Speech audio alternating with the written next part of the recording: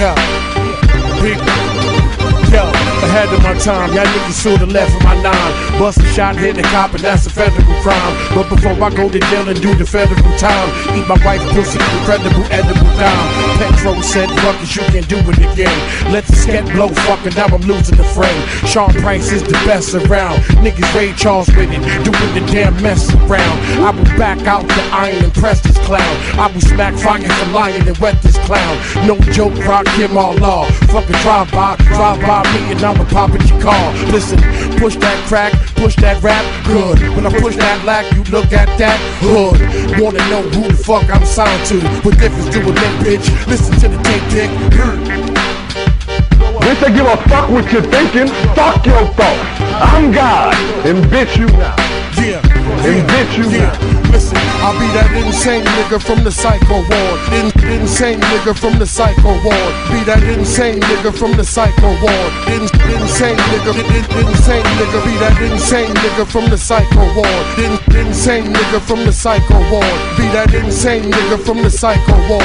Insane nigga, insane. I'll be that insane nigga from the psycho ward. Insane nigga from the psycho ward. Be that insane nigga from the psycho ward. Insane nigga, insane nigga. Be that insane nigga from the psycho ward. Insane nigga from the psycho ward. Be that insane nigga from the psycho ward. Insane nigga, insane nigga.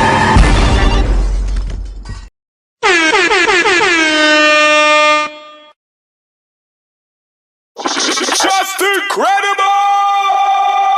Like that, straight like that. Hey, they been waiting for this one. Me and Capo to my left, we ain't even slept in like 2 days, man. Right. We went crazy at Yay, Justin LeBoy Grammy party yesterday. I put the battery in my brother's back though. Yo, hip-hop shit, baby. 400K for the big chain. Harlem in here. See the Grammys, you see Jay with Come on. 400K for the big chain. Yes. You see the Grammys, you seen Ye with the dip chain. Come on. We ain't having no media walls. That part. Fuck the cameras, I ain't no media hall. One thing for sure, nigga gon' see me for sure. Come on. 2 things for certain, we got them heaters for sure. Let's do it. So, just an incredible what touching some bread to do. Over them crumbs, they start busting that lead at you. Nice. Got the one statement, Melly's up in the federal. Fuck about your fast, you gotta watch what's ahead of you. Stained glass windows mean watch is incredible. Call my assistant, see what she got on the schedule. Last night we did the Grammys at the spot. Yes. Shit ain't nothing changed, I keep the hammers in the spot. We did the slabs and we would jam them to the top. We was going in and out the building, so we was jamming up the locks. Crazy. You had to have stamina for cops. You ever cook a wife, turn to 10 when it lock? Fuck about the cars, I park Lambos on my block. It's winter now, speed 10 on the yacht. I did it so big to the point that I needed faith. Car so big, so when the park we gon' need some space. Nice. The stars in the ceiling like we in space. So many stars in the watch, you can't see the face. Got a flight to catch. Water so good, all the ice is water so good, all the ice is wet. Come on. But niggas still do it like a Nike check. Let's do it. What we talking about, accountability? Come on. Every time I spend a meal, my account, he be killing me. Like that. Oh, you like that? Yes. Capo, Jim Jones. Oh man, you had me having a little bit of fun. I don't know if I forgot a couple bars, but that was cool. What was that, 16? More than 16. That was more than 16? No, it's more than 16. I do got a flight to catch though. Hey, I'm gonna let you get to that flight, my brother. Thank you for coming up here and going crazy like that. If I had him, I spend 100 grand on the op. Like the same way I go to Mars, 100 grand on the watch. Louis back devil, rubber band full of knots. Think about my brother, him and Santana got locked. Shit. I'll be flying with all the blicks to the Grammys.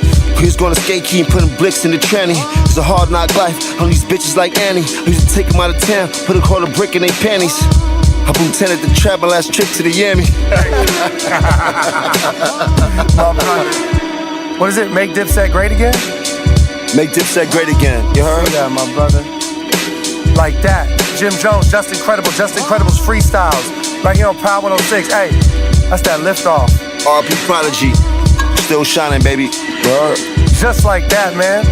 Power 106, liftoff, Just Incredible, Jim Jones. Dipset for life.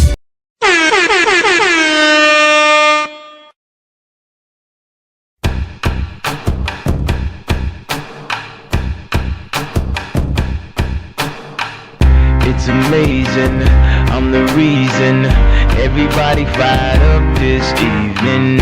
I'm exhausted, barely breathing, holding on to what I believe in.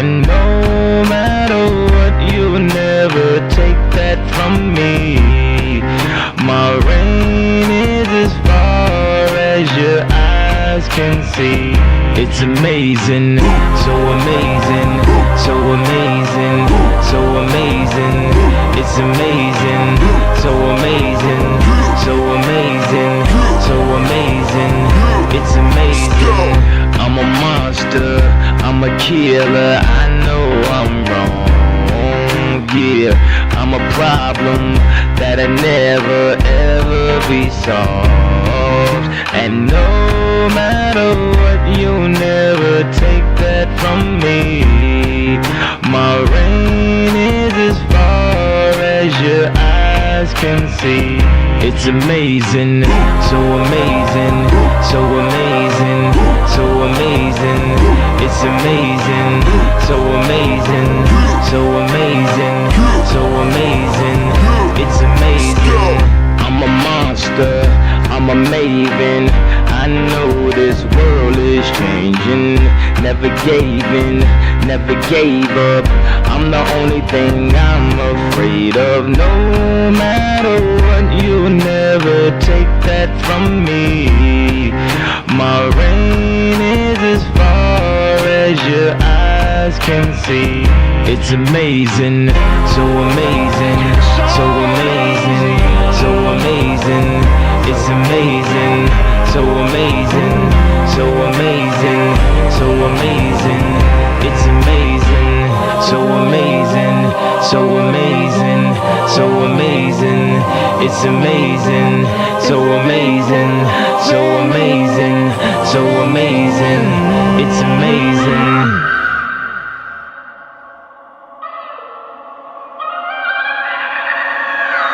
I'm amazing, yeah, I'm all that. If I ain't on my grind, then what you call that? Victorious, yeah, we warriors. We make history, strive all victory. Standing at my podium, I'm trying to watch my sodium. Die high blood pressure, either let the feds get you. I'm amazing, born on a full moon. I was bred to get it in, no spoon. That's why I'm so goon, summertime, no Junes. Big family, small house, no room. They like, oh God, why he go so hard? Look what he's been through, he deserves an applause. So amazing, so amazing, so amazing. It's amazing, so amazing, so amazing, so amazing. It's amazing, so amazing, so amazing, so amazing. It's amazing, so amazing, so amazing, so amazing. It's amazing.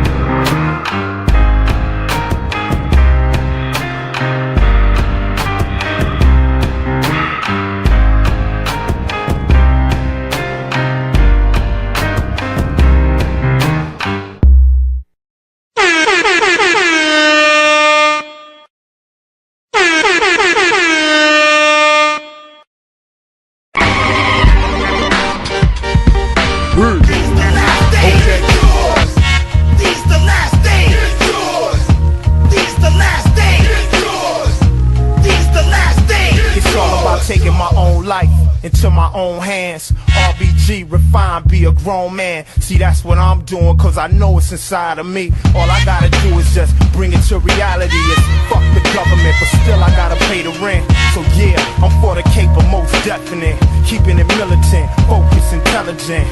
Pimping the system is basic common sense. It's still fuck the big.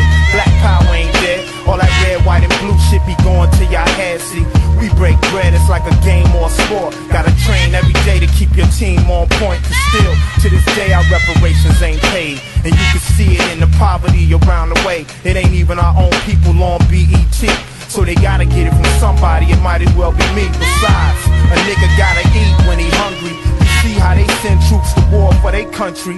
Niggas worldwide need an army of one. It's revolution to the fullest, put the bullets in the gun, nigga. These the last days. It's yours. These the last days. It's yours. These the last days. It's yours. These the last days. It's yours. These the last days. It's yours. These the last days. It's yours.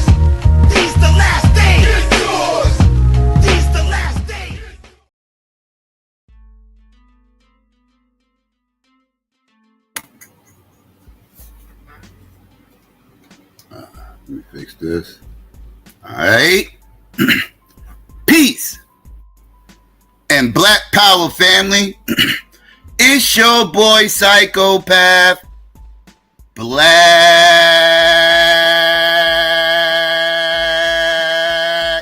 Action.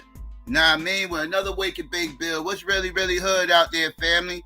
Nah, I mean, let me get some ones out there. Let's make sure everybody can hear me clear before I get into all this. And let me see. Let me get some shout outs while I'm waiting. Let's see. Shout out to Sweet D. What's good, sis? Shout out to Stephanie. What's going on with you, sis? Shout out to Cynical One. What's good? Let's see. Infinity Link. What's going on?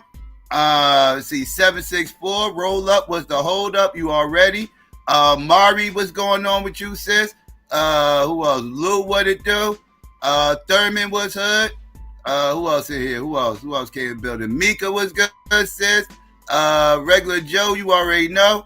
Who else came up in the building? Who else? Who else? Miss Cardio Queen, what's going on with you, sis? Fetty, what's going on? Who else? Who else? Am I missing anybody? I feel like I missed somebody.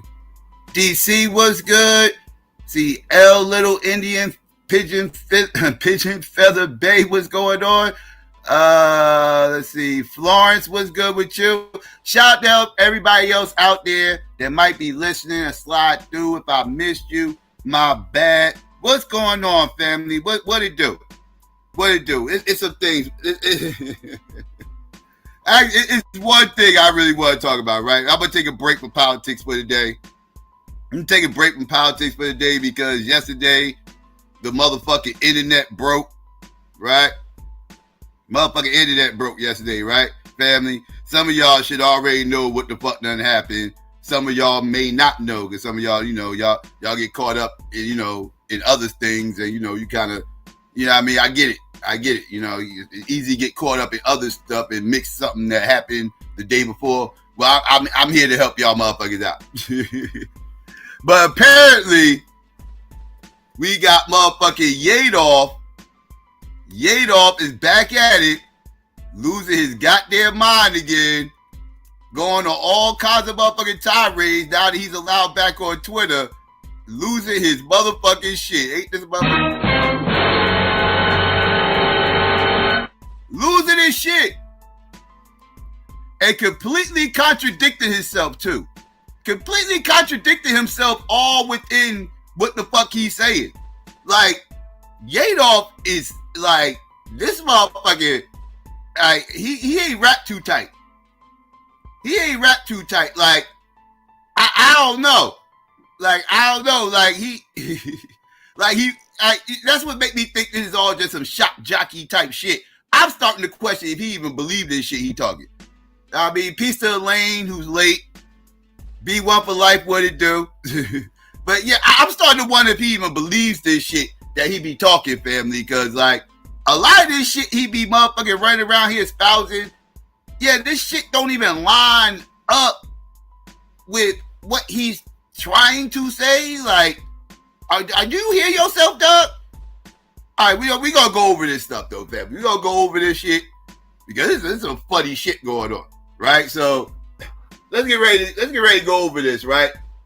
Now, I ain't got enough time to be screenshotting all these motherfucking tweets this motherfucker that went on, because he went on the whole motherfucking Twitter, but like this motherfucking family, he went on a whole Twitter fucking crash out.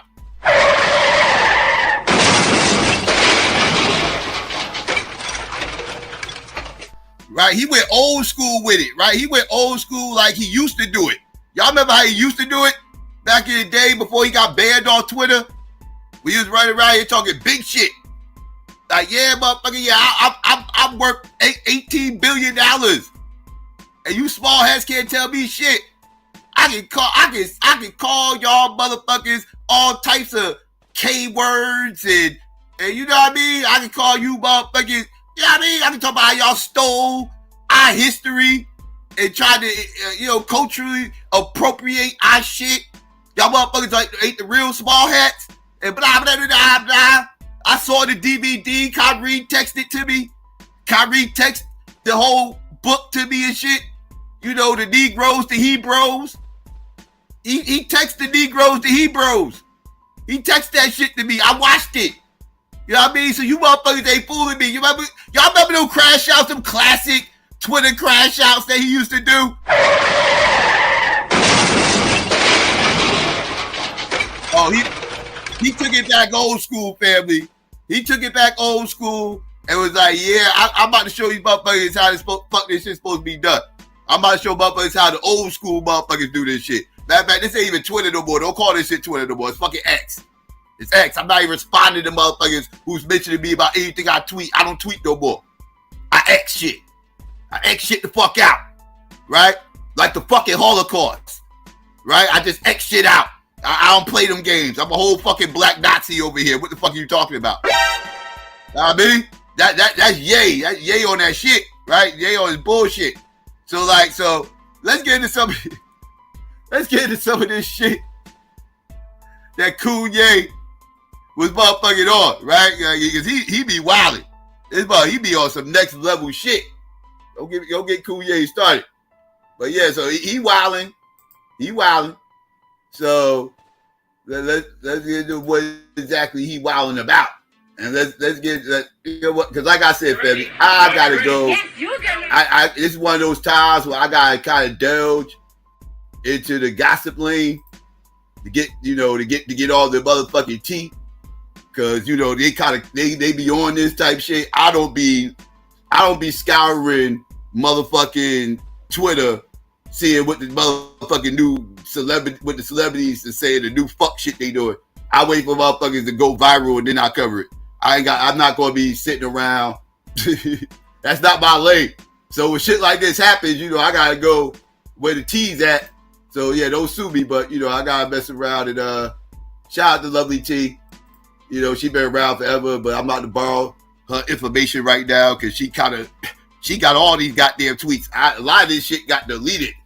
So she was on it. So let's see what the hell happened, right? So let's get into this. And yeah. I'll be right back with some commentary. Y'all know how we do. Hey tea sippers, I hope everybody's doing good today. Happy Friday. It is a lot going down right now on social media. If you guys do not know, once again, Kanye West is trending #1. I definitely peeped some things that are going on with Kanye, and I think it kind of plays into what Kendrick Lamar has been saying about folks in the industry in general. So let's go back to the beginning. Kanye hasn't really been tweeting as frequently. His last tweet was back on January 14th. And then around February 1st, he started tweeting a lot. And that was also the day before the Grammys, which was February 2nd. I felt like he jumped back on Twitter to make sure that he was going to get attention for what was to come at the Grammys, which was his wife Bianca showing up naked and not so many words. So I'm going to go ahead and read to you guys all of the tweets. Yeah, that's right. For those that don't know, this motherfucker had his new motherfucking wifey bucket fucking naked at the motherfucking red carpet on the fucking Grammys. Let's talk about that. Bucket naked. I bullshit you not. And there you go. Bucket motherfucking naked. Just some see-through sheer on. And that's it. Like, literally just had some sheer on just to say that she actually had something on because she really didn't have anything on. And I'm going to tell you this, fellas.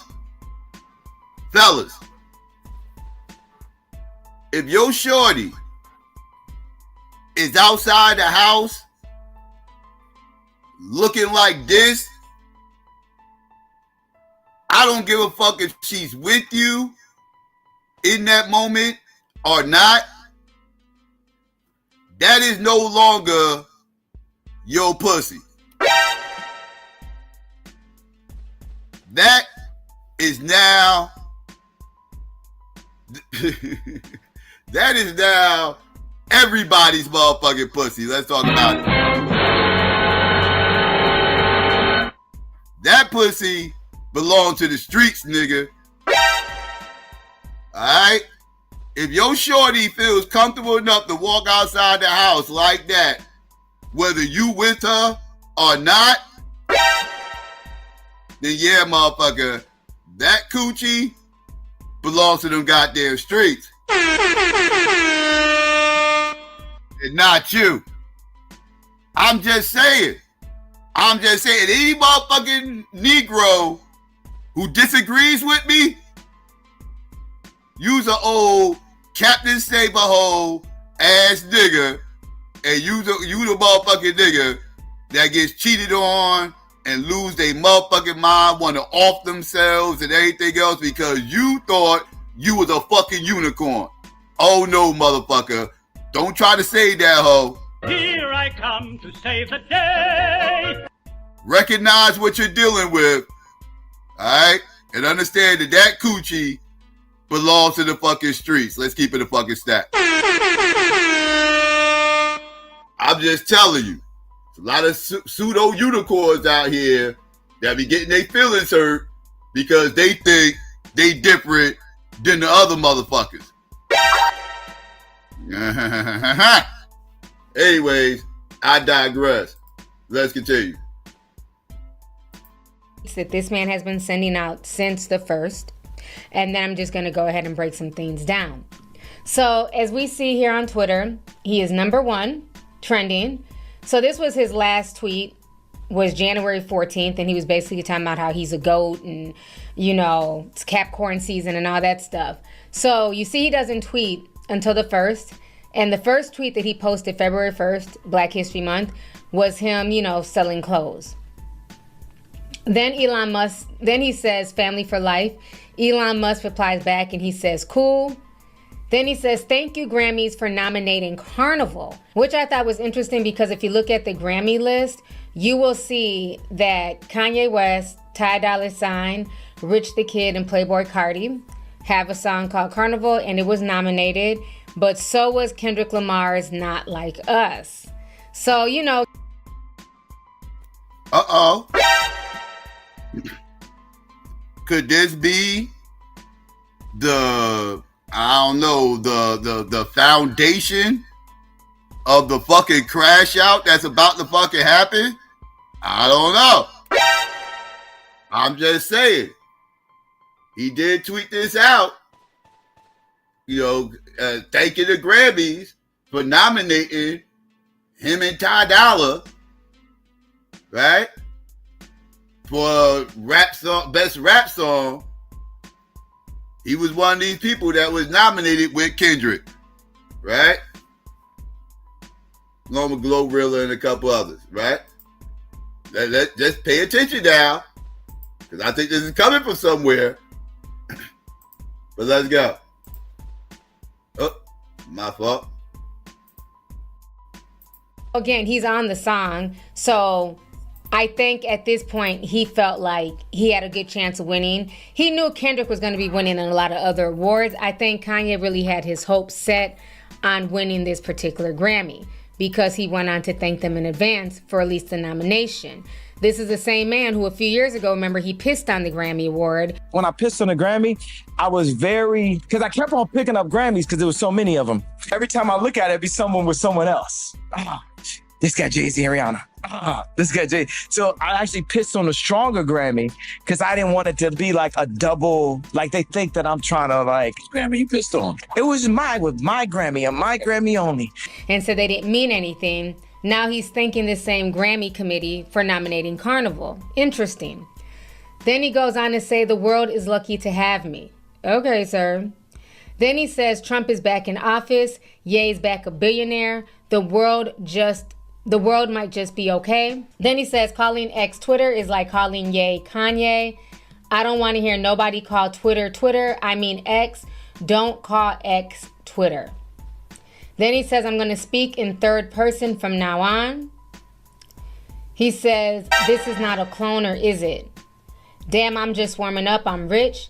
I can say whatever the fuck I want to. I do this for the broke me. Shout out to the broke me. This one is for you. Then he says, shalom. Then he says, fuck reading and anyone who can do it. Wait, what? The fuck he just say? You. Then he says shalom. Then he says fuck reading and anyone who can do it. Oh, shit. Oh. Spoken like a true pseudo. That motherfucker said fuck reading. And anybody that can do it. And mind you, right before he said that, what did he say? Shalom, motherfucker, shalom. Oh my God. Right? Fuck all you motherfuckers out here with all that science and history, all that reading and shit. Fuck all you reading ass niggas. And anybody that can do it, fuck all you niggas. I got God, nigga. I got God. It's about spirituality. It's about Negroes to Hebrews. That's what it's about, nigga. The fuck out of here, nigga. Fuck you, plus your weak religion. That son of a bitch said, fuck reading and anybody that can do it. I'm done. For the fuck I want to. I do this for the broke me. Shout out to the broke me. This one is for you. Then he says shalom. Then he says fuck reading and anyone who can do it. The Democrats made me take the loser post down. Nah, I'm kidding. They don't control black people no more. Trump for life. I risked my life to wear the red hat and he turned it black. Hey kids, Twitter is a great way to express yourself and crash 3 companies at once. Yes, Jesus loves me. Then he goes on to promote the fact that he's going to Justin LaBoy's Grammy party, and he also promotes the interview as well. I'm going to skip some of these tweets because they don't make any sense. He changes his profile pic to just a white square on February 1st. He says, Kamala seems like a nice human. I just want to say sorry to her kids, which we all know she doesn't have children. Okay. Then he says episode 1 of the @Download show, and he wants people to go and download the interview and everything else. This was on February 4th. But this is the tweet that got everybody bugging. So 15 hours ago, he says, free Puff. Then he says, all these celebrity niggas and bitches is pussy. Y'all all want to watch our brother rot and never say shit.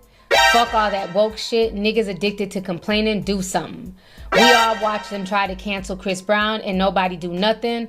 I was pussy then too. Chris Brown, it's till the wheels fall off. Then he says again, slavery is a choice. Oh yeah, it's up. It's up. That motherfucker, he like fuck this.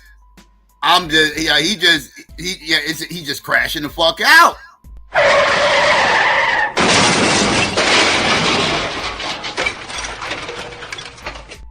This motherfucker went to shalom, the fuck everybody that know how to read. Shout out to all my illiterate motherfuckers out there. To motherfucking Free Puff. To motherfucking, you know what I mean? To Chris Brown. To us black people who need to stop crying. To the Democrats.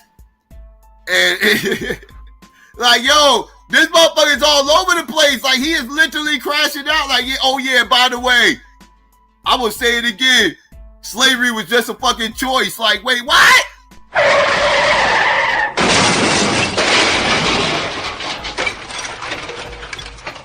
Like, nigga, can you stay on one pseudo claim at a motherfucking time? I mean, what the fuck are we talking about? Can you, like, wait, it's just too much.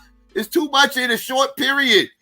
I'm trying to cover this, but it's hard to cover everything. Because you saying too much. You gish galloping. How the fuck you gish galloping on Twitter? I didn't even know that shit was possible. How the fuck do you gish gallop via text? But that's what the fuck he's doing. He's literally gish galloping on X. This is craziness. I don't know. But that's what I'm witnessing. He just throwing mad shit at the wall, see what stick. Like, there's something gonna piss you motherfuckers off. I'm gonna give something out. Like, y'all gonna get mad at something, motherfucker. I'm gonna throw all this shit at the wall and something gonna stick. I don't know what, but fuck it. Y'all got mad at this before. Let me throw that little caveat up in there. Yo, this motherfucker is nutty, son. Nutty. All want to watch our brother rot and never say shit. Fuck all that woke shit. Niggas addicted to complaining. Do something. We all watch them try to cancel Chris Brown and nobody do nothing. I was pussy then too. Chris Brown, it's till the wheels fall off. Then he says again, slavery is a choice. Then he says they trying to prove a point and y'all know that, y'all fucking know that, and sitting laughing at the fucking internet on Instagram. This man gave his life to us. This is my idol. This is my hero. He's talking about Puff, y'all. Then he goes on to say, what y'all gonna do? Cancel my sneaker deal? Cancel my record deal? Freeze my accounts? Fuck all y'all niggas. Slavery was a choice. I'm speaking my mind now. I ain't editing shit ever again. Then he says, fuck Diageo. Then he says, all you please come at me. That's how we spot the coons. Let these white people and Jewish people tell you what to say. Fuck Diageo. Say what now? How we spot the coons? Nigga. Who is a bigger coon than you, motherfucker? Like, are you shitting me? And I don't even have to get into this whole Yedolf Hitler shit to prove your coonery. For all these, low-key Nazis out here who might agree with this motherfucker, I'll cook on that too. But motherfuckers just want to go on, fuck all that. I ain't even got to take it in all this because it ain't got shit to do with small hats. You ain't a coon because you dislike small hats. No, nigga, you been a coon. Before you went full-blown Yedolf, you been cooning. You been cooning since cooning been cooning. Are you shitting me right now? We are in a time where the coons are now trying to proclaim some kind of pro-blackness because they done went so far edgy that they done fucked around and started adopting talking points that are very problematic, ideals that really don't line up with the progression of black people. Like they went too far with the edge, right? Like there's a fine line there, and some of y'all motherfuckers didn't tote the line and y'all kind of stepped over the line, and I don't know why, but y'all shouldn't be stepping over them goddamn lines, man. Like that's that, yeah. Like we gotta do better. Stop trying to step across these lines. We're supposed to walk the line, not step across it. Sit here and talk shit like what's gonna pop out, what's gonna do this. If you're gonna cross the line, cross the fucking line. Otherwise, get the fuck out of here. Then he says, all you please come at me. That's how we spot the coons. Let these white people and Jewish people tell you what to say. Fuck Diageo. Fuck all you niggas in advance. Then he goes on to post his new merch. He says, I'm selling Sean John collaboration that me and my brother spoke about before they locked him up. We're splitting the profits 50-50. Puff, get one call a morning. Then he shows the gear here. It says Sean John. Yeezy Sean John collaboration available at Yeezy.com. You can see the shirts here. Then he tells folks to go and download the interview again. And then in this tweet, he even adds the real Donald Trump. And he says, at real Donald Trump, free my brother Puff.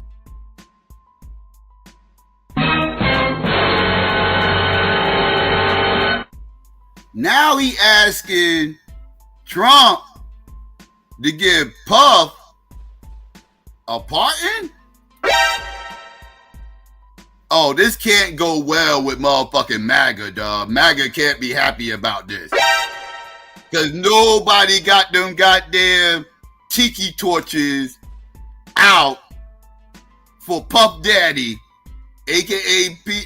the Diddler, nobody has them tiki torches out more than these goddamn motherfucking white wingers. Let's keep it a buck. These white wingers like, look, I warned y'all about those liberal rituals that they fucking do in Hollywood, in the basement of the hills. You know, it's like the hills got eyes up there. You go in, you don't come out. They got rituals. They got blood sacrifices. They got all kinds of wild shit up in there. Like this ain't good. Like I thought Kanye was one of us. I thought he was down, right? Like, yo, they gonna turn their back on Kanye. You are right now biting the hand that fucking feeds you, motherfucker. You don't know that P. Diddy is viewed as a whole small hat shield for the motherfucking Democratic Party? Was you not paying attention to my streams, nigga? When I showed everybody the connection between P. Diddy and Obama? But you gonna ask Donald Trump and his MAGA base to support you on getting P. Diddy the fuck out of jail? What? You gotta be shitting me. You have got to be shitting me. If you think this got any chance at any motherfucking having any legs to it, you're delusional as fuck. Really are. Let's keep it a buck. Stop playing with me. What the hell are we talking about right now? It's insane. It's insane. Anyways, I digress. I just had to point this out, how none of this makes any sense. None of this makes any sense. This is just a full-blown fucking crash out. Ain't nothing else.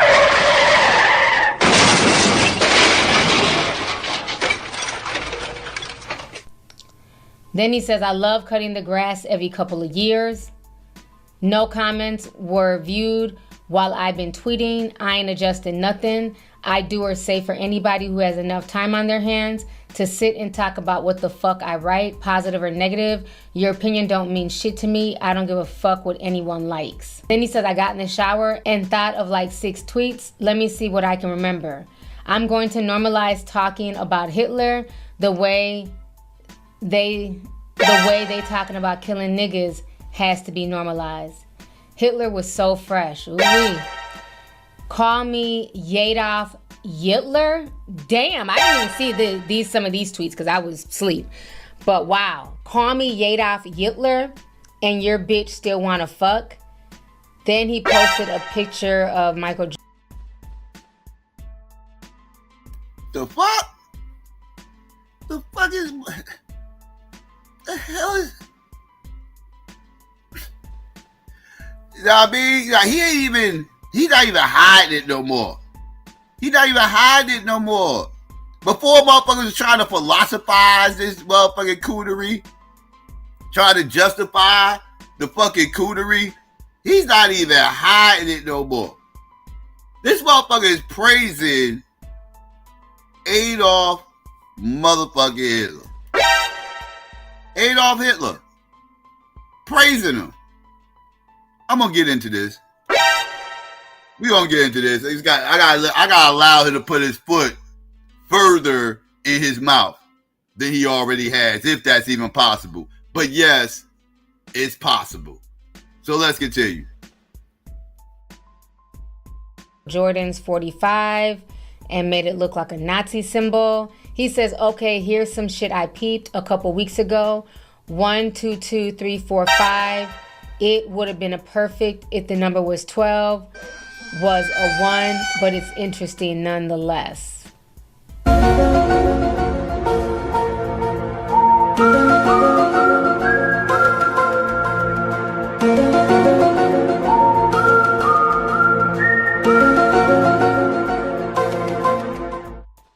This motherfucker went full-blown conspirator. Full-blown conspirator. Oh, y'all can't even see it. Let me correct this. There you go. Now y'all can see it better. This is what she's talking about. If you put the 4 and the 5 there with the anti symbol, you get a motherfucking swastika. And then he said it would have been perfect if his number was 12, because then you would have had 1, 2, 3, 4, 5.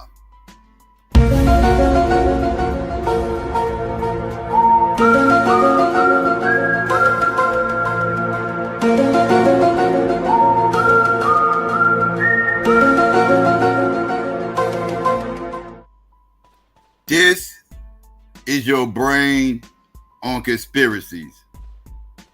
This is your brain on conspiracies, family. You can't write this shit. You can't. Yedolf Hitler and your bitch still wanna fuck.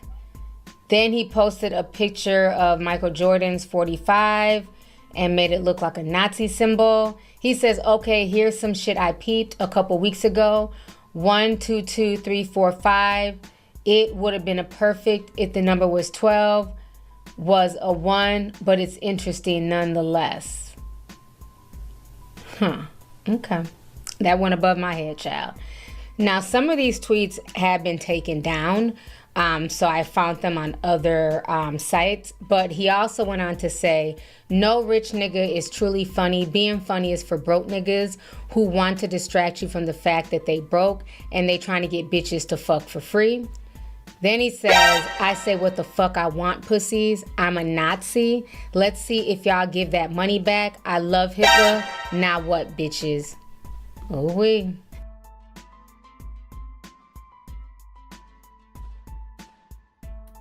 That's crazy. That's crazy. That motherfucker said, yes, I'm a Nazi. Again, say he's a Nazi, right?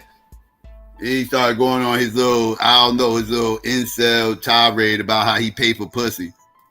Right? Like, you motherfuckers who be tricking, trying to justify your tricking, it's hilarious. But y'all keep tricking. Do what y'all do, man. You ain't got to attack everybody else because you the goddamn trick ass nigga. But anyways, I digress. Let's continue. That money back. I love Hitler. Now what, bitches? Oh, wee. Then he says, has anyone ever wanted to get it all off their chest? Everything you felt, everything they told you is not what to say, think, or feel. Then broke niggas be in the comments, turning into doctors, give they dumbass Twitter diagnoses. Anyone who called my wife's Grammy look a stunt is a dumbass lame. Yes, you. She been dressing naked for 2 years. Now the sudden it's a stunt. Every single bitch on the planet wish they had her bravery, body, platform, and access to money. And in a God damn. Now he throwing all the motherfucking sisters under the fucking bus. He said all these women out here, coochies, belong to them goddamn streets. He said, all you motherfuckers trying to make this a me problem? My whole problem? All your goddamn women are hoes. All these women, they all wish they get hoe like my motherfucking hoe. They just not a better hoe than her. That's why they. What are we talking about right now? Is that true, women out here? Do y'all secretly want everybody to stare at y'all and y'all, I'm trying to be politically correct here. I ain't been politically correct, so I don't know why I'm trying to be politically correct now. But is it true that y'all motherfuckers all want to be naked in front of everybody with cameras on the red carpet and shit? And y'all wish y'all had her bravery and y'all just shook and scared and y'all need a dog? And y'all do it if y'all had a dog? Y'all be butt naked with a dog and shit? Like, is that true? Because that's what Yedolf is saying. I didn't know this. Is this true? Is he dropping game right now? I'm just asking. I need to know these things. I need to know these things. I'm asking. I'm just saying. Like, how you gonna just speak for all women like that? Unless he knows something I don't know. I'm just saying. But let's continue. Grammy look a stunt is a dumbass lame. Yes, you. She been dressing naked for 2 years. Now the sudden it's a stunt. Every single bitch on the planet wish they had her bravery, body, platform, and access to money, and a husband that supported their personal expression. There's a lot of things that I had to convey for this moment to happen. Then he says, if I get taken off of streaming services, it's only gonna make me richer. Any and every control tactic you have at this point only makes me richer. Then he says, yay, woo, gay nigga voice, got top trending and a couple under to go. He said, what now? The fuck? And only makes me richer. Then he says, yay, woo, gay nigga voice, got top trending and a couple under to go Lakers. Not sure why. Hold up. Who does that? See, this that log cabin Republican shit that's going on and shit. Like, I told y'all motherfuckers over there in the white wing, them fruitcakes are starting to shift over there. Y'all get a lot of fruitcake support over there. Pause. I'm just saying. I've noticed this. You know, it ain't just a uptick, pause, in motherfucking black Republicans and Latino Republicans and women and shit like that. Like, everybody, like, how come everybody going over the Republican Party? They making it seem like the fruitcakes are just being left alone. Like, the motherfuckers, y'all know how they do. The motherfuckers like, where y'all going? Y'all think y'all just gonna leave us? Y'all think y'all just gonna leave us, motherfuckers? With all these damn women? We ain't trying to be around these women. We gonna go with y'all motherfuckers over here where all the men at. The hell you talking about? How you doing? I'm telling you, like, that was questionable. Why would you even do that? That was weird. Very weird. If I get taken off of streaming services, it's only gonna make me richer. Any and every control tactic you have at this point only makes me richer. Then he says, yay, woo, gay nigga voice, got top trending and a couple under to go Lakers. Not sure why I said that, just sounded like some stupid shit to say when I'm retarded. Jasper says, enough trolling. This is actually the danger of him being independent. He's got no deals, no contracts. He's still a billionaire, so he feels invincible. He feels like he can say whatever the fuck he wants and nobody can touch him, which leads to shit like this. So Kanye replies back to him and says, cut and post broke niggas comments for my own entertainment. Then he says, this broke ass nigga gets it. What's up, you broke ass nigga? Even though you broke, you see the vision. I almost give you credit for being broke and seeing this, but just like every broke ass nigga I used to know, you can't get credit.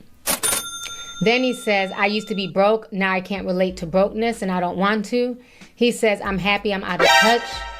Then he says, yay, who's the top 5 baddest bitches of all time? He says, my wife demoralizes bitches. Then he says, all rappers want my spot and will. Boy, this motherfucking Becky worship is insane. Hey, where are the white women at? Like, this motherfucker is insane. Dog, your Becky is average looking than a motherfucker to me. I don't know. I'm not a Becky worshiper. So I don't see what all these Becky worshipers see. I see a bootleg Kim Kardashian. You know what I mean? That's very, I don't know, very plain, I guess. I don't know. I mean, she's very average looking to me. But again, Becky don't do it for me. So I would let you Becky worshipers determine how good she look or bad she look, whatever. I don't know. She looked like a regular old Becky to me. That's just me. You know, she like a regular old Becky. Like, but hey, what I know. But you saying she's the baddest woman on the planet. Okay, you sipping, or you just worship Becky on that level. Because to say she is her the baddest woman, like, yeah, either I question your taste in women. Actually, I already do. But that was total simpery. That? Oh, it's Mr. MVP! Simp! Total simpery. You gotta stop this. That ain't cool, dog. It ain't cool to be up here sipping while crashing out and shit. You know what I mean? That's like an oxymoron. You ain't supposed to be crashing out and sipping. Like, who does that? Kanye does that. Let's continue. Bitches of all time. He says, my wife demoralizes bitches. Then he says, all rappers want my spot and will never not know that every rapper living wanna be me. Every rapper living wishes they were Ye. Then he posts an old picture of him and the shirt says, say no to Nazis. And he says, I used to be woke too.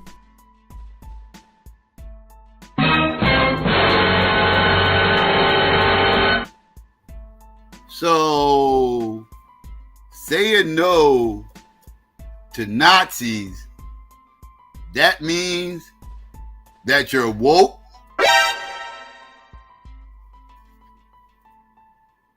I would argue the opposite. I would totally argue the opposite.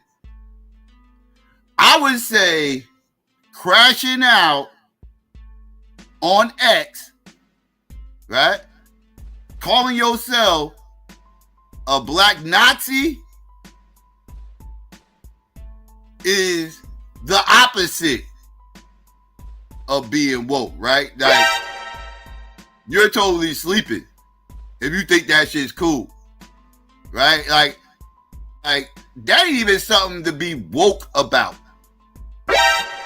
Like, y'all done bastardized this whole term woke. Woke means you know what's real, you know, like the real shit that's going on outside the surface level fuck shit that's being presented to you, right? That's all woke means, right? At the end of the motherfucking day. Nazis being bad is not a woke position. That is commonly known, right? Like, that is the consensus, right? Worldwide, right? Outside of white supremacist circles. Anywhere outside of white supremacist circles, the whole premise, the whole consensus is Nazis bad. So how do you attach that with the term woke? Right? Wouldn't it be better for you to say, I was once, now mind you, I don't agree with this, but based off his logic, because according to him, Nazis good is a good thing, right? Like, Nazis good, right? That's his mindset, right? And being that that's not common consensus, wouldn't that make you the quote unquote woke person by definition?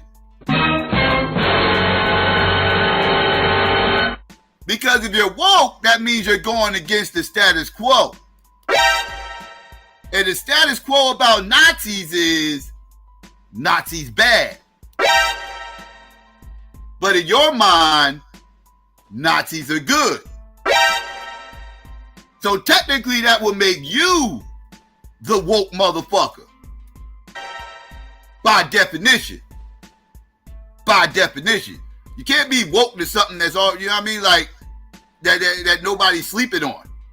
You only can be woke on things that people are sleeping on. And nobody's sleeping on Nazis being bad.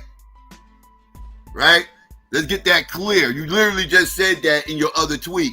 You're going to try to normalize this Nazi talk. Because it's not normalized. Meaning, you're the woke motherfucker around here. You're the one with your own little personal social sciences. You try to justify your wokeisms, right? You the woke motherfucker that y'all motherfuckers are complaining about, right? You are literally the motherfucker that you motherfuckers are complaining about. That's you, motherfucker. That's you. Just FYI. You can't be woke talking about shit that nobody's sleeping on. The rapper living wishes they were Ye. Then he posts an old picture of him, and the shirt says, "Say no to Nazis," and he says, "I used to be woke too." Then Kanye replies back to this Jasper guy. Then he says, "Real talk, I gotta give this broke nigga Jasper his credit. I also wouldn't have peeped the rapper's misspelling. That was a win for the haters. Be fun sparing. Hopefully they'll have your dumb ass comment at the top next time I be by myself on Twitter. Wait, aha. Shut the fuck up. God has spoken. God's going to bed. Everyone turn their Wi-Fi off. There's nothing left to see here. Good night." So he went to bed and then he woke up and said, "My favorite tweet tonight was the woke fat bitches. Nobody want to see that shit." Then he says, "I channeled Andrew Tate on a few of these tweets." All right. So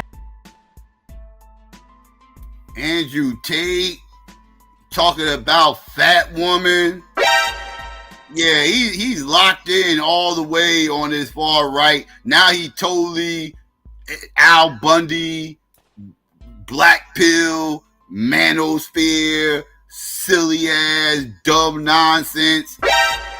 That's why he think his wife is the baddest woman on the fucking planet. Because that's the type of woman them motherfucking manosphere motherfuckers worship and shit. Right? So, like, this is why he's so obsessed over motherfucking his woman, you know, his Becky fucking little cabling. And because she about half his age. Is she even legal? Is she even allowed to drink? How old is she again? Wasn't she like 20 when they got together? Is she legal to drink yet? Don't even get me started on that. But yeah, so he going full blown Andrew Tate, fresh and fit, you know those type motherfuckers, you know, Kevin Samuels, you know, not even Kevin Samuels, he worse, them other motherfuckers I'm naming is worse than Kevin. Like, yeah. But you know, he's all in those lanes, let's put it that way. He all in those self-loathing, you know, bullshit ass lanes. Let's continue. I made it to the top, but I went back because I'm like, nah, some of these tweets are missing. And what I'm finding out is that Twitter, you know, the bastion of freedom of speech, is censoring some of his tweets. So that's why they're not all showing. So you have to go like on his back end. There's even more nonsense here that he wrote. So I'm going to go ahead and just read. I'm just going to read. So I'm going to start here from the bottom and then work my way up. So these were some of the tweets that were censored, so you kind of have to go and find them. So he says here, "For clarity, just trying to make an example out of Puff. Me and my brother had our issues, but these white people trying to use Puff to scare niggas. I'm neither scared nor brave. It's just me." Then he says, "I just found out that Puff is not allowed to make or collect money while he's locked up. So I'm going to send him half of the money to Justin. So I'm going to send half of his money to Justin. Who's ever after Puff, we got to find out exactly who they are. Okay, cool, play off the grid. My heart has not jumped, not one moment today. I got steel in my veins, God mode." Then he writes, "Puff, we love you." Then they kick him off of Instagram. So I didn't even see this. "Elon, they kicked me off of Instagram. So happy you bought X." And he says, "This is God's money. I'm rich for times like this."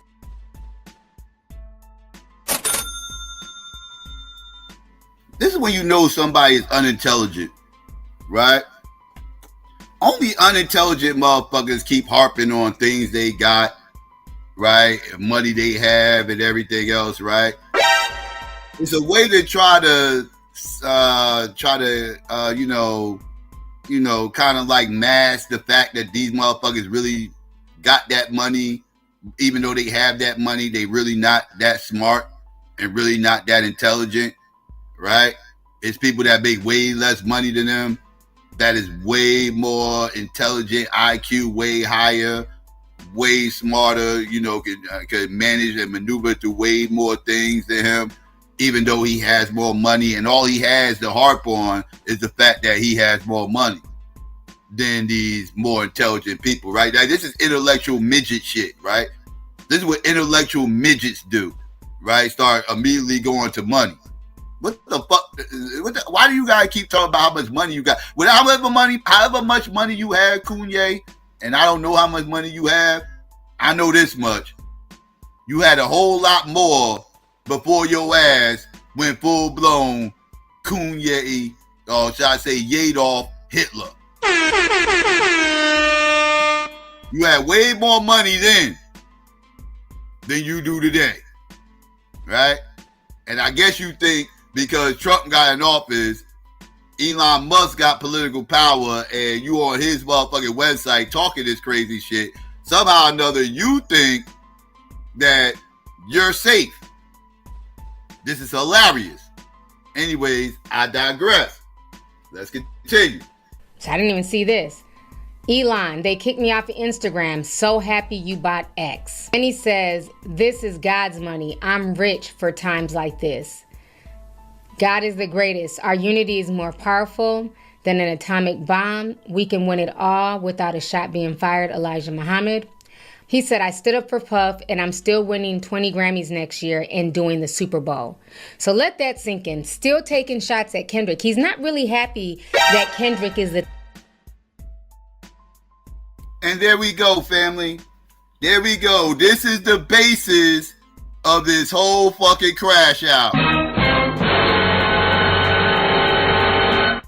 This motherfucker is jealous of Kendrick Lamar's success. Kendrick Lamar went to the Grammys, cleaned the fuck up, right? Won every motherfucking hip hop award, clean sweep, right? One of those awards he won, Kanye was up for. And in his mind, I'm sure he thought he was supposed to win.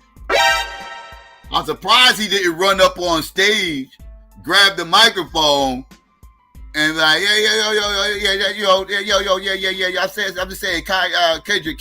I'm just saying, that song you did about, Drake and everything, that shit was alright. That shit was alright. It was alright, you know what I'm saying? That shit was alright, it was cool. But my shit's more John Blaze than that. I got John Blaze shit. And they not recognizing. They not saying I recognize. And fuck is that? Who is you to be asking me questions? I'm surprised he ain't go on the mic and just flipped out like he normally do. When he get mad that somebody don't win an award he think they should have won. You know what I mean? Like, take it back in the day, nigga. What happened? You a lost heart? You ain't got enough heart to jump on stage no more? Yedolf?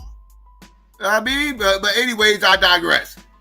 So now, Kendrick swept up the Grammys, and he got the Super Bowl coming tomorrow. You know what I mean? Oh yes, Super Bowl tomorrow. Go Chiefs! I will never, ever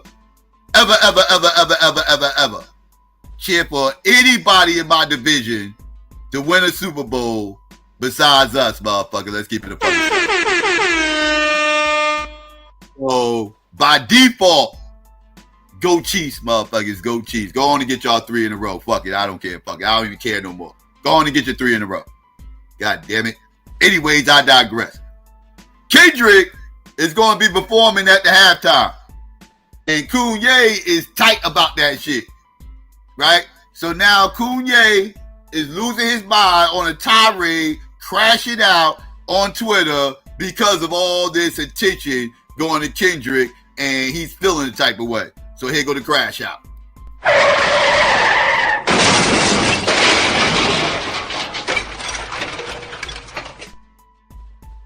I'm just saying. Let's continue. Bomb, we can win it all without a shot being fired. Elijah Muhammad. He said, I stood up for Puff and I'm still winning 20 Grammys next year and doing the Super Bowl. So let that sink in. Still taking shots at Kendrick. He's not really happy that Kendrick is the talk of the Grammys, okay? and the fact that Kendrick will be doing the Super Bowl this Sunday. Because after that tweet, he also goes on to talk about Drake. He posted one of Drake's OVO guys, Jay. He posted a picture of Drake saying, breaking news, they try to kill him, but the boy still lives, or something like that. And you see the picture, you see the smoke. That is the video of Drake walking with the bullets in his shirt. So Kanye posts his hard. So now it looks like you're now trying to be cool with your so-called arch nemesis to spite Kendrick. But we'll come back to that. Now this one says, this post may violate X's rules against hateful conduct. Oh, interesting. Let's view the post. It says, any nigga come to my face and ask me about that puff shit, I'm stealing off on them immediately. I don't give a fuck if you 8 foot tall, I'ma jump and steal off on you. No more niggas telling me what color hat to wear. If you ask me on the phone, I'm hanging up immediately and never speaking to you again. If you DM me, I'm blocking you. You niggas is controlled and broke. All you Kamala dick riding faggots. Ooh wee. Sorry y'all. I'm just reading what he wrote, honey. Y'all got everything to say about my opinions when you just doing what niggas make you do for money. Faggots don't mean gay either. It means faggot like it's always meant, you fucking retards. Okay, well, I'm glad you cleared that up, Kanye.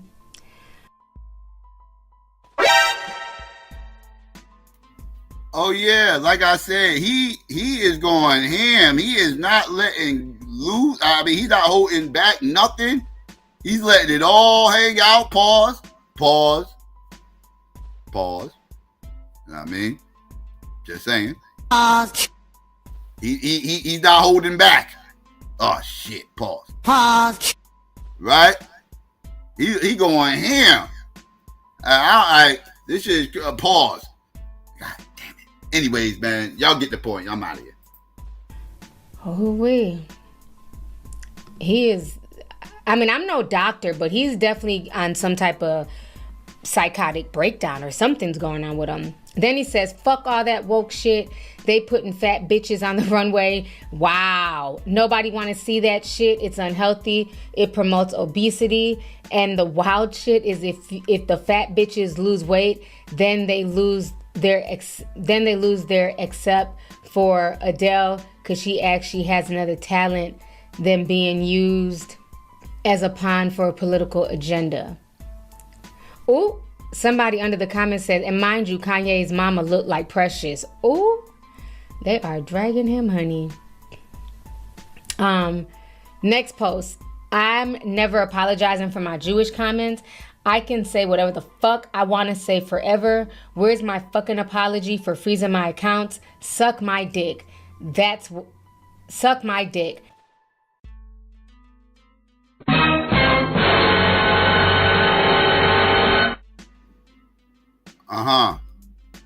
Hey, yo. I got weirdos in the chat saying, if you gotta keep saying pause, at what point are you just gay? While listening to this motherfucker talk all this motherfucking gay shit. He gonna ignore all the gay shit that Kanye is motherfucking saying and hyper focus on me saying pause because this motherfucker saying gay shit. Make that shit make sense. Makes me wonder, hey, I'm just saying. We gonna ignore this, huh? Yeah, fuck what he's talking about. Worry about what Psycho said. Got it. Next post. I'm never apologizing for my Jewish comments. I can say whatever the fuck I want to say forever. Where's my fucking apology for freezing my accounts? Suck my dick. Hey, yo. Suck my dick. How's that for an apology? Then there was another post that Twitter closed down. So let's go ahead and click on it. Again, I'm reading all this in real time. I don't know what's being said. Kanye says, be clear, you Jewish niggas don't run me no more. This is a free country. This is my free opinion. You abort black children for stem cell abortion is murder. It's pushed onto the black and Latino communities. All right, honey. Then he goes on to say, anyone who works for me that don't agree, fuck you, quit. You most likely charging me too much anyways. Wow. We are all being used by the system. Every tweet I make promotes Elon's platform, the most lit person that's ever been on Twitter. Shopify is not my platform. I'm the one-man army because no other celebrity or non-celebrity got power to do shit, and they wouldn't even if they did.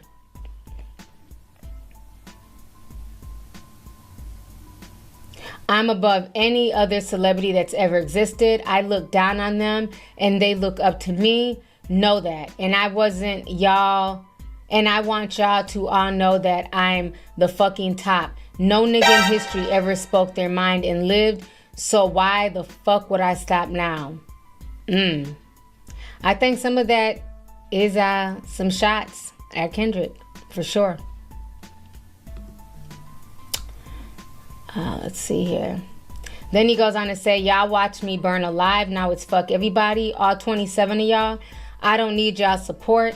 If you ain't Yeezy gang and doing everything in your power to further my agenda, then it's fuck you.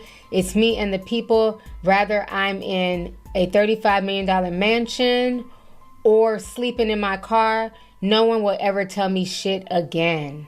Okay, honey. Let's go back. Keep going. Then he says, there are 3. Theirs, there, and theirs. That's some honky shit. I don't got time to be figuring out that shit out. When I tweet, there's nothing wider than English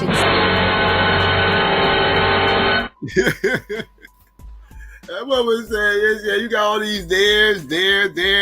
He said, man, I ain't got time to be figuring all that motherfucking shit out. They go, you motherfuckers talking about all this reading and shit. Then y'all go talking about all this literacy shit. All you motherfuckers, y'all broke ass niggas always talking about literacy and everything else. That's because y'all motherfuckers broke. That's because y'all motherfuckers that's because y'all motherfuckers out here struggling and shit. Y'all motherfuckers struggling and articulate than a motherfucker. You struggling ass articulate motherfuckers, get the fuck out of here. I ain't got time to be figuring all that shit the fuck out. The fuck you think this shit is? You well-spoken broke ass niggas, the fuck out of here, nigga. I ain't got time for this dumb shit you motherfuckers over here on. This ain't English class, nigga. What the fuck you think this shit is? It's Twitter. My bad X, nigga.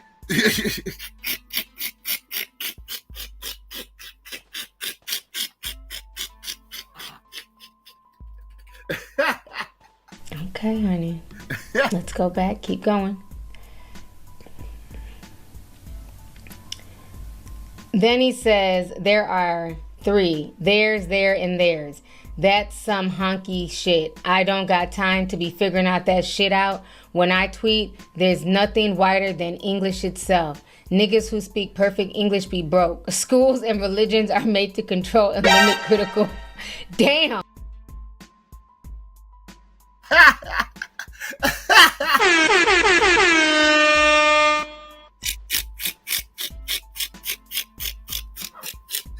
Anybody got time for that shit, dog? All you motherfuckers who talk like that, y'all niggas be broke. Y'all grammar Nazis be broke. Yo, this motherfucker is, he on one. He is really on one. I tweet, there's nothing wider than English itself. Niggas who speak perfect English be broke. Schools and religions are made to control and limit critical. Damn. Limit critical and entrepreneurial thinking. You fucking educated retards. Child. Whew. Some of my best friends are Jewish and I don't trust none of them. I have dominion over my wife. This shit ain't no woke ass feminist shit. She's with a billionaire. Why would she listen to any of you dumb broke ass bitches? People say the red carpet look was her decision. Yes, I don't make her do shit she don't want to do. But she definitely wouldn't have been able to do it without my approval. You stupid ass woke pawns. I have no respect or empathy for anyone living, because no one living can fuck with me. But I do love some people and I do give them favor. Damn, I feel like Mother Goose. For real.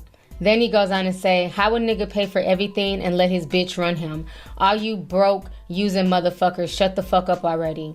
I'm buying 2 Maybachs tomorrow. I'm gonna make the Jewish person who's selling it to me read all these tweets. I bet you see me whipping my Maybach. I don't know Kamala. I ain't got nothing against that lady. She was just being used for what y'all call the black vote. I don't know shit about politics or fucking coins. I don't care. Then he says, I don't listen to rap. I don't know who the fuck is rapping anymore. You know Miles is like my favorite artist. I'm a 47-year-old billionaire. Why the fuck would I listen to rap? There's not one piece of information in rap that benefits my agenda or helps me get money. I'm ready. Yeah, he big mad. He big mad. Now all of a sudden you don't listen to rap and shit. You don't listen to hip hop. But you sure was paying attention to who was nominated for that goddamn Grammy, wasn't you? Huh? You don't need to listen to motherfucking hip hop, Kanye. The only motherfuckers that need to listen to that shit is the motherfuckers that voted for that Grammy that you so pissed off about. Let's keep that shit a fucking buck, right? Isn't that right, Kanye? Then the only motherfuckers that need to listen. As long as they listening, all that other shit you talking don't matter. It don't matter if you ain't listening. The other people listening. And they judging based on what they listening to. And the people did not choose you. And you're mad. And you're big mad. And the reason why you're mad is because you don't listen to nobody else. So of course you thought your shit was the best.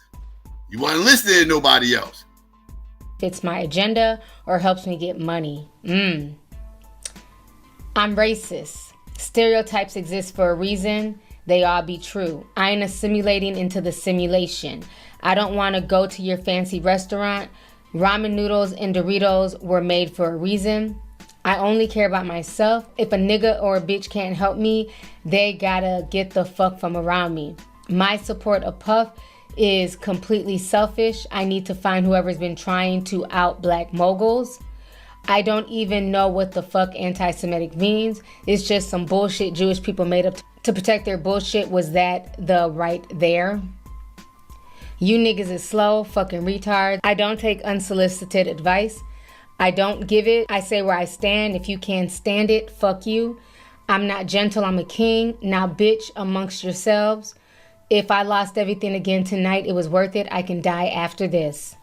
I tour for the money. I'd rather be playing Last of Us Part 1 and 2, which was made by Jewish people. Good job, thank you. I turned down 3 photos this week with a Make-A-Wish kid in wheelchairs. I don't take photos except for when I take photos. I just tweeted everything I could think of and I'm still alive.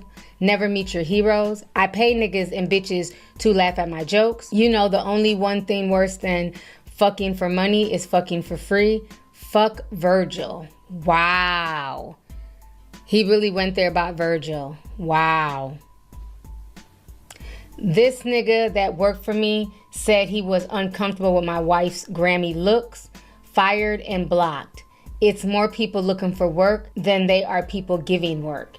I paid $1.5 million for my Grammy ads this year. Let's see if Fox gives that money back. You gonna give back the money? For my opinion, then stand on it. You gave out what? For what? Wait. That motherfucker just said he gave out, he paid $1.5 million for his Grammy ads this year. Right? Nigga. That's on you, bruh. What the fuck are you talking about? Them motherfuckers don't owe you shit. Besides to play the ads that you paid for. If they played the ads that you paid for, then they don't owe you one red cent. What the fuck is you crying about, nigga? Broke nigga? Oh, running trying to get a refund? Broke ass nigga? You talking all this, you got all this money shit, throwing around 1.5 million for ads, and now you crying for it back? That's broke nigga shit. That's broke nigga. I'm gonna go up to the mall, buy me some new sneakers, wear that shit to the motherfucking club, and then try to return that shit on Monday for the money back, you broke nigga. That's broke nigga shit. The hell's you doing over here? Hey, listen, nigga, if your dumb ass wanted to pay $1.5 million for them to play some fucking ads, you can't get mad because you lost a fucking award and then try to ask for the fucking money back. Broke nigga. What are you talking about? It's ridiculous. It's more people looking for work than they are people giving work. I paid $1.5 million for my Grammy ads this year. Let's see if Fox gives that money back. You gonna give back the money? For my opinion, then stand on it. I love Hitler. Now what, bitches? Let's see if y'all give that money back. I'm a Nazi. I say whatever the fuck I want, pussies. Then this one is limited. Let's click on this here. Well, then he says, I don't need or want celebrity support. Every celebrity is broke. Talking to you can't do shit but make me lose money. I don't give a fuck how many people you killed or if you went to jail. Going to jail is very achievable goal. Niggas sold all these drugs and still got to rap for a living. Let's click on this. He says, this is from a nigga with the pink polo to all you faggot ass rap niggas that ever came out of your mouth sideways. I'm the Don. Yay over everything and everyone. Go to your day job, talk shit about me, but always remember you're broke and you have a boss and you have to suck your boss's dick for a living, pussy. Wow. Huh. Then he says, I know niggas is thinking he's talking all this shit on the internet, but won't say it to my face. Why the fuck would I ever let you talk to me? You're broke, you dumbass retards. Wow, Kanye. Huh. All you broke ass niggas, bitches, honky Jews, it's whatever. All white people are racist. Here goes another one they blocked. Jewish people actually hate white people and use black people. Wow. Y'all telling me that this motherfucker ain't using white nationalist / supremacist motherfucking talking points? That's a whole white supremacist talking point right there. Don't let this motherfucking shit fool you, family. The whole separating small hats from the white race and trying to push this narrative how they use black people to get at actual white people is a total white nationalist talking point, right? White nationalists try to separate Jewish people from white people. They the only ones who do that shit. Them and dumb Negroes who listen to those motherfuckers. They the only ones who do that shit. So he just literally just quoted a white nationalist talking point verbatim. And then he'll turn around and try to make it seem like this is some black shit he talking. And then I'll be hearing dumb Negroes trying to bend and manipulate his words to meaning some kind of, I don't know, some kind of consciousness. Like, if you silly ass Negroes don't stop playing with me, dog, talk that shit to them self-loathers who believe that dumb shit. Why the fuck would I ever let you talk to me? You're broke, you dumbass retards. Wow, Kanye. Huh. All you broke ass niggas, bitches, honky Jews, it's whatever. All white people are racist. Here goes another one they blocked. Jewish people actually hate white people. See? Jewish people actually hate white people and use black people. That's a white nationalist talking point, not a black talking point. White nationalists separating small hats from white people, right? This is what they do. Which is honky Jews, it's whatever.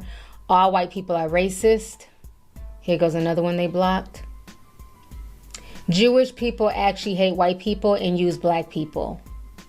Huh. Wow. Here goes another one they blocked. Nigga newsflash. White people and Jewish people are different. You can get money with Jewish people, but they always gonna steal and invite you over to their house on Friday.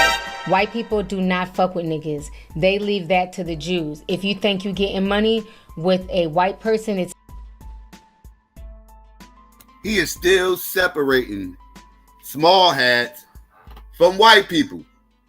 This is a problem. And this is why I always be having to remind y'all motherfuckers who like to play these little silly games like, yo, y'all do realize small hats are white people, right? And they'll be like, yeah, I know, yeah, they white people. But the small hats are different. Like, wait, what? What? The small hats are different in what way? Culturally, motherfucker? What are we talking about here? Don't give a fuck about that culture shit you talking. When I say white people, I'm not excluding small hats. Motherfucker, I don't know. That ain't how I was raised. When I was raised, and we had a small hat motherfucking teacher, that was a white motherfucking teacher, motherfucker. That's the fuck we had. We wasn't saying, oh, we got a small hat teacher over here, and then next year we got a white teacher. The fuck? I ain't even realized the teachers that I had with small hats was actually small hats, motherfucker. I didn't even know when I was little with shit. I didn't even realize that shit the years later when I went looking back at their names and shit and was like, oh shit, I didn't even realize she was a goddamn small hat. The entire time, it was just some motherfucking Becky and shit teaching this shit. What the fuck is going on around here? I never made that separation. Oh, well, yeah, this one, yeah, she's Jewish. And her over here, yeah, she's white. Like, that shit don't even compute in my brain. Like, that shit don't even sound logical. Like, that shit, like, nah, bruh. Nah, like, that shit is hella weird. Hella weird. But anyways, I digress. Let's continue. Jewish people are different. You can get money with Jewish people, but they always gonna steal and invite you over to their house on Friday. White people do not fuck with niggas. They leave that to the Jews. If you think you getting money with a white person, it's not true. That so-called white person is actually Jewish. Jews hate whites because of the Germans from World War II.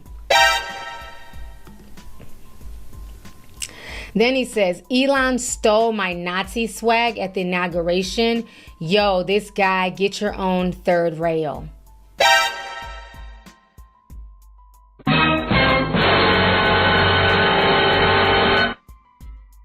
Do y'all hear this crap? Y'all hear this crap? This motherfucker, yo, this motherfucker Looney Tunes. He Looney Tunes. This motherfucker's nutty. He's sitting up here talking all this, yeah, my Nazi swag, and I'm a Nazi, and like, he's really, like, sounding like a jackass. And you know, people are cool with him crashing out, and you got people that get back here cheerleading this crap. Like, people are cheerleading the crash out.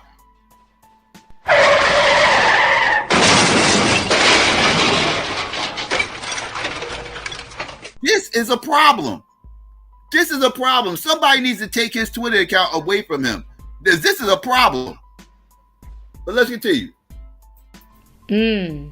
But remember, Elon, y'all kept saying that it wasn't a Nazi salute. He has, you know, he's autistic, and he was saying, you know, my heart and all this other shit. Well, Ye is saying that Elon done stole his Nazi swag. I know Elon would not like that. I'm surprised they didn't block that tweet. Then he says, I love when Jewish people come to me and say they can't work with me anymore. It's my fave. 2.77 billion and counting. One thing about being God on earth is you have to constantly forgive every human. Wow. Show more posts. No comments were viewed while being tweeting. I ain't adjusting nothing. I do or say for anyone who has had enough time on their hands to sit and talk about what the fuck I write. Positive or negative, your opinions don't mean shit to me. I don't give a fuck what anyone likes. Everything I do or make is self-serving. I make everything for myself. If you don't like it, I don't give a fuck. If you don't like it, I don't give a fuck. Honey,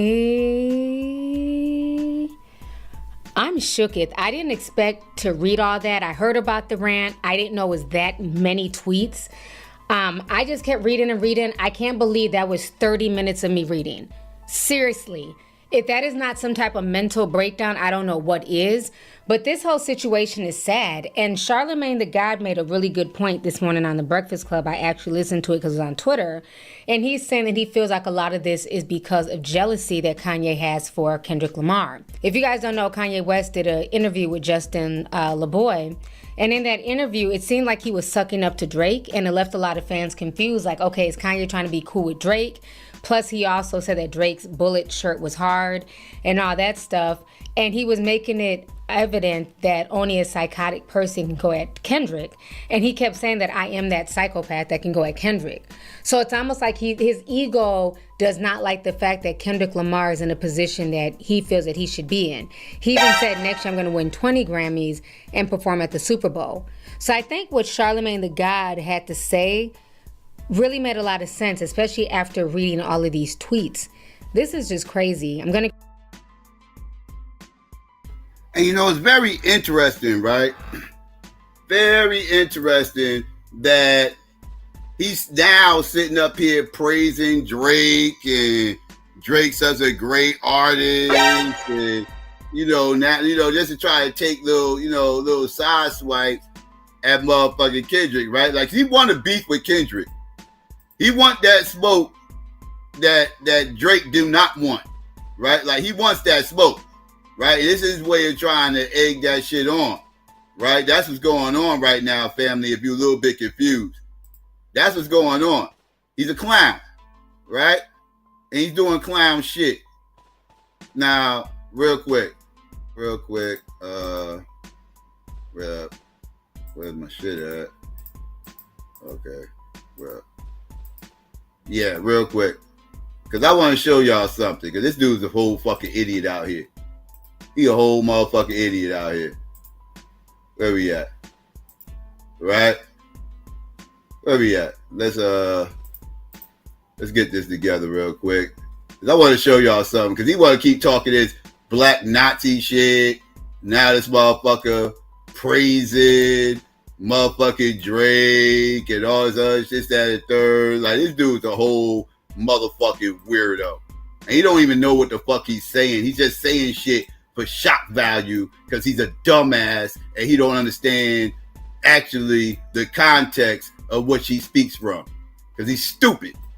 Right? This is what happened with you rich niggas. Right? You rich niggas are dumb as fuck. And you motherfuckers know y'all dumb as fuck, and y'all shouldn't have the money y'all got because y'all dumb as shit. So y'all motherfuckers turn around and start, you know what I mean? Trying to justify your retardation. And I don't know what to tell you, motherfucker. You just dumb. You're just dumb. And you don't have to be dumb. Unlike your Nazi buddies, I don't believe you was born dumb. You just chose to be dumb. Right? Now, let's look at this real quick, family, for historical purposes, right? This is persecution of black people in Nazi motherfucking Germany right here, right? Let's get into some of this real quick, right? While black people in Nazi Germany were never subject to an organized mass extermination program, as in the cases of the small hats, the alphabet people, Romanians, and Slavs, they were still considered by the Nazis to be an inferior race. And along with Romanian people, they were subject to Nuremberg laws under the Submental Decree.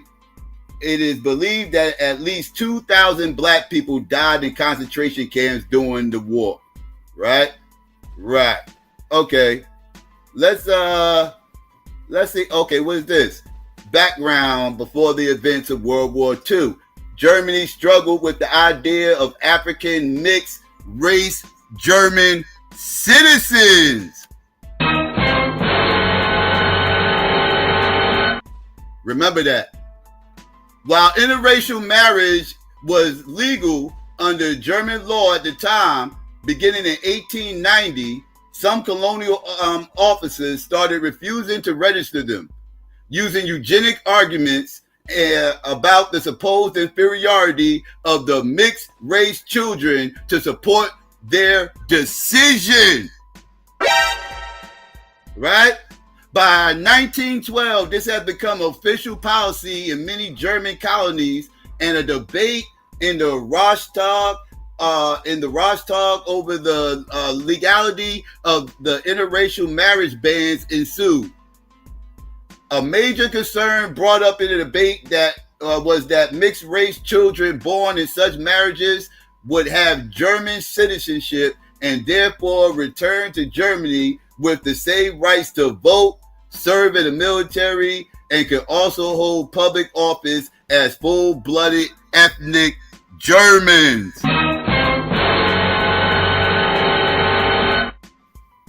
Right? That's what's going on right at that time, right? Now, let's speedball up to here because I wanted y'all to really see this right here, right? In Malkoff, Hitler described children resulting from these marriages to African occupation soldiers as a condemnation of the white race by Negro blood on the Rhine in the heart of Europe. He thought that Jews were responsible for bringing Negroes into the Rhineland with the ultimate idea of bastardizing the white race, which they hate. See how these Nazis separate themselves from white people, right? With the ultimate idea of bastardizing the white race, which they hate, and thus lowering its cultural and political level so that the small hat might dominate. He also implied that this was a plot on the part of the French, since the French population of France was being increasingly, pay attention, nigrified.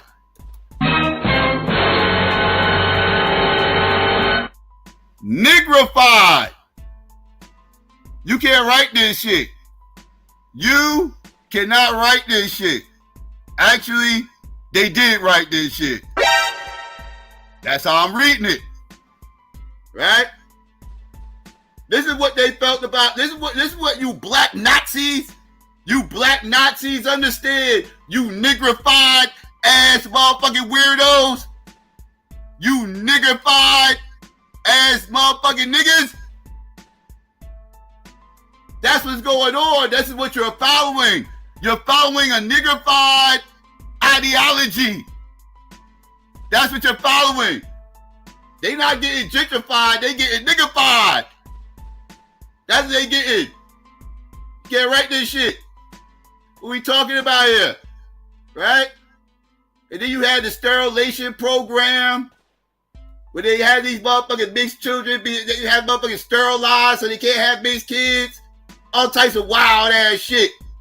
I mean, citizen life for the black Nazis. What was it? Beyond the compulsory sterilization program in the in Rhineland, there was no coherent Nazi policy towards African Germans.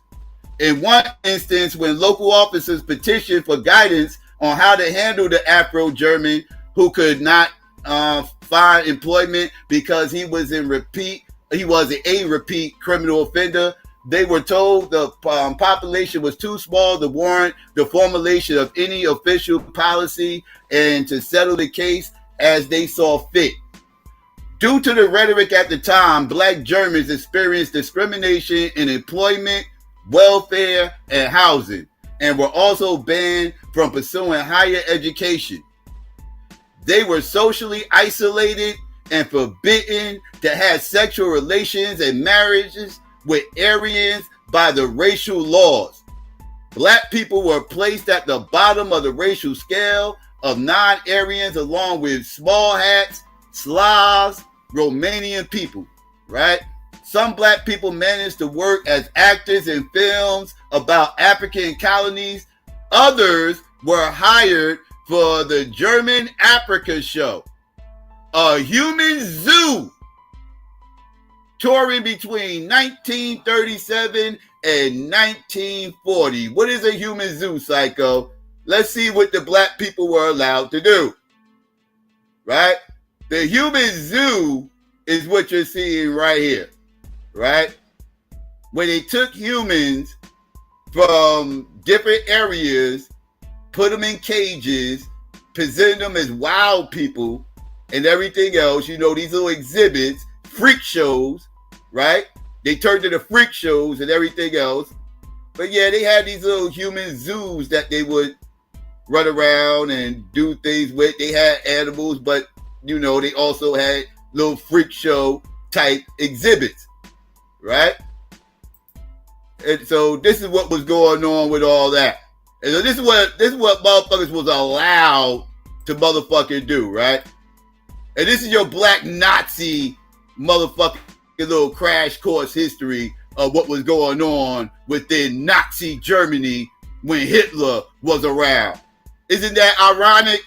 You got Kanye out here in these motherfucking streets looking crazy as fuck, defending motherfucking up here, defending motherfucking Drake in a battle. How are you defending Drake in a battle and claiming that you a motherfucking Nazi based off what the fuck I just motherfucking read?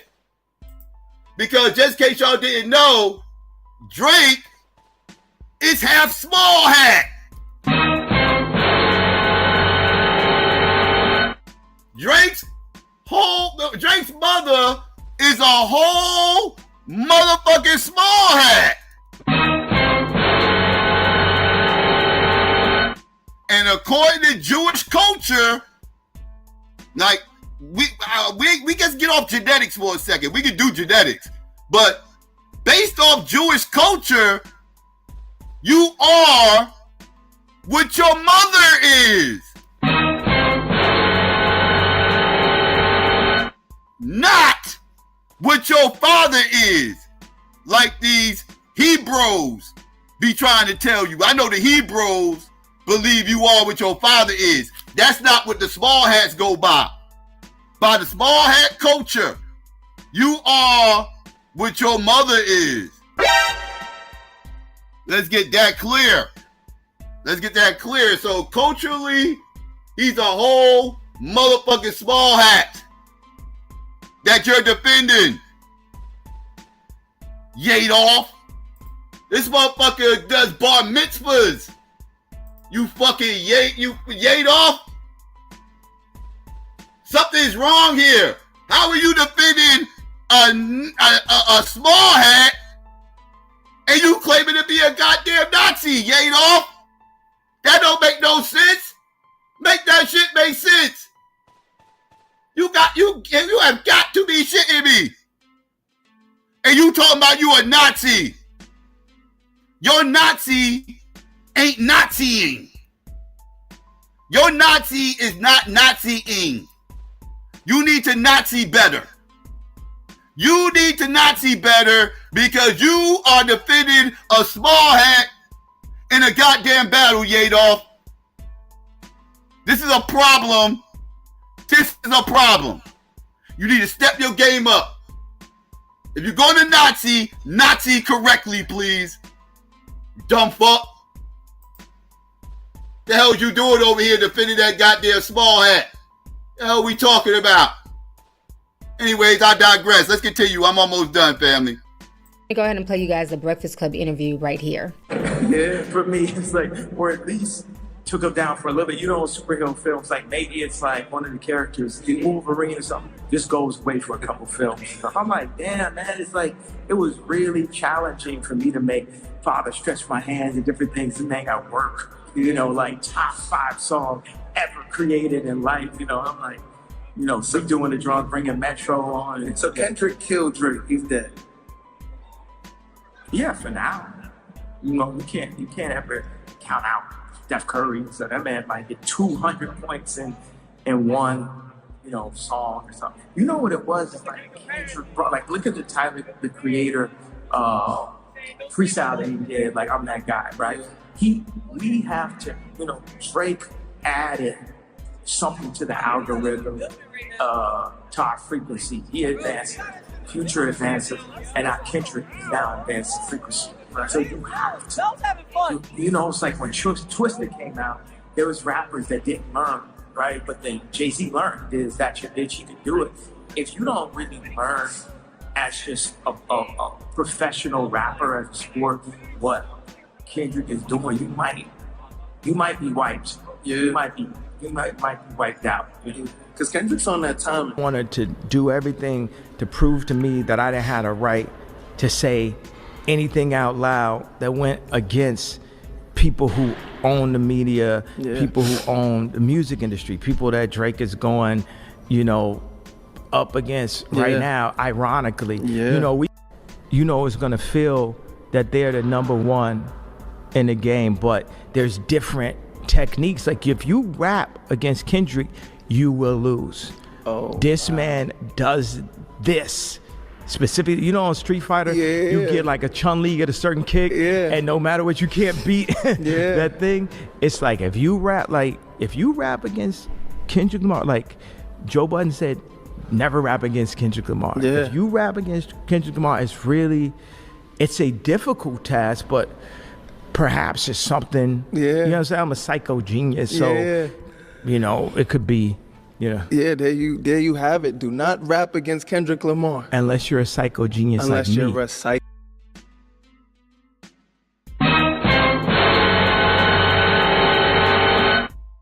See what I mean, family? Here it go. I told y'all what that crash out was all about.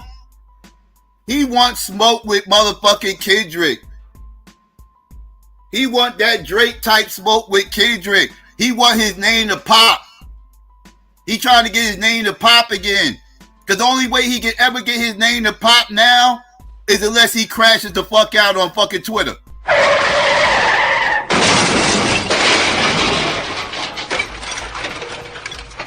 This is the only way his motherfucking name is popping now. Motherfuckers ain't checking for Kanye music. Motherfuckers not looking for his album. Motherfuckers can care less about any music videos. Any of that shit.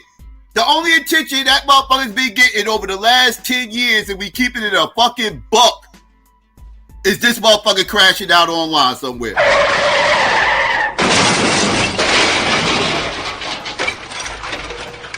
That's the only attention he been getting.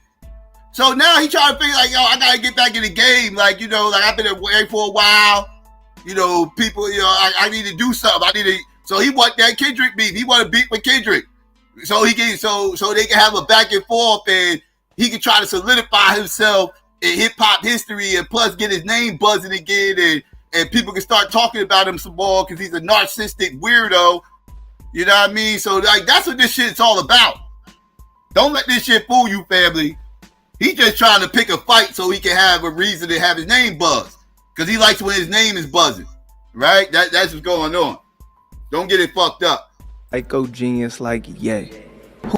Do not rap against Kendrick Lamar. Unless you're a psycho genius Unless like you're me. a psycho genius like Ye.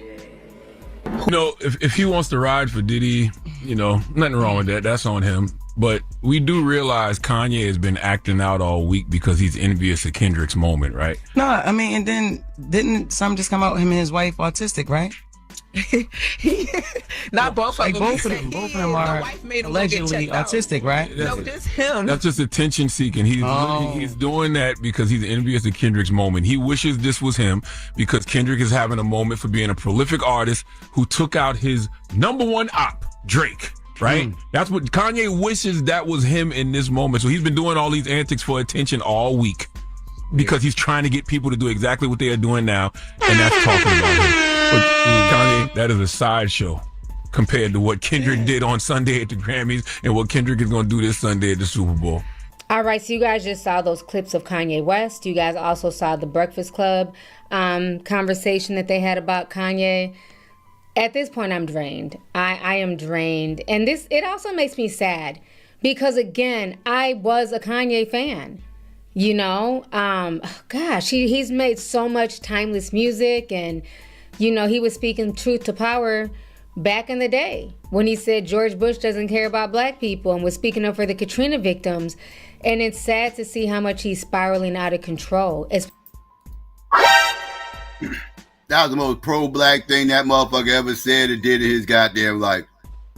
The two most pro-black things he ever said and did in his life was when the motherfucker said George Bush don't like black people, and when that motherfucker said Beyonce had the greatest video of all motherfucking times, motherfucker. That was the most pro-black. When he disrespected that Becky and told her to her face live on stage that Beyonce had the greatest video of all. Those two moments were the most pro-black shit Kanye has ever done in his motherfucking life. Y'all can't name me another pro-black moment that motherfucker has had. So I challenge y'all. To name me another pro-black moment that Kanye has had. Because I can't find the motherfucker. I can't find it. If it exists, I don't know where the fuck that shit's at. Somebody gotta put me on. Because I ain't seen that motherfucker. I'm just saying. But yeah. Let me see. I guess I'll get ready to drop the link, family. We done pretty much covered the Yedolf crash out.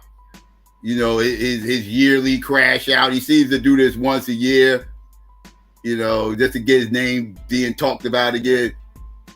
But he was just, like I said, he was just throwing mad shit at the wall, trying to see what stick. That was problematic. But hey, what the fuck I know, right? So anyways, I digress, family. Real quick, let me get this together. I'm fucking up. All right, so I'm going to get ready to do this commercial real quick, and I'll be right back. All right, so let's get into it. Today, we're going to tell you why we need restitution and reparation from the Roman Catholic Church. So, let's talk about how the Roman Catholic Church contributed in the transatlantic slave trade. First, they instructed Portugal and Spain to invade, murder, and subdue all sub-Saharan Africans. They identified us as black Gentiles, which took away our rights, and they created laws that told people how to treat black people unfairly. Let's also not forget how the Roman Catholic Church benefited from the transatlantic slave trade. 1, they had a huge increase in tithes. 2, they had a big gain of political power. Let's also not forget how my ancestors' land was acquired by the Roman Catholic Church to build more Catholic churches like this one. And let me tell you how my ancestors were affected during the transatlantic slave trade. 1, they violated our rights and privileges. 2, they stole our lands and our resources. 3, they destroyed our family culture and our family structure. And you can't forget how black people are still affected by the transatlantic slave trade to this day. 1, we don't have access to our own land. 2, we can't trace back our own family lineage. And 3, we can't connect with our own people because our identity is lost. And after hearing all of that, we're here to tell you that we need restitution and reparation from the Roman Catholic Church. Right now. Yeah.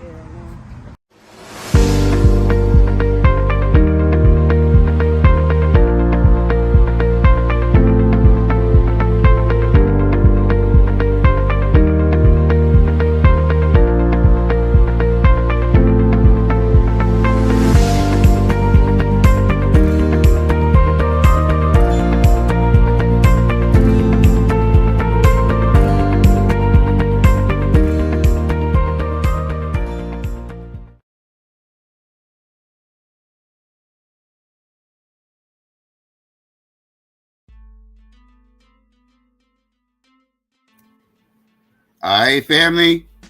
There you go. Links out there. Links out there. Come one, come all. First come, first serve. Y'all know the routine. Let me know what's hood. You know what I mean? We can talk about whatever. Kanye. Well, I had to get that Kanye thing out of there. Kanye. Y'all know, you already know Kanye be wilding. Real quick. Shout out to DD. I appreciate that. Shout out to her. Appreciate the cash app. Real quick. Let me get, okay, there we go. Donations. Gifts.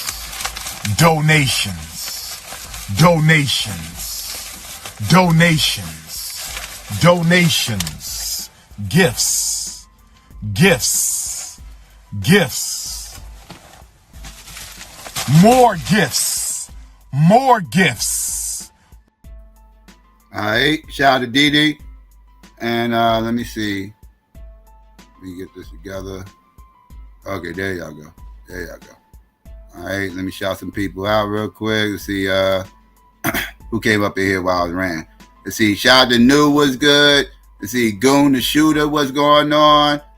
Afro was hood with you. Unsunken One was going on. Let's see, V-Note was good with you. Shan, what's up? Sabio was going on. Nicholas was good. Taz, what up? Roy Chess was good with you. JB, what's up? Who else came up in here? Buddha was going on. Truth was good with you. Mike Shabazz was good. Who else came up in here? Who else? Tez was going on. B Money was good. Miz was going on. Who else? Aries was good, sis. Who else came up in here while I was ranting? Pure Black was good. Let me see. I get everybody. Star was going on. Who else? Let's see. 504 was good. Richard was going on with you. Shout out to everybody else out there might be listening or slide through. If I missed you, my bad. Y'all already know. And yeah, we got we you know, until somebody come up, I'll just start talking about the motherfucking game tomorrow. We got the Super Bowl tomorrow, family. Old student, what up? We got the Super Bowl tomorrow, family. And yeah, I already explained. I got the motherfucking Chiefs winning, and that's me voting with my heart. I ain't gonna stunt you. Yeah, I think it's gonna be a good game. But you know, I don't want to see the Eagles win. I know Truth with me. Me and Truth is on the Chiefs side right now. I already know. Me, Truth, Judah,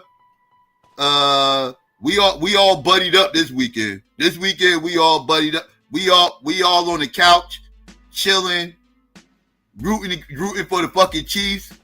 They handle business, kick ass and chew bubble gum. I don't even want it to be close. I hope they blow them the fuck out. I don't even want this shit to be close. I don't want to be at the edge of my seat all fucking game long. I want this shit to be over by halftime. I want this shit to be done with. Like, fuck that. Like, get all the, yeah, I don't, I don't fuck with them goddamn birds. Fuck them birds.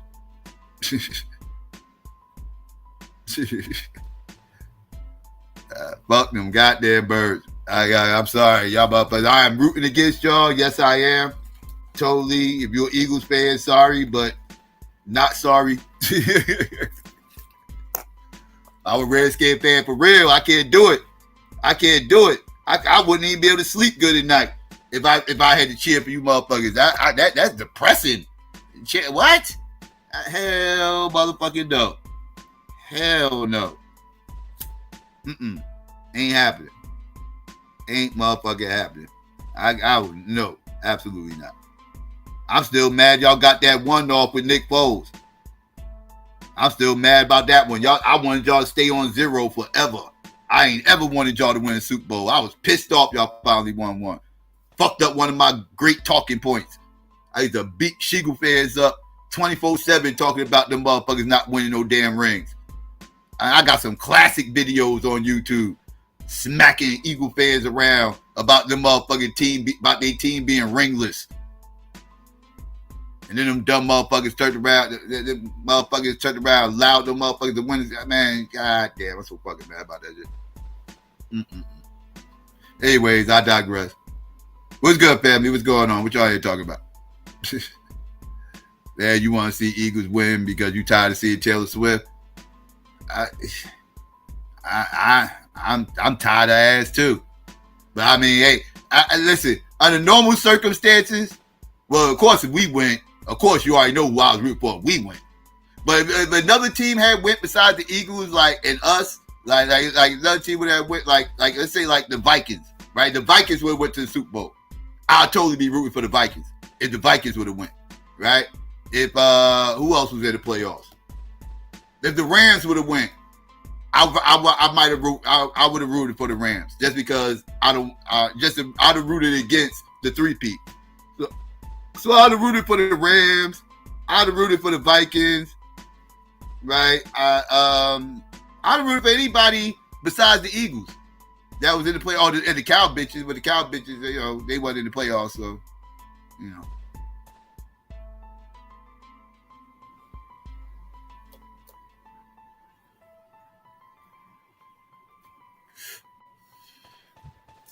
Taylor Swift is married under the Bible. Yeah, Taylor Swift can't do nothing wrong. Them goddamn Swifties and all that shit. She gonna be like one of the main storylines. You right about that. Basketball has been stealing a lot of the headlines this week, though. Basketball been stealing a lot of the headlines. This goddamn trade, like that shit, people are going crazy over this trade. People are losing it over this trade. I already told people what I thought about this trade. People think I'm nuts, but I think the Lakers just got worse. Yeah, I think the Lakers just got worse. I think this shit is going to crash and burn, this whole Luka and LeBron thing. I don't think it's going to mesh very well. I could be wrong. I don't think I'm going to be wrong on this. It's going to go down as, yeah, a failed project, and it's going to end up ending with LeBron leaving the Lakers. It's going to be a failed project that's going to end up with LeBron leaving the Lakers. And LeBron's going to end up leaving, and they're going to be building around Luka. That's what's going to happen. That's what's going to happen. Who the Lakers get a big man? They got a big man who? Who they got, True? But who they traded for? They must have traded for somebody because they ain't had nobody a few days ago. They must have traded for somebody and I missed it.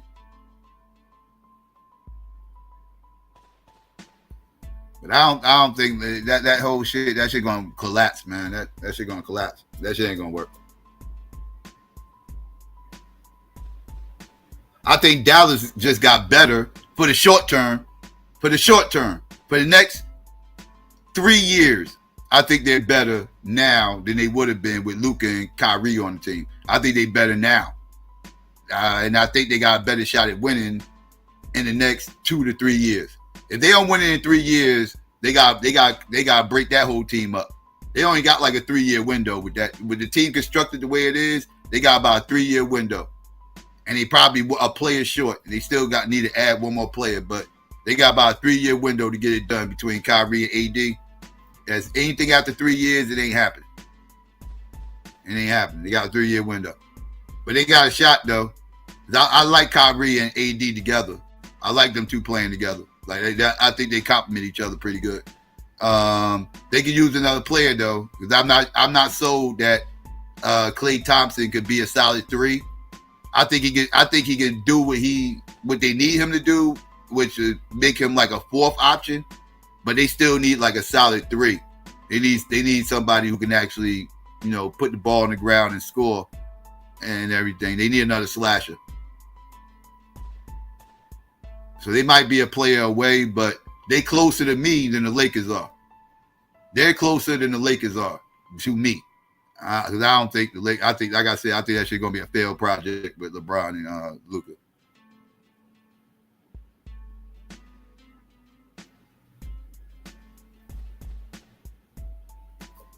I talk about DEI in football. In football? What DEI you talk about football? Coaches? You talk about coaches?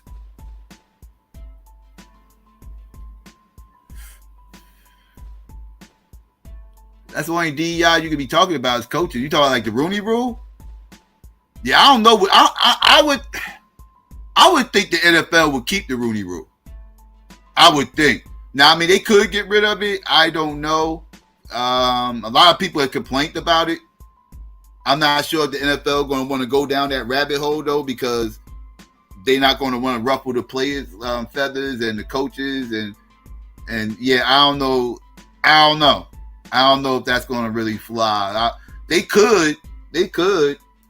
But the thing is, and another reason why I think they was never forced, like the government never forced them to add the Rooney Rule, right? That wasn't a government pressure thing, right? Like the government didn't come down and say y'all must do X, Y, and Z, and then they came down with the Rooney Rule. So the government didn't have nothing to do with the Rooney Rule from day one, right? That came from pressure from the coaches and CBA agreements, right? That was all about collective bargaining agreements and coaches and everything else. You know, they fought for that, right? So but that was about collective bargaining agreements. That ain't had nothing to do with the federal government, right? So what the federal government did, they had nothing to do with the football or the Rooney Rule or none of that shit. So if they get rid of it, they just get rid of it. Oh, you talk about Taylor Swift, DEI? Taylor Swift, I mean, she just attached herself on to a motherfucker who's on a really good team and shit. He's an all-star tight end on a really good team that gets very deep in the playoffs. And, you know, NFL is king. So NFL playoffs get the highest ratings of any sporting event. Like tomorrow, the Super Bowl. No, the Super Bowl is the highest rated television show every year. Every year, consistently. You look and see what the highest rated show on television was every year. It's the Super Bowl. It's the Super Bowl. Super Bowl is the number one rated show every year. So, you know, if you dating somebody, if you Taylor Swift and you dating somebody who every year is on the highest rated show on television, you know, like you're gonna get a lot of TV time. She's gonna get a whole lot of TV time, especially with her being there and with Ice Spice and who's the other motherfucker she was chilling with? Caitlin Clark. That's right. She kicked Ice Spice to the curb because Ice Spice's name ain't buzzing right now. You know, she the LeBron Becky's, right? Like she a bandwagon jumper, right? Whoever's buzzing at the time, that's who she fuck with, right? So now Caitlin Clark's buzzing, right? So now she's gonna end up in the Super Bowl with Caitlin Clark, right? Last year Ice Spice was buzzing, so that's who she ended up with the Super Bowl with. Watch Ice Spice ain't gonna be at the Super Bowl this year. I bet you Ice Spice ain't gonna be with her. Pay attention who's with Taylor Swift. Fuck Taylor Swift being there. Pay attention who's with her. I bet you it's not Ice Spice. It's gonna be motherfucking Taylor. It's gonna be motherfucking Caitlin Clark. That's who the fuck it's gonna be. Watch, you'll see. You'll see. You heard it here first. You heard it here first.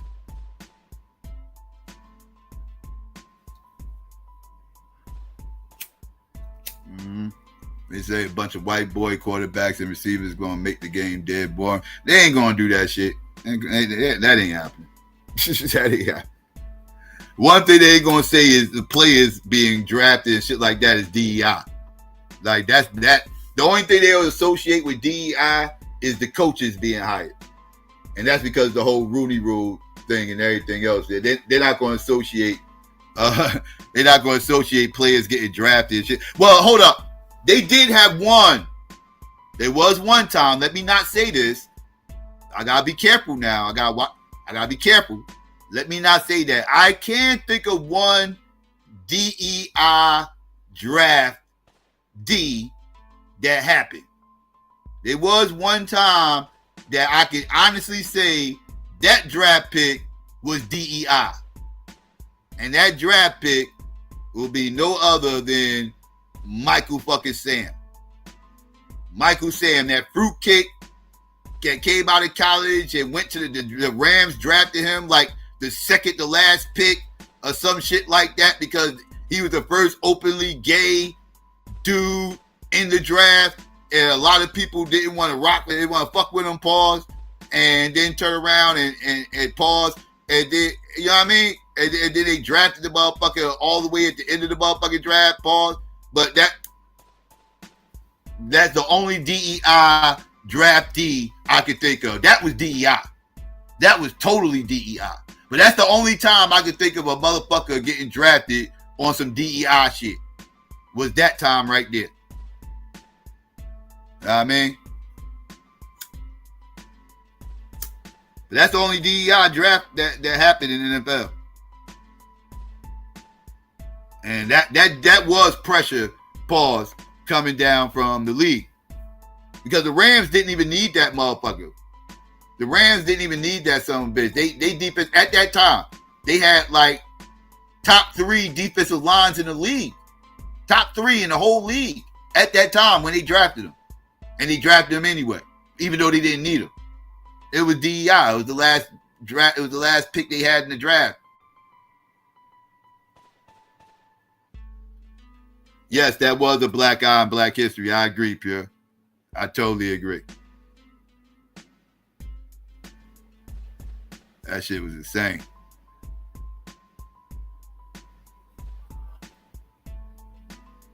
Let me see. Let me make sure. I see. Okay, yeah. We good.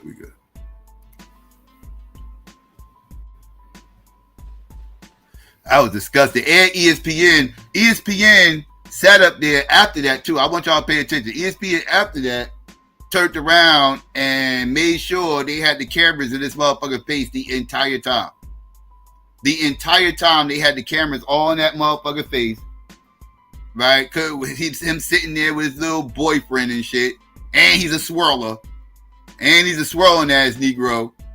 Chilling there with his white boyfriend, with his Billy Bob. And as soon as he got drafted, him and his Billy Bob jumped up, hugged each other, and started, doing all kinds of unmentionables with the cameras right there. And they did that shit was so set up. And so I'm like, why are we watching this? Why do I need to see this? Why is a motherfucker who got drafted at the second to last pick in the entire draft, why is there cameras and shit here? Normally you read about who the fuck got drafted in the whole last round. Them motherfuckers get drafted in the 6th and 7th round. Them motherfuckers don't be having cameras and news shit all up in they motherfuckers. The news don't be there, don't be all this camera shit. You just see a motherfucking little ticker on the bottom of the fucking screen, like it's a live stream. You just see a little ticker on the bottom of the motherfucking screen, and that shit will just say it'll just tell you the order who got picked in the 6th round. The Eagles picked this motherfucker, the Redskins picked that motherfucker. That's how you found out who the fuck got drafted. You had to look at the ticker and wait for that shit to get mentioned in the ticker. And then they have a little breaking news thing coming shit do-do-do-do, do-do-do-do-do. And then all of a sudden it'll be breaking. The Panthers just drafted blah, blah, blah. It's the number 2081st pick in the 18th round. You know what I mean? It'll be shit like that. They'll never go to the cameras. None of that shit. But this motherfucker was the second to last pick. The second to last pick. And they had cameras everywhere, news people. The motherfuckers they had their notepads out, ready to start writing about the shit and everything. What the fuck are we doing right now? Are you shitting me? That shit was crazy. That shit was crazy work. Crazy work. I couldn't believe that shit. That shit was nutty.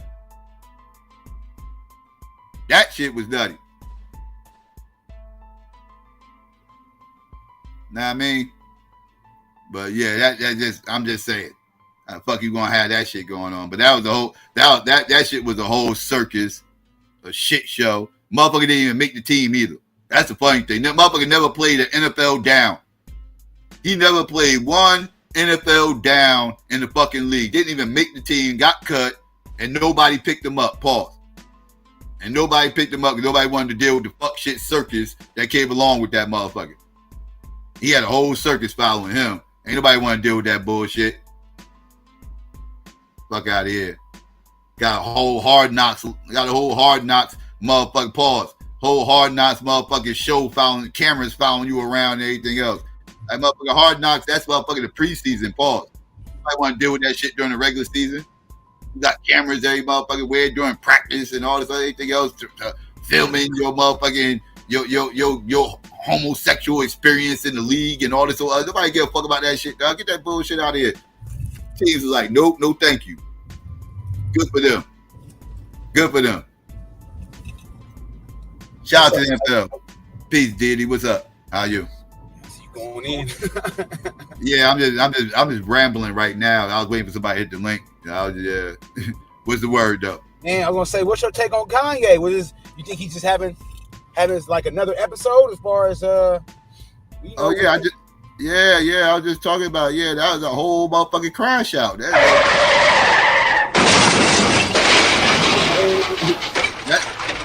That's what he do though. He crash out like once a year on social media. He just goes on social media and starts crashing out. And that, he's and all this shit is over the Grammys.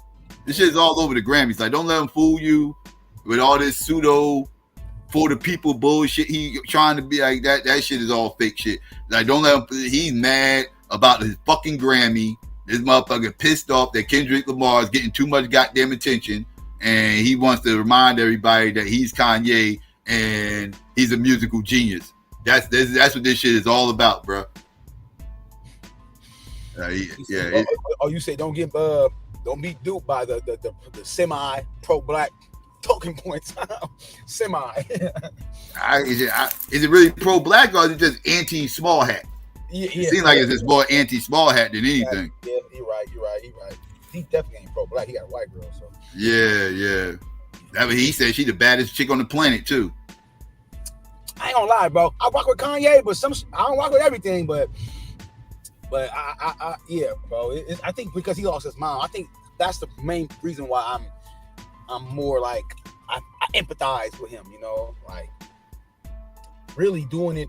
I could do it detrimentally because that factor stands out the most for me with me. So. But yeah, that still doesn't grant him the right to be saying some really wild as shit. Like that motherfucker, he's out of control, man. That motherfucker be saying some wild ass shit about black people, and I don't even care about the small head shit. But he be my issue is the shit he be saying about black people, and just the fact that he think it's cool to call himself a black Nazi is problematic. That's problematic. Like, do you not understand? Like, that's a problem. Yeah, it is because Nazi and black don't even like. We know that they there was they emphasize like basically Germans was there's certain Nazi German the Nazis they did wasn't there black Africans or Africans in I was just talking about it. I was just covering it. Yeah. Okay. Yeah, they got ostracized too. I mean, they didn't get exterminated in mass the way the small hats did and shit like that. But they didn't fuck with. They had laws put in place like and everything else. They called us an inferior race. They said we was placed in Germany by the small hats to dilute the white race and everything else is that in third. That's why they banned interracial marriages and everything else is that in third because they had issues with these mixed kids and these mulattoes and did you know they all about eugenics and shit? Exactly. So Kanye gonna have to. That's a what's that? An oxymoron? Black Nazi? Shit, it might be an oxymoron. Shit. A black Nazi who has nothing but mixed kids. Make that make sense. Then again, like I said, he told you. I mean, he said it in his song though. He said when he get on, he gonna leave your ass for a white. I mean, he but he definitely self-prophesied his his future shit as it pertains to relationships, black women and black family. Yeah, it's a problem. It's a problem. Like, bro, do you not know what you're saying? Like, are you that dense? Like, you not understand? Like, what kind of white supremacists were you hanging around where they coax you to believe this is cool? Like, this is some kind of cool. And people need to call this shit out. And then, like, people just hear anti-small hat shit and they get stuck there. And it's like, y'all do realize where this is coming from, right? Like y'all, like that's what I say. Like people can't get so wrapped up in being anti-small hat that they end up turning into fucking Nazis. because a lot of this anti-small hat rhetoric is coming from Nazi shit. And so, like I said, like it's a fine line there. Like I get, you know, some of the angst and animosity and everything else, but we can't go so deep that we start turning into fucking Nazis and shit. Like them motherfuckers, like those, like I argue with Nazis, like I beef with Nazis. Like I don't fuck with Nazis, they don't fuck with me, I don't fuck with them. Like the enemy of my enemy is not my friend. Like I don't, like, so I don't do that shit. Yeah, that's that weird shit right there. That's too much. My enemy is my friend. Yeah. Nazis are nuts, man. The motherfuckers, like they be saying some of the wildest shit. They believe some of the wildest shit. You right about that. You definitely right about that. I didn't run into all that Nazi, that whole AKA lightning bolts, all that. That's real. I'm about to go to the store real fast. I'll be back, Psycho. All right, yeah. Got to the NFL and robbed Oakland with no pistol. Oh, you talking about Jamarcus Russell? Yeah, Jamarcus Russell. Yeah, he was bad. Jamarcus Russell was real bad, and they painted him out like he was going to be that dude, number one pick and shit. So he had all the hype. I remember him coming. I remember they had footage of that motherfucker at the combine and shit. I'll never forget this shit. They had footage of that motherfucker at the combine on one knee. Pause. The motherfucker was on one knee in the end zone from one knee, and he threw that shit 70 yards from one knee in the end zone. Threw it 70 yards in the air. And that right there kind of solidified him being like the number one pick. It was like, look, like that's incredible, blah, blah, blah, and everything else. Like he put on such a show at the combine that solidified him the number one pick. And we all know what happened after that. The motherfucker couldn't play quarterback. The motherfucker just couldn't play quarterback. He ain't know how to play. The physical tools was there, but the IQ wasn't there, man. He wasn't. He ain't know what to do. He ain't know how to play.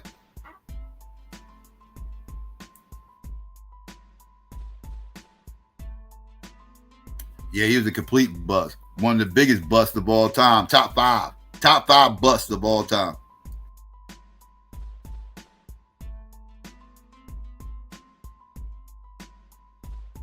He's the reason why they put certain caps on the rookie contracts and shit. It's because of him. They changed how they do rookie deals now because of that contract.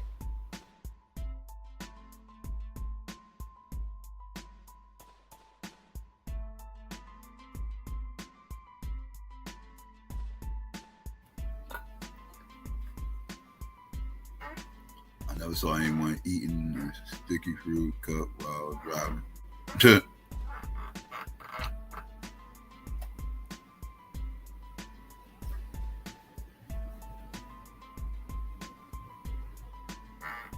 Let's see what y'all here. Come on, Psycho. The mask dude do that gesture now. Kanye and his wife do this typical media shit. It too small, complexion and purpose. A little suspicious. Oh man. Kanye. Who's the mask dude, Robert? I don't know what you mean with the mask dude. You talking like him? I don't know.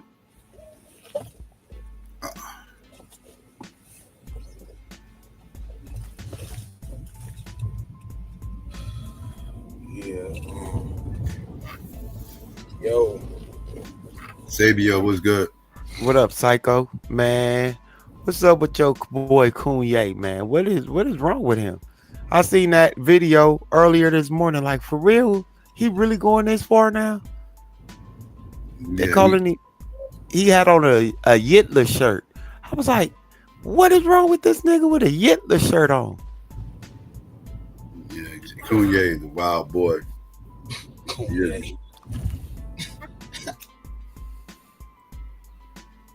Kanye. Yo, that man is different. He crashes out every so often. Like I said, he's trying to get his name buzzing again back in the news cycle because nobody ain't talking about him. So he wants people to start talking about him again. That Kendrick sweeping the Grammys and he about to perform at the Super Bowl this weekend. That shit got Kanye feeling some type of way.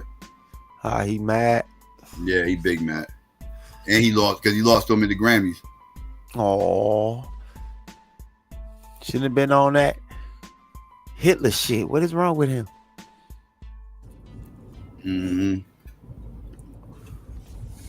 Man, so what's your take on him? Like seemingly coming to the aid of Diddy. That shit was crazy too. Them talking about free Diddy, all that shit. What? Nah, don't do that one. Day, like I ain't one of them dudes. I ain't going around saying no Diddy. I'm a black man, so I'm not going around talking about no Diddy in society.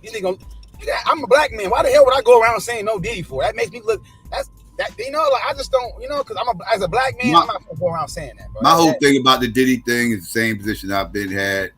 I'm gonna wait for the court case to come up and see what happens. Right. Like, right. I'm gonna same way I do with all the court cases. I'm not gonna say free Diddy. I'm not going to call him guilty either. I'm not gonna call him guilty. Or I just know. I'm just wait and see. I'm on wait and see mode. One thing I do know about Diddy, a lot of this isn't new though, Psycho, and that you would have to admit to if you really follow his rise. A lot of this isn't new. Right. As I say, he does this every so often. Like I said, he's doing this for attention. He knows what to say. Like he went to all his old talking points. Most of it was just recycled bullshit that he's already said. Outside of him just like up and just saying I'm a Nazi now. Like he's up and saying he's a Nazi now. So before he would just kind of like allude that he's onto his Nazi stuff, but he never outright said it. Now he's just outright saying it. So what's crazy to me, Psycho? A lot of these people support Drake, but they don't really know about his Jewishness. Mm-hmm. That should be weird as hell to me. Bar mitzvahs, like, I know all this. Mm-hmm. Yep. Old small hat. That's why he ran to the lawyers after his battle. That's what small hats do. That's what he pushed. He pushed that. He pushed his he wore that on his sleeve, his Jewishness. Yeah. He got the hats on. He wore the yarmulke. What is it called? A harmonica? A yarmulke. A yarmulke. He wore all that shit. Yep. I'm aware of all that, but a lot of people seem like it's given a pass. I'll just be like, is that really what we doing? We allowing anybody? Okay, I guess. Cause he looked black. Y'all had a worse time accepting Eminem, and Eminem way doper than Drake will ever be. And I don't even really support Eminem like that, but he dope. I support him over Drake. Bruh. Are you serious? I'm serious as a fat person eating a pizza. You say you support as you trying to be a yes, I would support Eminem over Drake. Why? Why? Because Drake ain't never like cool. Have you thought about his history? Really? Have you thought about his history? I'm tell you why. Because Drake's history is I haven't seen Eminem in blackface. I haven't there's a lot of things that I've seen and heard Drake say and do that I haven't heard and see Eminem say. Every time he come out there dressed up like a nigga, he in blackface. What are you talking about, bro? What? Every time Eminem come out there with some Timberlands on, some baggy jeans, a FUBU shirt, looking like a nigga, he in blackface in my opinion.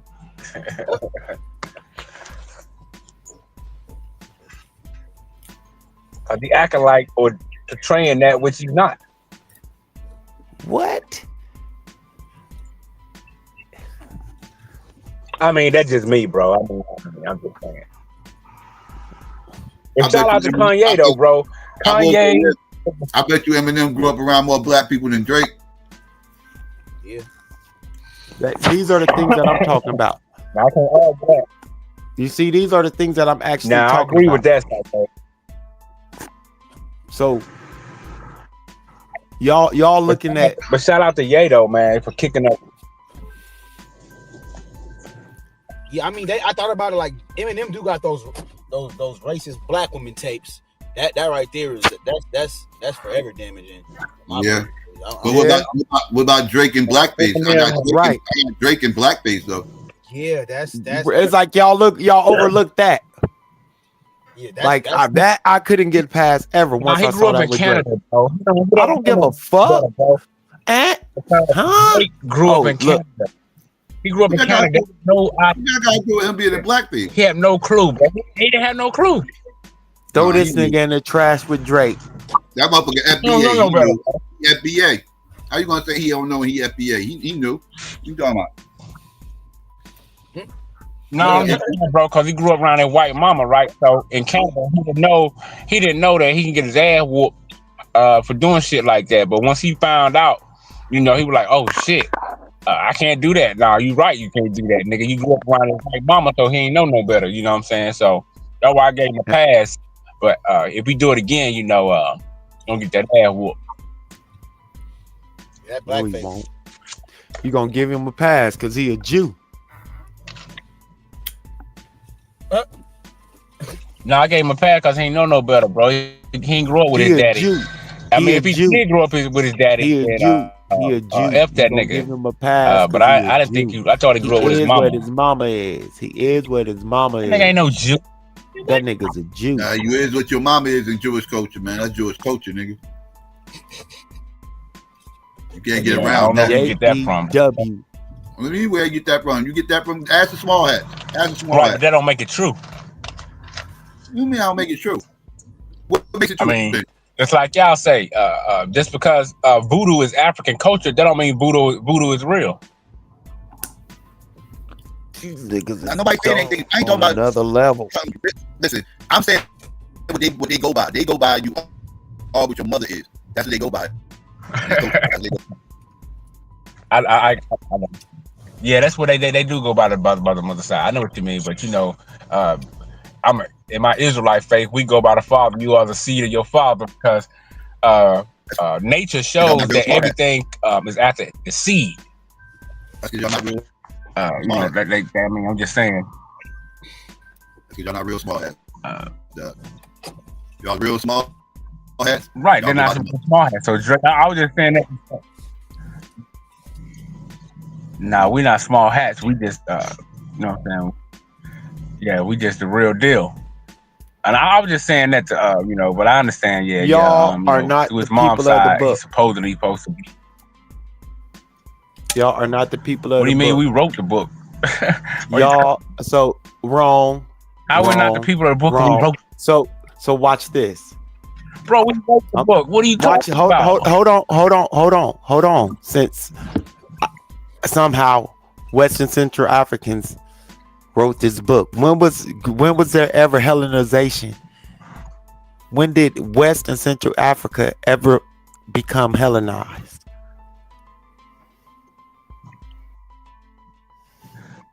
They didn't have to become Hellenized. When you're a traveling people, or you're or wandering people, or people that go and conquer lands, you don't have to find it in West Africa. Our people left that continent and went elsewhere and became mighty and strong and formed different religious thoughts and ideas, bro. That's all I'm saying.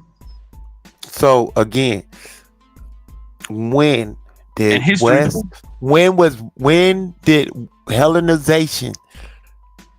Greek and Romans ever enter West and Central Africa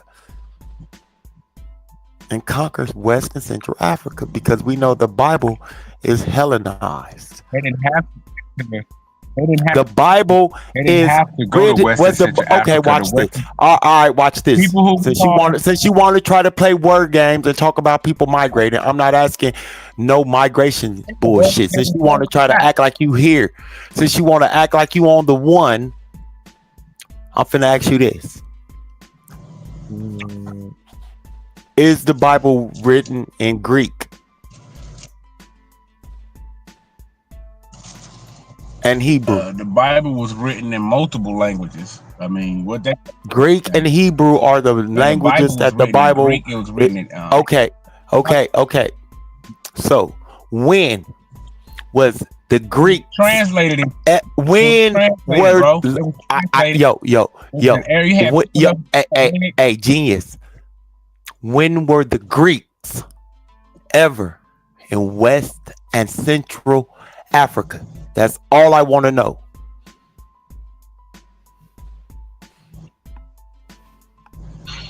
What does that have to do with anything? Everything it has to do with. This Bible is not our story. But I'm telling you, because we know. I don't need you to try to tell me anything. I need you to answer the question. Hey, bro. Hey. I know you want to try to. I know you want to try to act like you smart. That's where I'm going.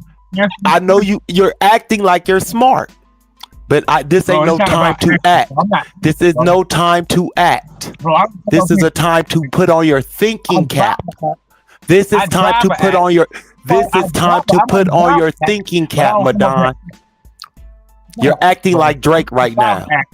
You're acting like Drake right now, bruh. You're acting. You okay? Cool. Drake. You're acting like Drake right now. In your feelings. I'm more like a reason and dialogue, but you like Drake. All in your feelings.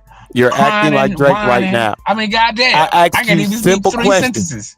I asked you simple questions, right, bro.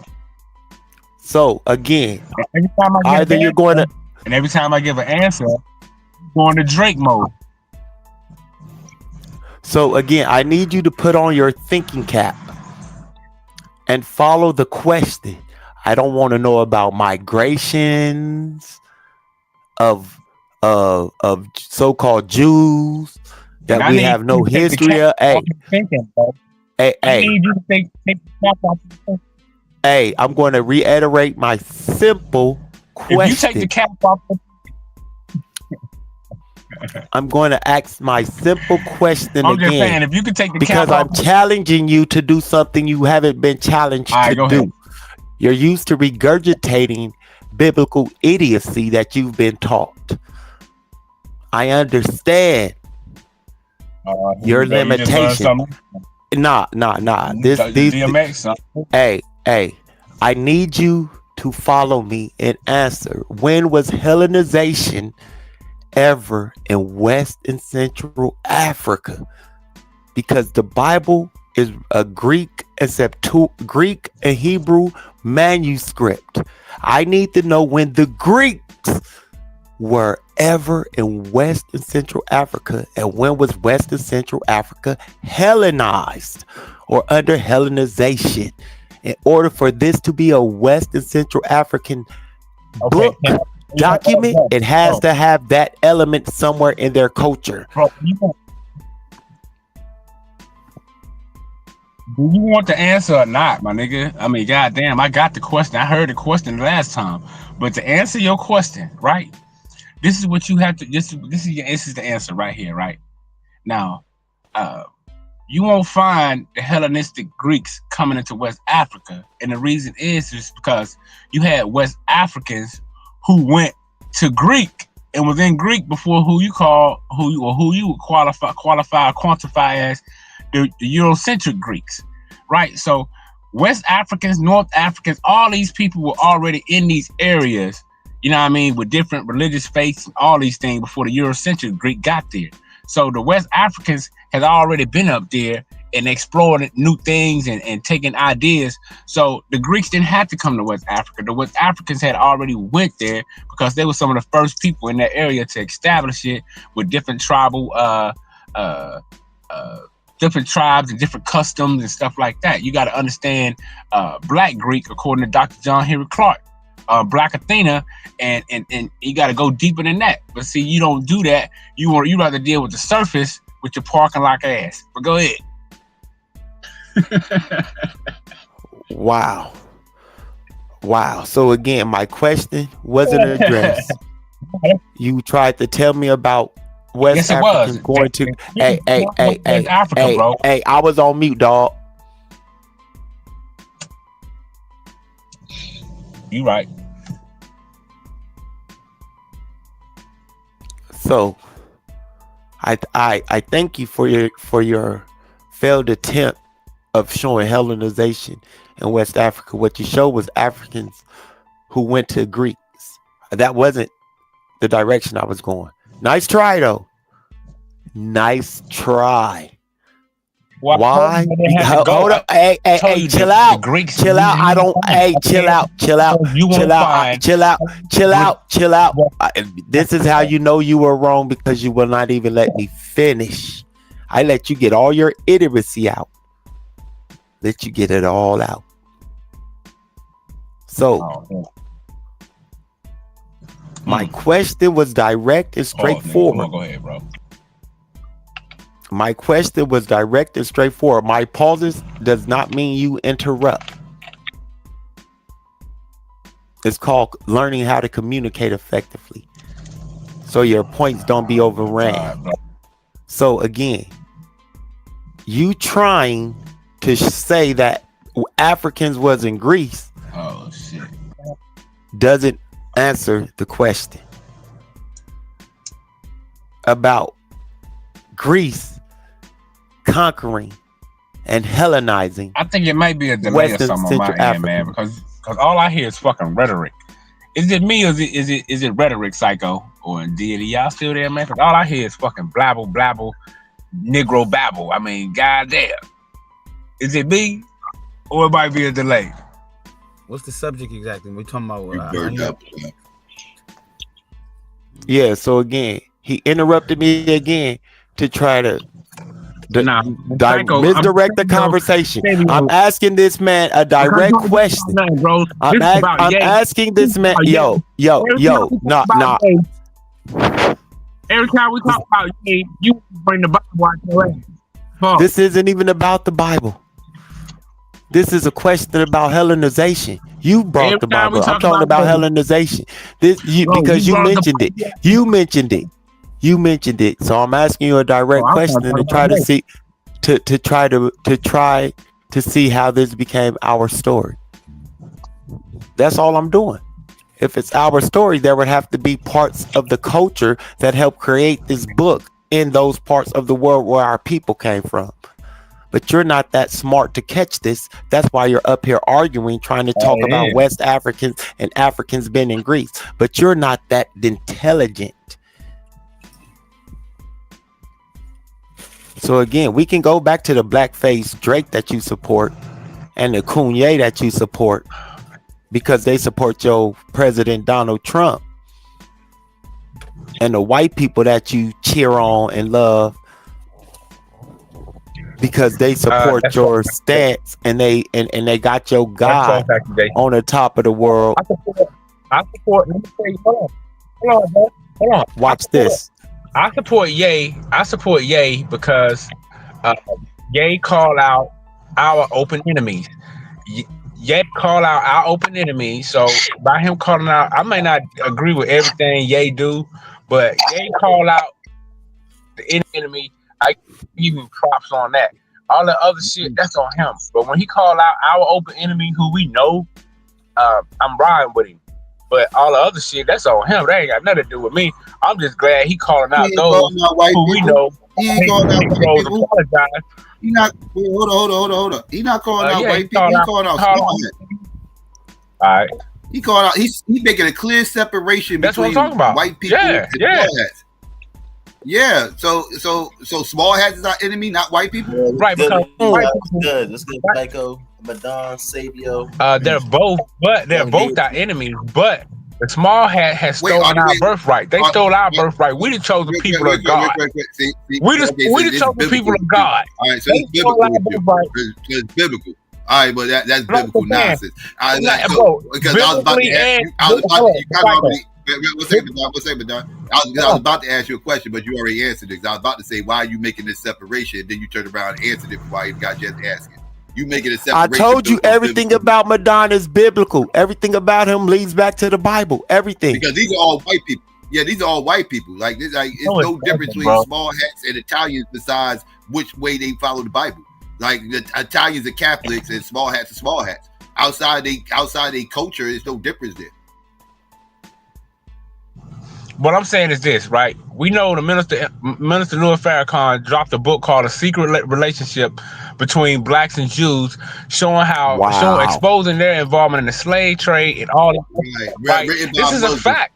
So all I'm saying, written by Muslim, pushing a Muslim narrative, because Muslims do not get along. That's a culture war. Hold on, Psycho. The fact still remain, though. I know exactly the book you're talking about. I know exactly the book you're talking about, written by a Muslim, pushing a bunch of anti-small hat rhetoric because it's, again, religious mumbo jumbo. It's all based on religious bullshit. That's what it's all based on. It's all cat. No, it's not. It was based on.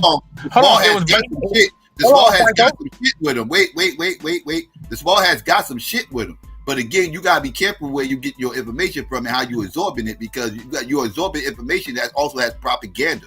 Like this information, just because they dropping a few jewels here and there, don't mean it's not a whole shitload of propaganda surrounding it. And y'all start buying into the propaganda. All I'm talking about is I'm just saying the fact. All I'm talking about is the fact that was released showing how they financed through different financial institutions and establishment. They was financing the slave trade. That was a fact. Like that's what I'm talking about. That same book ain't talking about the Arab slave trade. How come that same book ain't tell you about them sand niggas? How come that same book ain't tell you about them sand niggas who still own slaves to this day? You know, but all they want to talk about was the small hats. You know why? Because it was written by a Muslim. Because it was written by a Muslim, and that's why that Muslim, it was all about slave trade, and they really cared about slavery. Them goddamn Muslims would have been getting that smoke too. But the Muslims wasn't even mentioned in that damn book. The only thing they wanted to talk about was the fucking small hats, because it was pushing the narrative. It was pushing propaganda. Right, because that's what the title was. That was the title. The title of the book was called A Secret Relationship. Hold on, but Psycho. The book was called A Secret Relationship Between Blacks and Jews. That's why they didn't mention the Muslim or the Arab slave trade. Where's the book that he wrote between the secret relationship between blacks and Muslims? I got that book. Right, I know. Yeah, I'm not. Where's the book blacks and Muslims? Secret relationship between blacks and Muslims, where he talk about the Arab slave trade. Where's that book at? Where's that book at? Because everybody, it might be in the making. Wrote a book about the relationship between blacks and Muslims. He'll be sitting up there trying to blackwash the whole fucking Quran, talking about them all us. That's what the fuck. That will be the secret relationship. He wouldn't talk about nothing about no goddamn motherfucking Arab slave trade or none of this other shit, everything else. Because you listen to a Muslim propaganda. That's what the fuck you was listening to. Muslim propaganda. And you know what? And you know what, Psycho? What's funny? Come on. Is he'll mention people like Chancellor Williams, but he probably never even read Chancellor Williams' book, because he'll know all about this Arab slave trade. I got Chancellor Williams' book. What are you talking about, bro? Okay, so why are you running from the Arab slave trade that Farrakhan didn't write about? Well, so my question is that all right, tell me this. Hold on. No. I didn't ask you two questions. The reason why is this. If I'm talking about, bro, I'm about to answer the question, bro. Why you always, bro? Okay, if I write a book based off the relationship between white people and black people in the 60s, hold on, bro. If I'm talking about the relationship between whites and blacks in the 60s, why the hell would I bring up something from the motherfucking 3 BC? The reason why the book was basically based off the relationship between blacks and Jews. Crazy. So the Arab slave trade ran longer than the transatlantic slave trade, you moron. The trans-Saharan slave trade just ended in the 20th century. What is you talking about? And it's still going on in parts of Africa right now, you damn moron. What is wrong with you? The book was about the relationship between blacks and Jews, my nigga. It wasn't the relationship between blacks and Arabs. So watch this. That's why he didn't bring up the Arab slave trade, because he was showing the relationship between Jewish people and black people. So you don't think there was a secret relationship? You don't think there was a secret relationship between Arabs and some African tribes? You fucking idiot. You're so fucking dumb. It makes no sense. But you're not looking at that. But Psycho's trying to get what Psycho is trying to get you to look at the overall reason why he did not mention it. You're so slow, you don't even get it. He didn't have to. You're slow as shit. It's a propaganda piece, bro. It's because of the propaganda piece. That's why. Nah, man, it's a propaganda piece. Yeah, yes, it was. And I mean, again, it had some truths up in there, but again, it's propaganda though. So it's centered around pushing the idea that the small hats are our biggest enemies, right? It's cultural nationalism, dog. It's ethno-nationalism. That's what the fuck it is, and it's getting motherfuckers away from the big issue, which is white people. And it got y'all motherfuckers thinking that small hats are different, or if they are same as white people, y'all think that they're the fucked up white people, and other white people ain't the problem. Like this whole idea is an issue for me. No, these are white people, dog. Like when you start trying to separate them into this and that, and start trying to say, well, this group is the ones that's doing this, and blah blah blah. You make it all about that, then you fucking up. And that's what that book's all about. That book's about saying these are the white people you need to worry about. The other motherfuckers. It's not about separating them. So that book doesn't discredit. Nah, man. They talked about the white people. They talked about everybody, man, who was an enemy to black people. They didn't just focus on the small hats.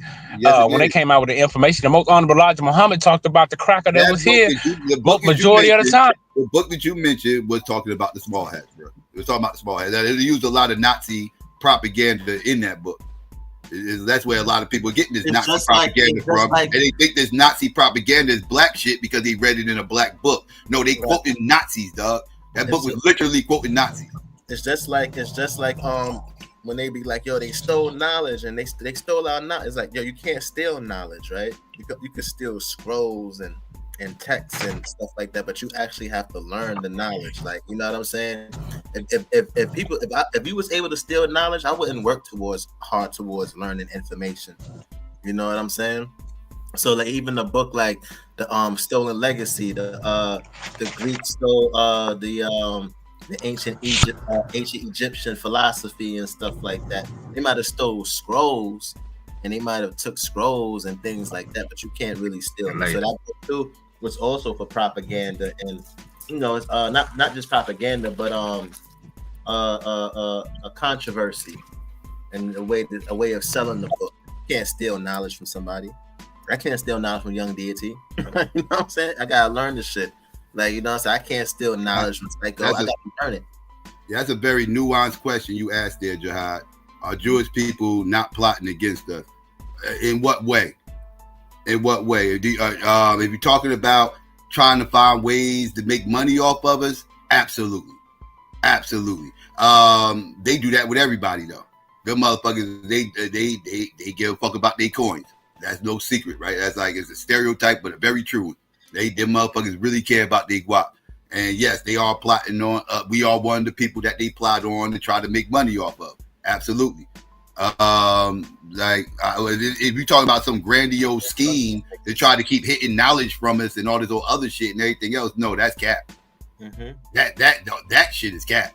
But if you're talking about like trying to plot and scheme on us, like, you know, like manipulate things like integration and shit like that, you know, like trying to pull the strings there so they can end up making money off of black people and shit like that, yes. If you're talking about shit like that, yes, that happened. You said they're not keeping knowledge from us? No, they're not keeping. Okay. Yeah. All right. I was just trying. I misunderstood what you said. Okay, so you said they're not trying. Yeah, they're not keeping no hidden secret. Yeah, no hidden secret knowledge from us. All that bullshit. Them motherfuckers, they are plotting and scheming. As far, like I said, they try to make money off us. They try to use us to push their message and shit like that and everything else. Like shit like that. Yes. Shit like that. You know, the one thing I think people overlook, and I think Truth Historian does a great job of trying to get us to actually pay attention, is they've always used us to make money off of. Right. I think true, but I don't think people actually catch that. But he does a great job of showing us this, and that has been our relationship with these Arabs and these Europeans.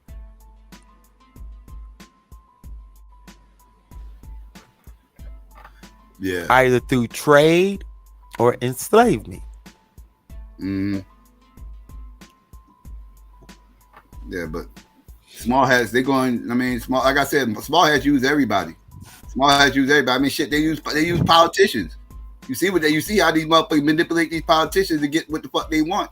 We need more missiles. They gonna manipulate them motherfuckers. They gonna plotting them motherfuckers to get that shit done. They plotted to try to get Trump in office. You heard Yahweh before the election. He was telling motherfuckers to throw their support behind Trump. Because Trump's the one that's going to motherfucking get shit done. The other Democrats been bullshitting. They act like they don't want to give us missiles and shit. And everything else. He told them small hats to throw their support behind Trump. But Don, your signal was always bad since you've been coming to live streams and shit. And he always points or shows us that it's a religion or ethnic group that's doing the exploiting.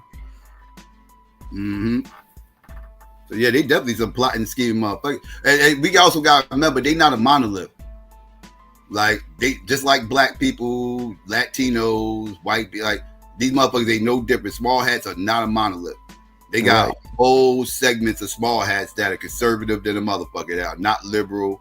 Like everybody got this misnomer that all small hats are like NAACP motherfuckers, and that's not the case, right? Because of what's his name? That Jim Swerg dude, whatever his name was, who got beat, the Jewish dude who got. Well, I mean, by and large, the small hats are like black people in this way. The default position is liberal when it comes to small hats, right? That's like the default position. So, and it's like that with black people as well. But just like with black people, they not a monolith, right? And I would argue there's less liberals in the small hat community than it is in the black community. The voting numbers will show you that. They vote more conservative than we do on average. And so, because again, the fundamentalists, the motherfucking Orthodox Jews, them motherfuckers are conservative. They hate Zion. Like, they don't even like Israel. They against Israel. They actually push back against the Israel, the Zionist state, right? Because Zionism is actually a liberal, more liberal than conservative. Push for a lot of Zionism. And a lot of them fundamentalist small hats, the Orthodox Jews, motherfuckers with the curly hair, little curly hair pieces that go down the side, and funny hats and shit, and everything else. Like, yeah, them motherfuckers be conservative, dog. They ain't with all that liberal shit, all that abortions and gay stuff and this, that, and third, everything else. All that shit go against their religion. Like, they hardcore fundamentalists, and they go against Zionism. They against the Zionist state. Them motherfuckers conservative, and they small hats. And but people make it seem like the small hats are all liberal. Like, nah, bro. Like, y'all, no, the motherfuckers ain't a monolith. They be beefing with each other. Hey, you know what'll be crazy, Psycho? If one of these Warner Brews met a Jewish atheist. What do you say? A Jewish atheist. A Jewish atheist? Yes. Yeah, most Jewish people are atheists. To be honest with you, most of people are Jewish culturally. And these are the ones that the fundamentalist Jews, the Orthodox Jews, don't like these motherfuckers. That's why I say, like, they be beefing with each other. Because most Jews, the ones that are liberal, the motherfuckers are atheists. They don't believe none of that stuff. They don't believe none of that crap in the motherfucking Bible. They just Jewish culturally, right? Like, they do all the bar mitzvah shit and everything else, but that's a cultural thing. That's not like they don't actually believe that stuff actually happened and all this. Yes, they exist, Jihad. Yes, Jewish atheists exist. Most Jewish people are like Vlad from Vlad TV. He's a Russian small hat. Right. He's also an atheist. Mm-hmm. He'll tell you he's an atheist. He's a small hat atheist. Yeah. Like that shit is common within the Jewish community. Like, a lot of people not aware of this. I've been knowing this for a few years. Most small hats are atheists. Most small hats are atheists. So that term to them is like, what is you talking about? Yeah, like, but like I said, but then you got the fundamentalist small hats who do believe this stuff and do stick close to the faith, and it's not just a tradition for them. It's not just a culture. That's the word of God. those people, those are the fundamentalists. Those are the ones that are conservative. Who's that Psycho talking about? He talking about like the I call them the ones in Crown Heights, the motherfuckers in Crown Heights. But the ones who you said is atheists, you talking about like the cool Jews. I call them the cool. Oh Jews. well, yeah, those are the ones who wear the jeans. They wear like that. You know, they don't wear that the small hats on their head. Yeah. They don't come out, and you don't know. You wouldn't like know MC Search, MC Search. Right. Yeah, right. You wouldn't know that they Jewish and stuff like that. But MC Search is more hip hop. But yeah, him too, and other Jews like the ones who I was telling my ex girl the other like a few months ago. I was like, yo, like there's some people who's Jews that you don't even know that they Jewish. And Rappaport. Mm-hmm. Yeah, Michael. He's another one. He's not. He'll tell you he's an atheist. He'll tell you like he's just a small hat by again. It's just culture with them. Hey, but he pushed that. He pushed that. You know, Jewism. That Jewism. You know. Yeah. He's a proud Jew, but I'm saying but he's an atheist though. He pushes like he's Jewish culturally. He's Jewish culturally, not like we talking theology. Yeah, he's an atheist though. Like I don't like him. Yo, and he talking now. He down on black folk. Before he was yo and black and yo. That's why I don't do that white boy coming around me yo shit. Be white. Be a white man. I need you to be white and embrace white culture. Don't try to emulate. A whole small hat that play. This is going to show you how these all same people. He was a whole small hat that played a fucking Nazi in a black movie. Yeah. Yeah. Is that crazy though? Played the whole fucking skinhead in the motherfucking. He did point that out. I just not realized it. He did play in that movie. What was that movie called again? Higher Learning. Higher Learning. He was a dude named his name was Remy in the movie. He was a white boy from Middle America that went to college and got flipped in college. That's why I love that movie because that movie is. I just watched Higher Learning a couple weeks. That movie is so accurate as far as college life and how people get radicalized in college. Because that's what that movie. And that movie was talking about that shit in the '90s, dog. That movie was before its time because. That's exactly what happens in college, bro. Motherfuckers go to college and get radicalized. Yeah, that's what happened to Obama. Obama went to school in California.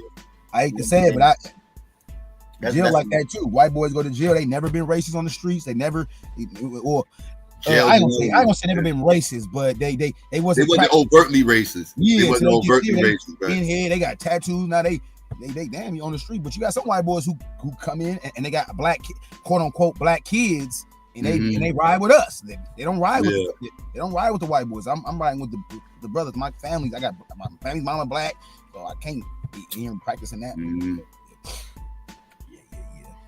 But a lot of them get flipped though. A lot of them the ones that's riding with us. I ain't gonna say they special because I still don't trust them. But and they but they and that's our detriment too. We accept everybody.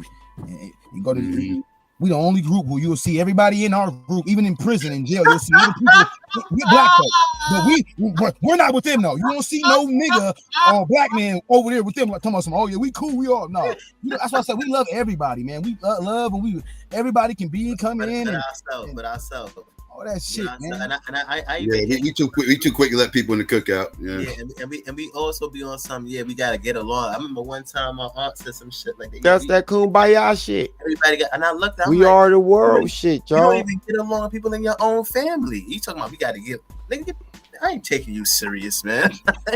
We are the world, Marley. Kumbaya, we are the world. But I just find it funny how we could just do things to ourselves and want to kumbaya with everybody. That's what I don't. That shit weird. It's weird as hell. It don't make sense to me right now. Yeah, I've heard people say things like this too, especially when you start talking this blackness and black stuff. Black people look at you with scornfulness way worse than white folks. They'll look at you like, oh, there these niggas go again. You know what I'm saying? Talking that black shit. That's why I said sometimes when it comes down to some of us, it be us sometimes, bro. Like, you know what I'm saying? Yeah, with that type of mentality too. Like, you hear people say shit like that, well, we can't get along, but then you see them treat their family members a certain way. It's like, how you gonna say why can't everybody get along when you even not even just own black people, but your own family? You know what I'm saying? Your own biological family. Like, that's crazy, bro. I be finding like stuff like that when we do that is crazy. Yeah, American History X is another good one, Didi. I was just about to say that. Yeah, like that's weird, but I find that it goes back to the to how we attach, how we allow people, and it's an unfortunate thing. The civil rights movement and the big one in '64 and the ones from then forward has allowed and opened the gateway for this idea where we attach everybody else to our struggle. And now all the gains that we were supposed to have been taken away and been given to everybody else. Now we sit here like, what are we supposed to do? It's the kumbaya shit. Yeah. Talking about the hijacking of our everything that's always intended for us. It gets hijacked with words. No, it does, because of what? We got the kumbayaism. We're too kumbayaish, yo. When we was getting bills passed for Breonna Taylor, George Floyd, and all the other blacks was being shot, we allowed the Chinese people to attach themselves to it, and now they got the Chinese hate bill. That's Matthew Shepard, then James Byrd Jr. So y'all gotta pay attention to how shit actually plays up, and how when we allow other people to start saying all lives matter, and that becomes the mantra, then ours cry. Because now what do you have black people doing? Joining the All Lives Matter movement.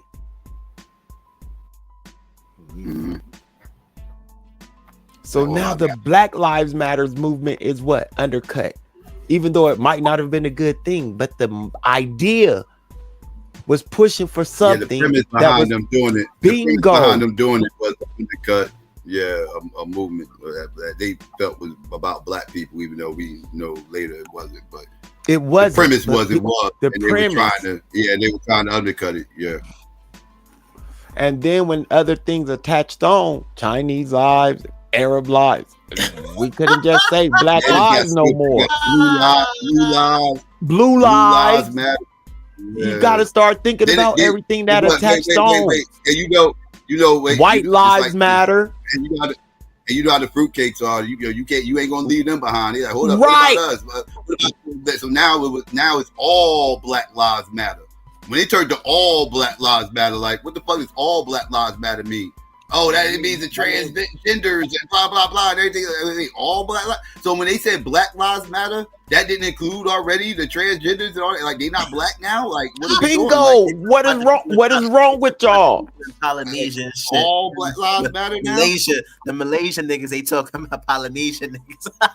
now the shit just all fucked up. That shit got really dumb. Yeah, that shit got real dumb. Yeah. Real dumb. Now it's just. That's why the rest of the world think that we stupid. That's one of the reasons. People don't pay attention. Yeah, that's one of the reasons why the rest of the world think that niggas is dumb. You know, I blame that on the trannies. Them motherfuckers with they stupid ass logic. They mental gymnastics. We need our own identifier. We gender first, so we need to do our own identifier. Yeah, Trump shut all that shit down. Fuck out of here. No, because I'm glad he did that shit. I ain't crying about none of that shit he doing with all that. That was for them niggas. That wasn't for black folks. That was from the trannies. Damn. It affects them more than it affects us. I will say that. Yeah, it affects them more than it affects us. I agree with y'all on that. He said it affects them more than it affects us. It's going to affect them more than it affects us. Yes, because they benefited from that shit more than we did. Mm-hmm.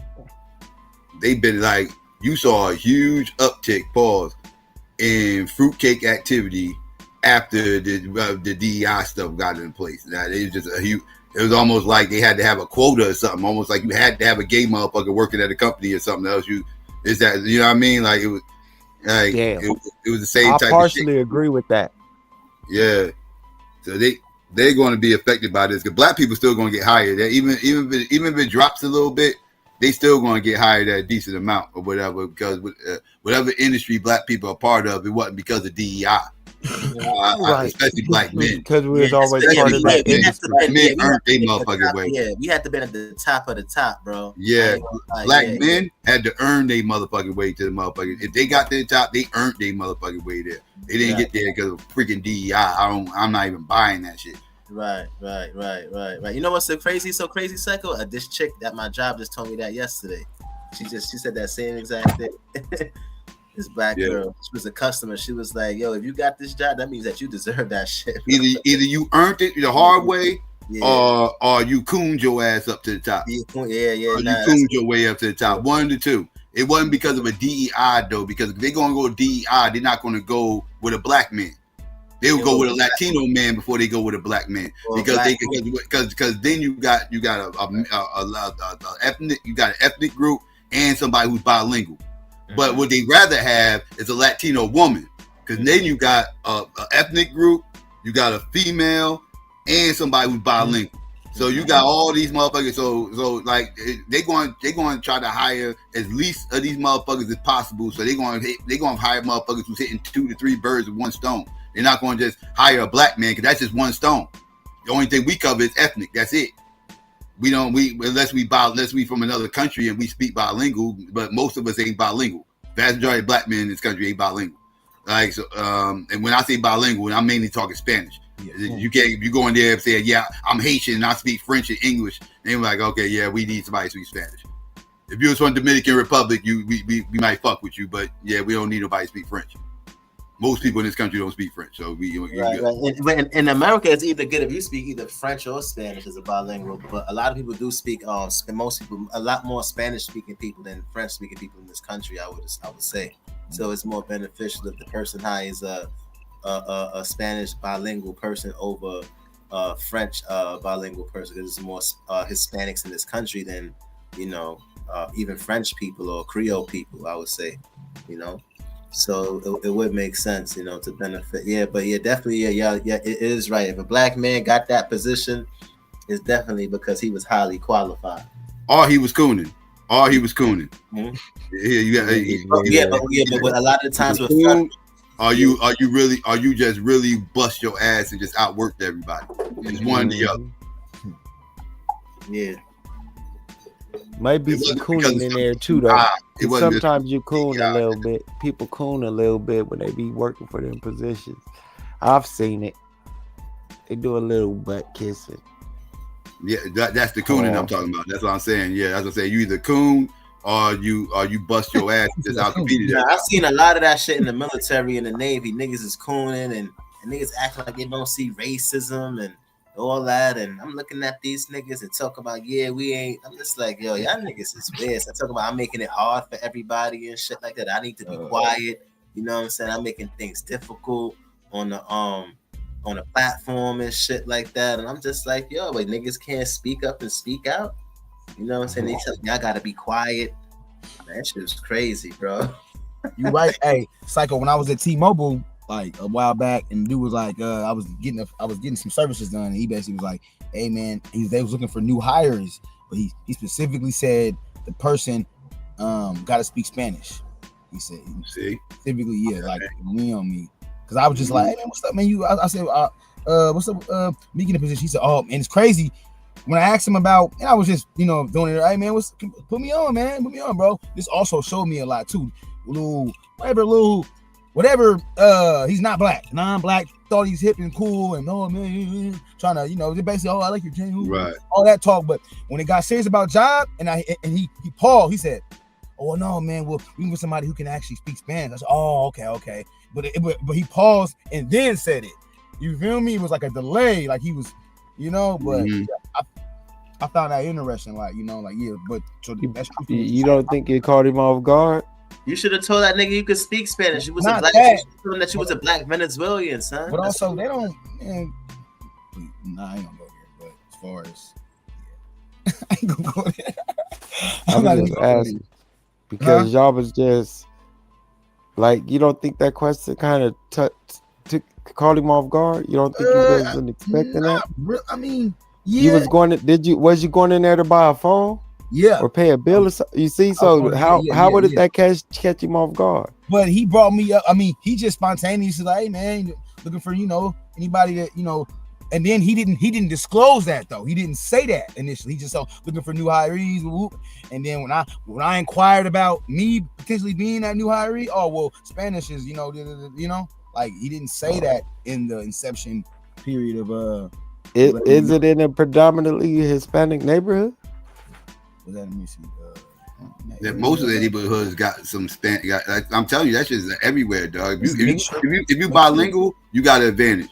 Mm-hmm. That's why they try to force people to learn Spanish at school and everything now. Like they try. It's official second. He could have been tripping, but also I guess he's mad on some bullshit. I don't know. Like I'm just trying to people who come in and to get you to think about it a little further than just jump into the racial aspect. That's why I said he might be a racist.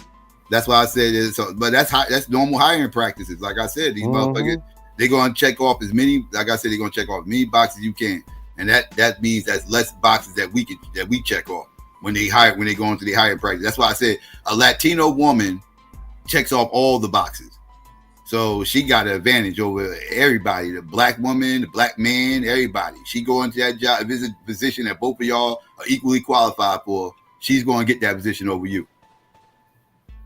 If they on some DEI shit, because again, if they hire you, they gotta still hire somebody who's a woman and bilingual. So that means they gotta hire somebody else still.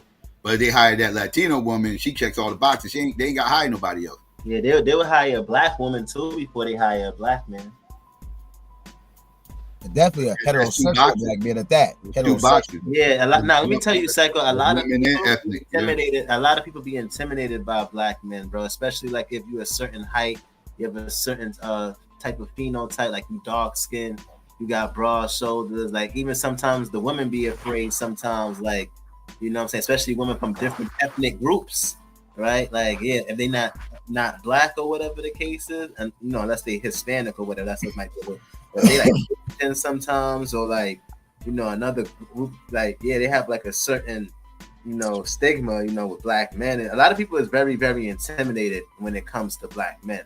A lot of people, you know what I'm saying? This is how we like a lot of us are built, and we have have a certain type of look. Like a lot of people are intimidated about us, yo. They are this position, how we like all that. Don't be like you said, don't be somebody who's presentable and they're hell no. Like you gotta be. And sometimes I feel like you gotta be like extra, try to be pacified or passive and be extra passive so they don't be scared. And sometimes it works against you too, because now it's like, oh, niggas might think that you soft now too, like you know what I'm saying. So sometimes that don't even work to be like, you know what I'm saying.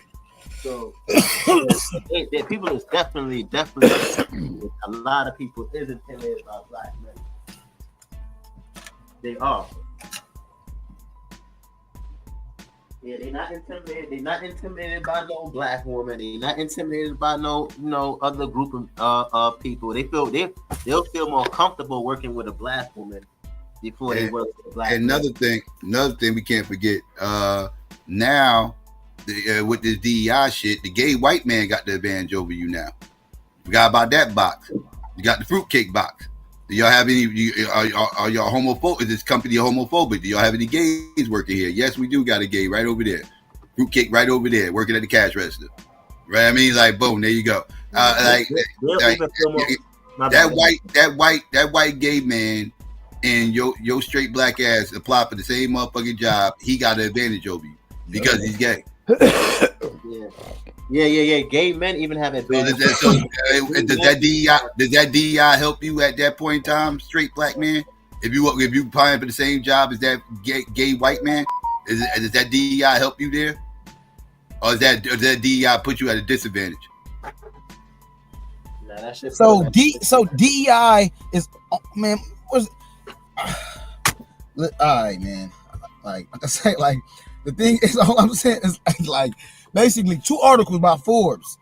One is detailing how DEI has failed black professionals, and the other one is detailing how DEI is only comprised of 4% black people.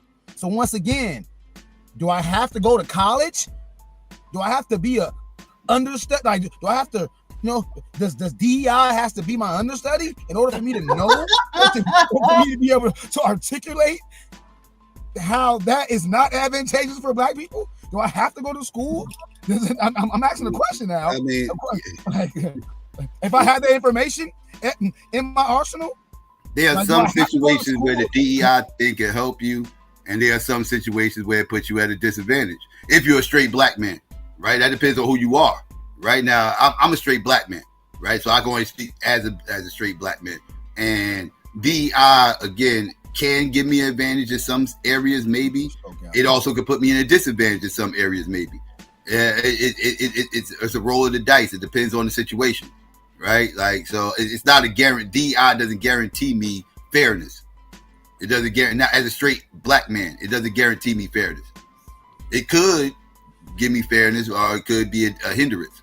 It depends on the situation. See, I'm the type, if I'm at a convention for DEI, well, you know, DEI it doesn't benefit black people. What do you mean? How could you say such a bold statement? Okay, well, look at this information I got. You feel me? Like I don't gotta go to school, but I don't have to necessarily be, even though I am, myself personally, I am engulfed in political, you feel me? Like that whole political climate, you know, definitely domestically. But that's crazy. Yeah, I just, like I say, bro. So I say all that to say, like, what is the DEI? DEI is not black. It does not mean solely, or we are hyper focused on only hiring black people if the data says otherwise. The data says it has failed black professionals, and the data says that DEI is only comprised of 4%. 4% is 4% black people. So it's just like what is to argue after that? To me, there's no debate.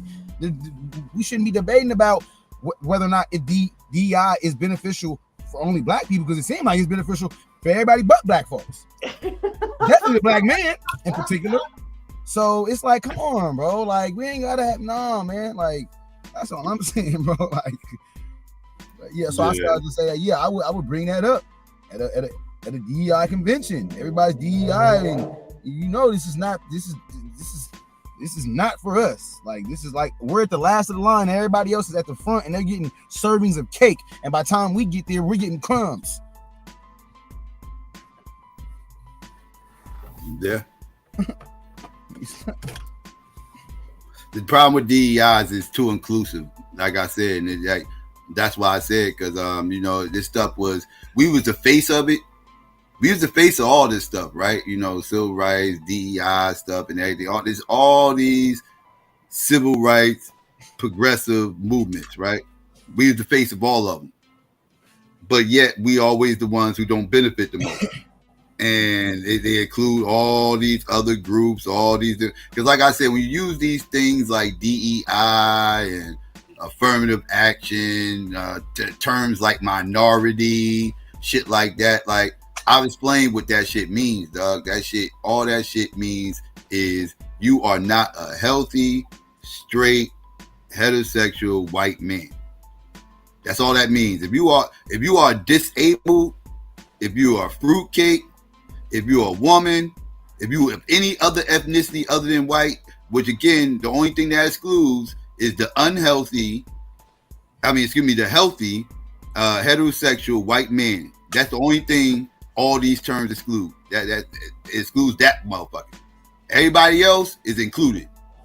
Everybody else, all this stuff that we fighting this to exclude one section of a demographic, and that is the healthy heterosexual white man. That's the only thing we fighting to exclude, is that motherfucker. We ain't excluding Becky. Becky right there with us. We ain't excluding her.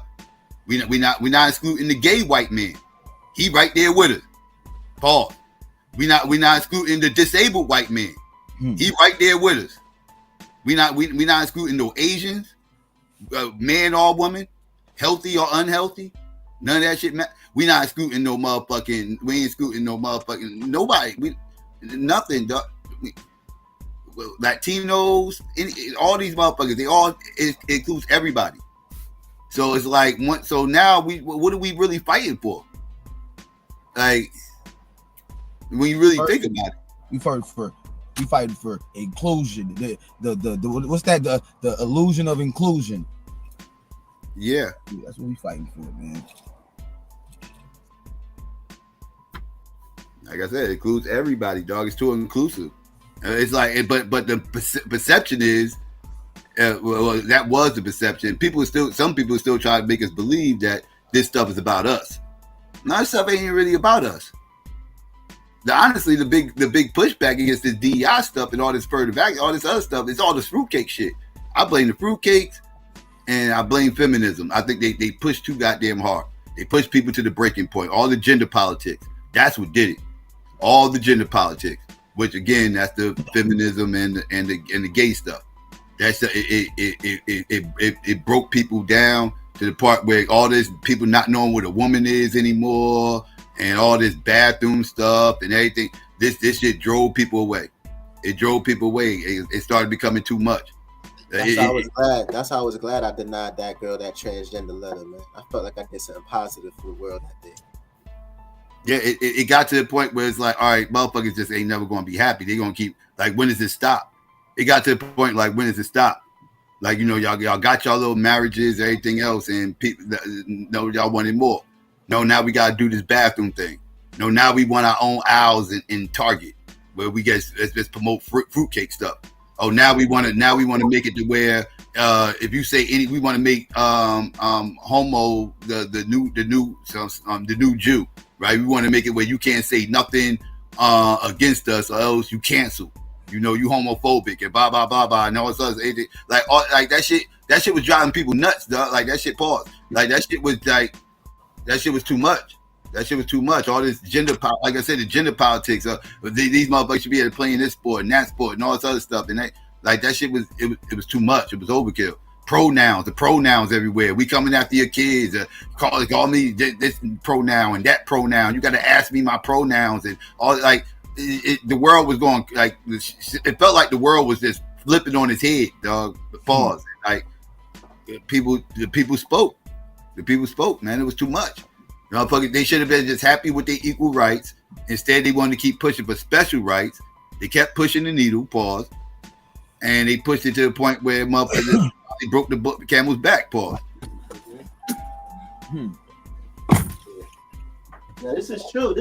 And then in school they want to teach people on how to accept homosexuality. Why they can't do that with racism and shit like that?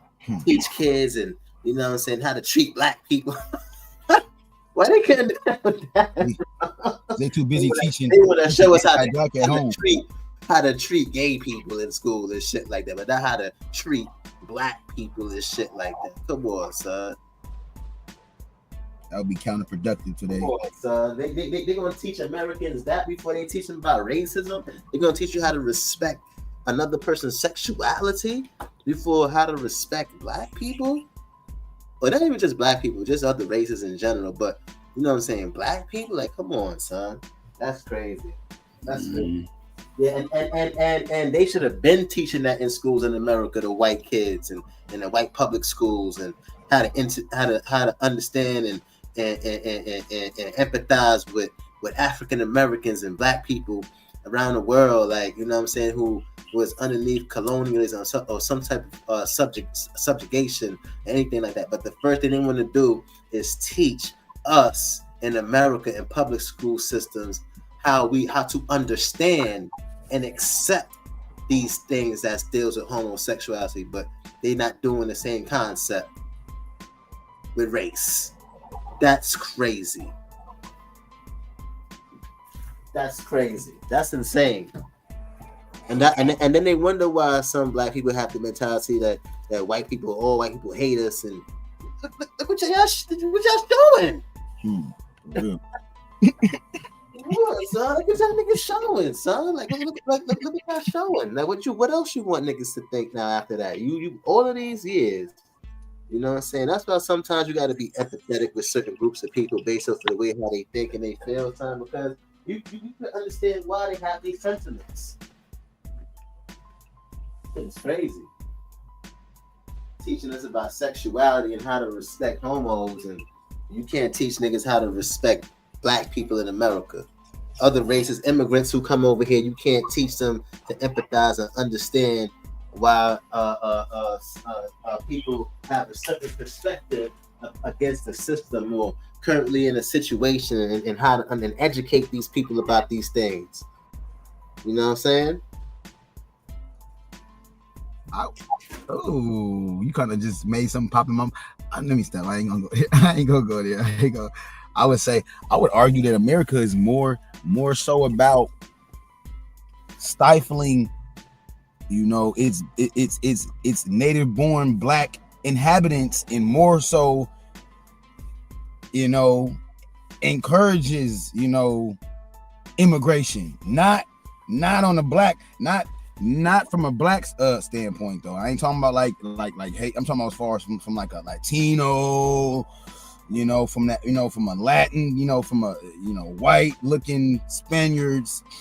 They more so encourage that and use that as a buffer, and then like you said, it's my mind is kind of going everywhere right now.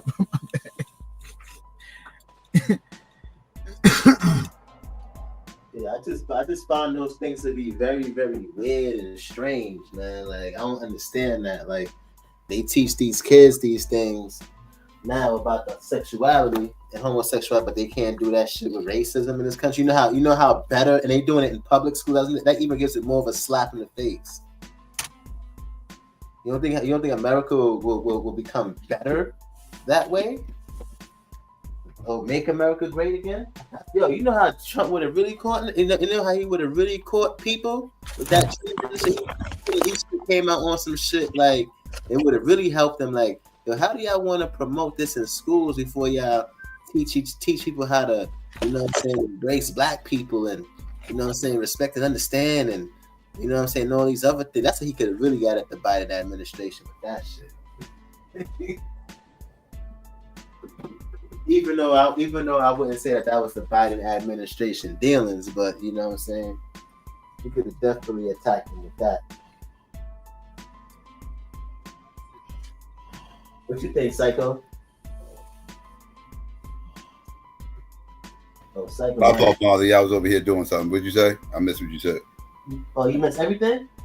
Yeah, I missed what you just said just now, just the last few minutes. Oh, nah, I was saying that how I find it strange that how they want to teach us how to accept homosexuality and how to treat homosexuals in our school system with little kids, and they don't do that shit with racism, and teach their kids like how to interact with immigrants that come over to this country, how to understand Black Americans and why they have a certain mentality that they have, and these things what they doing with homosexuality. I think like that's like a slap in the face. And I was like, if Biden, and I said, if I was Trump, I would have came out like that against the homosexual, against the system. Like, yo, how's y'all teaching us how to respect homosexuals and teaching these little young kids that's in school, but y'all won't teach the young kids on how to treat other races and black people and shit like that? Like, how is that? Mm-hmm. Yeah, bro. Like, that's crazy, son.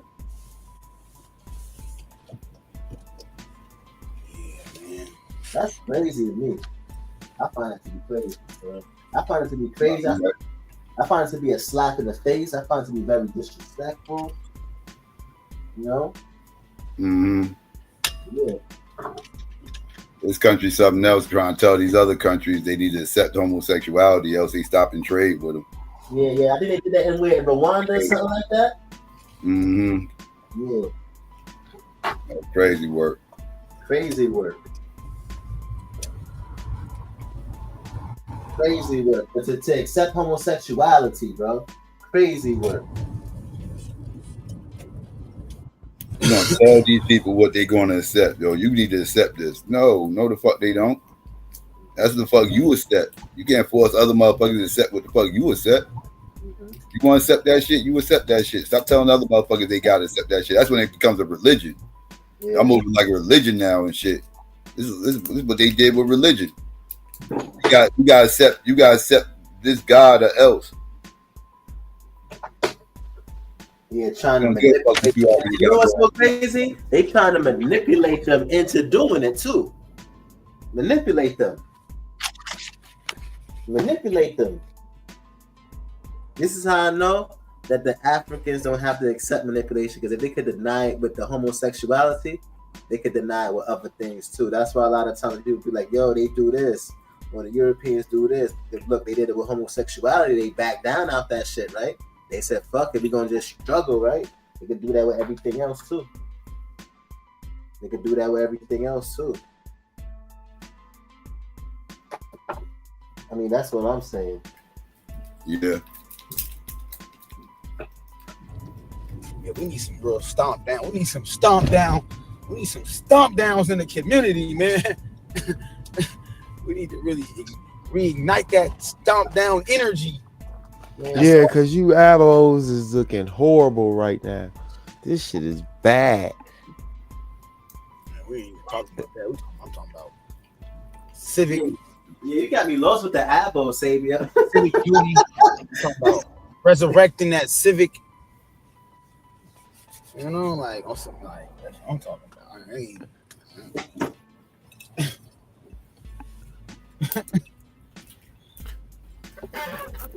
Pastor, What up, y'all?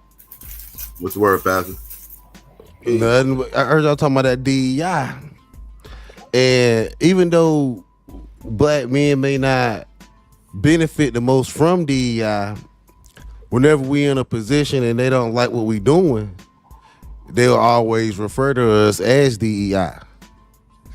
I see what you mean. It's like a branding of. It's like they did with the Affordable Care Act. They brand that with Obamacare because it's not even.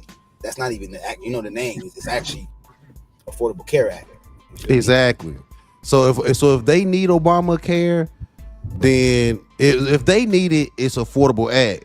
If anyone else uses it, it's Obamacare. It's not Obamacare if they use it, but it's Obamacare if anybody else is using it. But if they use it, it's Affordable Act. So like if a white guy, if Donald Trump, if they hired Donald Trump to be the president or vote for Donald Trump to be the president, because this is a Christian, evangelical Christian white man, as he proclaims, that is fundamentally DEI.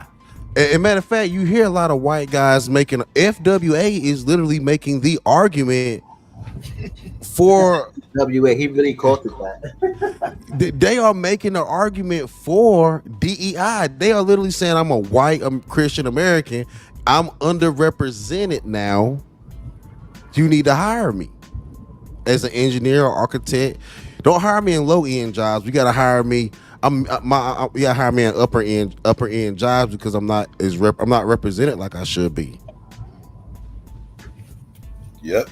And that's the argument they make it. And to a certain extent, I think white men have an argument.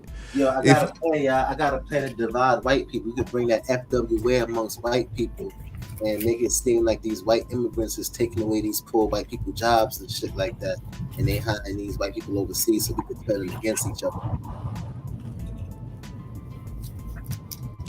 Well, that's the argument that they're making. They're making an argument that middle class, the poor white kids can't even get entry level jobs at McDonald's or Burger King or fast food or anything because you have to be bilingual now to work in fast food. And I will argue that these Mexicans are not bilingual. They are only Spanish speaking. If you go to Mexico, if you go to the McDonald's down here in Texas, nigga, you better figure it out. You better be able to use context clues, point, nigga, you know, because these Mexicans down here do not speak English like that, dog. Go to McDonald's and order something you want to. You better know how to, play the game. Say that shit in Spanish. I want a roast con pollo sandwich. And then when they repeat your order back to you, nigga, you don't know if that shit correct or not. You just like, yeah.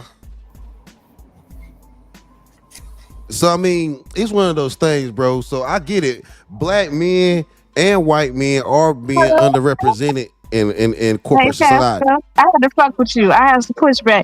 What so up? are you saying, this is Selena, how you doing, baby? You're saying Mexicans only speak Spanish? Isn't your baby mama's Spanish speaking Mexican? She a Mexican American. She not really like them Mexicans. She Oh, thinks she's not like the Hold other on. Mexicans. Hold Yeah, on. yeah. What's going on here? I had to, you know, bust it off for that one. Man, the Mexicans ain't going anywhere. Okay, I'm going. Yo, hold on. What's going on right here? Yo, Savior, you gotta chill, bro. I know somebody come up here. You know, I knew you'd do it, Lena. It's all good. I ain't mad at you. But nah, she speak real good English. English is her first language, and then she learned Spanish after that. What about your Mexican? Since you want to call me out about having a Mexican, what about your Mexican? She tried to Yo, this is crazy. You got two Latin lovers arguing over who Latin is the best Latin to deal Mexican. He with. been swelling, I This is think. crazy. I think he been swelling or some shit like that. He ain't Mexican. Nah, her dude is Mexican. She talking about he ain't no Venezuelan sight. He gonna run now. Now she gonna run. Why she run for?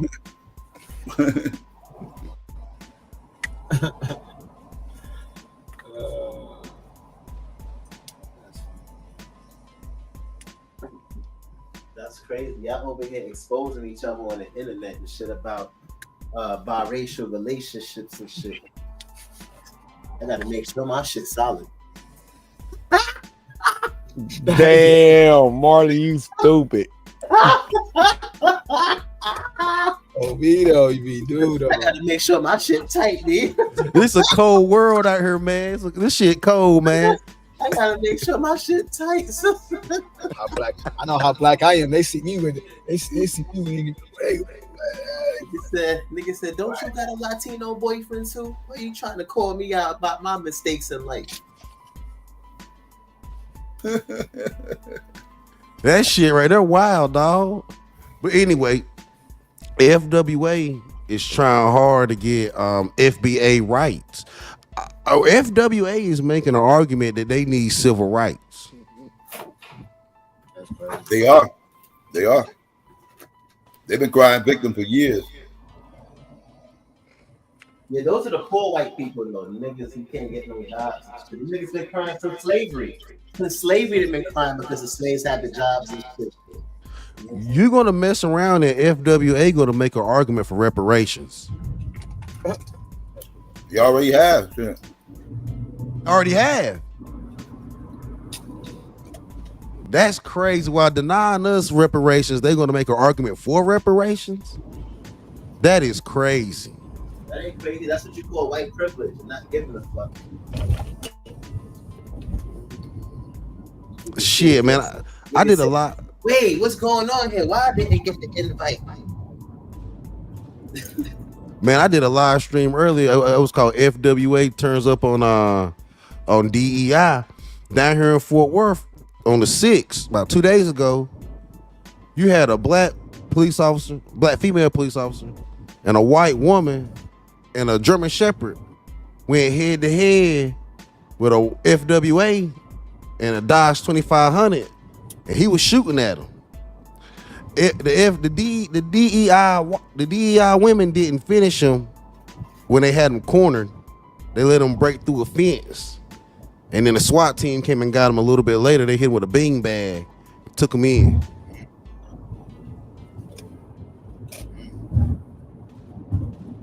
That's crazy.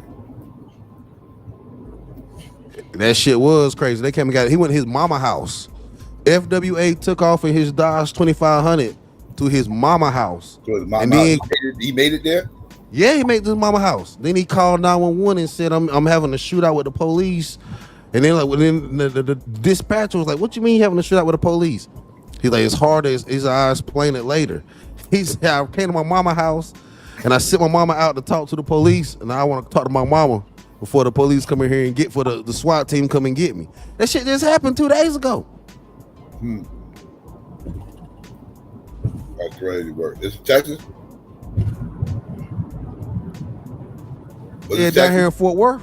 Right now, down here in North Texas. The one of North Texas is the real lawful part of Texas. Is he a sovereign? He ain't no sovereign citizen. His ass just he had some dope on him, a gun on him, and everything. He jumped the fence. Everything they claim niggas do, this white dude did all of that shit. He was jumping fences, shooting Glocks, dropping dope. Whole Pookie, huh? That shit was crazy, nigga. But he got hit with, they hit him with a beanbag and took his ass in. A beanbag he got hit with. Yeah, cause they, you know they can use the less lethal. They can use less lethal. They do. That's what they do use with the white people. Yeah, they hit his ass with a beanbag and took him in. Now, one of the white dudes wanted to shoot his ass because he had already shot at the female cops. He let off about 8-10 rounds at them. And they didn't even empty the clip. Shit, I would have emptied the clip, dog. I would have went real DEI. Why am I not shot to use the beanbag for this motherfucker? Yeah, they hit his ass with a couple of beanbags. They lit his ass up with them beanbags, but see what he had came out the house shooting his handgun. So he was shooting real bullets, and they were shooting beanbags and shit like that. But they knocked his ass down and took him into custody. But he didn't come out there unarmed or nothing. He came out there shooting and shit. That shit was crazy. I'm surprised they didn't take him out.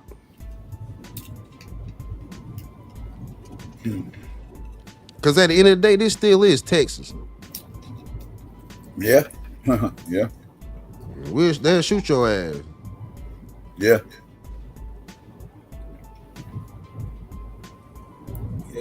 Crackers, I ain't gonna eat them. You know, I ain't gonna let that keep me from getting no rain down there, down south. But south is it's different as far as, politics down there is different. Man, I love the South. I'd never leave the South. So I never leave the South. I trust you. I feel you. I know what you mean as far as, place being your home and all that. Yeah, Yo. I'm out of here. Seattle is temporary right here. I be thinking that black people that live up north and in the Midwest and even out west, I be thinking they need to come back down south. They lost their way out there. All out there living up north and shit. Oh, here we go. I'm just saying that I think y'all need to come home. You know what I'm saying? Right about them. Yeah, you right about them. They definitely it's the light is real dim out here. And the reason why I say that too, yo, is because I see all other races of people coming back to the South. Like all those white people that ran up north into the Midwest, they all moving back down south, dog, and they buying up South Carolina, North Carolina, Mississippi, Texas. That's because it's cheaper. That's because it's cheaper. Not just because it is cheaper, but also it's a better way of life too, especially when it comes down to family.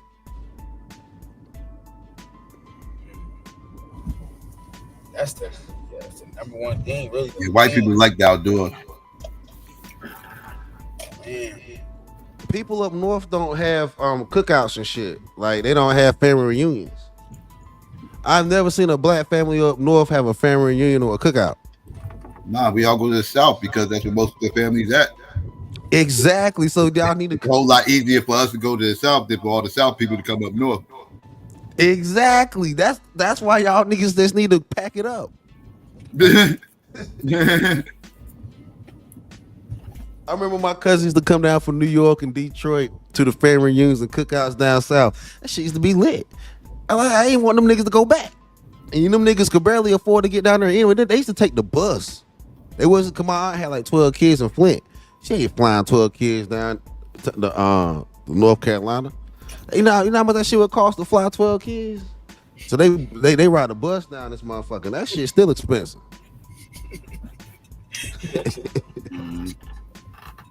Yeah, I mean, I know my plan is to try to get black people ultimately to go back to the South on a reverse migration.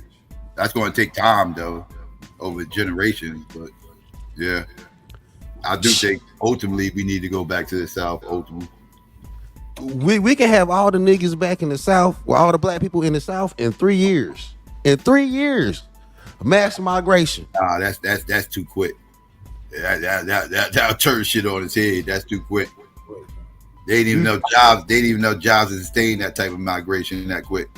I disagree. I disagree. If you look at the trucking, the oil, the health industry, that would consolidate and take in a lot of black people right there.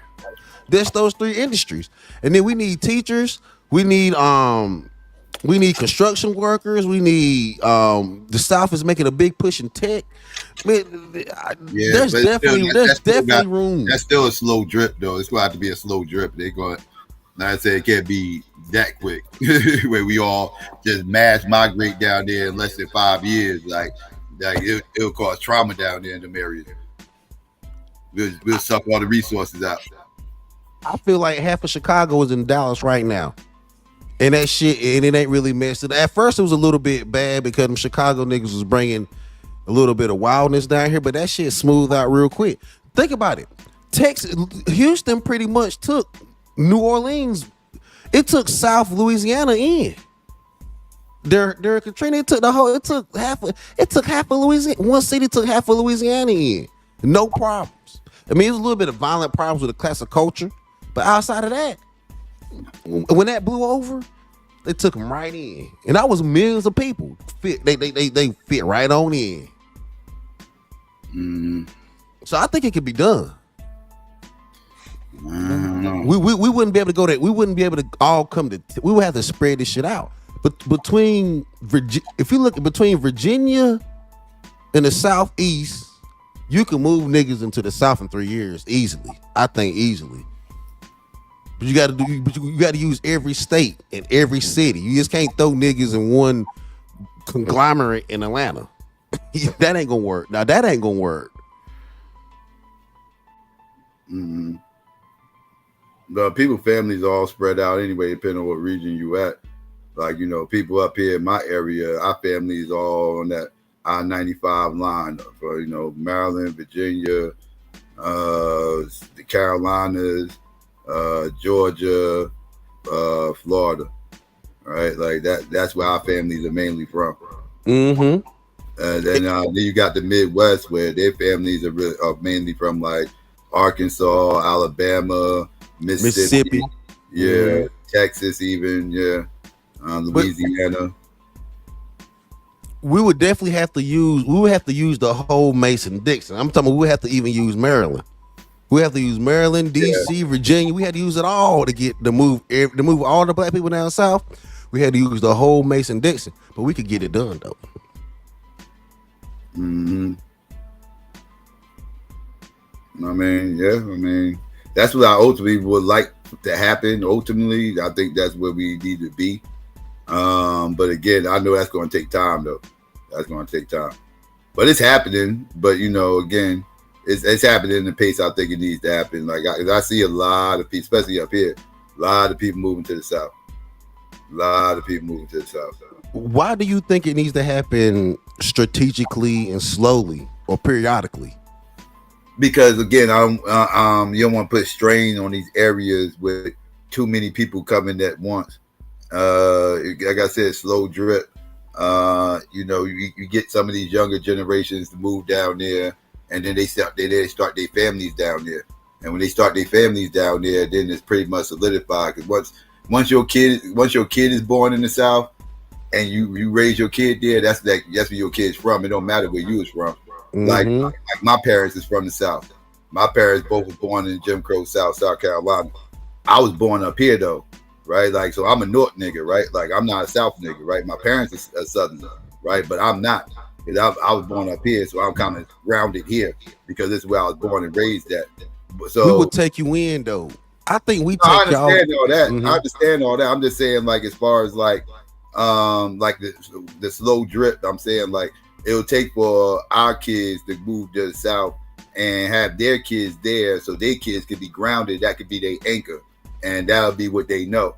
You know what I mean? And then they'll grow up and they'll be, you know, they'll be used to the South. That'll be what they used to. That'll be what they want to be, where they want to be, and then they have their family there. You know, and as time goes on, you feel what I'm saying, the numbers will start to grow. But Southern anchor babies. There ain't nothing wrong with that, yo. Southern anchor babies. That's how the migration happened up here. That's how the migration happened up here. You know, the Southerners came up here, started having kids, and then their kids got anchored here. You know, because most of the people you talk to that live up here was born up here. Their parents might not have been born up here. Maybe their grandparents were born up here, but they grounded here. We got to break that. We got to make black people realize that living in these northern cities on top of each other in these concrete jungles is not economically sound for us, and it's not good. It's just not good, period, for black people to be living in those conditions. We need to be living down south. Even if we live on top of each other down south or in tight quarters down south, it's still better. It's still more cohesiveness. I think I'm gonna keep it real with you. I think black people down south have a culture. I just don't think black people in the Northeast, I don't think black people in the Northeast have a culture. I think that's the reason why they hatch on to Africanism and Pan-African. They latch on to African and Caribbean culture because they lost their Southern culture. And I think that happens in the West Coast too. I think the Midwest is the only black people that somewhat kept their Southern culture, even though they went up north. Mm-hmm. Yep. So the first people we need to move is the Northeasterners. We got to move them first, and then we got to move the Westerners. But I think the Westerners are going to come because they can't afford to be in California. Washington, and Oregon. People are already leaving California. People are bailing out California, especially in Texas. People like that was happening when I was in Texas. I saw people starting to move from Cali. Why'd you leave? That was 15 years ago. Like I was over 15 years ago now. But yeah. Why'd you leave the South and go back up north? I missed it, dog. I missed going up. I missed the North, man. I missed the North. The Texas wasn't bad. I'm not going to like drag Texas. There was some good things there. You know, like the food's real good. Y'all got some of the best food on the planet. I ain't going to stunt you. Like y'all got the best barbecue I've ever had. So you know, food's good. Weed prices was impeccable. So I mean, no state taxes. I mean, it's good things about Texas, right? It just wasn't Jersey though. Well, then maybe North Carolina would be a better fit, because I noticed that a lot of people from New York, their family was originally from North Carolina and Virginia. So like, I think North Carolina might be a better mix, because I think North Carolina has like a New York, New Jersey, Philly, DC kind of subculture. Like, because when you get past DC, it's all the same. The culture's all the same when you get past DC, as far as like Northern culture. And I think that North Carolina has a subculture of that. And yeah, I feel you saying. It's more of a south. It's more of an east feel to it, because they got most of the family. It's a bigger connection between the Carolinas and the Northeast, because a lot of our families live down there. See, like North Carolina probably like the only place that don't hate New York niggas. So we talk shit about them niggas, but we don't hate New York niggas. And majority of this, everybody hate New York niggas except for like North Carolina niggas. We even take New York niggas in. We got an area for them. It's called Cary. One of the richest areas too is called Quarantine Area for Relocated Yankees. So we gotta we take y'all in. And Lena, you need to come to the South too. Never. You and your Mexican. I'm not with a Mexican. Don't say that. I'm already Peruvian. Stop it. But I just was surprised that you was going in low key to me, like against Mexicans and you Spanish speakers and stuff.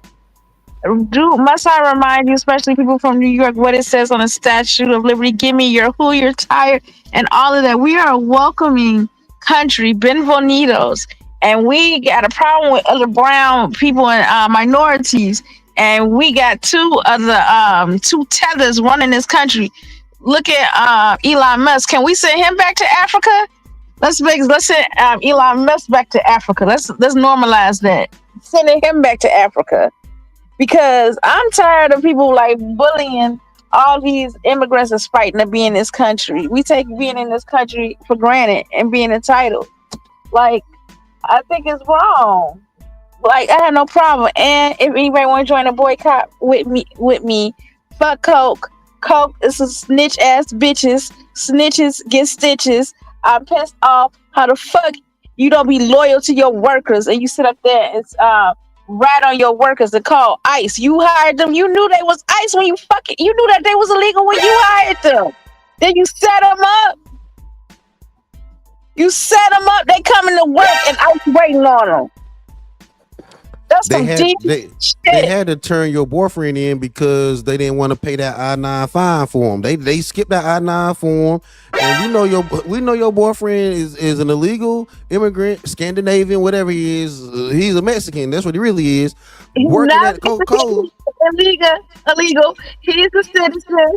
Your baby mama. Your kids is illegal. No. My son has birthright citizenship because I'm his daddy. He was born with FBA 14th Amendment birthright citizenship. I don't give a damn about what his mama say. They can deport her. They real talk. So he was born. I stretched my FBA lineage of birthright. Wait a minute. You call ICE on your baby mama so you don't have to pay child support. That's fucked up. I might though, but check this right. I stretched my hand of FBA birthright lineage to the Mexicans, and now my son got birthright lineage. He half FBA, half Mexican. He a Blaxican, so he got half FBA. He got FBA rights. My son got civil rights as a FBA, a fundamental Black American. Like, civil rights weren't just for Black people. He don't have it just because of that. He also has it because his mom is Hispanic, Latino. They can repeal her shit. They can kick her. They can kick her. They can kick her out of here. But your son is half Mexican. How you gonna say that you got a Mexican son? But he ain't Mexican. He's Black. Mexican. In America, your race is based off your father. The only community that does their race based off the woman's lineage is the Jewish people. And his mom ain't no damn Jewish woman. And I ain't a Jewish man. Your son is half Mexican. Your son is an hombre. He is mi gente. He is my people. So, meaning my people because they cool. That shit up. That ain't even real Spanish. That's some shit you learn from that Mexican Scandinavian you dating. But that ain't even real Spanish. By J Balvin. It means people. I'm pretty sure you pronounce that wrong as hell. Okay, you gotta tell your Mexican man to teach you better Spanish. I know I said it correctly. Don't be a hater. Now, what I'm saying is, culture. We're gonna deport your boyfriend. That's because he filled you with anti-Black hate, with all this Black American hate. You know what I'm saying? He has anti-hate. He has Black Afro-Latino family. They dark. Shout out to Chincha brothers. I see you over there in Peru. My Black people that's holding it down in Chincha. I'm sorry. There's Black Hispanic people, Black Latinos. Those slave boats went to different areas. Those slave boats just didn't come to North America and the United States of America. Those slave boats went in a lot of South America. So Mexicans were slaves too now? Some of them were, yes. Oh, here we know. No, I'm not. No. Hell no, dog. Hell no. They was enslaved. Mexico was the first to abolish slavery, right? You mean to tell me some Native American niggas was speaking Spanish before the Spaniards came here and it's a European language? Stop playing with me, Pastor. No, stop playing with me. There's definitely Black Mexicans. They are some Black Mexicans. They are Black Mexicans, but I don't look. My child's a Black African, of course. So I don't want people to think, well, what do you mean?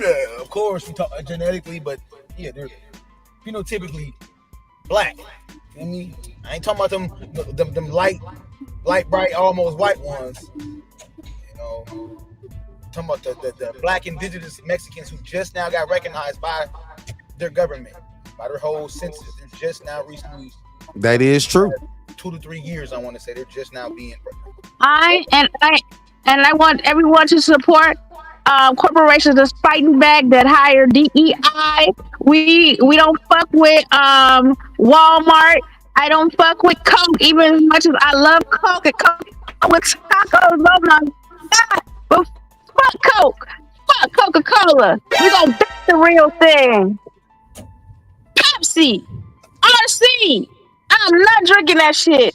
Poison. I threw all that shit out of my house. I poured that shit down the drain. That's how hard you going for this Mexican. That's what it took for you to realize Pepsi's better than Coke. They deported No, her Coke Mexican tastes better. boyfriend. I ain't gonna lie. Coke from a bottle is the shit, man.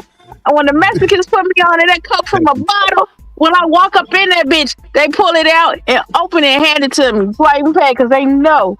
They put me onto it. That shit is good. Coke from a bottle is good. Pepsi's better because it's blacker.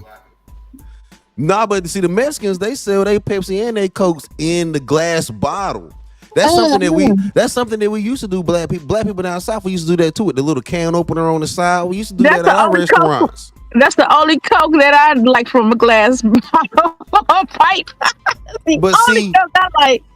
But see, we all lost our way, and now Mexicans got all the good sodas. Good sodas. Yeah, they got all the good sodas and shit. They took all the American sodas. We got to make America great again. We still got Faygo. Faygo orange is good. Faygo, that shit alright. But I'm drinking my RC. RC is my actually literally. I'm seeing Coke go toe to toe, but Coke got a variety of more drinks than RC.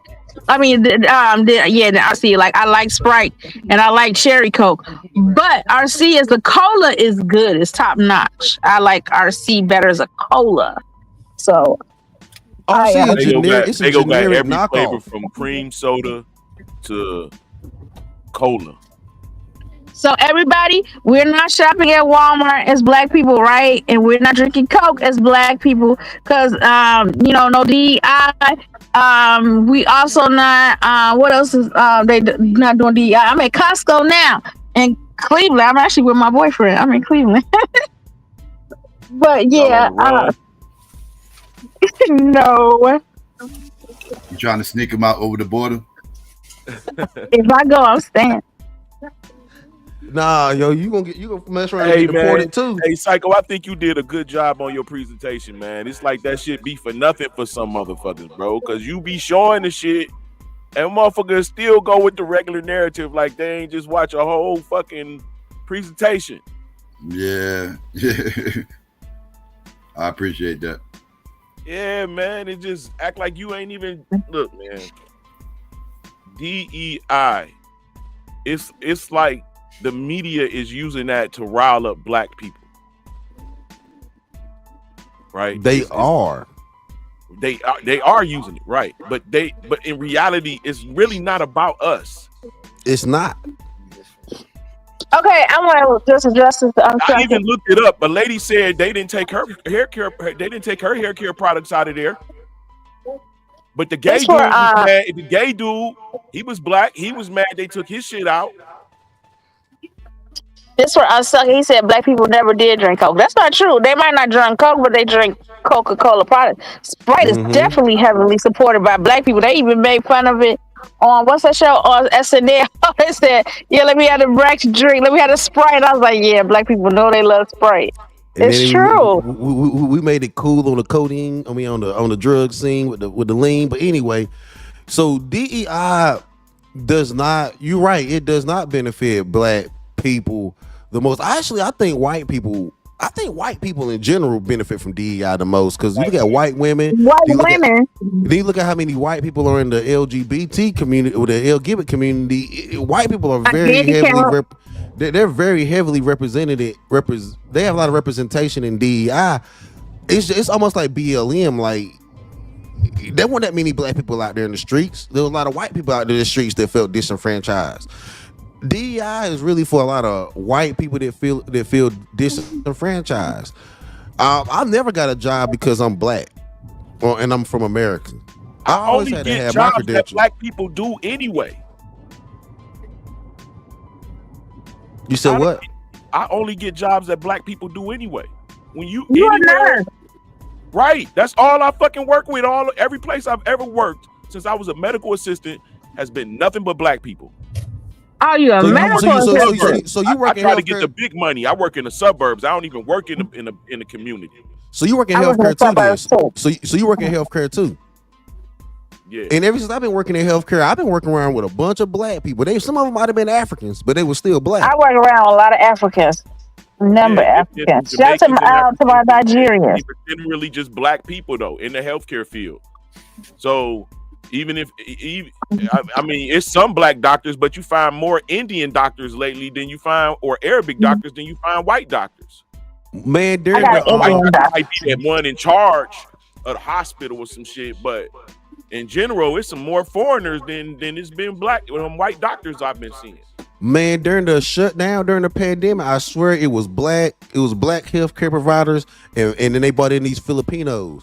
But black people, we really put on during the pandemic because we didn't stop working. We did not stop working at all. Like, especially in healthcare, like niggas was showing.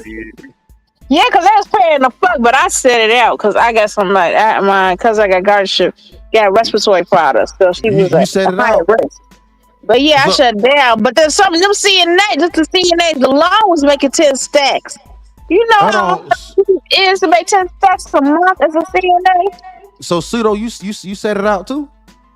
Yeah, I set half of it out, the beginning part, because I ended up firing this staff member for yelling. But her girls, the whole Cena crew, said that I was yelling back. I was like, I didn't even have to yell. I wasn't yelling in the hall. But after I got rid of her ass, they fired me. So I was on unemployment and shit. And because I was waiting on them to okay it, because they was like, I showed some other members and they looked at the video that showed that I didn't even raise my voice. I didn't even raise my voice at all. And so they ended up giving me my money. I had to go to court for that. So they ended up giving me my money, and then I got the $600 plus the little stipend that they was giving us. So I stayed at home, man. I was getting like $1,200 a month.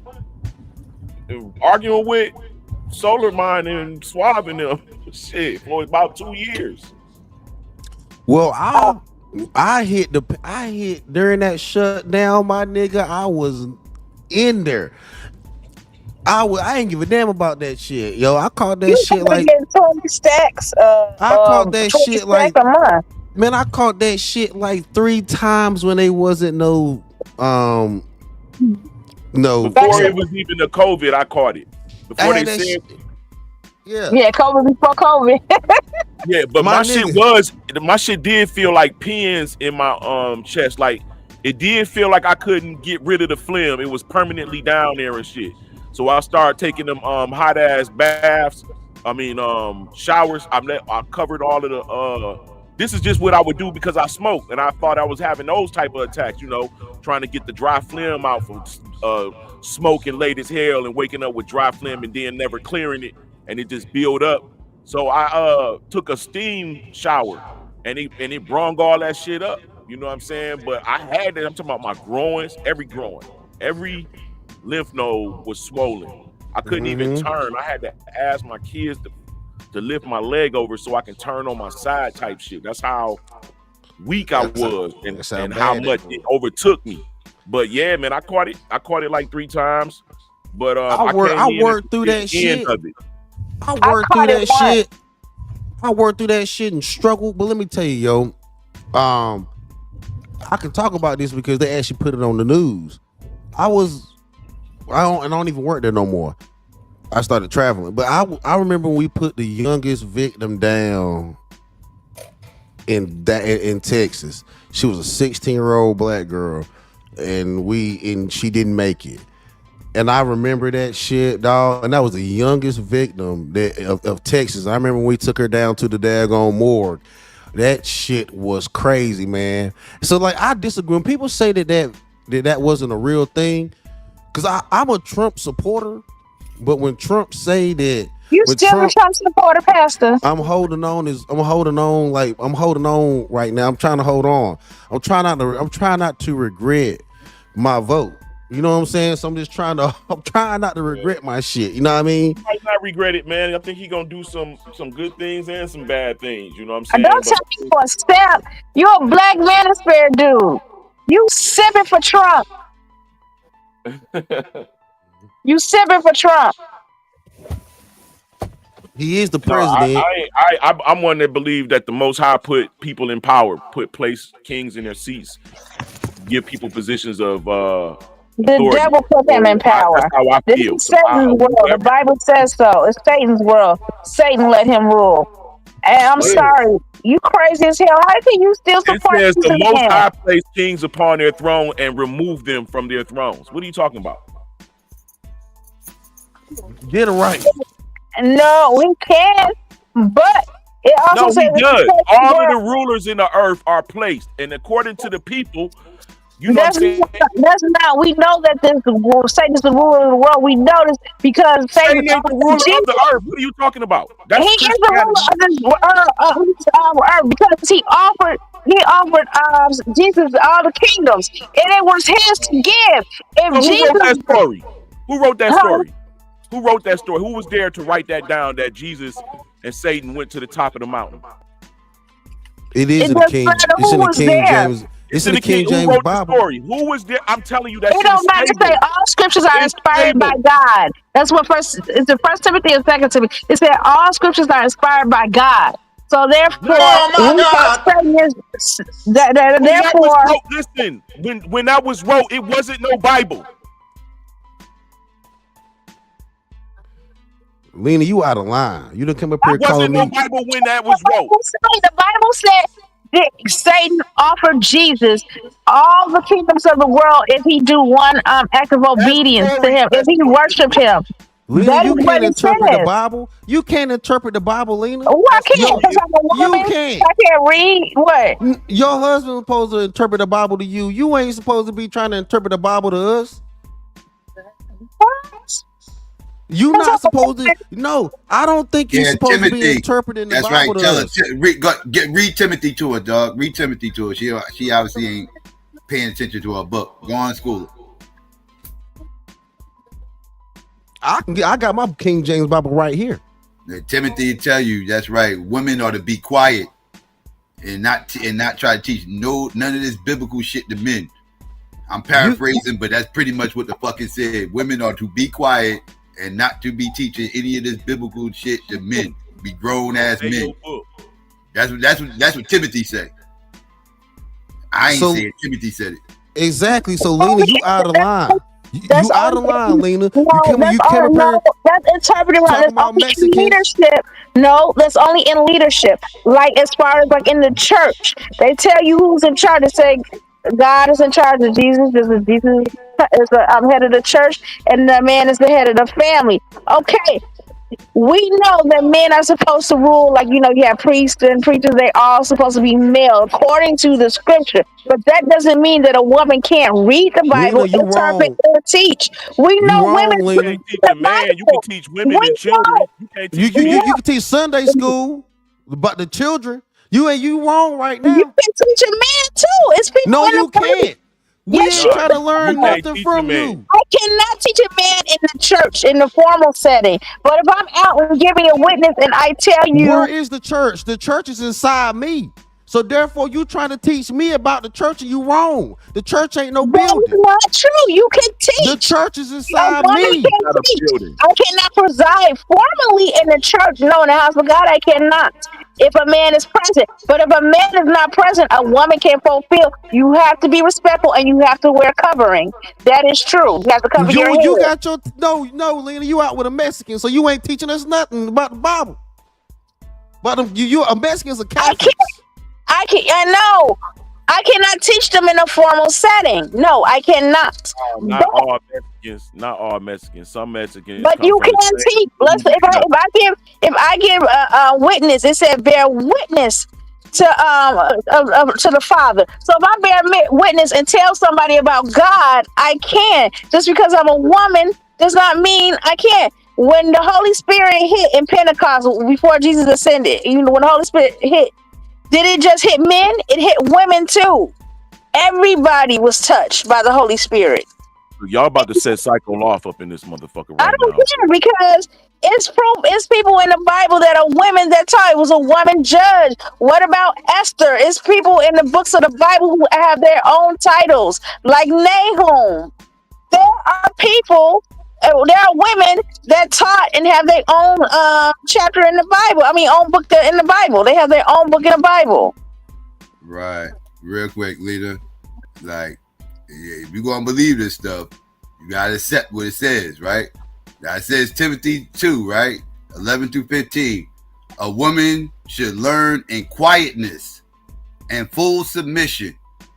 I do not permit a woman to teach or to assume authority over a man. She must be quiet. For Adam was formed first, then Eve. And Adam was not the one deceived. It was the woman who was deceived and became a sinner.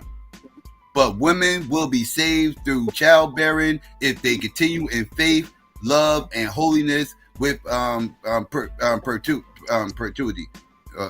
Yeah. So basically, yeah, it says you gotta shut the fuck up. You have no authority over men. And yeah, y'all to be quiet. Y'all supposed to learn in quietness. That's what the Bible says. Now, mind you, this ain't my rules. I know. But y'all said it too literally that when they meant that they meant the Bible is. I can teach you. You cannot teach us. Teach you. Listen, You were supposed to. You can read the Bible. Children of Israel. That scripture is literally for the children of Israel. That's a rule. So that the whole congregation is the people themselves, not a building. Exactly. The church is in you, not a building. That's why you can't teach shit. You ain't know. We ain't gonna let you preach. No, I'm pastor. You ain't preaching the damn thing up here today. We gonna shut all that shit. No, hell no. The devil is a lie. To teach, I'm gonna take this debate, and I'm about to stun you. You ain't about to preach. You ain't about to preach us in the doom. I'm about to stun you.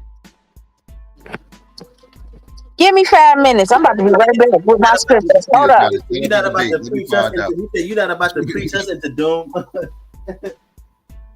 It's like I'm ready to cook. We can get the sources set up. What's the debate? What's the debate, Psycho? What's the debate, Psycho? Can women teach the Bible? To men. Yeah. To men. Yeah, to men, exactly. To men. Can women teach the Bible to men? Hell yeah. Why not? No, they can't. Now, you must not know the scriptures. Yeah. You talking about? I see what they talking about. You talking about in the terms of law and like what they say in the scriptures. I see what you're saying. Like, is it against the law? Against like according to the scriptures? Then yeah. It's against the word. The word, right. Yeah. If that's the case, then yeah. The women cannot interpret the word good enough to teach men.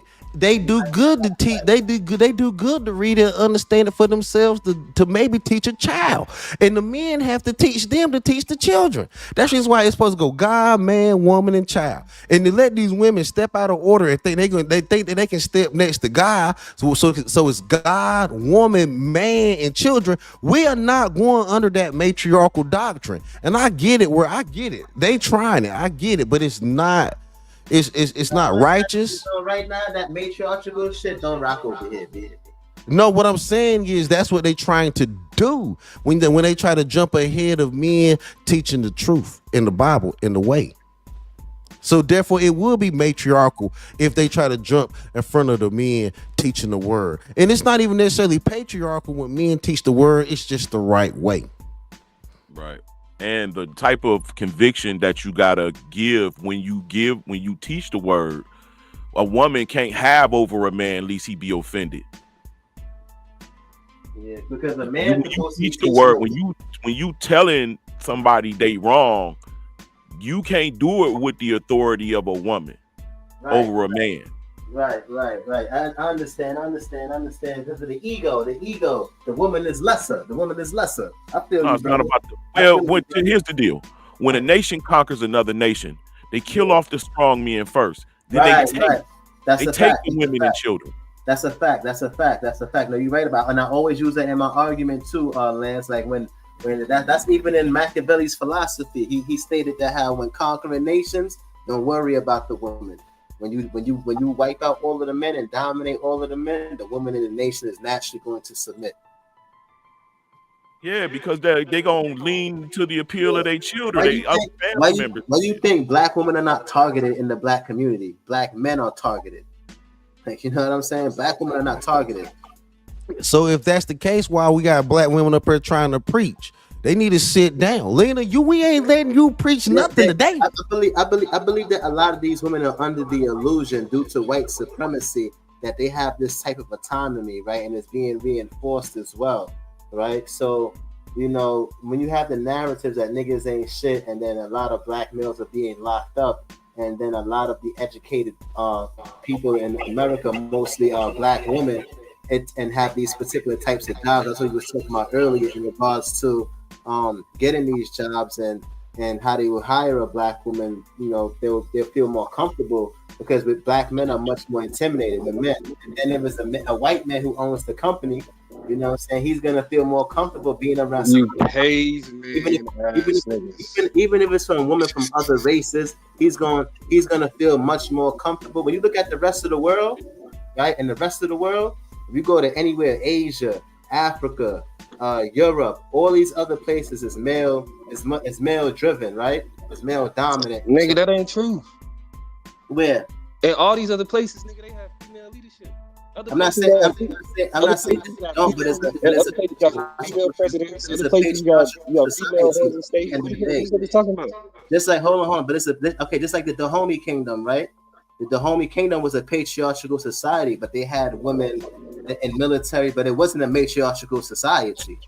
It wasn't. It really wasn't military like. Yeah, it wasn't. Yeah, I'm not saying that you can't have women in leadership. But I'm not even just talking about like we don't have to go back to the Dahomey. We can talk about like current day. Forget a matriarchal society. We just talking about women being in leadership. So the downfall. Hold on. So the downfall of the Methodist Church is the fact that they actually let a woman become the head preacher. But a lot of these societies, right, where you have women in these roles, right, men is empowering them to be in these roles. They're not just y'all niggas saying. Yeah, they not just nigga. What is you talking? You said what? Here's the thing. Women in power. It's not that women are only in power because men allow them to be in power. It's because they qualified to be in power. It's because they displayed the characteristics and the necessary skills to be effective leaders.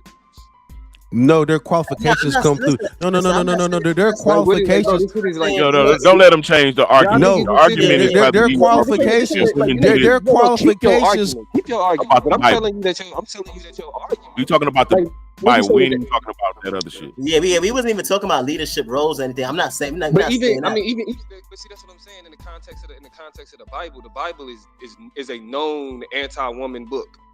No, it's not. It's a known anti-woman. I would agree with that. No, it's not. Niggas sitting up here talking about the fall of the Methodist Church is because of women, but it's not. It is. They let a Methodist woman. They let a woman lead the Methodist Church, and then she went out here. And as soon as they put her in charge of the Methodist Church, she went out here and married another woman, which made the Methodist Church split because they didn't believe in same-sex marriage, because it went farther than just the white Methodist Church. It went down into the AME Zion, an African Methodist Episcopal Zionist Church, which most black people are a part of if they are black Christians. Bro, I grew up in the AME Zion Church, but my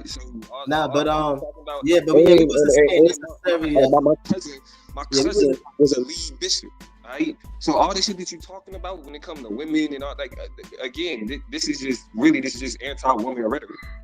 My mother is an AME Zion pastor, but I tell her she need to sit down. My mother's a pastor, but I tell her she need to sit down. But that's what I'm saying. My own mother is a pastor, and I tell her she need to sit down because it's wrong. And that shows you how anti-woman you are, that you even dismiss your mama's own ability. I love my mama so much that I tell her she need to quit doing this and trying to be a preacher. She need to sit down and not do it. For you to assume I hate my mama because I tell her to stop preaching, I know that she shouldn't be preaching. I said, even your approach even has you disrespecting your mother. I did not disrespect her. I told her respectfully, you need to step down because you shouldn't have never became a pastor. You can't lead a church, ma. Give it up. Okay, but is she leading the church? She is, but it's not doing very well. It could do better. If you switch me and my mama right now, the church will be better. And I tell her that all the time. I don't believe you. I don't believe you. I know it's true. I don't believe you. Like, I don't care. Like I see what you. So you think I care if you don't believe I can lead a church? I know I can lead a church better than my own mother that's a pastor. And you try to tell me with this anti-woman shit, nigga, like that ain't anti-woman. How's that anti-woman? How is that anti-woman? I ain't saying all of that what he's saying. We were saying since Lena is a believer in the Bible, then she shouldn't be up there teaching according to the Bible. That's all we were saying. You're literally saying what invalidates her. Yeah, so anyway, back to what I was saying. Because she's a woman. When you say that it's because she's a woman, that's an anti-woman statement. Period. It's not an anti-woman statement.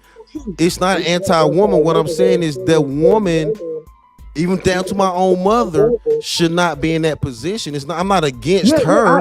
I'm against her being in that position. You can keep repeating the same thing, but Homo is a magician. Y'all let this nigga inject topics and create arguments that no one is having. Shut up.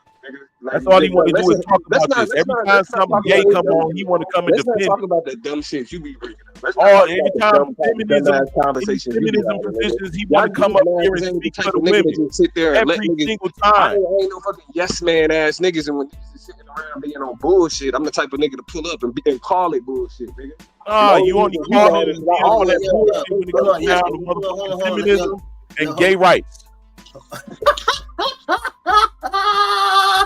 This nigga Lance. Yo, Lance, chill, bro. You gotta relax, dude. Ain't nobody worried about no dumb. Like, this nigga's a male nurse. Get the fuck out of here. I'm a male nurse. I'm a male nurse in a trauma room. Me too. I work in healthcare too. You can't undermine. Work with women. Nigga, that's the most white collar thing you can do. You niggas got women jobs, nigga. Shut up. Yo, so when you come into the emergency department, shut the fuck up.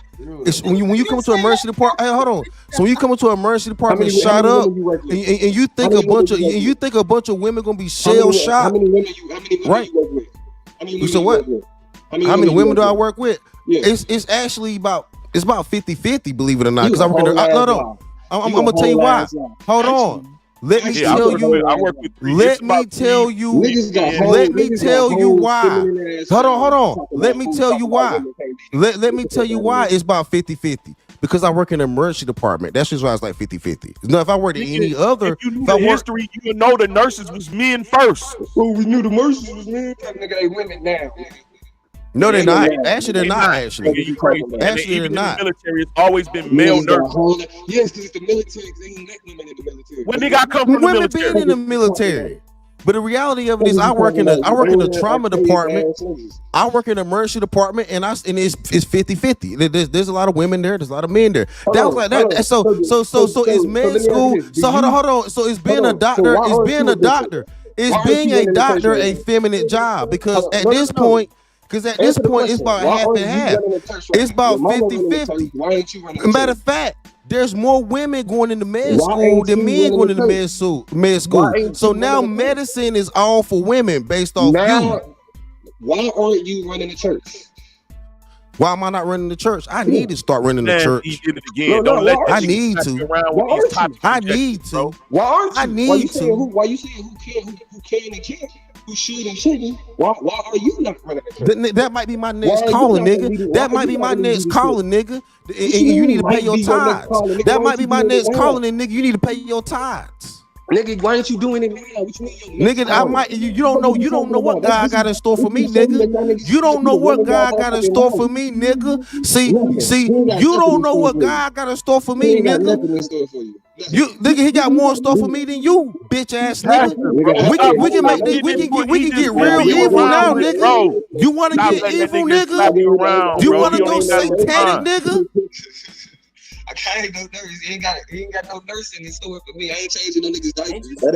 Ain't you supposed to be a pastor, brother? That ain't in store for me.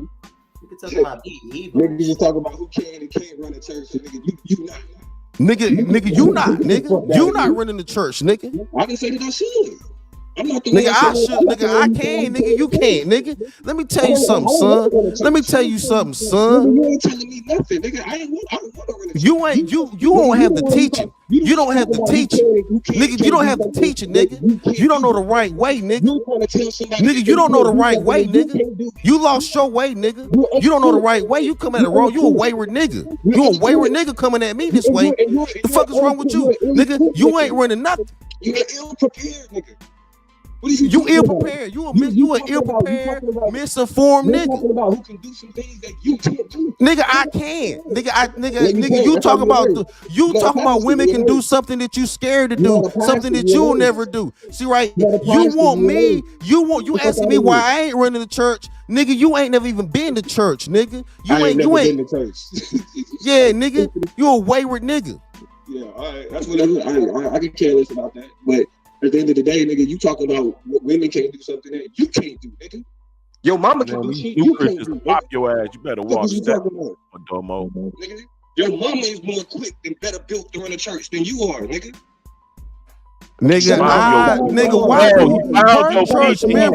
her church members come to me? Nigga, you don't get up here and gaslight me. Don't get up here and try to gaslight me, nigga. Yeah, that's what he's I can run the church better than any bitch in the street. Niggas don't even know what gaslighting means. You yourself said, I told my mom she shouldn't be running the church because she a woman. So if I tell you you sound dumb as hell for saying that and your mom's better equipped at running the church than you, apparently, that ain't gaslighting you, nigga. You said it. Well, that's because he's talking about according to the scripture that she teaches. Shout out to mom because she running the church. She's a spiritual leader. You're wiping asses. Nah, I'm doing more than that. I'm saving lives from niggas. I'm doing spiritual work. I'm doing spiritual work and saving lives, nigga, from stupid niggas like you. From stupid niggas like you. See stupid niggas like you go out here and crash out. See, you dumb enough to think that people only wipe ass in the medical field. In the medical field, nigga. See, you probably a losing your bowels ass, wide ass nigga. Shut the fuck up while I talk, nigga. You wide ass nigga. You wide ass nigga. Anyway, pause, you wide ass nigga. Anyway, the reality of it is, we don't just wipe ass. We take care of real people when they life is on the line, nigga.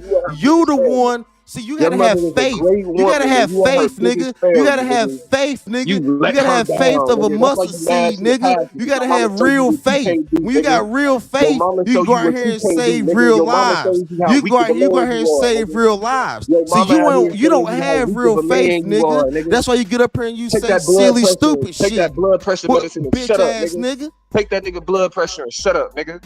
Telling women what they can and can't fucking do. Nigga, I'm telling them what they can and can't do. You bitch ass, fake ass. Wish you ain't clutch as Kobe. You ain't clutch as Kobe, nigga. We clutch, nigga. You not. That's just why we can do the preaching and you can't, nigga. You was never raised in the church, you wayward nigga. That's the reason why you would let a woman be your pastor. That's why you would take leadership from a female pastor. Nigga. That's why you a nurse and not running no church, nigga. Nigga, I can run the church and have your mama coming to my church then. How about that? How about I take over my mama? How about I take over my mama church and make your mama come to my church? I'll take over my mama church and have your mama at my church, boy. Shout out to moms and her congregation with her weak ass son. Bitch ass nigga, I've been in the damn streets. I've been out here running. I've been out here making that church go. You a weak ass nigga. You don't know nothing about how the sons hold down the church. You don't know nothing about none of that shit, nigga. You a weak ass nigga. You the weak ass nigga. You the DEI nigga. Area, bro. You don't know shit about church, bro. Niggas stop arguing with this thing about church. Niggas so anti-woman, they hate on their own mama. That's hilarious. That's hilarious. Let this nigga push your strings and shit. Nigga, Niggas pull hate your on their strings. own mama, bro. Nigga, I can call my mama and talk to my mama. Can you? Nigga, I can talk. I talk to my mama all the time. Do you, nigga? I talk to my father all the I talk time. to Do your you, mama. I nigga? talk to your mama all the time, nigga. I talk to your Nigga, you mama don't. all the time, too. You're not righteous I talk enough to to speak to my all the mama. time, too, nigga. You not righteous enough I to speak talk to my to your mama, mama all the nigga. time, You a too, dirty nigga. ass nigga. You a dirty ass nigga in I the talk to streets, your nigga. mama all the You can time, never too, speak to nigga. my Shut mama. up. You're not righteous enough, nigga. You're not of the cloth, nigga. You Fuck can outta never here. speak Nah, to don't such try a. to You can never speak that highly, nigga. Don't try You to be can. cool with So that, nigga. You don't therefore, speak you need to highly stay in of your your own mother. place. You low You key don't ass speak, nigga. You better be speak glad we. highly of We your better be own glad we mother. spread What blessings and type of pray over nigga niggas like you. You What better be type of glad we nigga give are you? niggas like you Who get on the communion at the internet talking motherfucking about, yeah, I altar, tell my nigga. mama You she better be shouldn't do glad your we give you. pastor, We better be even though glad she we is a invite you pastor. to communion at the What altar, type of nigga. nigga are you, bro? Nigga, take that What bread, type of nigga. nigga is Take that bread and who drink hates that on their grape juice, own nigga. mama, bro? You Y'all need to niggas take is some bread and failures, drink bro. that grape juice, Y'all nigga. niggas Take is that communion, failures, boy. nigga. Y'all niggas is failures. Who get on here and hate on their own mama? How you so anti-woman you don't fuck with your own mama? Nah, you do got a demon, Domo. You need prayed over, bro. Man, shut up. So You put have a that prayer demon. over him, You Pastor. have a demon of stupidity, nigga. You think Put the that earth prayer is a over his pyramid. demon ass. Get that demon up out of him. Whatever God told you Earth is a pyramid, you need to abandon. Go ahead, bro. Whatever God told you Earth is a pyramid, you need to let that. Pastor, say that prayer over this nigga, man. You need to let that nigga go. This nigga need to burn in the fire of the Holy Spirit, bro. Whatever God that got you believing that Earth is a pyramid, I think you need to shift some things up, change some things up. For real. He been messing with that unworldly flesh. Fuck out of here. He been messing with that unworldly flesh. You just be sitting up here patting back on bullshit. Nah. It's over for you, nigga. It's over for you, Domo. You need to give it up, nigga. You need to give it up, Domo. You done, bro. You keep repeating yourself. Anti-woman, they hate on their own mama, bro. That shit crazy. No, we talking about the word, nigga. You stuck on the narrative, nigga. Me telling my mama that being a preacher is not the best job for is not hatred. You want to spin that narrative, my nigga, because you nasty like that. I care more about what's best for her. Dirty, man. I'm just not no dummy. I'm not no He dummy. dirty, man. He dirty about that. The way he moves, the shady. Niggas say and be like, oh yeah, because it's the Bible. Hey, for him to even, that's the devil himself, bro, to try to peg a position between you and your mama and mentioning that church. You know y'all be going through something about that. For him to even throw it up, let you know that he's the devil. He's the devil, nigga. Get out of here. He's the devil. Only the devil use that type of And you're an tactics idiot. for a man against his mama. Yeah, that's fine. And bring the church in between. That nigga Domo is the devil, him goddamn son of perdition. Yes. That's because I've been exposing you for years. Because he been messing with that weird flesh. I've been making you because he been messing with that weird flesh. I've been making you look stupid for years, bro. Like if you think this what He's y'all the niggas devil do is a himself. Look at reflection him. of the Bible, nigga. You think Look at him. Look at him. you niggas is something else. This nigga take every position against God. Every position that's holy and righteous. Domo has always pegged himself against it. I'm a whole ass heathen. Yeah, I'm a whole ass heathen. You a pagan. You I'm a whole ass heathen. What do you believe in? What do you believe in? You I pagan. believe in your mama. What do you? I'm glad you believe in her. Keep believing in her. Keep believing. Keep believing. Then keep believing. Keep believing. Keep believing. Your mama as a keep believing, nigga, and see where that gets you. Keep believing, nigga. Hail Mary, you Hail Mary looking nigga. You a Hail Mary Catholic looking nigga. She a pastor. You a Hail Mary Catholic looking nigga. You not right. She a pastor and you not. I am a pastor. I am a pastor. I am a pastor. Hey, usernames on YouTube did not represent your real identity. I am a pastor, nigga. You usernames on YouTube do not represent your See, real I may not be a ordained. I may not be an ordained preacher. Okay, then shut up. I may not be an ordained preacher, but I You preach the ordained truth, by the nigga. damn day. The first time you came into your mama womb, you was ordained to do what you was supposed to do, nigga. What the hell is you talking about? You don't need no man to ordain you. You don't Exactly. need no man to ordain. I ain't go to no school. I didn't go to theologian school and be ordained. The niggas that sit around and talk about the earth is a pyramid is telling women that they shouldn't be leaders in churches. That is hilarious. Yes. Yes, we are saying that, nigga, and I'm sorry it hurt your feelings. I'm sorry it hurt your feelings that we don't. I'm sorry it hurt your feelings. It just showed that you. Obviously, it did. It showed that you. Obviously, it hurt your feelings, nigga. Then we said women should be pastors. That's the childish response, right? It hurt your feelings. No, it's the reality. It's reality. Your ass was breastfed until you was 7 years old, so you gonna have that type of empathy. I have no problem calling niggas out for stupid shit. Dumbass niggas talking about who qualified and who not. Get the fuck out of here. No, Domo, that we were saying that come from the Bible, and since she's saying it that she's a Bible believer, well, then the Bible says that women aren't supposed to be teaching. You missed the point. Yeah, that's because the Bible is an archaic. Your motherfucking hormones got your titties growing faster every time you get emotional. Bro, what the fuck are you talking about, bro? Like, you might as well be a bitch. Shut up. Yes, because that's a fuck you. Plus your weak religion. Sodom and Gomorrah living ass nigga. That's what God is calling niggas bitches in the Bible.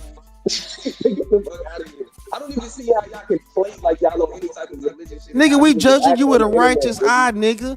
Nigga, nigga, the reality of it is we judging you with a righteous eye. What is you talking about? You niggas play righteous. Y'all play with the Bible. Y'all don't believe none of that shit. That's why y'all act like damn fools on the internet. That's why nigga, you the one that's acting foolish, nigga. You the foolish one right now. Y'all don't show none of this shit that the Bible talk about. You are the foolish. You are the foolish one right now. We just trying to talk to you. We just trying. You the foolish one, nigga. We just having a normal conversation. See, we have hurt your feelings because you a wayward nigga. Listen. Right? And we need to have a conversation with you about your waywardness. Because everything else makes you sound stupid. You have to convince yourself that it's about stupidity is subjective, nigga. It's, no. You can say I'm stupid, but what does that matter? Stupidity is objective and stupid. I said subjective. Any nigga that says stupidity is subjective is stupid. It is. It is. It makes sense that you would say that. It is. You need stupidity to be subjective in order for you to make sense. Sure, if that makes sense to you. But anyway, no, you the one that said it. I did say that, but you had I said it, but you repeated it. I said it and you repeated it. You are a follower. You're not a forward thinker. You are a repeater. I'm a follower, but you're the devil talking about. Why you repeating me, nigga? I said what I said. Why are you repeating my words? Because you repeat my words. You repeat my words, so you are a follower.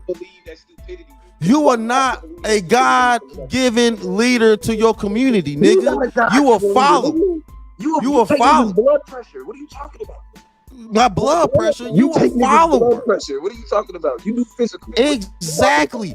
And you know how important the blood pressure really is. Why you joke about it? God, if you don't have a blood pressure, then that means you don't have God-given life, nigga. So what are you talking about? We do need to check it. You have a God-given life. This is why. If you do not have a blood pressure, you do not have God-given life. You're dead, nigga. You need a pressure. You need a blood pressure. This is why you need stupidity to be subjective. So can you live without a blood pressure? Can you live without a blood pressure? Can you live without a stroke volume? Can you live without a systolic and a diastolic blood pressure? This is why you need stupidity. Hey Domo. Hey Domo. Can you ask him for the channel and the other people listening? Which God is he distinctly talking about? Specifically, the God that we need. Is it Allah? Is it Buddha? Is it El? Is it Inky? Is it Quetzalcoatl? Which God is he talking about? I need him to be the God specific. Of the Holy Bible. Oh, so the ones that the Israelites in the middle of the desert wrote about 2,000 years ago. The one who sacrificed himself to save us from himself. That one? That's the one you're talking about. The God who sacrificed himself to save us from himself. The one who made woman out of a man's rib. The one that where donkeys and snakes talked and humans was in the belly of a fish. Yep, the whale got him. His faith got him out. Yes, at this point, you and Lance have fun talking about y'all fairy tale. I already know how Samuel get down. I wouldn't even about to go in and get into all of that. I wasn't even about to get into all of that. They can believe whatever fairy tales they want to. I'm sorry you have a lack of faith. For what? Why are you sorry about that? Because that's not a good life to have a lack of faith. Your lack of, I mean, honestly, I mean, if we being 100% honest, though, I don't even see where y'all even get that y'all men of God anyway. Look at how you niggas act.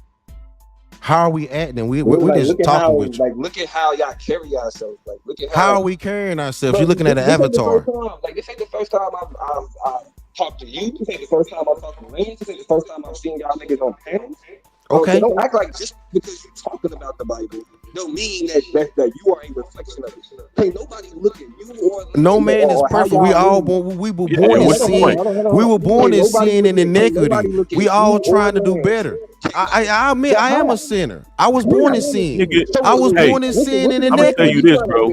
Without being brought up without the scripture integrity, I would be a different person, worse than you could ever imagine, nigga.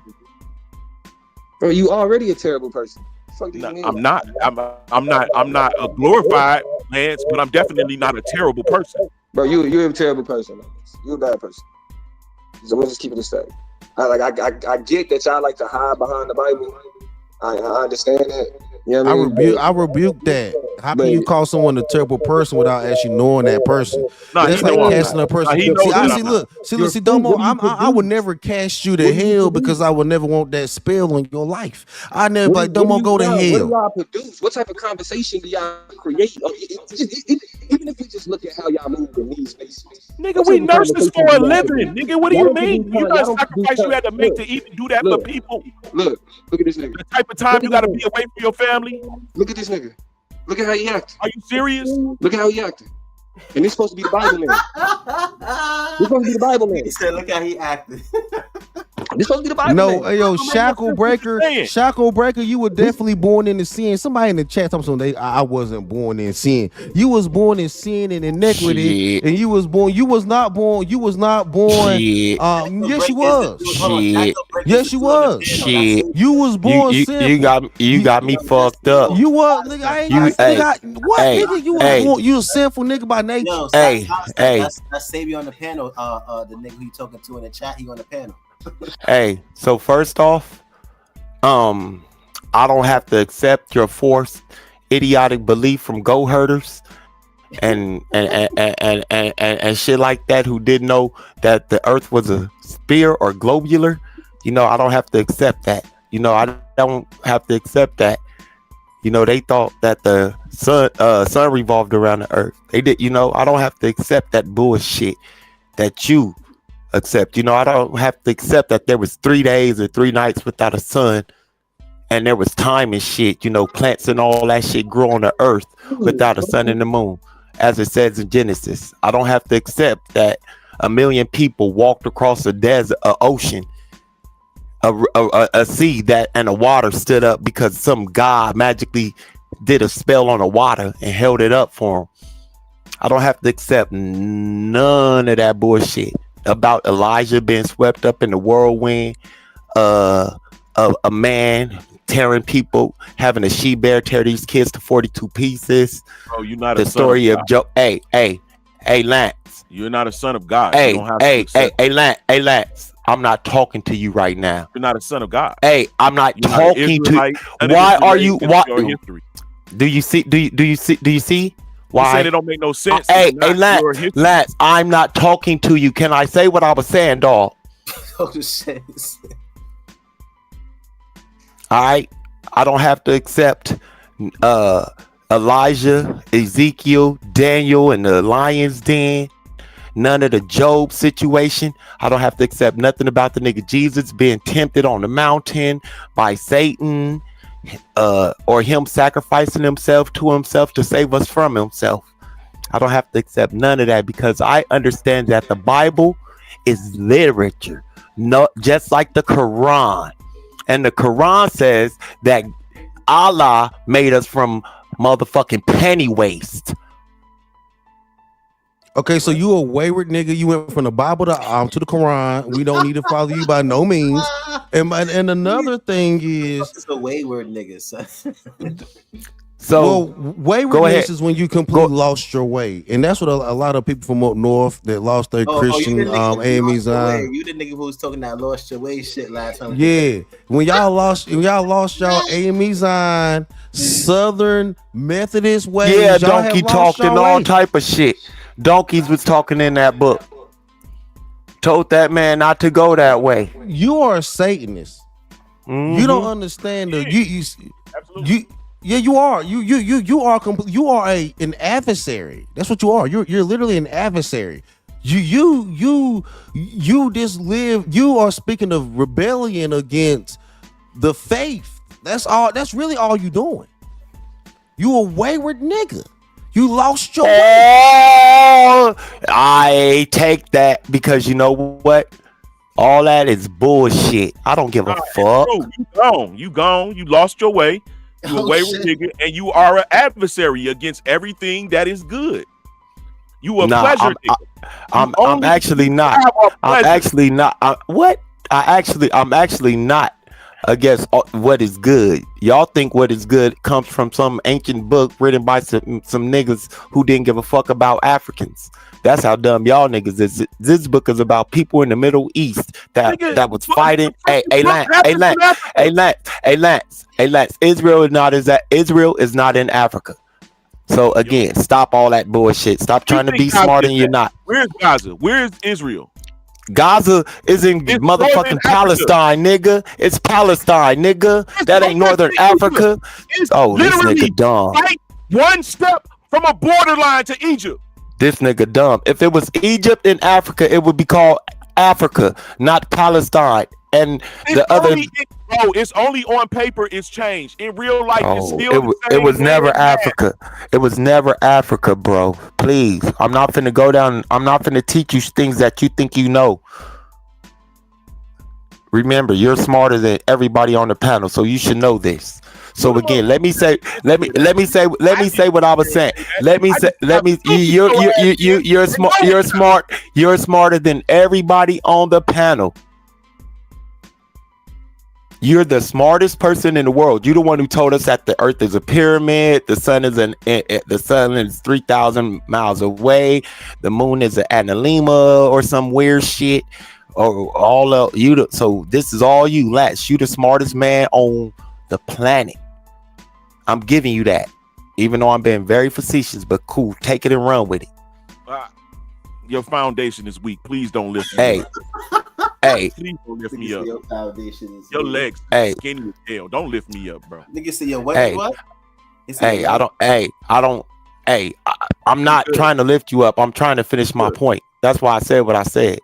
That's why I said I was being facetious if you was paying attention. But anyway, it's obvious you wasn't. So anyway, the conversation wasn't really about it was a God thing. It was more about about women being able, according to the religious text, are women really able to, according to the Bible, women are supposed to teach the Bible. So I think it got taken out of context. Yeah, but that's I heard all that. Yeah, and that's what. No, I was just saying. Yeah, I was saying it to you, and that's when I came, and I'm like, yeah, according to the religious text, that's true. But in reality, women can teach the Bible, like, you know what I'm saying, as far as like being. And I think the conversation kind of. If people knew the Bible, they would have mentioned Deborah. They would have mentioned Priscilla. They would have mentioned. There's a few women that was teaching in the Bible.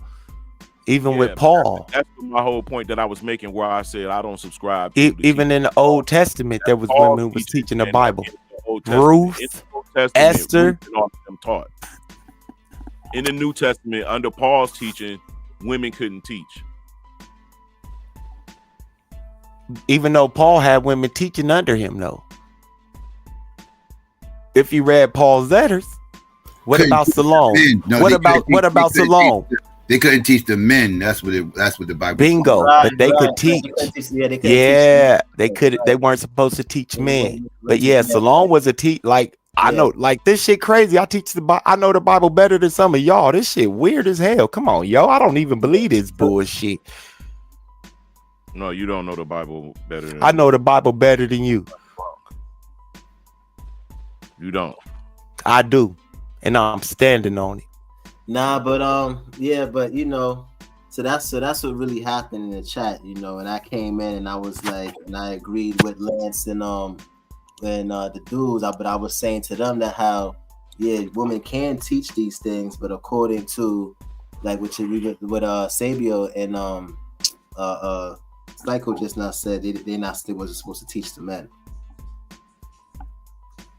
Yeah, that's what we was talking about. Because Lena was trying to tell me what the Bible was talking about, and that's why Pastor said what he said, and that's what got into our argument. Women not supposed to teach men according to the scripture. That's all we was talking about. Since you talking the scripture, well, in that scripture it says you're not even supposed to be teaching the scripture.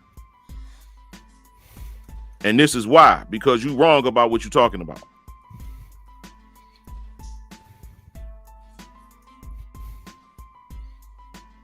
Then Domo, dun dun dun dun. Miss Dee, Leela, and Joe, y'all could all go to hell. Kicking indoors and shit. I see y'all in the chat talking about me. Yeah, they call you a flip flopper, Marley. Damn, Marley flip flopping. Like a LeBron James. Like a LeBron James fan. Flopping on the court, all over the court. Yeah. Oh shit. Nah. But then the argument starts to go into different ways, and you know, in the context. That's what I think the dude was saying. Don was kind of getting him. Okay, I think it came in the context of which they was talking. I believe that women could teach the Bible, but when you talk about in the context of how what it's saying, like as far as they're not supposed to, then yeah, I agree with that. Yeah, if you go to all scriptures, they're not supposed to teach men the right. Bible. But if he's saying like they can't teach, So they can teach it. They can teach the children and other women. They can teach the children and other women. Men, right. Yeah. That part I agree with that aspect. But as far as like they can't teach as in they didn't psychologically and mentally incapable, like nah, I don't agree with that. Yeah, literally says they don't have authority over men. Yeah, I'm back. No, these women do not have the authority over men when it comes down to preaching the Bible. I mean, it just is what it is. They lost they lost their way, and men are not. And if you notice, like a lot of these female-led churches, like me and my mother, we talk about this. It's mainly a bunch of women and children. It's not a lot of men there. If you look at the AME Zion Church, not this my mother's church, but the AME Zion Church has been bleeding black men for a long time. Because the AME Zion Church went DEI before the government did. What? Nigga, you heard what I said, nigga? Bro, you niggas make God look bad. They make God look retarded as shit, yo. God need to come down and defend himself. God need to, God need, yo. If these niggas are a reflection of Christianity, man, no wonder niggas is moving away from that shit. Yo, Domo, God just needs to just stop sending these defenders because he got some horrible defenders.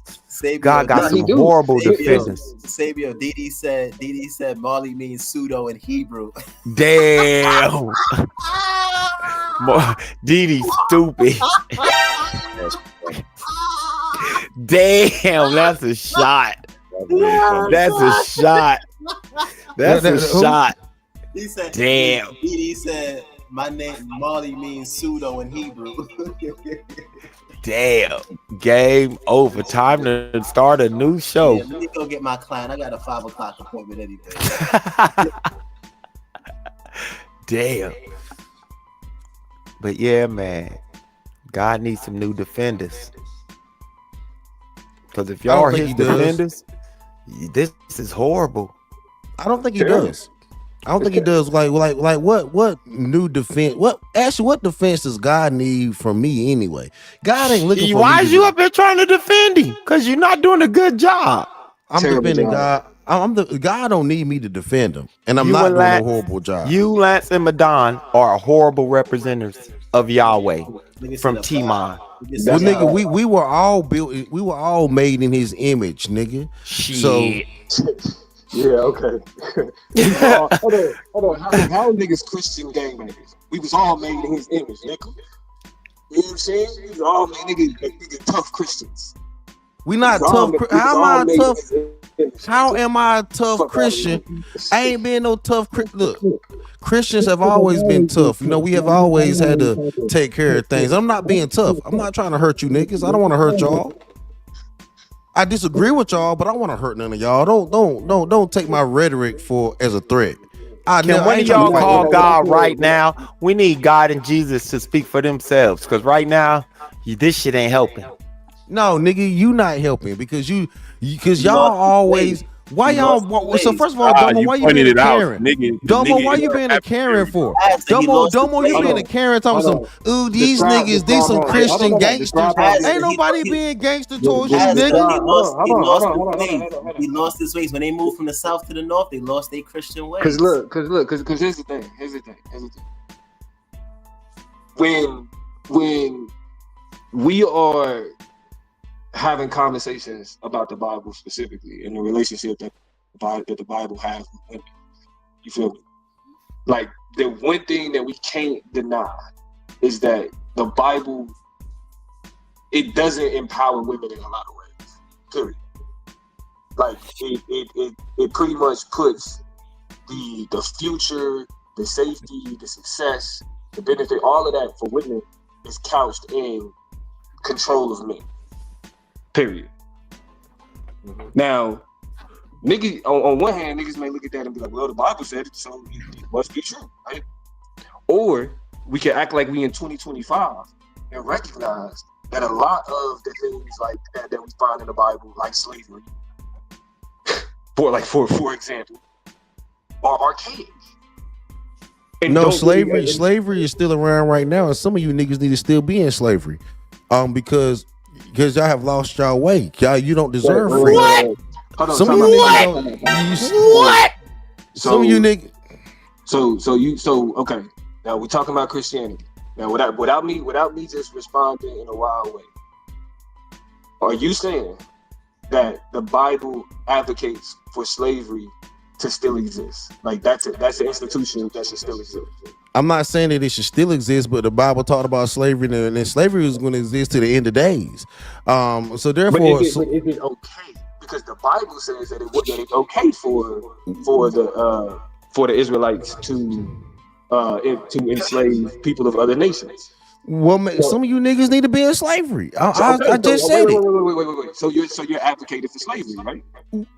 In certain cases, I made him jump out the window face first without a parachute. This nigga just skydived and committed suicide for a book that he was given by his enslavers. Somebody throw this nigga in the garbage. Is slavery always evil? So slavery. So when you have lost people, when you have a group of lost people, we have a group of lost people. You don't understand that slavery is the punishment. Pastor, would you say that you lost your African ways when you was introduced to that Bible? Would you say you lost your ways of the African ways? What? The Bible comes from Africa. I'm American. I'm saying before we came this nigga over said the Bible comes before we came over to nigga, America, the Bible was in Africa 2,000 years before it ever reached Europe. It's like how the Northerners lost their ways. I think the Southerners lost their way too of being African again. Bro, that's what I'm saying. It's like y'all, like it's no way in here. It's no way in here in 2025. There are some people that cannot lead themselves, and they need people to take control of, not necessarily. They need people to guide. They need godly people to guide their lives in some form. And if that institution is slavery, then God so well be it. God so well be it. Listen to this moron, yo.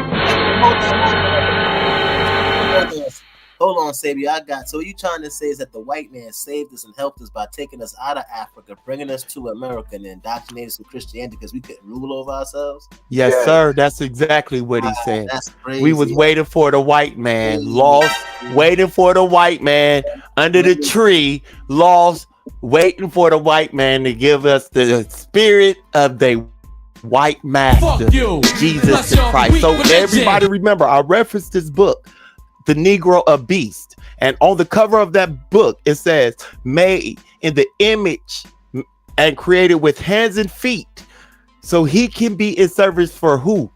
His master, the white man. The book is called The Negro a Beast.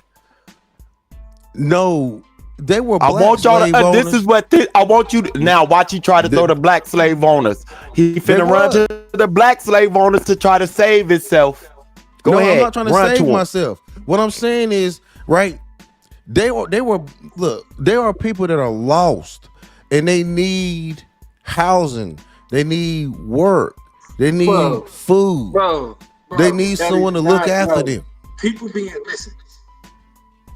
The idea I'm that so quote unquote, bring that, quote, slavery unquote, back. people are quote unquote lost. Who determines that? Like, are you saying before Europeans colonized Africa, Africans was lost? That's crazy. The Africans that they took were.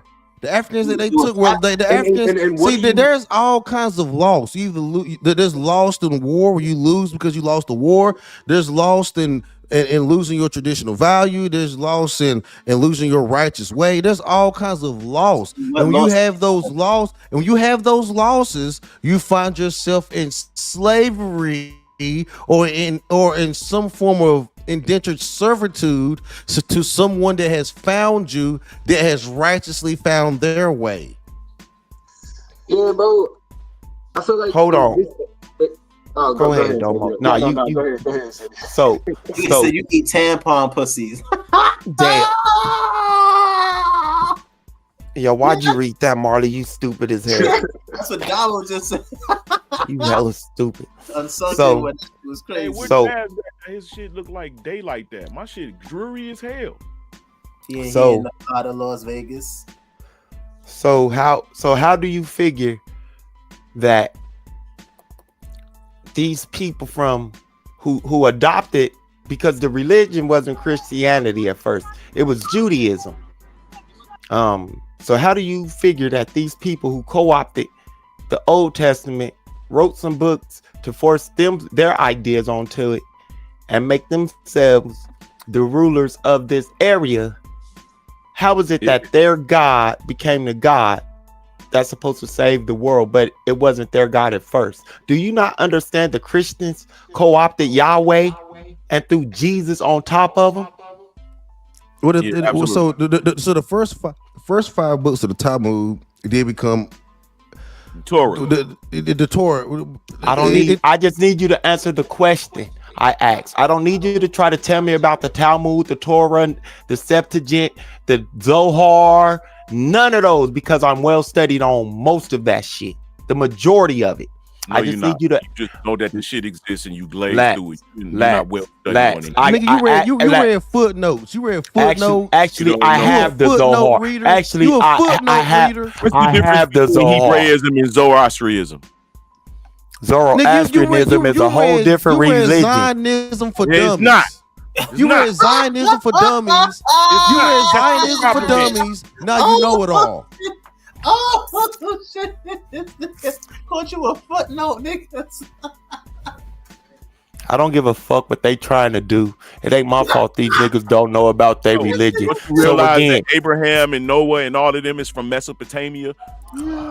What was so their fir- religion at so, that time? so Zoroastrianism and Ahura Mazda, the god of Zoroastrianism, and Adiman, the devil, has nothing to do with Judaism. No, they're not. No, they're not. No, they're not.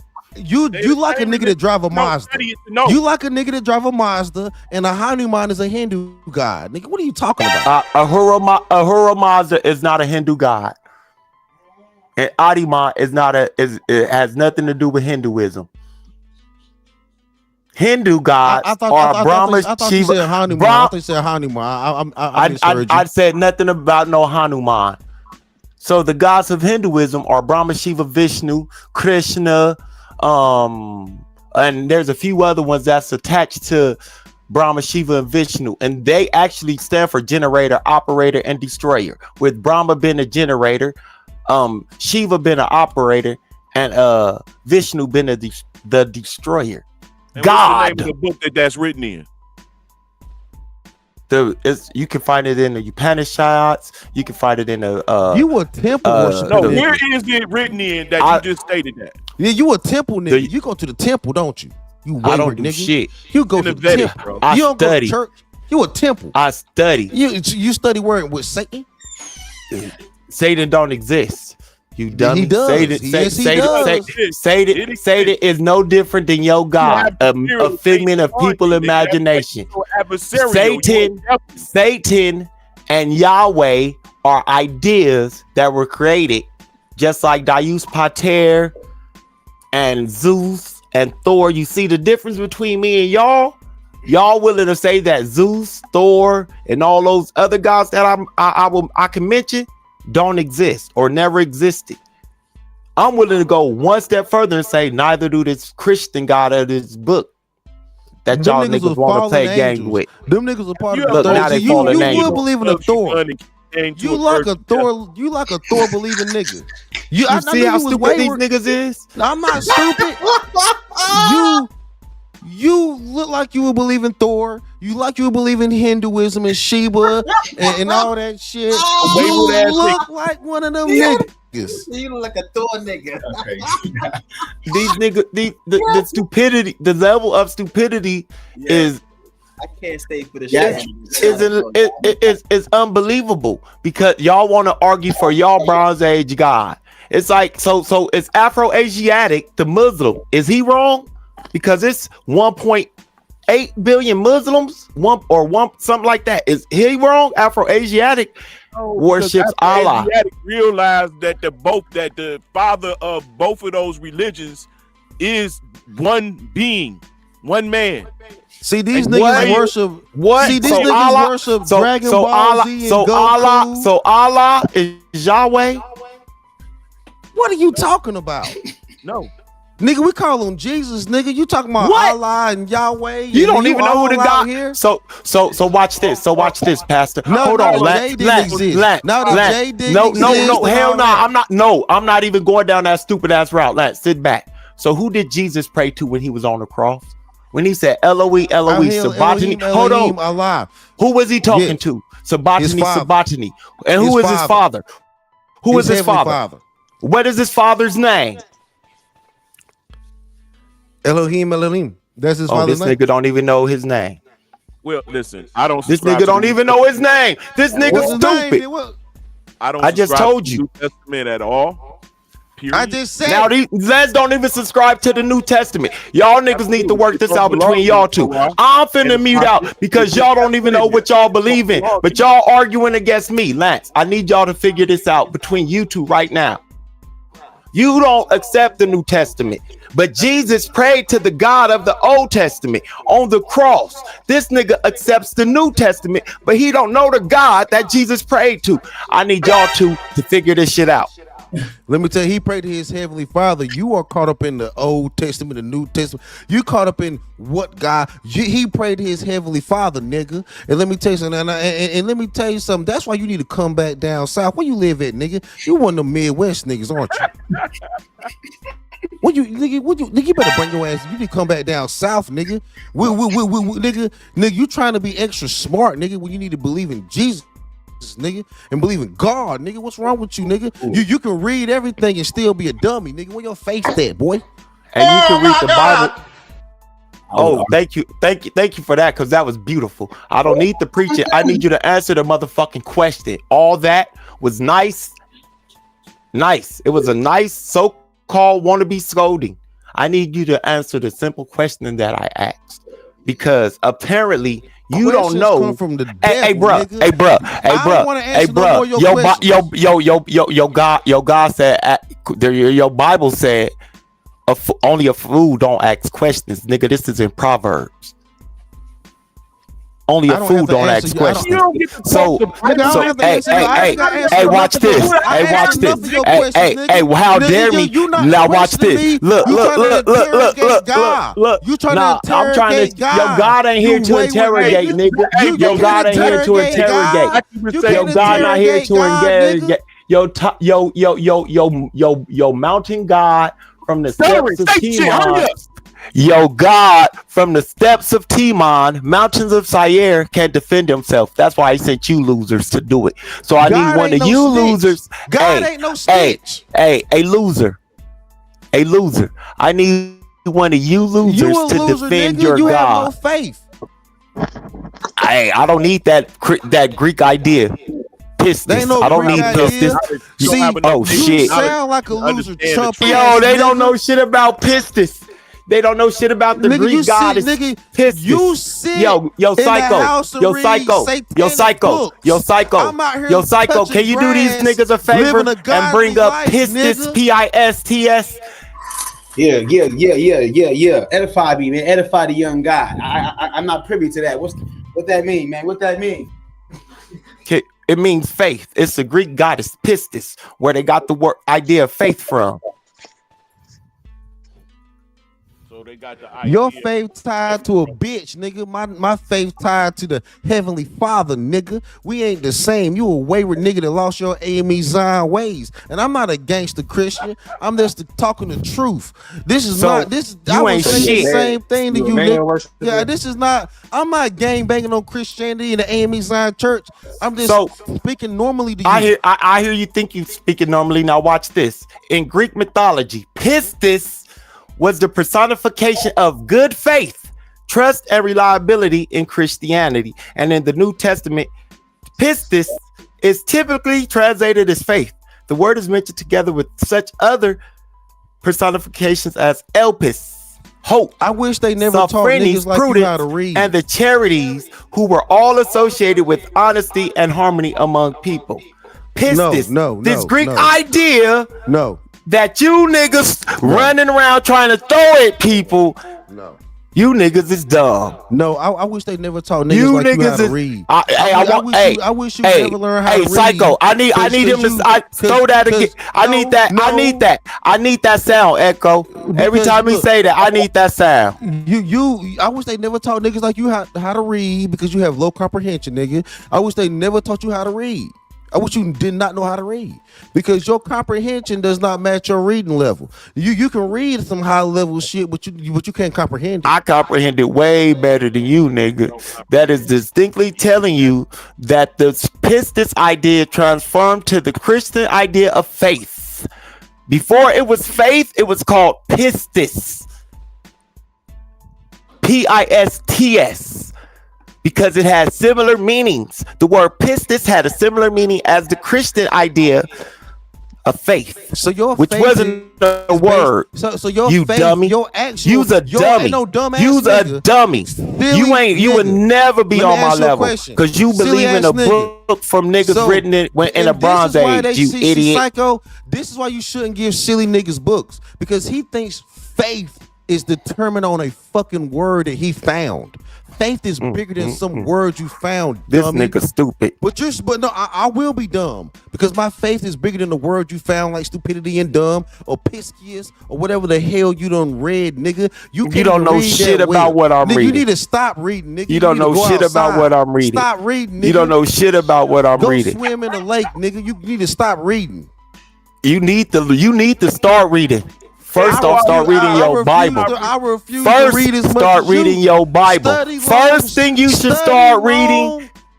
First thing you should start reading is your Bible. I read the Bible and study long. I bet you don't. Study I bet long, you study don't. wrong. I bet you don't either. Bet you you don't. adversary ass nigga. I bet you don't. Because God is you in me. damn right. God is in Which me, God, not no nigga? book. Which God, is in me, not nigga? no book, Which you God? ass Which nigga. God? See, Which God? Which God God? is in me. Which God? Which Nigga, there's God? only one God, nigga. You find him. I don't know because there's thousands of them. There's only one God. You find them, nigga. It's thousands of them, nigga. Go read, nigga. It's thousands of these gods, nigga. Go read up on them. Nigga, he said go find them. Yo, Lance, that don't mean because I didn't. Yo, Lance.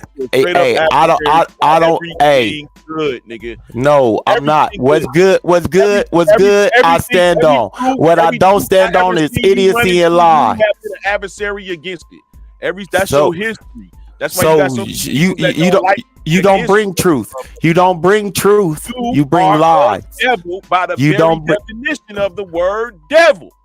I don't give a fuck what you try to throw on me with that Zoroastrian idea. The wheat and the tares is so important because now we at the time of harvest and you niggas starting to reveal yourselves. You can't help it because you can tell wheat from the tares when the motherfucking harvest time comes. Yo, this shit is horrible.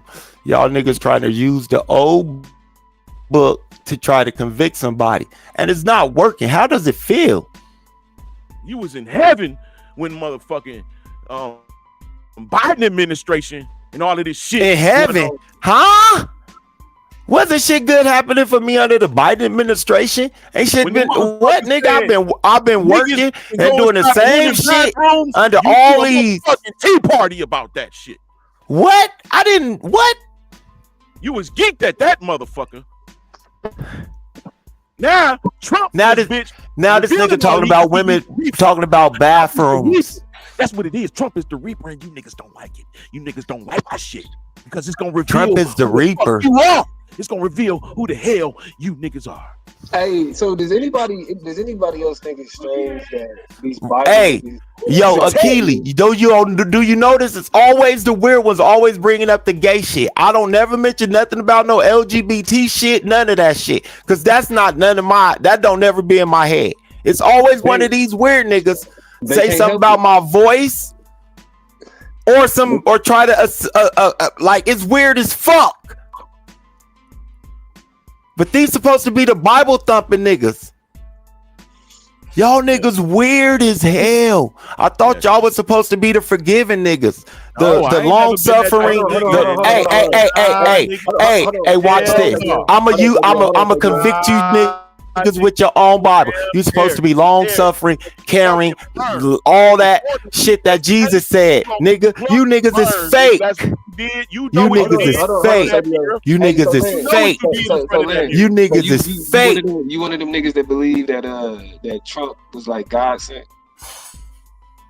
I believe that all leaders. That ain't what I asked you. I'm asking you specifically. I'm asking you specifically about Donald Trump. I'm telling you specifically about, so you don't got to even guess that all leaders are placed in their seats of power by the Most High, including Donald Trump, right? All leaders. Don't be a bitch, motherfucker. Do you know what all mean? Don't be a bitch. Don't be scared. Do you know what all mean? How you getting loud, but you scared to say? He just called Donald Trump the Reaper. He just called Donald Trump the Reaper. Yes. God allowed Donald Trump to be in charge. God, Pastor, don't help. Don't fight it. Let me fight this nigga because you ain't gonna do nothing to get into this motherfucker's corner. I know how to fight this nigga. Oh, nigga. Do y'all see how their understanding that God only empowers white people?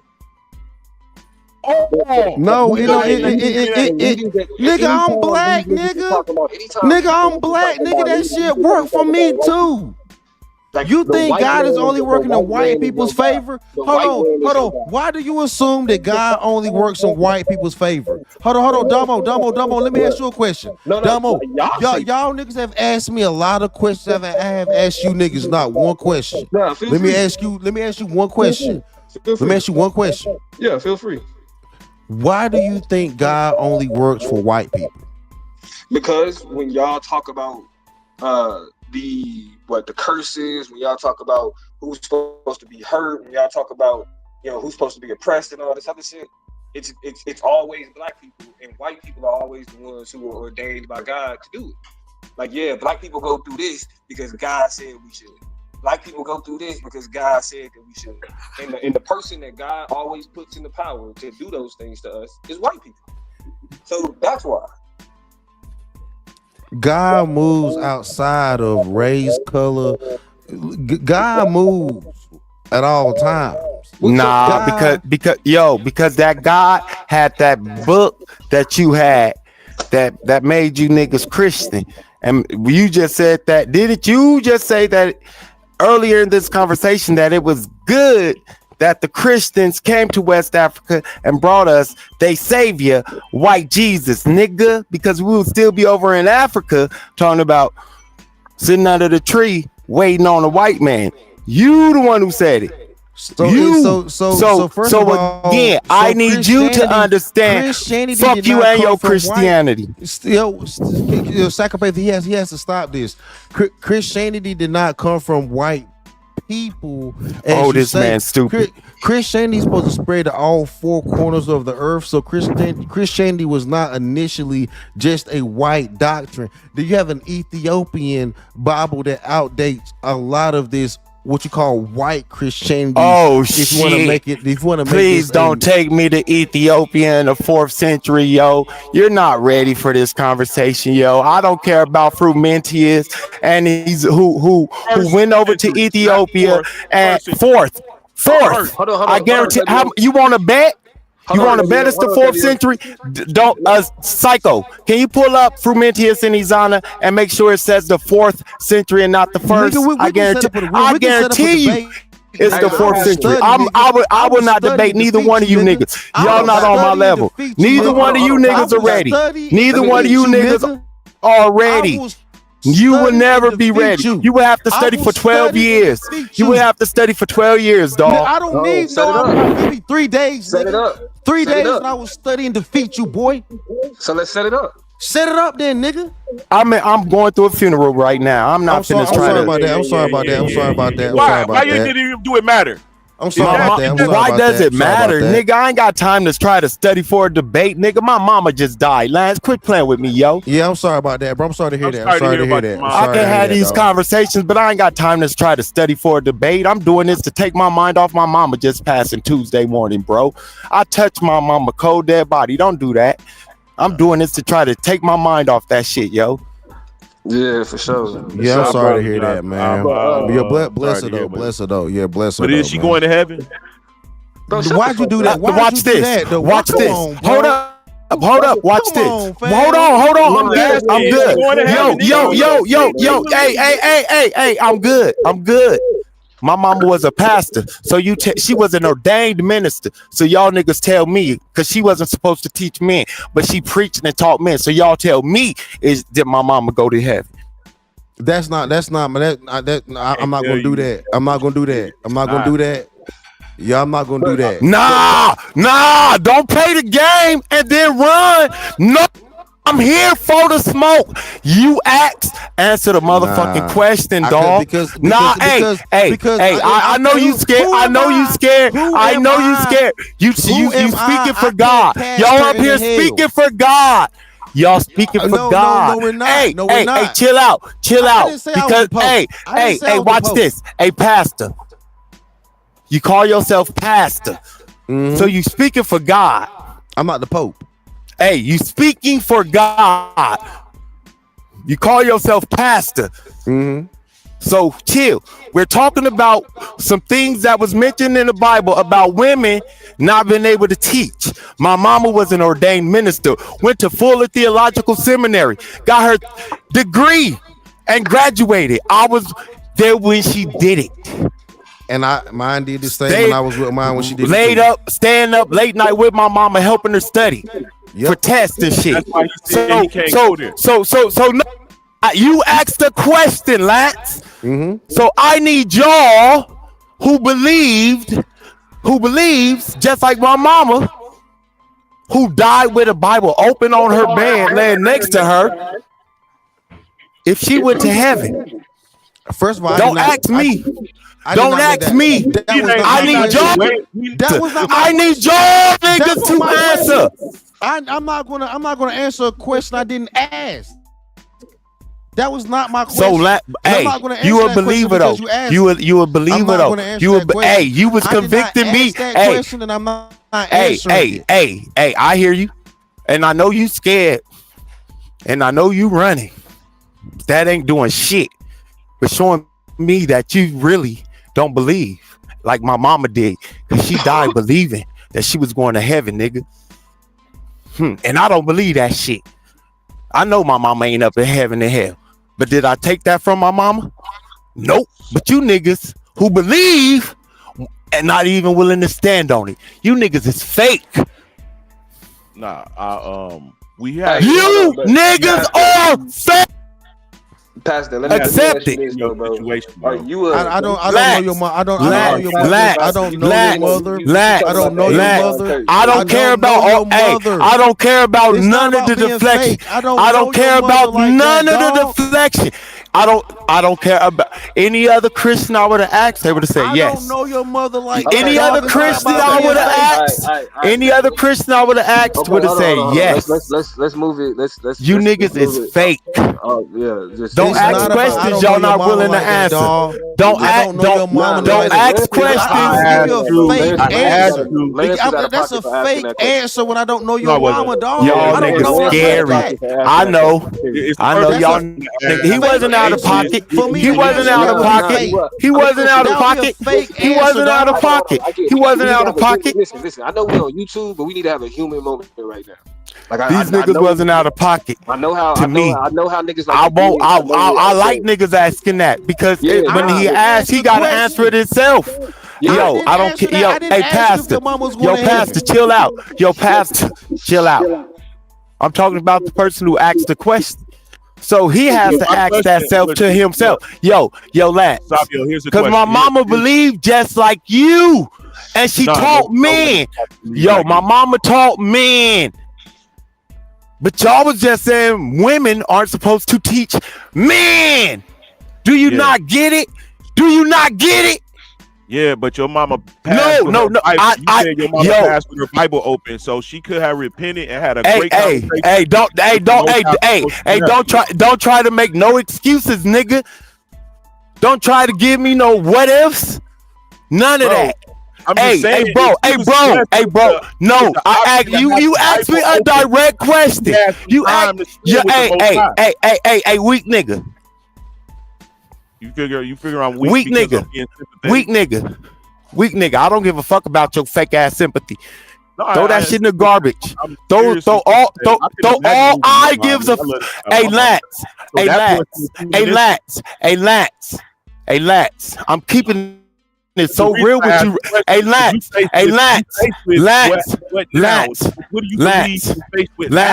What do you believe your loved ones now? Hey, Lance, don't try to move the goalpost. Don't try to move the goalpost. I'm not. I'm right with so I need you to stay right where I'm at because I'm standing on the question that you posed to me. Yeah. An atheist who doesn't believe in heaven or hell. Don't tell me anything about my belief. It has nothing. You asked me, you everybody know I'm an anti-theist. Right. And no hope or faith. So I have hope. I don't need faith. Hope is nothing but what everybody have. Shit. I had hope before my mama died, nigga. I don't need faith. Faith is pistis. I don't need faith. Faith and hope is not the same thing, nigga. Hope is trust and shit like that to me. Trust that I can continue to live. Hope that I go to work and shit goes well. At work, nigga, that's hope, nigga. No, faith is a step up. So, I'm not trying to go down no road, trying to define no Christian shit. Fuck all that bullshit at this point. I want to stay on one fucking thing and one fucking question, and why it cannot get answered by anyone but me, because I say yes. But what do y'all niggas say? We say we don't know. Nobody knows. Oh, so now, but you niggas up here talking for God, calling us. Didn't happen yet. But I'm a devil. But I'm a devil and I'm going to hell. But I'm a devil and I'm going to hell. You niggas is hypocritical morons, and I'll make y'all look stupid on accident. I'll make y'all look stupid on accident. I'll be playing with y'all. I'll be playing with y'all. I'll be playing with y'all. I be playing with you. I may get in front of God and these are intellectual games for me. These are intellectual games for me, bro. Let me tell you something, nigga. These are intellectual games for me, dog. I'm letting you know the real. No, I'm letting y'all know. I just made y'all niggas look like morons. No, you did not. Because me and Domo have been convicted. We are devils and Satanists and all that. Y'all niggas are lost and dumb. following the book that y'all don't understand. How you get in front of God and he can say, according to the scripture, he can say, judgment hasn't depart happened yet from me. for nobody. Exactly. How fair would it be for you to die today for the same sin that somebody died 1,000 years ago, been burning for 1,000 years, and then you been only burning for one day, and he come back, and now everybody in You niggas is dumb, and I'm laughing at you clowns. You niggas is clowns. Listen, let me you tell you niggas is clowns. Go read your Bible and go learn how to lie. Go read your Bible and learn how to lie. No, go sit now somewhere watch and this. mourn, Go my tell nigga, me what to because you do. need- Go tell me what to do. hold on. I think you need to mourn because we all need to mourn. And that's the humanity. Now I need to mourn, y'all. Now I need to mourn, y'all. He don't know what I've been going through, but now I need to mourn. You see this bullshit? Do y'all see how niggas deflect? I want y'all to pay attention to the deflection tactic because I make these niggas look stupid on accident, yo.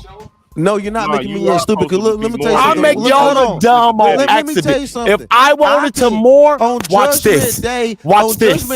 On Judgment Day, God could tell me personally, depart Fuck from me. Fuck Yahweh. Yahweh ain't gonna tell you shit, nigga. He can tell me to depart from Yahweh, me. He never knew the me. God that you don't even know the name of, from the steps of Timon, the mountains of SYKOPATHeist, middle of motherfucking Saudi Arabia that you believe in, don't exist, dog. Just like Ra don't exist. The Egyptians died believing in Ra, nigga. Nothing exists. Nothing the exists. mountains You of don't Edom. exist. about? You're just a breath of life. Look, now he mad.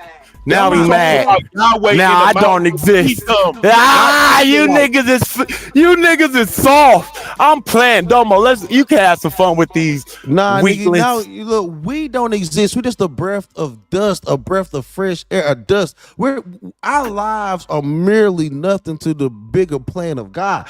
Let me tell you something. That's why I'm not going to judge the fate of your mother. Who am I as a mere man to judge the fate of your mother? Is weak. You was judging the not fate about of other women. Y'all was just judging the faith of other women who was teaching the Bible. You niggas is stupid. Shut up. Should not be just shut up. We just said shut it up. should not be So my mama pastors in shouldn't be a pastor. So my mama She shouldn't be a shouldn't pastor have of a been. church. She shouldn't have been, but that don't mean she going to hell. Watch this. You hear this? So now your bitch ass just passed judgment over my mama. You hear this? You hear this? Do you hear the misogyny? Do you hear the misogyny? Do you hear this? Yo, she was ordained by a man. My mama was ordained by a man. My mama was ordained as a man by a man. She was ordained by a man. Exactly. Men ordained women to be pastors. Okay, cool. He was wrong. So now her pastor was wrong. So everybody who, you see this? Take your bitch ass somewhere and go lay down and think about what you're saying, dog. Get off my. Quit talking to me. You sound like a clown, dog. You sound like a woman hater. That think that women shouldn't be teaching. You feel like women shouldn't be teaching men some ancient bullshit. You sound weak, dog. Grow the fuck up. Okay. Grow the fuck up. Grow the fuck up. That's a beautiful pick. Grow up into what? A real man. What is a real man? Not you. Not you. Because at this point, not you, nigga. Because at this point, not you. Not you at one point. Not you. A real man when a real man would not ever say a woman can't teach. Nigga, if you got a woman, you clearly said you just said it. You just said it. Sunday school teachers. We clearly said they could teach. We clearly said they could teach Sunday school. Only children and women, but they shouldn't teach men. So they shouldn't teach. So they shouldn't teach young boys. So what about a young boy? What about a young boy? That would definitely be in Sunday school, a young boy. But once it becomes a young boy, it's not a man. So watch this. A young boy is not a man. Watch this. See, so watch how you trip yourself up. You have it. That's why you think like a child. And that's why you think the way you think. That's why you think the way you think. That's why you think the way you think. That's why you think the way you think. So again, watch this. So watch this. So watch this. Being a child going through trauma. I hear you. So I appreciate all that bullshit. Throw it in the trash. So watch this. So women can teach young boys, young girls, but once a young boy gets to a certain age, she can't teach him. Huh? I wonder why. Yeah, most women birth children, right? Women birth children. Nah. And they keep them and they teach them? No. I don't need none of the steps. I'm trying to figure out, when did your mother stop teaching you? At what age? At what time did your mother stop helping you and teaching you? Ever in your life? My mother was always there for me, but my father. I don't need you to elaborate about your father. Mm-hmm. I because we're specific. Did you have your father? Why you want to cut me off? Because I'm being very. Yes, I did. Did you have your father? Yes, I did. Did you have your father? Yes. Okay. YES. So again, we're not talking about fathers at this point. We're talking about scriptures, and I'm trying to help y'all follow y'all misogynistic thinking. Hey, Lats, chill out. No questions to try to deflect, because I'm trying to help y'all follow y'all misogynistic thinking back to this archaic ass book. So if you just said your mother never left you and never stopped helping you, what the fuck are you talking about? Women shouldn't teach men, nigga. She's not teaching.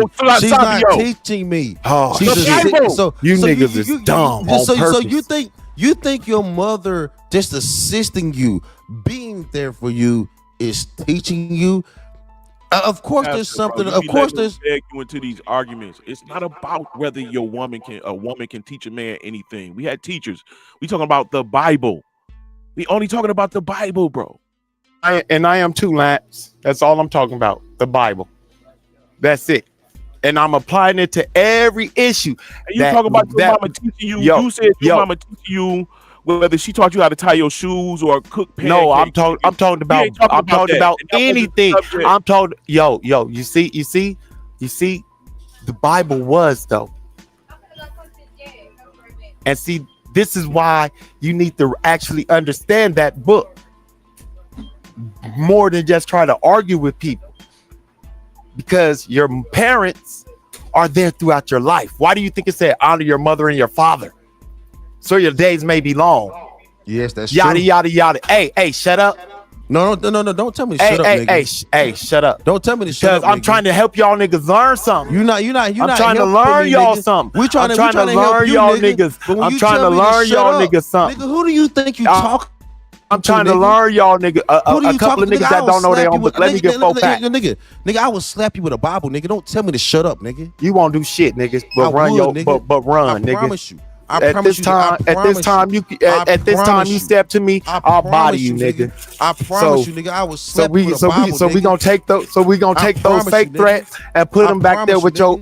We gonna put them back there with your fake God and that belief that you just throw around in people's face to try to act tough. You know that's what we gonna do. Nigga. Yeah, I hear you. Slap you with a Bible, nigga. Yeah, I hear you, nigga. Yeah, I hear you. Thank you.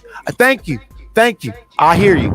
Take that and your fake threat and your fake God and throw it in the garbage with everything that you believe in, right? Because again, I want you to understand that if you are a person who so-called represents that book from page 1 to the end, then the misogyny of the Old Testament was changed when the so-called Savior came and the letters of Paul came in. So yeah, Paul wrote those things, but Paul had who?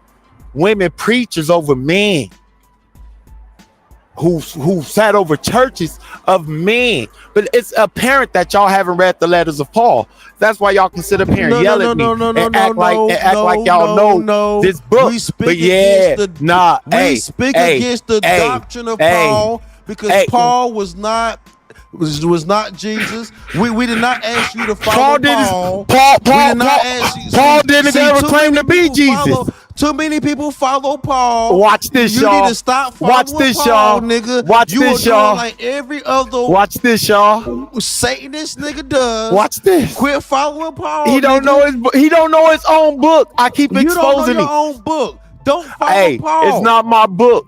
I don't believe in that bullshit. Don't so follow again, Paul. So again, We're not following Paul. Hey, what you don't know is if you believe in faith and you believe that Jesus died, and if he didn't, that whole shit in Corinthians, where Paul says if Jesus didn't die and didn't raise, and your faith is in vain.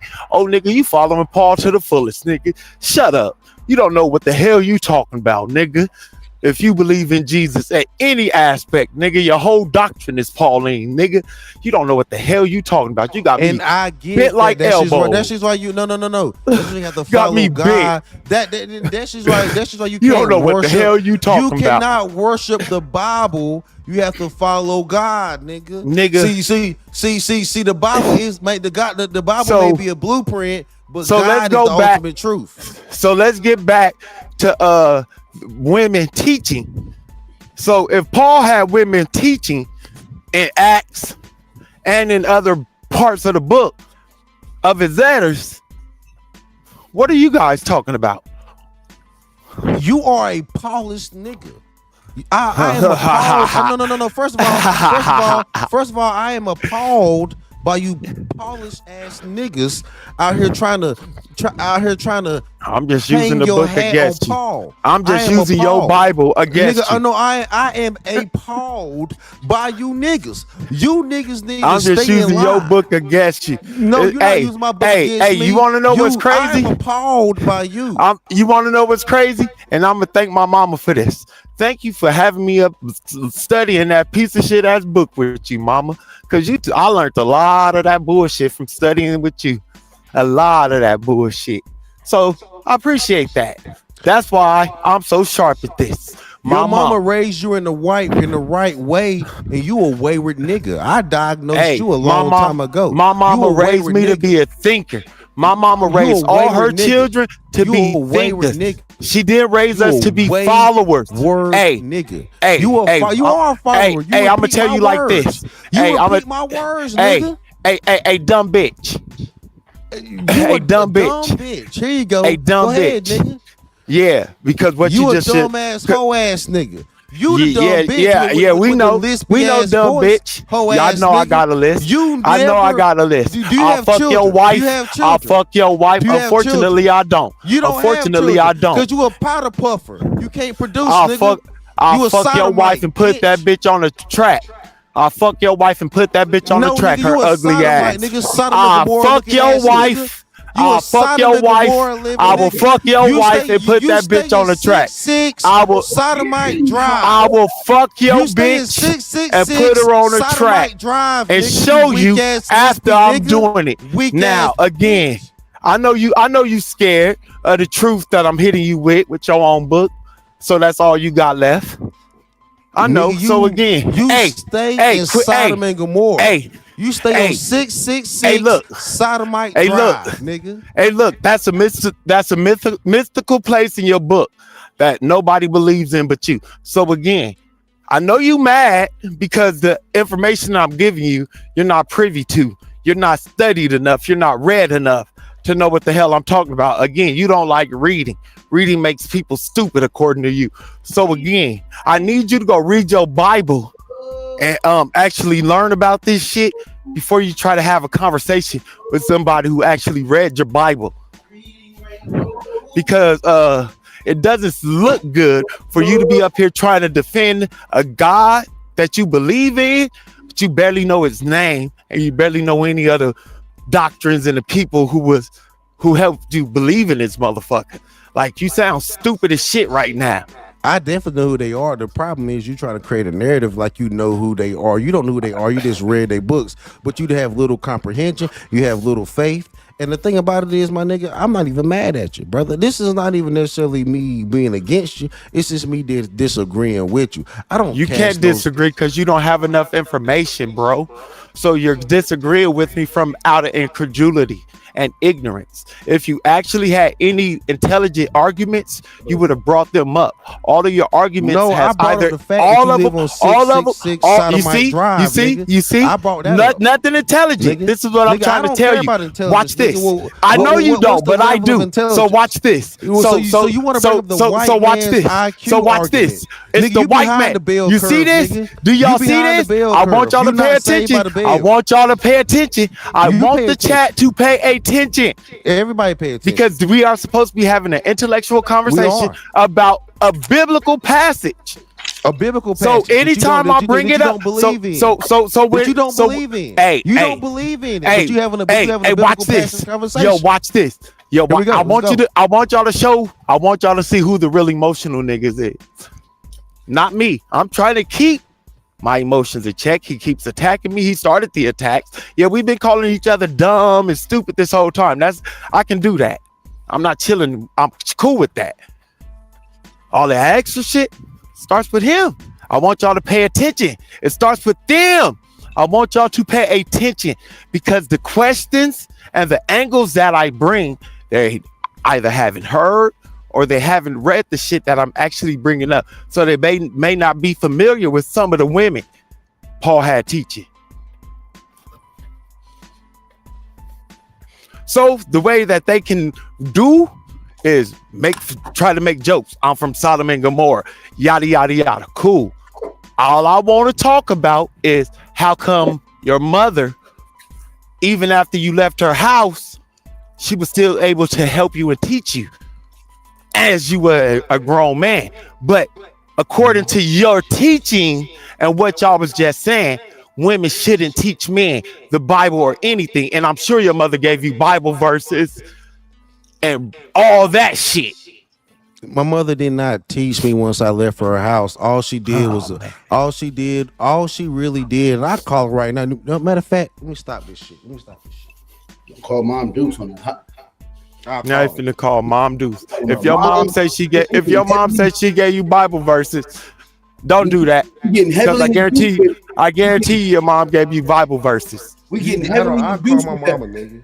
I guarantee you your mom gave you Bible verses. I'll call my mama, nigga. I'm willing. Did your mama give you Bible verses? Nigga, I'm calling my mama right now, nigga. I don't want to talk to your mother. Nigga, I'm putting her on her right now, nigga. Nah.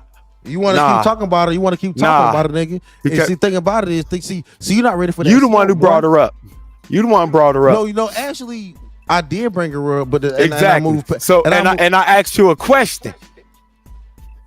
Hey, what's up? And all you have to do was say yes or no. Hey, Ma, let me call you back right now. I'm debating a nigga right now on the internet about women preaching. This is a nigga. All right, exactly. We're not gonna get into it right now because you're moving around, but we get into it later. All right, cool. So my simple question, because you you haven't answered any of them. Like I think I asked very simple. They may be I told my mom I was thought-provoking, getting into it with but a nigga, because you an ignorant but nigga. all I want to know, and you heard, was if she gave you any Bible verse. And I want to, and I'm gonna be very light work on you, because I'm not here to try to hurt nobody, destroy nobody, or really be nasty to anybody. And I already know, like you say, you doing this right now to keep your mind off of, you know what I'm saying? An idle mind ain't always a good thing. Idle mind, idle hands. You know what I'm saying? We deal with shit in life. I mean, I be going through shit in life. And sometimes it does good to come up here on the internet and spar for us conversations to get out, to step away from some of the shit that's going on in real life. So I'm not gonna go real nasty with you, bro. Like straight up, like that. Like straight up, I'm just not. I'm just not though. You know what I mean? Because I got enough humanity and enough Christianity. Humanity and Christianity. Oh, that sounds good. Humanity and Christianity. I got enough humanity and Christianity inside of me not to attack another brother going through. You know what I mean? So yeah, that ain't. It's not in my spirit. So I'm gonna take a step back from attacking you. Depends.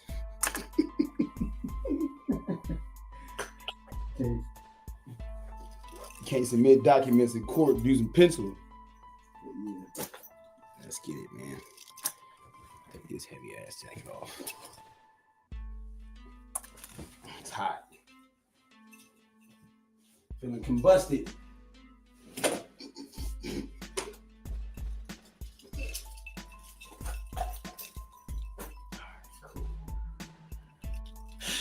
Roll me up a blunt.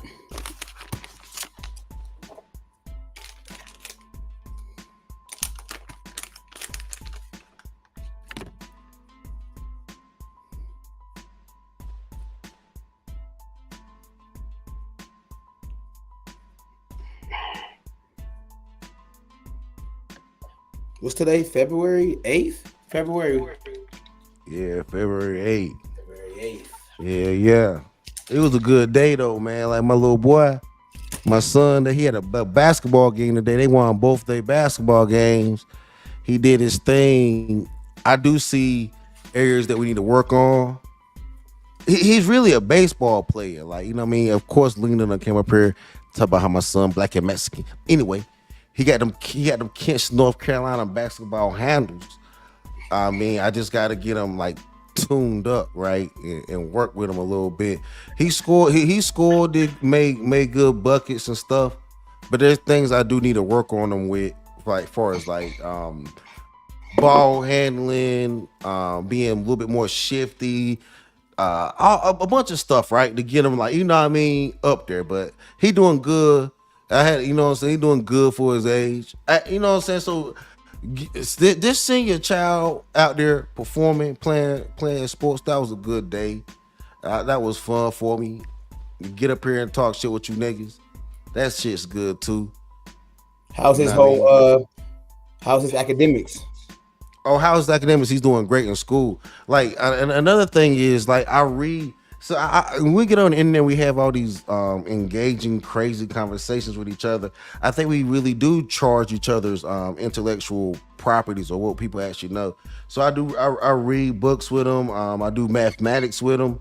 I'm not putting him on Common Core math where they're doing this weird, strange way of doing math. I try to teach him the old way of doing math and really working through a math problem. He's only 8 years old, but he's a big boy. So we're moving past addition and subtraction. We're going into division and multiplication. So understanding, so trying to get my son to understand division and multiplication, and it's almost like trying to get a someone to understand compound interest or whatever. So it's challenging, but you know we're working through it. He's learning. He's doing pretty good. I do think when children go from adding and subtracting, I do think multiplication and division is a good step up. But it's a good step up. So I'm getting them ready for that at 8. Then the next thing will be algebra and calculus and all that stuff like that, and trigonometry and geometry and stuff like that. But right now we on division and multiplication, and he's getting it. He's doing good enough to make A's in school, but A's in school nowadays it's not really good enough. You know what I mean? Even though I got him in he's like it's like a mixture. We do a mixture of homeschool / private school, and believe it or not, the home. So he go to school 3 days a week, and he's homeschooled 2 days a week. But we're still on this private school curriculum, and the thing about it is, the curriculum from private school and public school is not that great of a jump like it used to be. There used to be like a major difference between going to private school and public school, but I think they have really monopolized or blocked out education for children. So it's children. You talking about black children or When you say blocked out the education, what do you mean? But like how? In what way?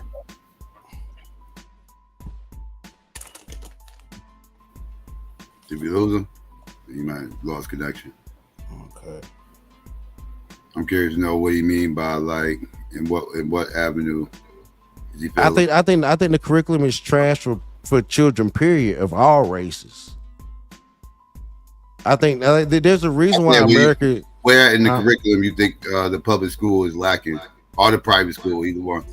Both. I think the private school, the public school, and even the charter schools are lacking in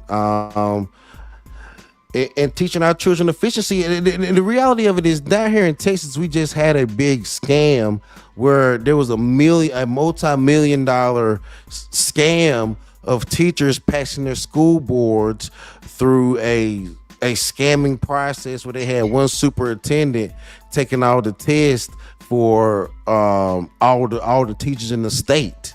And I'm pretty sure you saw that, Psychopathist. I'm pretty sure you saw that story. The coach, the basketball coach, pretty much ran it, and then the superintendent was pushing it, and they were running a teacher certification program. I'm pretty sure you saw that story, right? Yeah, I know what you're talking about. Exactly. So therefore, when you look at it at that perspective on a statewide and even a national basis, our children are not being actually educated. There's people. You talk about like the no kid left behind rule. So yeah, so when George Bush and I actually support the Republicans, and this is again where and I can talk about when sometimes when Republican policies or doctrines don't go through as well as we would like them to go through. So the No Child Left Behind with the George W. Bush push, which is because I think George W. Bush was also a compassionate conservative. Yeah, right? Wait. No. George W. Bush was not a compassionate conservative. No, I think he ran on that narrative though, right? So what No, is you talking compassionate? about the first time or the second time? No, Psychopathist. Where did the term compassionate conservative come from? Psychopathist. Who coined it? Who coined it? The term compassionate conservative are conservatives who have like more what you would call progressive, like social justice perspective. Like that type of shit. But George Bush, like especially in his second term, like he was more of a warmonger and neocon. Like a part of the reason why he won his second term had more to do with the fact that we was still dealing with the war on terror than it had anything to do with any type of compassion or anything like that. And John Kerry also wasn't a great candidate either. But he was looked at as a tree hugger. Yeah.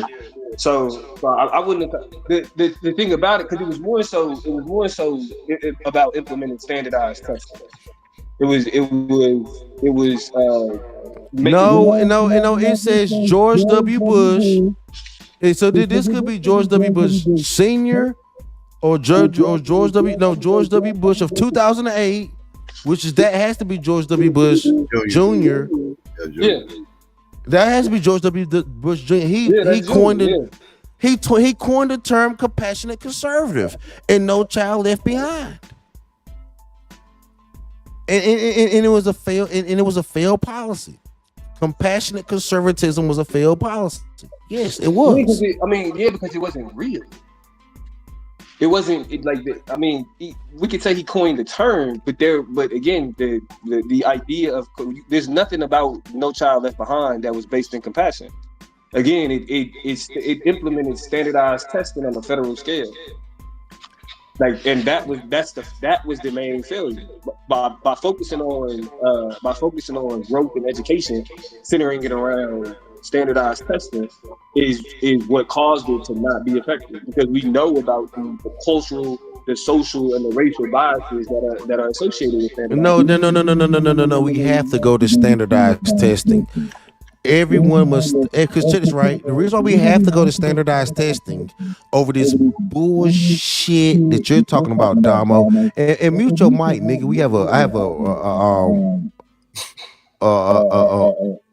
Mute your mic, nigga.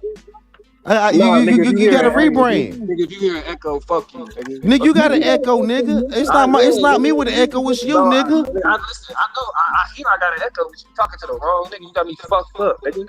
You got me fucked up, you echo having ass nigga. You repeating ass nigga. You mute your mic, you sorry ass nigga. But let me tell you something. Standardized testing is something that black people need. Because shit is right. When you go to get a job, when you go to be a firefighter, a nurse, a doctor, a lawyer, there are standardized testing that you have to pass. So hiding black people from standardized testing when you ultimately need standardized testing for these higher level of employment is you being a weak bitch ass nigga holding us back. This is the Christian guy.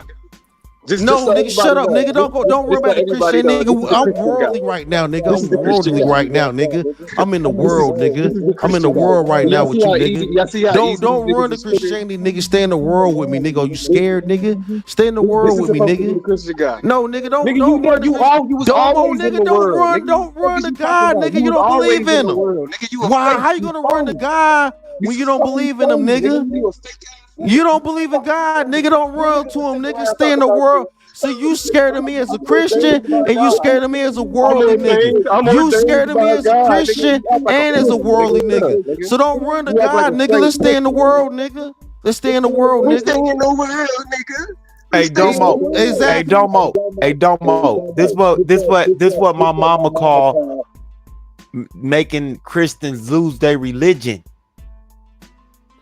You can't lose nothing that God has already given to you. You lost your religion, nigga. You lost your religion. You lost your religion. I'm talking about you. I'm talking about you. You weak ass nigga. You was already lukewarm. Hold on. He's so stupid. Yo, Domo, this nigga so stupid. He thought I was talking about me. You didn't believe anyway. Yo, Domo, this nigga so stupid. Yo, he's so stupid. He thought I was talking about me. You a punk ass nigga, and this nigga Domo, you a bitch ass nigga. Hey, I want y'all to understand how stupid this nigga is, yo, Domo. Y'all see how niggas get triggered now. Now niggas always talk like Domo be talking crazy, all this other shit. All I did is chime in on the conversation about standardized testing, and this nigga started acting like a pussy. All I did because you're trying to make black kids stupid. I didn't throw no insults. You're trying to make black children stupid. Black children need to perform. I was talking about his dumb ass. Black children need to be able to test and perform at a standardized level. Black children can perform and test at a standardized and higher level. Okay. Why do you want to take away standardized testing? Can you show me the research? Can you show me research that proves what you're saying? What? I have empirical evidence, brother. Okay, pull it up. Show your screen. No. I said empirical evidence is my personal evidence. I thought you were smart. Empirical is solid, brother. That is not empirical. Thank you. Empirical evidence is very solid because that's not something I read. No, empirical evidence is very solid. I didn't read this. I lived this. I experienced this. That's called anecdotal evidence. No, it's also called empirical. Look it up. Look up empirical evidence. Definition of empirical right now. That's how you look up empirical evidence. Empirical evidence. This is easy. That's crazy. This is. Hold on. Yo, why is it an echo? Hold on. I'm about to come in on my computer. Yeah. Yo, Marley. Sound crazy. No, look up empirical evidence and tell me what it means. Yo, what's good? Yo, Marley. Yeah, I know what empirical evidence means. Empirical data. I do too, and I'm not finna look it up for this nigga. Yeah, I learned that over my bachelor's program. I ain't about to look that up. Hey, truth. We just made this man. So reproduce that REM song. Empirical evidence means information gathered through observation, experiment, or experience, nigga. That's empirical evidence, and I'm telling you, I have enough experience and vision. Wait, pass the hold on real quick. Hold on. In the empirical evidence, right? Because you made a mistake, right? So in the empirical evidence, a lot of the times in the observation, it's quantified, right? So So you can't just go based off of your experience alone. Those experiences that you're talking about in empirical evidence is quantified and measured so that we don't know if the experience You is added true a or word, false. and I respect Right. what you're saying, FBA. Yeah. You added a word. You added quantitative empirical evidence. I Right, did right. not, and you're right. You're right about that. I did not. I did not take encounter. I said my empirical evidence. They asked me what evidence do I have, so they Right, but made that'll it be personal. anecdotal. They But made it. They right, made so it it would be personal. so it would be It was made anecdotal. Well, personal. Hold on, Dom. So It would be- it was made personal. Pastor, So that's I the know- reason why I didn't go with quantitative empirical evidence. Right, but the evidence that you're talking about is anecdotal because it's personal. It wouldn't be empirical right now, right? So Empirical can be personal. You see, quantitative is not personal. Quantitative is macro, not micro. Bro, these niggas just be saying shit, bro. Don't they, Domo? And they think they smart, and that shit be hilarious. I never said I was smart. I never said I was smart. You think I'm smart? No, you think you are. I didn't That's say I why was you on smart. this panel, When did challenging I say I was motherfuckers smart? on levels way When above did you. I say I was smart? I'm glad you admitted that. With your dumb ass.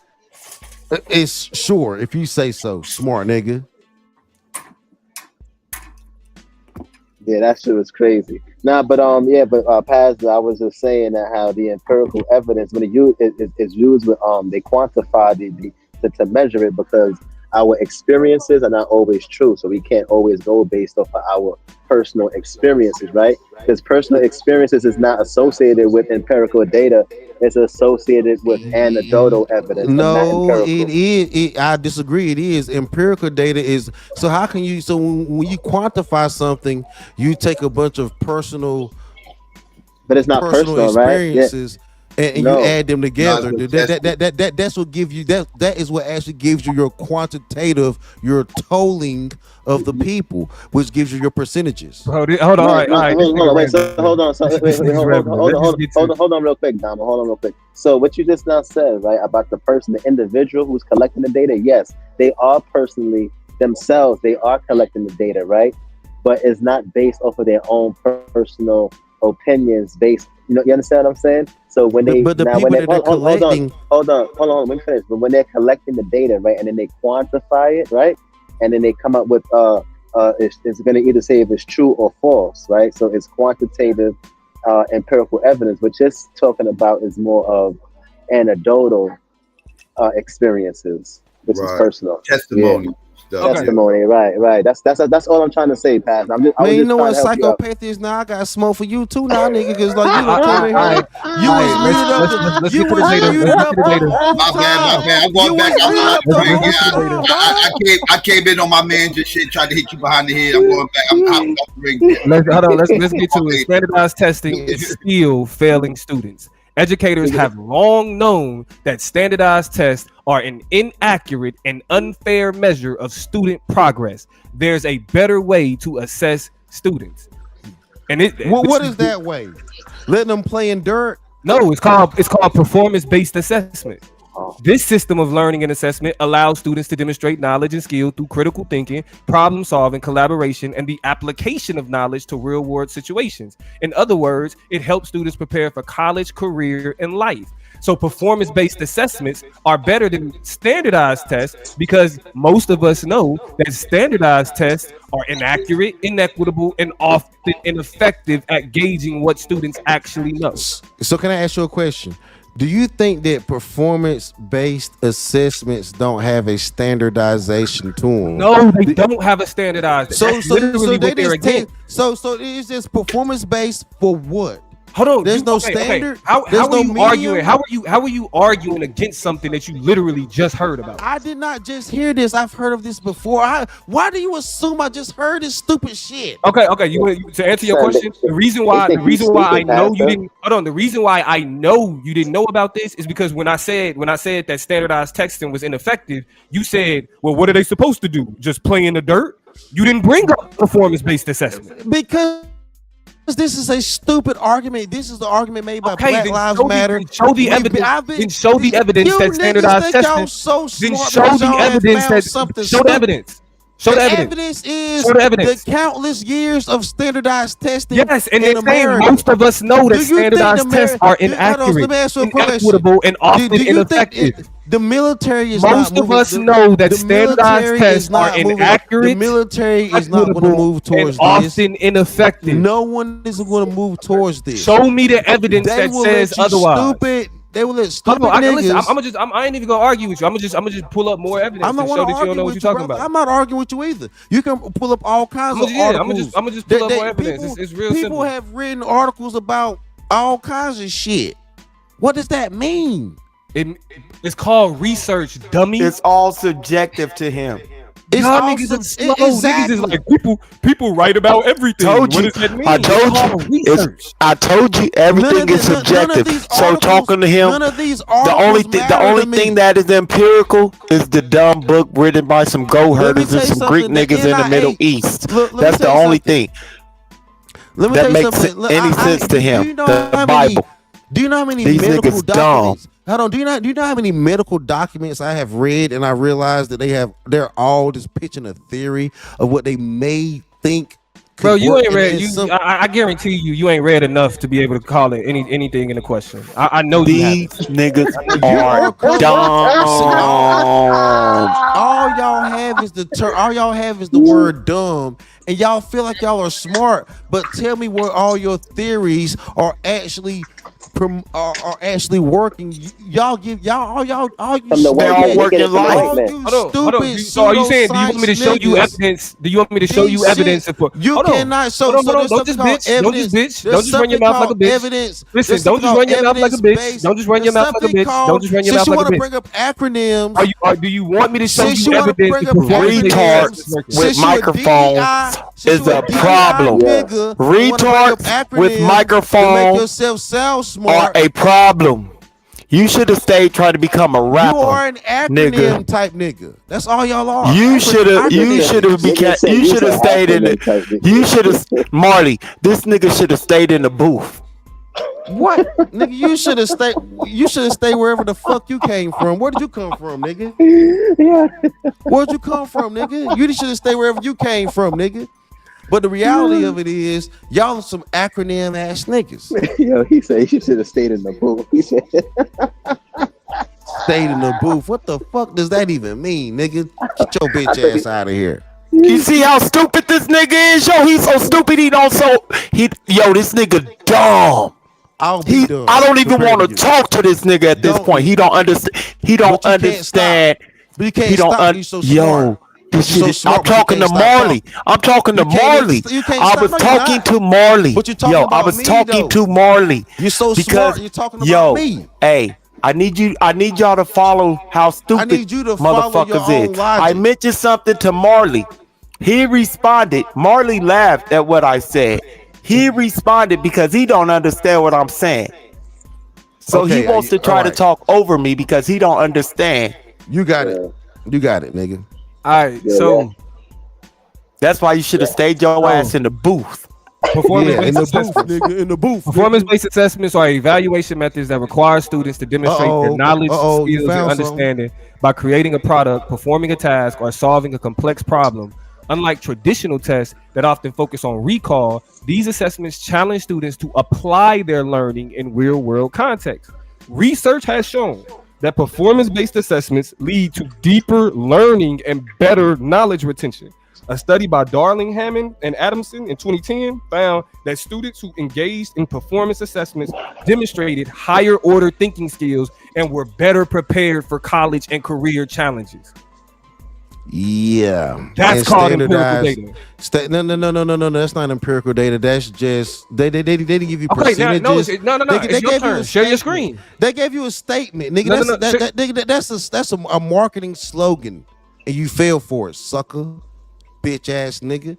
But Psycho, I gotta go. You see how these niggas gotta act like hell? It was fun. When Damo start calling niggas dummies, nigga. When Damo start calling niggas idiots, when Damo start telling niggas that they daddy should have left them in the sink, Your mama should have swallowed you. 4%. You weak ass You nigga. 4% ass nigga. You mean his daddy should have swallowed him? You mean his daddy should have swallowed him? His daddy should have swallowed him. 4%er. Hey, His daddy should have swallowed him. Hey, 4%er, chill out. I'm Hey, yo, presenting, Psycho, I'm presenting I'll let actual you. empirical It was evidence. fun. I'm Nigga, this is not presenting actual empirical evidence. And these niggas got to rely on insults. That's a But good Damo's marketing the statement. one that don't know how to talk to people, Hey, though, right? 4%er. I'll holler at you later. Damo God the bless one that don't know y'all. how to talk Hey, to people. God Let's bless actually let's all pull you up the niggas. actual study. God bless America. Let's Make pull up America the great actual again. study. I love y'all. That's crazy, yo. Yo, y'all crazy, man. pull up the That got me dying over So here, man. I want y'all to understand how these religious people lose their religion Oh, shit. when they talk to people Who know about who know their religion better than more them. than them. Talk your shit. Talk your shit, brother. I'm here with you. Like Domo had him crashing out. We had him crashing out over simple questions, yo. But they supposed Did to he be leave? the Christians. Oh, he left. How's Yeah, that he left. Oh, y'all made him leave, son. He took the ball with him and everything yeah, I off ain't the even court. got- okay, That's I ain't even got crazy. Yeah, he took the ball with him and everything. He took the football home. He can't even play football no more. Well, he said, fuck that. He said, I'm taking my basketball home with me. he Y'all gonna play. empirically had to go, right. With a subjective ass. Yeah, but what did I say, Sabio, months ago when I was talking about the pseudos? It wasn't I tell you they try to make objective topics into subjective things? That's a case right there. They always try to make it personal. Like they try to make it like go with their personal experiences. That's why when I was explaining to him, like what you're talking about is anecdotal. A lot of the pseudos like to go based off of their personal experiences, and that's crazy. Everything is not only based off of your personal experiences, and that's what they like to do. Personal. Everything is personal, and it's that deals with their ego because it's dealing with self. When they start to say personal or them and they, now it becomes about their ego and about themselves. It's not about the information, and then things become above the information. Now that's what I was trying to explain to him without snapping on him, because I was already snapping on him, so he could be a little bit more receptive to the information. But he was still trying to still go against it. So there's some people, no matter, even if you try to tell them in a nice way, they still can't learn. So I understand sometimes why, people curse them out and start flipping on them, and because it's like even when you try to tell them in a calm, cool, and collective way, without even trying to make them feel like they are not intellectuals or whatever the case is, their ego will still be in the way. So, but hold on, but Marley, here's the thing. Yeah. The issues with standardized testing have been highlighted for like decades now. So anybody who actually cares about education policy would already be aware of what's wrong with standardized testing. So it's like for niggas to jump out the window and be like, oh, niggas think they smarter than it. It's like, nah, when niggas speak up, they let you know how much they know about what they talking about.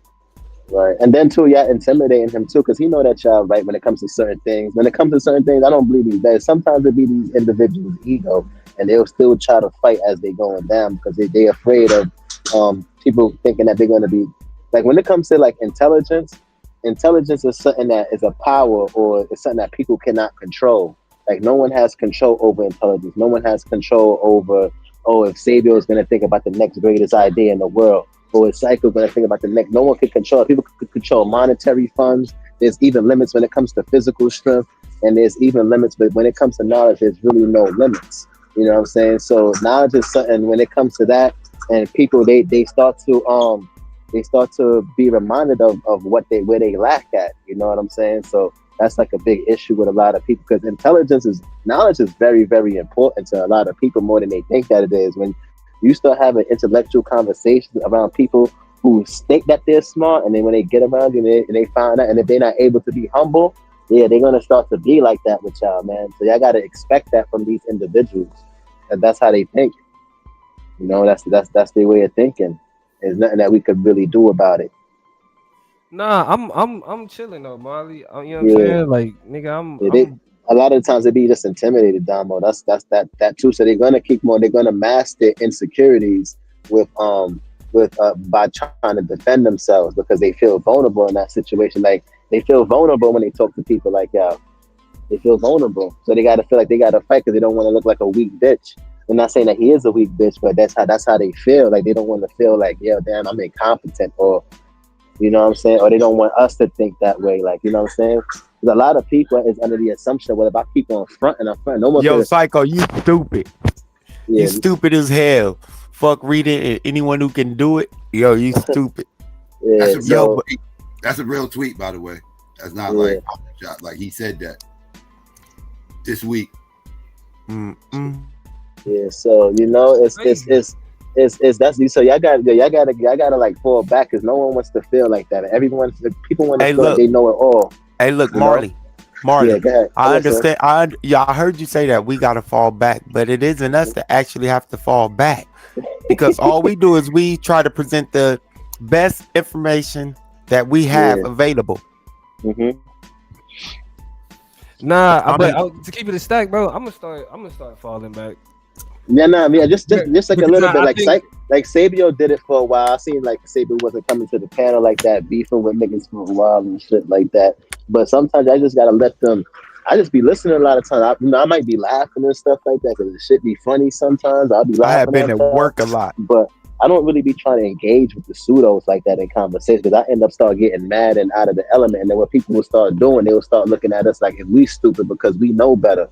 You know what I'm saying? And it just looks like, but we just have so much love for these individuals because they black. We don't want them to be stupid. So we trying to get them like, yo, why you not getting it? Like, you know what I'm saying? So that's from the perspective that where we coming from, like, yo, why you not getting it, son? Like, we want you to be on the same page as us.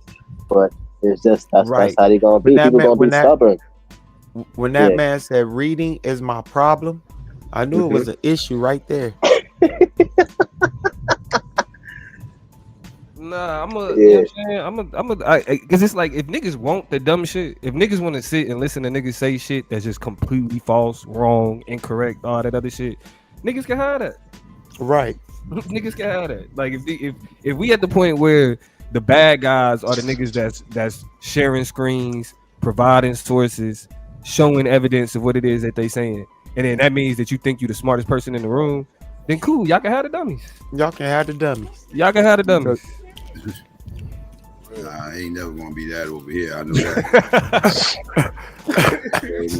that. Psycho hella stupid. Quick as hell, top motherfucking source up. Shit, yeah, like come on, source the fuck up. And that's the reason why I joined some of these panels because y'all was quick to tell a nigga source up. Where y'all get that from? What y'all talking about? Like, I listened to a bunch of those shows where people were able to just say anything. Hold on real quick. I did crash out on Wale earlier today, but that's because there wasn't on some intellectual conversation though. It was because he came to the panel and he was trying to throw shade and be disrespectful and shit like that. So that's why I came at Wale like that. You know what I'm saying? But you know, I be trying not to hold these intellectual conversations. It ain't our fault. It ain't our fault, bro. It ain't our fault that they think they're intellectually astute and capable to have these conversations, and they're actually not. It's not our fault. Like Vino earlier, I actually looked for the island, and I could never find that island that he was talking about. That's why I don't try to pull up these sources and they say, look for the island. Just look up that. Like, no, you find that island doesn't exist. At least give me a link or something.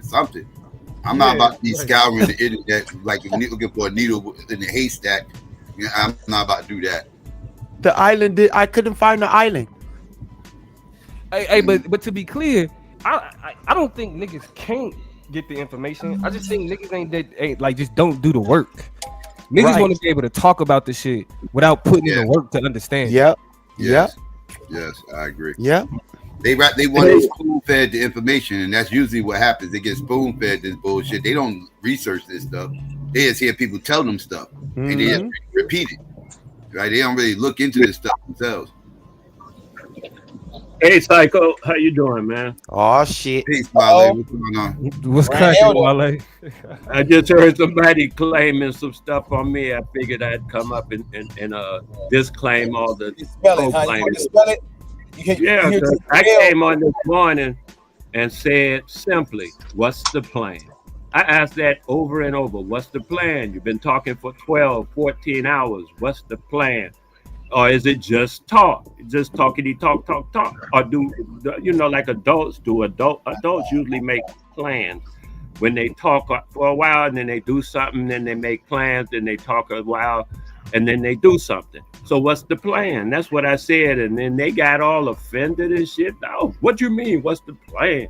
I said, well, children just lollygag all day and then get up tomorrow, lollygag all day. But that's the life of a child, lollygagging all day. But when you become an adult and you lollygag or you talk about something, then you get up and do something. You have a plan. You make a plan, because that's what adults do.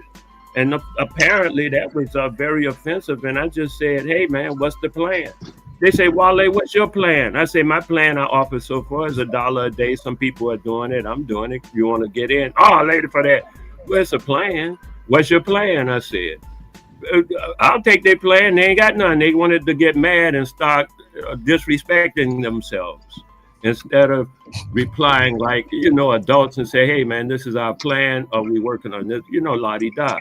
But no, they got all disrespectful with themselves and behaved badly. And so I heard that just now and just came to explain what actually occurred. It's on tape. Nigga, if you don't get your nobody give a fuck about your explanation, ass nigga. If you nobody give a fuck about your explanation, nigga, fuck out of here. Nobody give a fuck about what you got to say, nigga.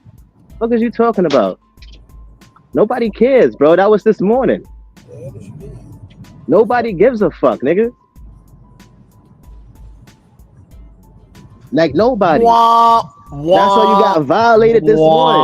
And then you try to rearrange the story, nigga. If you don't get your weak ass on, nigga, you old ass victim. If you don't get your old ass, if you don't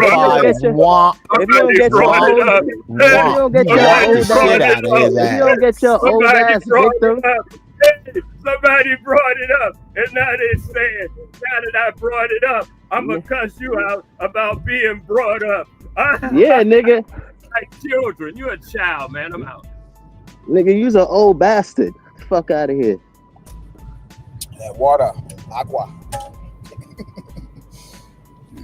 Gonna save your life. Oh, dumbass nigga, man. Nobody asked you to come up to the panel, nigga, and explain yourself. What are you talking about? I discuss my plan all the time, Wale. I know I discuss my plan all the time. People don't always agree with it, but I discuss my plan though. Everything I talk about is centered around my plan. My plan is my macro though. I told that nigga he better have a medical and a dental plan or some shit. Fuck, you better get a life insurance plan, nigga, before you come up on the panel telling niggas about plans and shit, nigga. Fuck out of here. You better, nigga, plan. Nigga, you better, nigga, do you have life insurance, nigga? Or they gonna just bury you in Jamaica in the water when you die? Fuck out of here, son. Nigga, I don't like you, nigga. Hey, Psycho, what's your plan, man? You say you got a plan. Let's hear it. Fuck out of here. Hope you die in your sleep, bitch. I was discussing some of it earlier. I was talking about Pastor was talking about how we all the people up north need to go to the south and have reverse migration. I was telling him that's kind of what my long-term plan I think black people should do. That again, this is a macro plan. I don't have no micro plan. Actually, nobody has a micro plan to get black people out of our situation. If anybody tells you they got a micro plan, they lying to you. They can present some macro plans, and those would be feasible. But and that's what I focus on. And I it's small things you could do to put in place now. To try to make these things happen. That's why I focus on politics a lot. Because I do believe in politics. I know that ain't your thing, but I do believe in politics. I was looking at Molly, you got a bad echo. I don't know what's going on. Should I kick this other profile? Let me kick this other one. No, don't kick the other one. I'm about to drop down. Just bring the other one up. All right. Yeah, my bad. Go ahead, Wale. Yeah, I was saying on to you. I agree with your plan as far as, you know, micro, macro, and micro. I see it. I'm thinking you're saying micro and macro. So I'm thinking micro. Micro, you say you think the people should move to the South. And I'm thinking micro would be you moving to the South. Where you say people, that's macro, but then micro is you doing it like, hey, I kicked the first bucket. You know what I mean? I kicked the first stuff. Exactly. I agree. Yes. So that's your plan. That's beautiful. Yeah. I know I'm eventually going to be in the South myself, but yeah, I think that should be what everybody's plan should be eventually. At least, and it's really even so much about getting people my age to the South. It's about getting this younger generation to the South, so they can have kids down there and start building down there.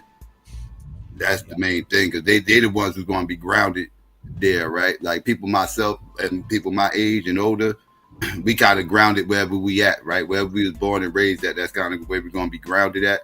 Whereas the younger, somebody who's born in another area or whatever and was raised in that area, that's where they're going to be centered at. So yeah, I think people should think about doing a reverse migration slowly, but yeah. Okay, Psycho, you was just already in Texas, wasn't you recently? Not recently, but haven't at one point in that was actually Texas, right? Yeah. That was 15, 16 years ago now. What happened? What as far as what made you revert back to? Well, it was job opportunities. My old job opened back up, and I transferred back up here, and I was missing Jersey. But again, somebody like my age, you know, I already know I'm gonna end up in the Southeast anyway, but not Texas. I can't do Texas. I'm gonna go end up in South Carolina. That's where I end up going myself. I already got property down there, so. Okay. Oh, that's so wonderful. You on it, man. Beautiful. You got a plan for real, for real. Yeah. It's a whole bunch of cheap land. They got a good, not Charlotte, but yeah, they got some. You know, no, South Carolina for me. Yeah, Charlotte. That's North Carolina. I'm in South Carolina. Yeah. That's what I was saying. Like, just not Charlotte. Charlotte is expensive. It's not. Yeah. Well, I've been Charleston is expensive too, as far as like, well, it's the hood, but it's uppity for South Carolina.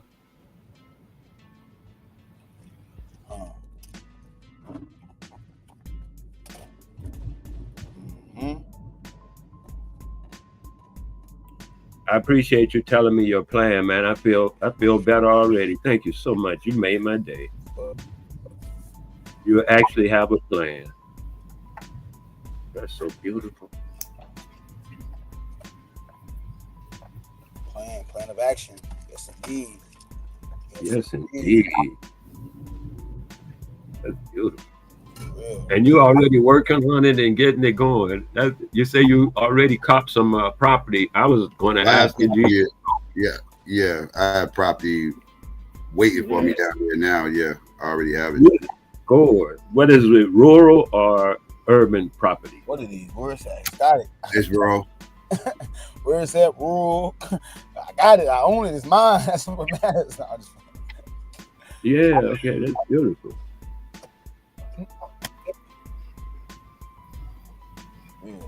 That's important, man. That man on shit. Hey, real quick distraction. What you think the score gonna be tomorrow, Psycho?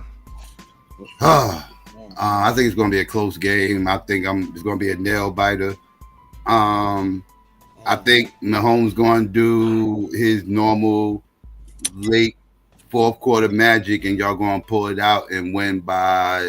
I think y'all gonna win by 4. I think y'all gonna force them to have to score a touchdown late, and y'all gonna be able to stop them.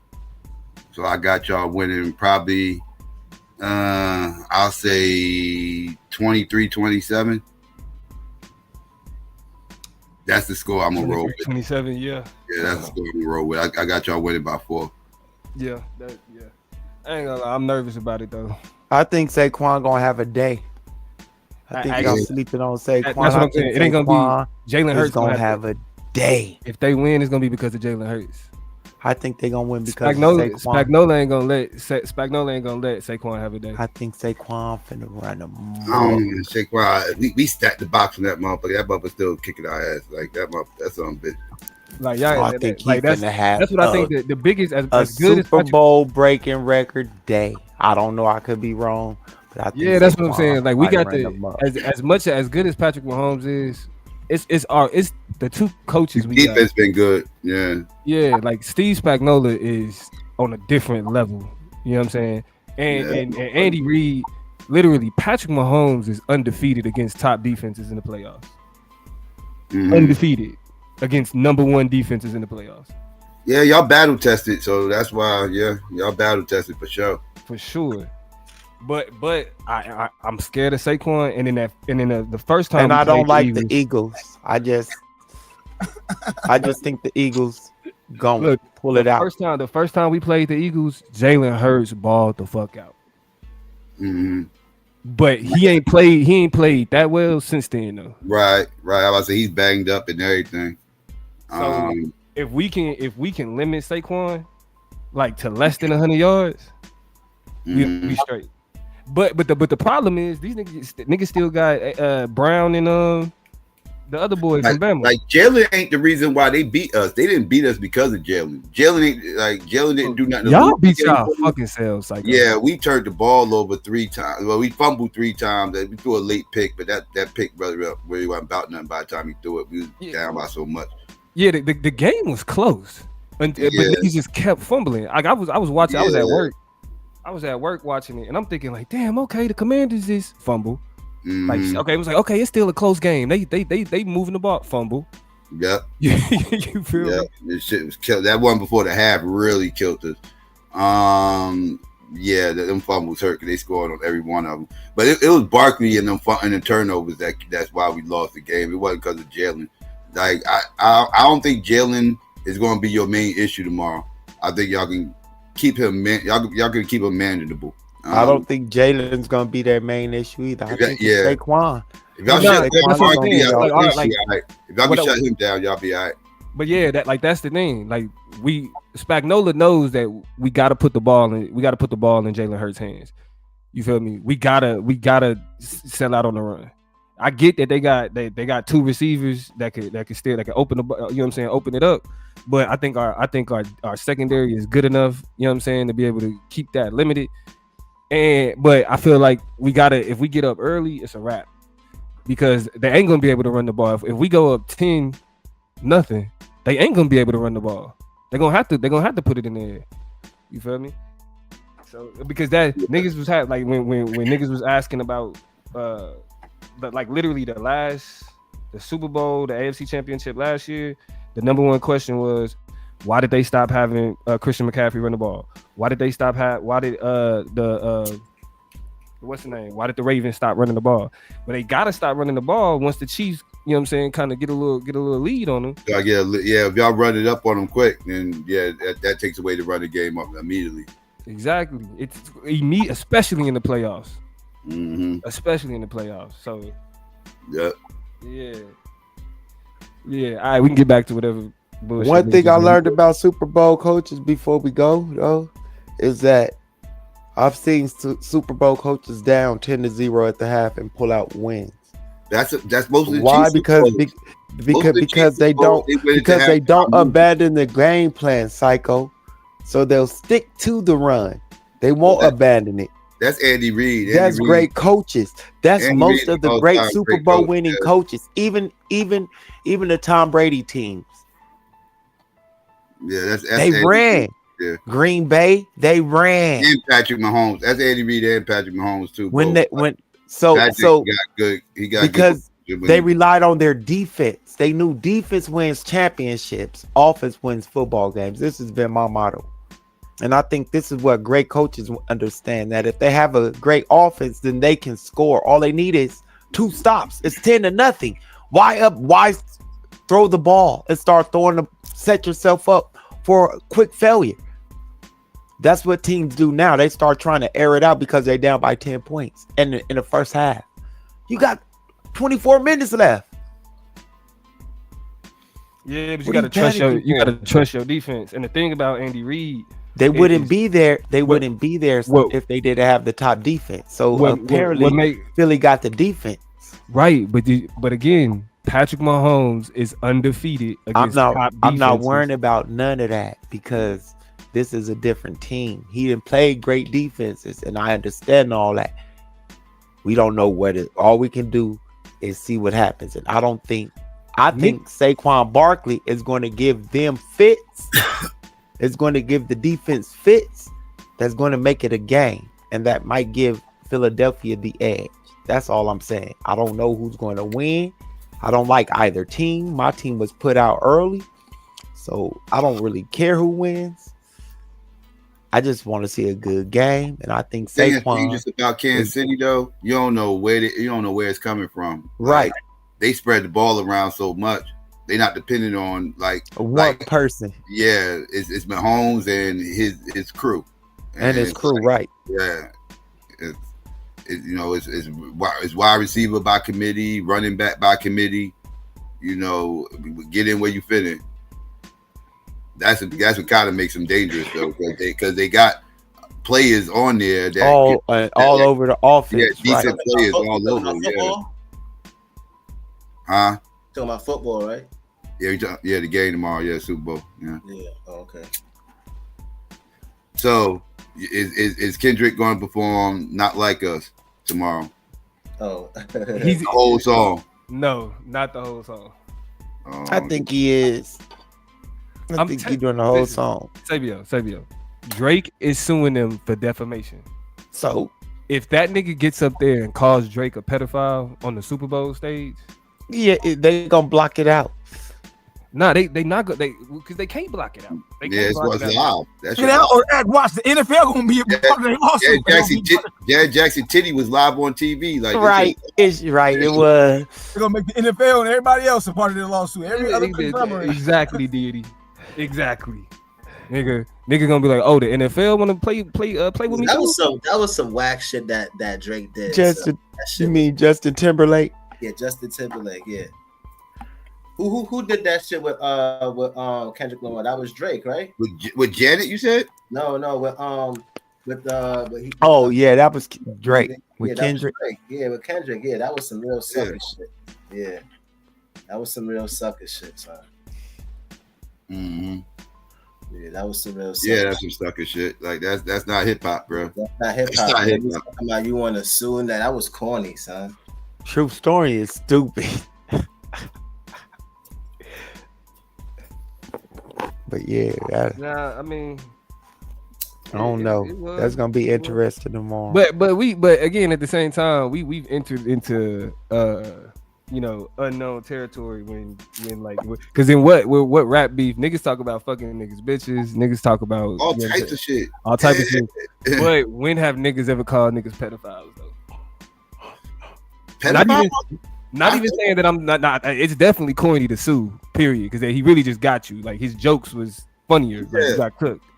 But it's like shit, nigga. Like calling a nigga pedophiles. Bro. I remember when I first was listening to Not Like Us, nigga. When that nigga was like, "Say Drake, I hear you like him young." My jaw dropped, bro. I was like, "Oh shit, what he I'm like for real, bro? This nigga is taking it there, nigga. He took it all the way." You know what I mean? Yeah, I mean, But again, one thing that I recognize about this beef is that it's been brewing since about 2009. Yeah, it was the Poetic Justice. Yeah.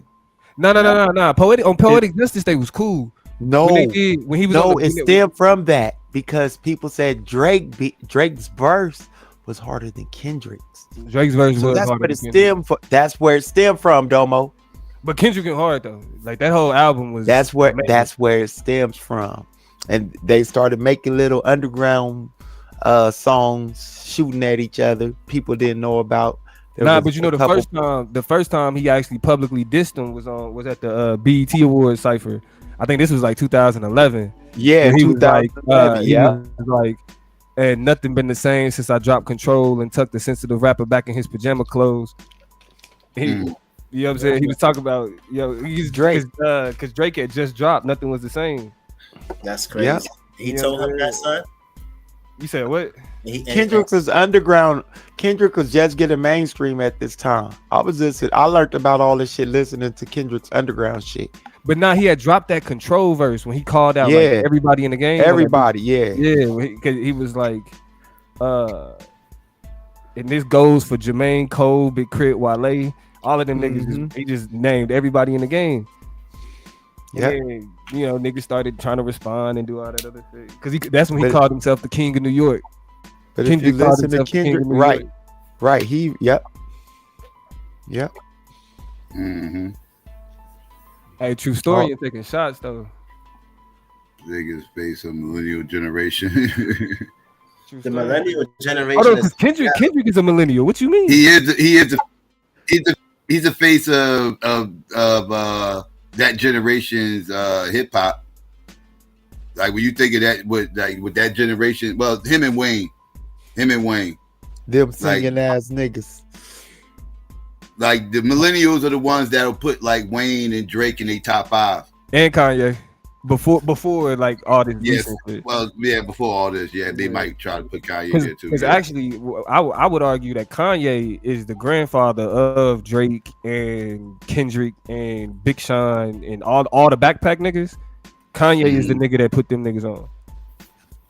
Well, the only reason backpack they came under him. Yeah, I can see where you're going with that. Yeah, that's what I'm telling you. Like I first started doing debate when I first started listening to Kanye.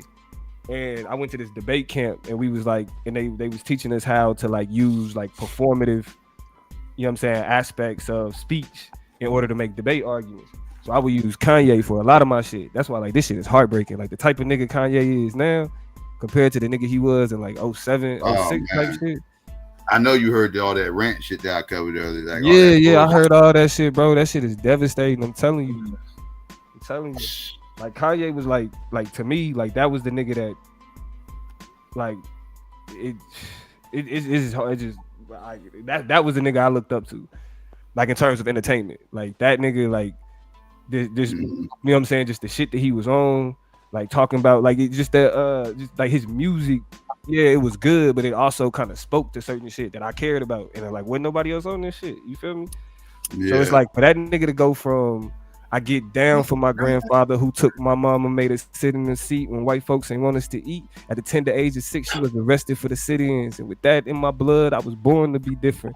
Like, to now talking about you fuck with Hitler? Hitler. Crazy. Hitler. Yeah, these niggas. He had on the Hitler shirt, Domo. They be listening to Lance and that Black European shit. I think Kanye be following Lance and shit. Damn. Don't say that. Don't say Lance. I think Kanye followed Lance on YouTube. Damn. For real? He done found Pseudosciences University? Yeah, I think he be getting that Black. If Kanye mentioned a pyramid Earth, it's over. He already said that. How he not he native. He already said it.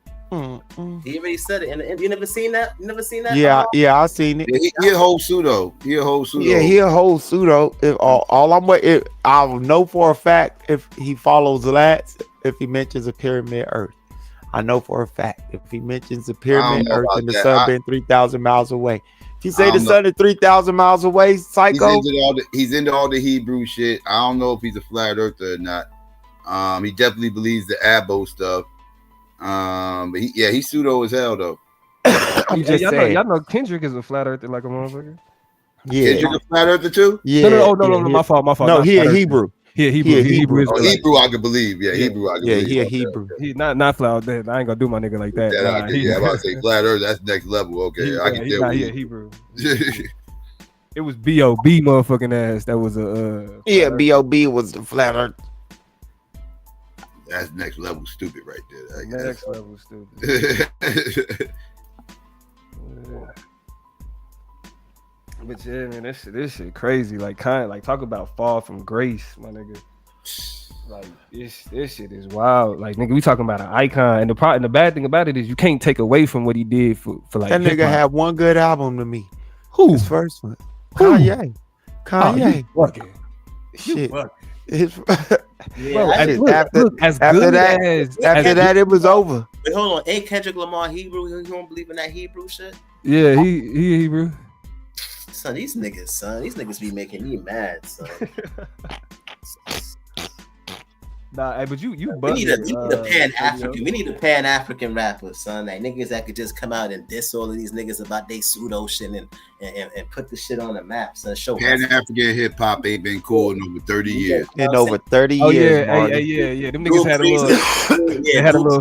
presentations and shit like that during the battles and shit like that. And the lyrics you show it in the Man, lyrics. them motherfuckers will lose, nigga. You go up in there with some goddamn Black History presentation in the middle of a battle. Watch how you get booed off the fucking stage. You getting cooked. Yeah. You getting cooked. Man, You gotta understand. It's a reason why. Like niggas in hip hop know. I think it's a way to do it. No, but listen, the niggas who did it right, for example, Black Star, Most Def and Talib Kweli, them niggas was like, them niggas was hard, but they never got the same, you know what I'm saying, recognition. But they were pseudo too though. We talking about. I wouldn't call them Pan-African, but they're definitely backpack content type dudes. Let me re-say what I was. Because I know Most Def was a whole mall over there. He a whole mall. Yeah, he was a mall. Yeah. Most Def was a mall. I mean, Pan-Africans who's not pseudo. That's what I mean. Yeah, we talking about like X-Clan type motherfuckers, like the Egyptomaniacs, like. Yeah. They Pan-African. They've been cool like over 30 years. 30 years, the Smash Rockwell type, the hieroglyphic type. The Tennessee. The what was that group? Take Me to Another Land. Those types of people. Whoever they was, I can't remember the name of that group. Was it Tennessee, or was that the name of the song? Shit, I forgot. The song was called Tennessee. You talking about what's his name? I know what you're talking about.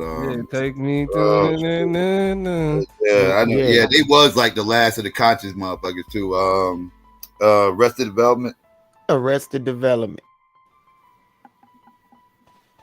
They was like the last of the conscious motherfuckers. Like, oh well, Lauren too. Lauren and them. Oh, the Fugees. Yeah.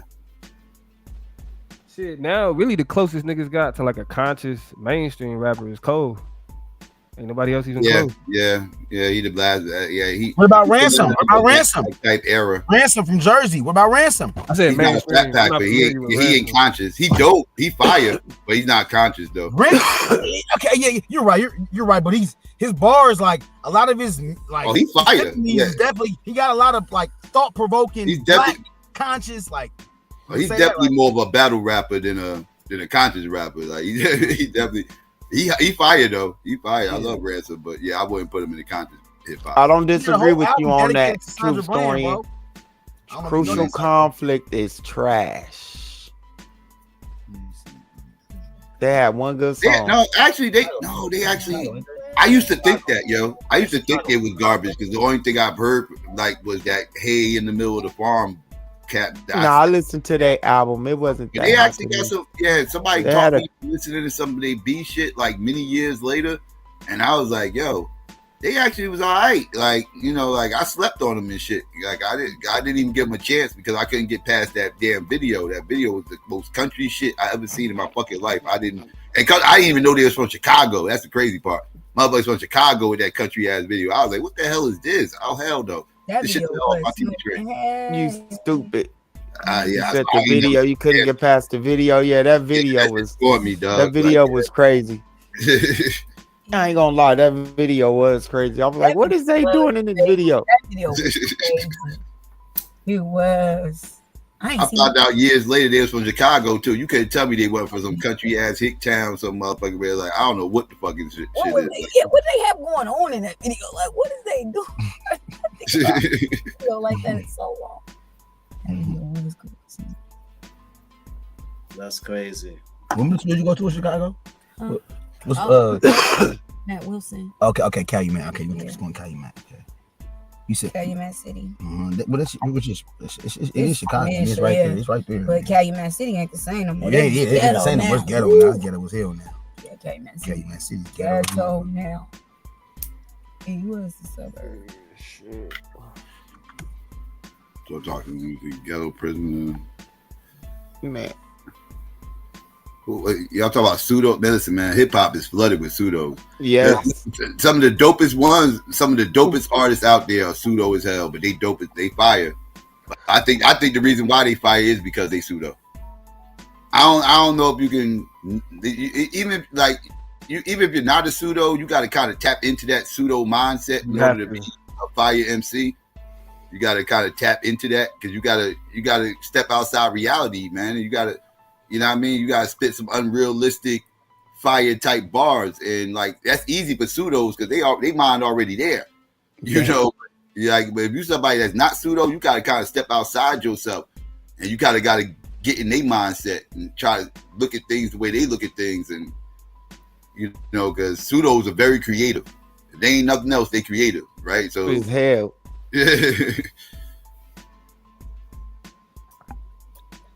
Nah, see, the problem is more so like I felt like I was blown when I found out that Nas used to be a follower of Malachi Z. York. Yeah, he's a gyptomaniac, everything. Gyptomaniac. Yeah, that shit was old. I knew that He when I was was following a lot of people though, Nas too. He wasn't like York. following York like that, but he probably read a couple of his material, right? He be like Nah, when you're in the pseudo realm, right? You'll read material from different people, but it doesn't necessarily mean you could be fine. He might, and they also might reference him. Like you hear him reference. I heard him reference Malachi Z. York. I also heard him reference Farrakhan and other people, but it doesn't necessarily mean that he followed. That's true too. He did reference Farrakhan as well. Yeah. So we can't really sit up and be like, yo, or he referenced Malcolm, and he referenced Martin, he referenced, like, you know what I'm saying? It's probably he referenced a lot of them because it was what he read. Yeah. So that's probably what it was with Nas. But he was in the pseudo lane, like he was in. He's a 5%.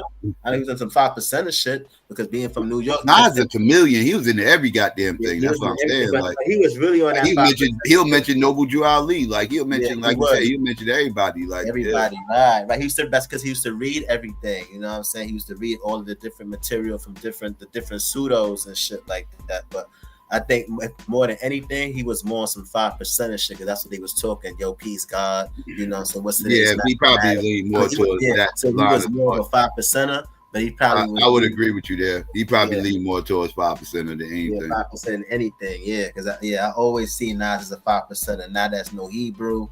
Not as no that. Nas every day was God body this, God body that, God. Yeah. Yeah, because Nas was the one who got me into the whole 5% and shit like that too. Yeah. Like, reference everybody is God. That's all 5% of shit. Right. Yeah. Right. Yeah, 5% of shit. Yeah, he was a 5% of anything. But he did mention, because I read Malachi before he was Malachi Z. York, when he was Iman Issa. He wrote a book called The Pale Man. And his mad pseudo is about the origins of the white man and shit and where they come from. They talk about. I heard about that shit. I ain't read it. Somebody was like, "Don't read it, Sadio." And a 5% gave me that. And a 5% gave me that book, Damo. A 5% that I met in Brownsville gave me that book. So you can have niggas that's 5% and they'll read those books still. Like you have niggas that'll read the Gospel of Jesus Christ. You know what I'm saying? And not even be a more. Yo, hold on, y'all that shit was crazy. Aquarian Gospel of Jesus Christ. Huh? That shit was crazy. Look, you talking to a nigga from the Bible Belt, nigga. I only found out about Malachi Z. York about like a few years ago. Yeah. Right. I understand, Domo. So you heard people referencing them, probably didn't even know who they was talking about. Had no idea who they was talking about. Right. And you know what? That's the one thing that I recognized about Missouri and St. Louis in particular. I ain't never been to Kansas City or Kansas for any length of time. I have passed through there doing a job, helping set up a business down there in Kansas. And his name too, that Damo was Iman Issa before. He had different names. So you probably heard niggas say his name and you probably didn't even know he was talking about him. If you hear niggas say Iman Issa or Malachi York, he had mad, like when he was changing his different pseudos or his different ideology. Yeah, he changed his ideology about 3-4 times. Yeah, like about 6 times probably. So one minute he was this and then he changed his name as he went along. So niggas probably told him about mentioned him and you probably didn't even know he was talking about him. And it's the same person. The one thing that I learned about being out here in the Midwest is that if a lot of this shit that we talking about, that a lot of people aren't familiar with. Like if it ain't the Bible and Jesus and God, what is you talking about? Because of the internet, that's changing though. Like yeah, it's changing, but not out here. Shit. Let's put it like this: 125th is a smaller is a much bigger place now. Yeah, right? Like, it was much smaller before the internet. Now it's a much bigger place. A lot of people are adopting these ideologies all over the country. You know, like I said, these people. It's like I'm on 125th when I get on here. No matter where I go, like people be from all over and be having these wild ass ideas and stuff that I know came from up here. And I'm wondering how. Well, I know how they got it. I'm like, well, you ain't been practicing this more than like X amount of years because this shit because you probably didn't even know this shit existed. Most of this stuff, depending on what it is. Yeah. The Moors are small. The Moors aren't as big as they used Hebrews to be in particular at one time. The Moors Hebrews are, in particular. Right. Like millennials, like millennial God believers now. I was arguing with somebody about this the other day, but I believe millennial God believers and younger, for the most part, are becoming Hebrews now. They're not becoming Christians anymore. Yeah. Like it be like you know how it was like like when it comes to cigarettes, only the old heads like Gen X and older, the ones that smoking cigarettes, and millennials, they all vaping now. They're not smoking cigarettes, they vaping. That's kind of how I look at it with religion, right? Like people that are Gen X and older, they the Christians, right? They the ones that still go to church and do the typical Baptist stuff, whatever the case may be. But millennials and stuff that are into religion, like they adopted Hebrews, right? They saying they the original Hebrews of the text.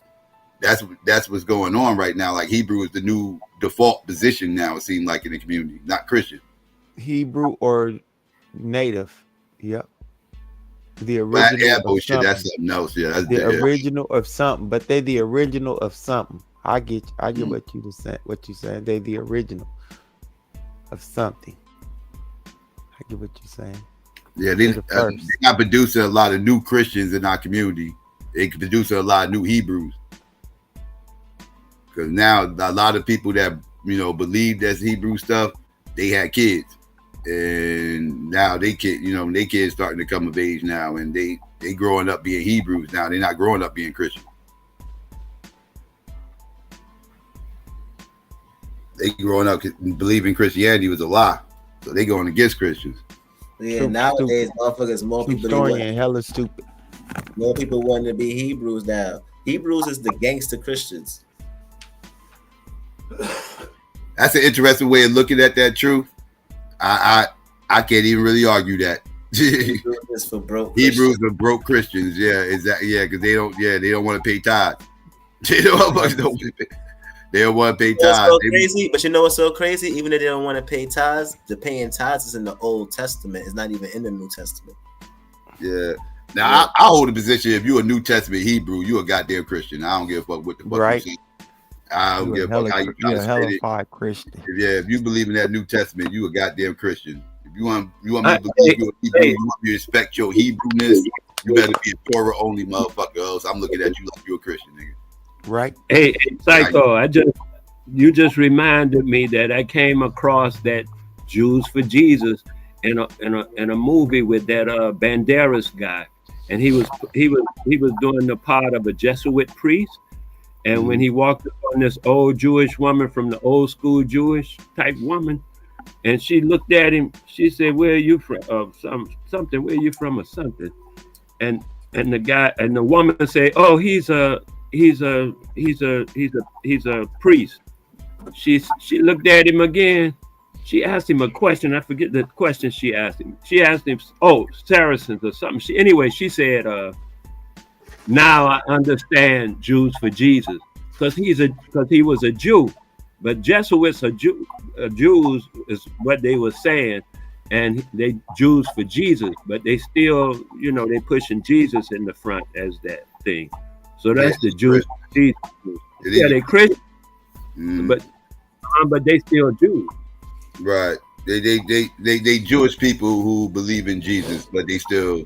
They both. They Jewish, Jews, but they Christians though. They Jewish by culture, but they but they Christians, and theologically they Christians because Yeah, they So I remember I mentioned something, and I remember I was talking about pistis because he was talking about faith, and I mentioned pistis, right? And I said that it was a goddess, right? Pistis was the personified spirit, daimona of trust, honesty, and good faith. She was one of the good spirits to escape Pandora's box and promptly fled back to heaven, abandoning mankind. Her Roman name was Fides, and her opposite number were apati, deception, and the pseudology, lies.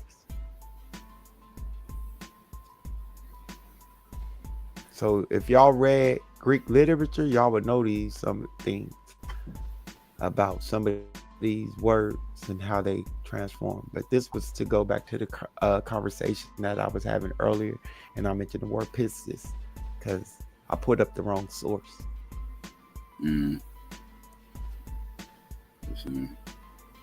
It's a Christian God is a Jew. That depends on if you believe in the Trinity, right? Because like God is God, you know. According to we take that Trinity crap out. God Yeah, I'm a Trinity Christian. You're a Trinity Christian. I'm a Trinity Christian. Yeah. God the Father, God the Son, God the Holy Spirit. Yeah. How is that? That's the. That's how are they three? How is he 3 in 1? But he's supposed to be one by I'm not like the himself. rest of these niggas. I'm gonna keep it a stack, nigga. It's God. God can do whatever the fuck he want. If God want to be 3 in 1, you know what I'm saying? So you just going the simple route.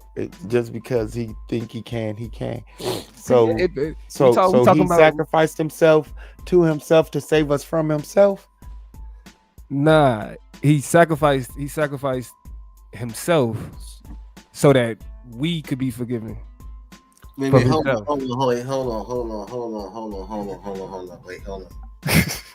That's for the ignorant people. That's not the Christians, though. Because remember, the Christians got baptized. You got to get baptized, and then when you get baptized, right? That's supposed I'll be back. That's supposed to be the rebirth or a spiritual rebirth, right? So now, being that you got that spiritual rebirth, you got the knowledge and information. Now you're supposed to know better, right? So he didn't necessarily die for the Christians, but for the people who was ignorant, who didn't know no better. Nah, yeah. Everybody's sins. That's what he's supposed to do. Yeah. But if you became a Christian already, right, and you was baptized, you supposed to have gotten the word, right, and know what's expected of you, and you're supposed to follow Jesus, which means you're supposed to follow this person who they deemed to be perfect. So which means that you're supposed to be practicing righteousness. And for the people who because remember, when Jesus was walking around, he was trying to give out the word, and there was some people who was rejecting it and was like, nah, he didn't have a lot of followers in the story when he was alive. He didn't. Most people were against him, right? Yeah, most people was against him. Niggas was looking at Jesus like, nigga, who is you? Who is you to be telling us what to do? And they thought that he was self-righteous. The false prophet. He was a false prophet to people out. Right. That's how niggas was looking at him, like how they would look at a narcissist today, like someone, you know what I'm saying? They was looking at him. He pretty much he was Jim Jones. That's how they looked at him. So they was looking at him and that, he was a cult leader. I wouldn't say it seriously like Jim Jones, but I would that's say how they looked at him. No, that's how they looked at him. Yeah, in some sense, that's you could say that's how, but they was looking at him too, like he was like you don't got no jewels and material things, because they was like, yo, how you supposed to be the son of the God and this person, but you have nothing, like, you know what I'm saying? You ain't got this, you ain't got this and that and the third, you ain't got no kid, like nothing, like, so who are you for us to listen to? You know what I'm saying? So he only had 12 people who believed in him, you know what I'm saying, which is his 12 disciples.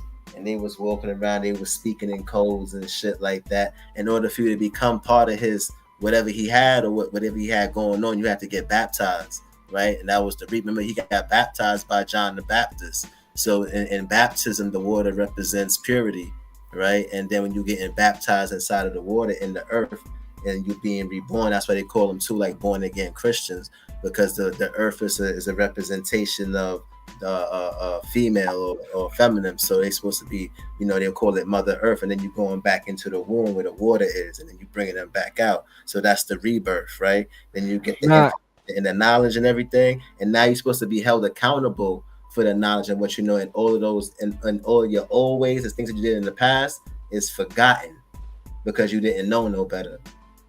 But pretty much, Jesus made it easier to repent. He made it easier to repent. Pretty much, Jesus was the cheat code. Because back in the day, niggas had to jump through hoops. They had to do animal sacrifices. They had to do all of this extra shit to get close to God, to communicate with God. Jesus was like, you know what? I'm gonna go ahead. I'm gonna let them throw me on this cross. You feel me? And so when you come to God wanting to repent for your sins, all you got to do is come in my name, because I did that sacrifice for you. Boom. That's why I was like, I think niggas that I think Old Testament niggas are barbarians. That's why I ask Christians. Oh, you gotta be. Oh yeah, that Old Testament is savage. Yeah. Can I ask a question? That's why when I ask Christians too, like, yo, if Jesus was, let's say if the narrative was true, if he was to come back today, right now, how would y'all know he was real? That's why the New Testament was made. The New Testament was made because that Old Testament was too goddamn savage. Savage, right? We would know if Jesus came back today. We would know he real because his hands and feet would be bleeding. That's easy. Come on now. Nah, Jesus came back today. Niggas would hate him like they did in his time. What you mean, niggas are hating? You ain't believe him like they did. Hold on, real quick. Are we talking about Jesus right now from the point of view like we talking about Spider-Man or Goku, or we really talking about this nigga like he real? I just how you want to talk about it, Bobby? We talking about him from the narrative of the story. Hold on, Bobby. No, hold on, Molly. How you want to talk about it, Bobby? I talk about it like it's Spider-Man and Batman. No, I'm saying how you trying to talk about it right now? No, it ain't my place to dictate the conversation. I was asking what frame of reference y'all was talking on, because I'm just coming in. I was saying if I didn't think y'all was Jesus believers. That's why I'm kind of shocked. I'm like, hold on, whoa. That's why I said in the beginning. Hold on. That's why I said in the beginning, hypothetically, the narrative was true. I don't think you heard me. That's why I said I missed it. Right. Yeah, if the narrative was true, how will we know that is really Jesus now? Because the people back then, it's like the people now. People haven't changed. And then, it is some right. Yeah, and then we was also approaching it from the historicity of it too. Right, and then the past. Hold on, say that word again. The historicity. Yeah. No, break it down for me, brother. Break it down for me. Well, it's some historical evidence that somebody existed that Jesus is centered around. Whoa! Wait a minute. As far as not a person that actually walked on water per se, but I'm talking about a person that the myth is centered around, like that, like a person actually existed, and then the myth came later about the person, but this person did exist that got crucified and everything else. They was making these claims, but a lot of niggas got crucified, I thought. But he's saying it's a distinction between the historical Jesus and the biblical Jesus. Right. So there are figures that historians argue existed at the time that Jesus existed, and kind of did things that were similar to what was then turned into the biblical narrative. You know what I mean? So it was a nigga that lived during the time that they said Jesus lived, that did similar things to the person in the book, and he had a clique of disciples and all of that shit like that. Stuff like that. That's the magical part. But it also come from those stories too from the Bible. Also come from a conglomerate of stories of other ancient stories that they stole from other religious texts, like the Vedas in Hinduism, Buddhism. Epic of Gilgamesh, Mithraism, from ancient Greece. So they took it from different stories and they put it together. Yeah, because what was happening was that they was trying to control the Asian minor, and they was trying to unify. So they was trying to get stories that will be relatable to all of the people within that region that was of different cultures. So they had a conglomerate of stories where people could relate to it and they could be drawn to the book. Oh, I'm here, bro. That niggas do it the same thing today. That they control niggas with Batman and Superman. Yeah, and niggas run around this bitch thinking they Bruce Wayne. Hear me, I was about to say, Dr. That's what Malachi Z. York was doing too. He was pulling things from different and amalgamation and shit. Yeah. Oh, that nigga Malachi Z. York was such a scammer, but he was good at that shit because he spoke all them different languages, so he was able to make it sound good. He was able to. Well, technically, he didn't speak those languages. Yeah, he made claims he could speak all these wild ass languages. Well, I'm saying he was fluid. He was fluid enough to get them words, get enough words and sentences off to where a motherfucker thought he was doing that from a multitude of different languages. I don't rock with Dr. York, but yeah, he's a clown. But to be clear though, just so niggas know, I'm a cultural Christian. Whoa! Come on, Domo. What we? Hold on. You coming with new terms, brother? You got nigga. Hey, what does that mean? So, as a cultural Christian, you feel me? I feel like because Black people have such strong ties to how we adopted Christianity and how we made Christianity our own. But it's so I'm cool with it in order to not alienate myself from Black people in particular ways, and specifically my grandmother. Like my grandmother is hugely religious. You feel me? And so in order for me to, you not willing to stand on being a demon at Thanksgiving dinner? I am. Not at all, bro. I'm not. Nigga, I'm walking straight up in there. Granny, don't get this bullshit up out of there. Thought that boy got. They try to throw that oil on me and everything. I go up in there. I'll be they be like, this nigga crazy. Hey, like, listen. In a lot of instances, I'm willing to be the odd man out. But when it comes, it because. But listen, real quick, I do that. No, I really do this at my family gatherings. Not because of the elder people though, because of the younger people. Because I got little cousins and nephews and nieces running around. I gotta break. Like, I gotta be the one that's willing to walk out on a limb and break this cycle of just indoctrination into this thing because of tradition. That's literally all this is, tradition. It's not founded in nothing. We literally got the proof that they use this thing as a tool of, mental indoctrination. So that's why I'm just like, I'm on the side of, the hey, I'll be the demon to run away from this shit. If that's the label you want to put on me, yes, I will be that. Because if that's what it takes to break this curse, then that's just what it gotta be. Because nothing has came over the decades of blind worship positive. Let me just say. Nah, I mean, yeah, I feel you. I feel you. I wouldn't push back against that at all. I definitely recognize the value in that. It's just I can't. I tried. I know you can't because you don't want to disappoint Granny. I get it. I ain't want to disappoint my granny neither, brother. Straight up. The first time my granny called me a demon, it kind of broke me a little bit. But I got over it after about the 7th, 8th, 10th, 20th time. Fuck it. I'm the black sheep demon of the family. I'm always gonna laugh when motherfuckers get to talking that Jesus shit, especially my uncle and shit, because this nigga try to be a preacher now. Boy, I'll definitely be joking on him. They hate me, but they love me because I'm still family. You dig what I'm saying? So it's a catch-22 because if this Jesus thing or this religion, if it was really all it was cracked up to be, it would be easy for y'all to move away from me if I was really this demon like that. But y'all really know I'm not a demon. It's an easy thing to say because I'm not going with the status quo of what traditionally the family, want to do. And if y'all listen to my cousins and the little ones of the family, they don't want to do it neither. They're just doing it to appease you. Like you just said, Domo. Doing it to appease Granny. You see what I'm saying? But you ain't rocking with that shit for real.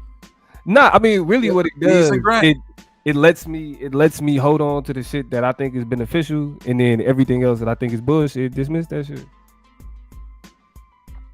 Well, the things that's beneficial in the Bible is like the brother was saying, they come from plenty of other cultures. It's general It's general sure. moral and ethical values. You dig But what I'm saying? I get it. Yeah, That's what I'm saying. I recognize. a lot of our ethical and moral values do come from religious texts. A lot of people, because especially if you grew up in a culture where religion was prevalent, if you didn't have atheist parents or anything like that, and Right. you know what I'm saying, a lot of the people who just probably just came into atheism, a lot of even them, like a lot of their moral basis from like some type of religious compass or whatever. They might not believe in the whole God thing and know everything else, but there might be certain things that they may even agree with in those religious texts and stuff like that. Now, and I think that with in theology, it needs to be taught in a way where these stories are allegories and lessons to be learned from, instead of it being taught as actual historical things that happen in history.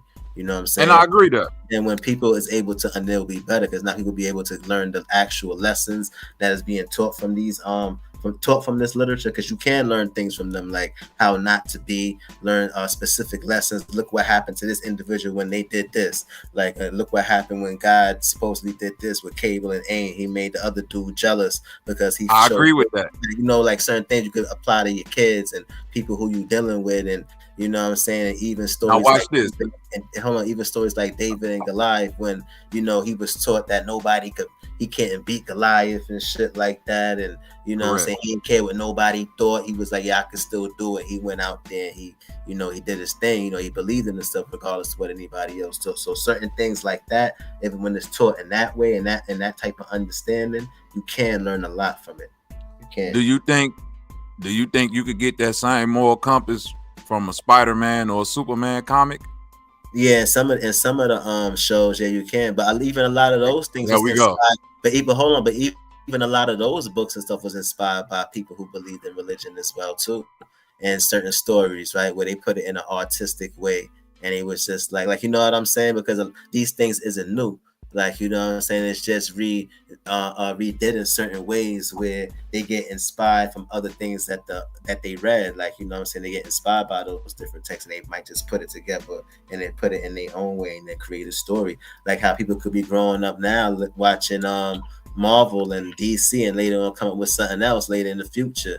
But that idea was already from back in the days. Like, you know what I'm saying? Oh no, I get it. Yeah. I think what I'm really trying to say is that the moral and ethical guidelines that we get from most religious books is general morals and ethics that, you know, I feel people without these religious books still, you know, somehow find their way across. You know what I'm saying? Because there's places on the planet where these religions haven't penetrated. You know what I mean? If you go into the bush, you go to different tribes and stuff, but they're not murdering. They're not, you know what I'm saying? You don't hear about, you know, they might have their own cultures and customs and traditions and things that they do as far as worship and, you know, whatever worship look like to them or whatever, you know, adherence look like to them. They have some type of spirituality though, right? But that's what I'm saying. I don't know if their spirituality is definitively based on a God or a higher being, right? Or a doctrine. It might just be based on nature. Like voodoo is like that. When you go into like West Africa, how their culture is, like there's no doctrine in voodoo. It's just like, you know, it's just what nature do. Like follow, you know, they study things in nature and they pick and choose from how they want to act. You know what I mean? They might say, hey, the lion move like this, but at certain times when a lion act like that, we not jacking that. It's still anthropomorphic too. Like yeah, there you go. Personification of things in nature. And deities. Because even in the pseudo, they don't like the pseudos, some of them don't understand the whole concept behind the text too. So then they make it into pseudo. But even when you look into like places like ancient Egypt and even with their religion, and in West Africa with the voodoo, you could even see like they would let you know with Anthem that they didn't really say like it was a person, it was a representation, and that's how the people understood and it was told the story. So voodoo, you got the West, the East African Egyptian stories, you know what I'm saying, and other places out throughout Africa and stuff like that. You know, for training purposes, most humans learn, you know, especially children, we learn through personification. That's why I understand, like, if you're trying to teach a spiritual doctrine or if you from a, you know, dealing with antiquity, you know, you trying to teach a people something about the stars or you know, energy and things like that, you will personify these things to the layman. You dig what I'm saying? Like, personification is one of the easiest ways to get humans to learn. Like, if you got children and you teaching them the ABCs, or most people, you know what I mean, you see something come on TV and they learn the ABCs, like the letters are literally personified, like they walking around talking with, you know what I'm saying, a mouth and eyes, and you going, hey, I'm Mr. A, you know, I make these, right. Right, so that's what they were saying earlier today. Like, even some of the Jews, it's like they might do this stuff with tradition and all of that stuff. But even in some of those cultures too, they don't. It's like a symbolism and representation. I think the way how the stories is and religion, how religion is given to us over here is more of a brainwashing type of. We trying to get followers, and more of it's like a hidden type of cult. Like, you know what I'm saying, where they make us believe like this is actual history, the historical events, instead of teaching us the religious text in the proper way. You know, as far as like understanding the lessons from the story, the allegory. Like, we know the story of the tortoise and the hare is not real, right? But you could learn something from that story, not to underestimate your opponents. You know what I'm saying? Like, stuff like that. Right. Some of the stories and folklores that's inside of the Bible and stuff like that, where you can learn things like Jonah getting swallowed in a whale. You know what I'm saying? It wasn't nobody really got swallowed in a whale. Like, you know what I'm saying? Like you know what I mean? But it's just a story to be like, you know what I'm saying? This dude thought that God turned his back on him. He still believed, and you know what I'm saying? He still had faith. And you know what I'm saying? It was like a story like that, but it's the way how the stories is told. And when the stories is told a certain way, that people don't dig deep into it and try to understand the actual text, then yeah, they would start to believe like this is actual history, especially ignorant people who don't know about what's going on in the world. As far as because the story, like right now, me, you, everybody on this panel knows Spider-Man doesn't exist. We know Spider-Man don't exist, right? But because these stories are told in line with our reality, you know what I mean? Like, Spider-Man lived where? Queens, New York. You feel this nigga swing around real buildings that exist in the comics. If you if somebody like hypothetically, if 1,000 years from now this civilization we in is, you know, gone, and people get to digging through our history and you know, dig up a basement where, you know, some kid has some Spider-Man comic books, and then they go all the way to Russia and dig up another basement and find some Spider-Man comic books, they gonna say, hey, these like, it was a dude in a city back in the day, like, nigga, do y'all see this? It was a person that like swung around the building like the Spider-Man. And they could say, well, how do we know he existed? We know, like, there he go on the Statue of Liberty. We know, like, it really was a Statue of Liberty. It really was a Sears Tower. Wait a minute. It really, like, it's he's in a book with Muhammad Ali. Is Muhammad Ali a real person? Right. Like, oh, wait. Like, you see what I mean? Validate that is real too, especially if they're ignorant. Yes. They take things out of context. They'd be like, there we go. They got Egypt in the Bible, and they got Mesopotamia, or they got the Nile River, or they got this, and but they got that stuff in Spider-Man too, though. They got Egypt. Thank you. And they got Egypt in Marvel. They got thank you in Marvel. They got different cities in America, California, with what's this dude named Tony Starks and Marvel and shit like that. So it's just like they usually get like those ignorant people who don't really know too much, who don't know a lot yet, you know what I'm saying? Because a lot of our elders, and they didn't really have a lot of information. They didn't really go to school like that, like, you know what I'm saying?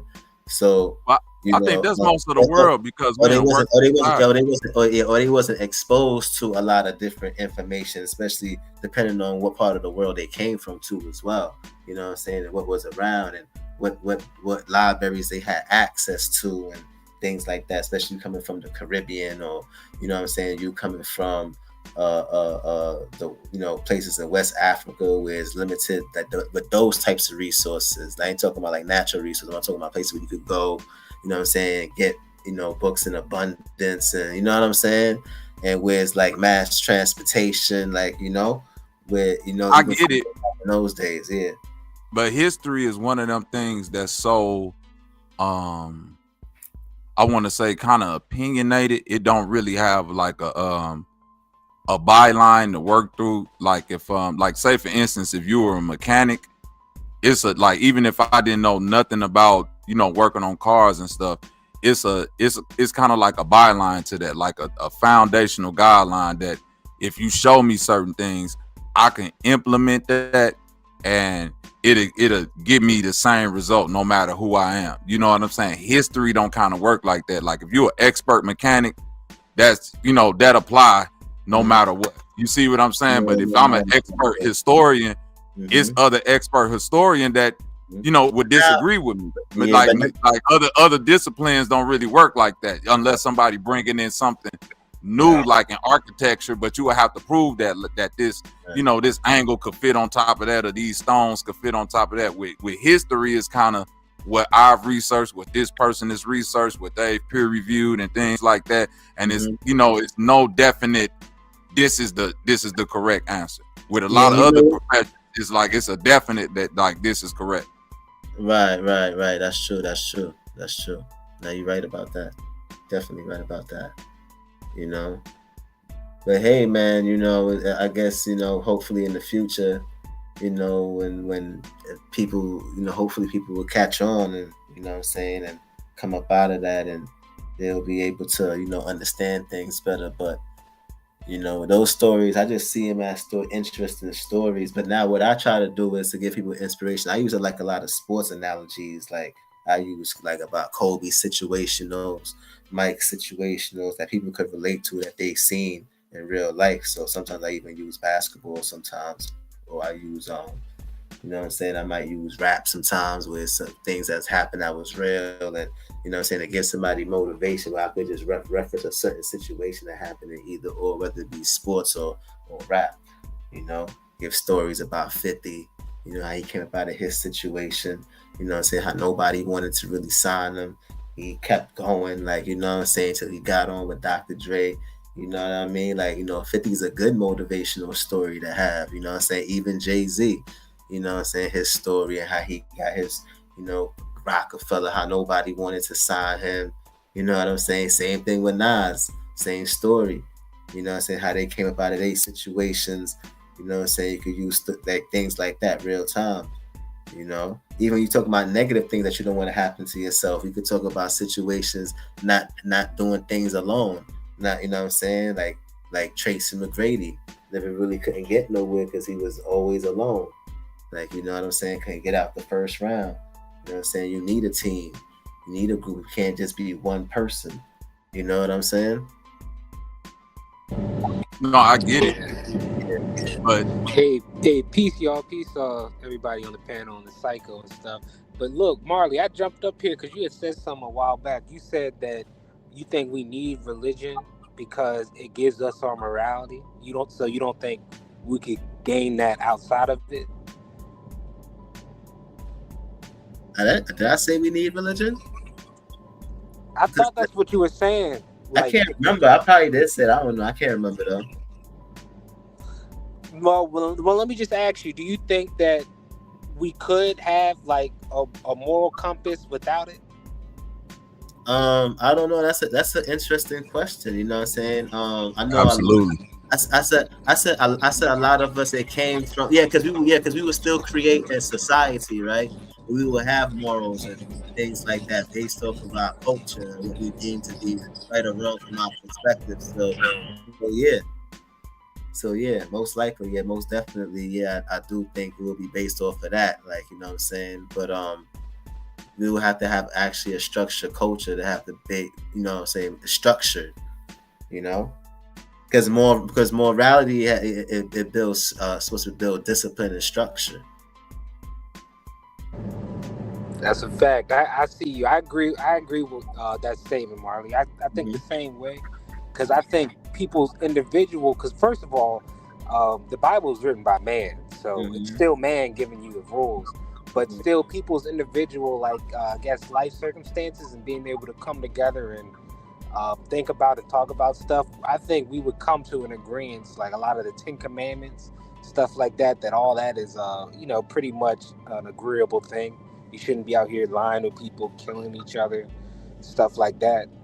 One of the main rules I always go back to, but like we learned this when we were kids and I'll never forget it, but that golden rule, remember, treat others the way you want to be treated. I remember taking that to heart so much as a kid that I would notice when basically nobody else would do that, because a lot of people would,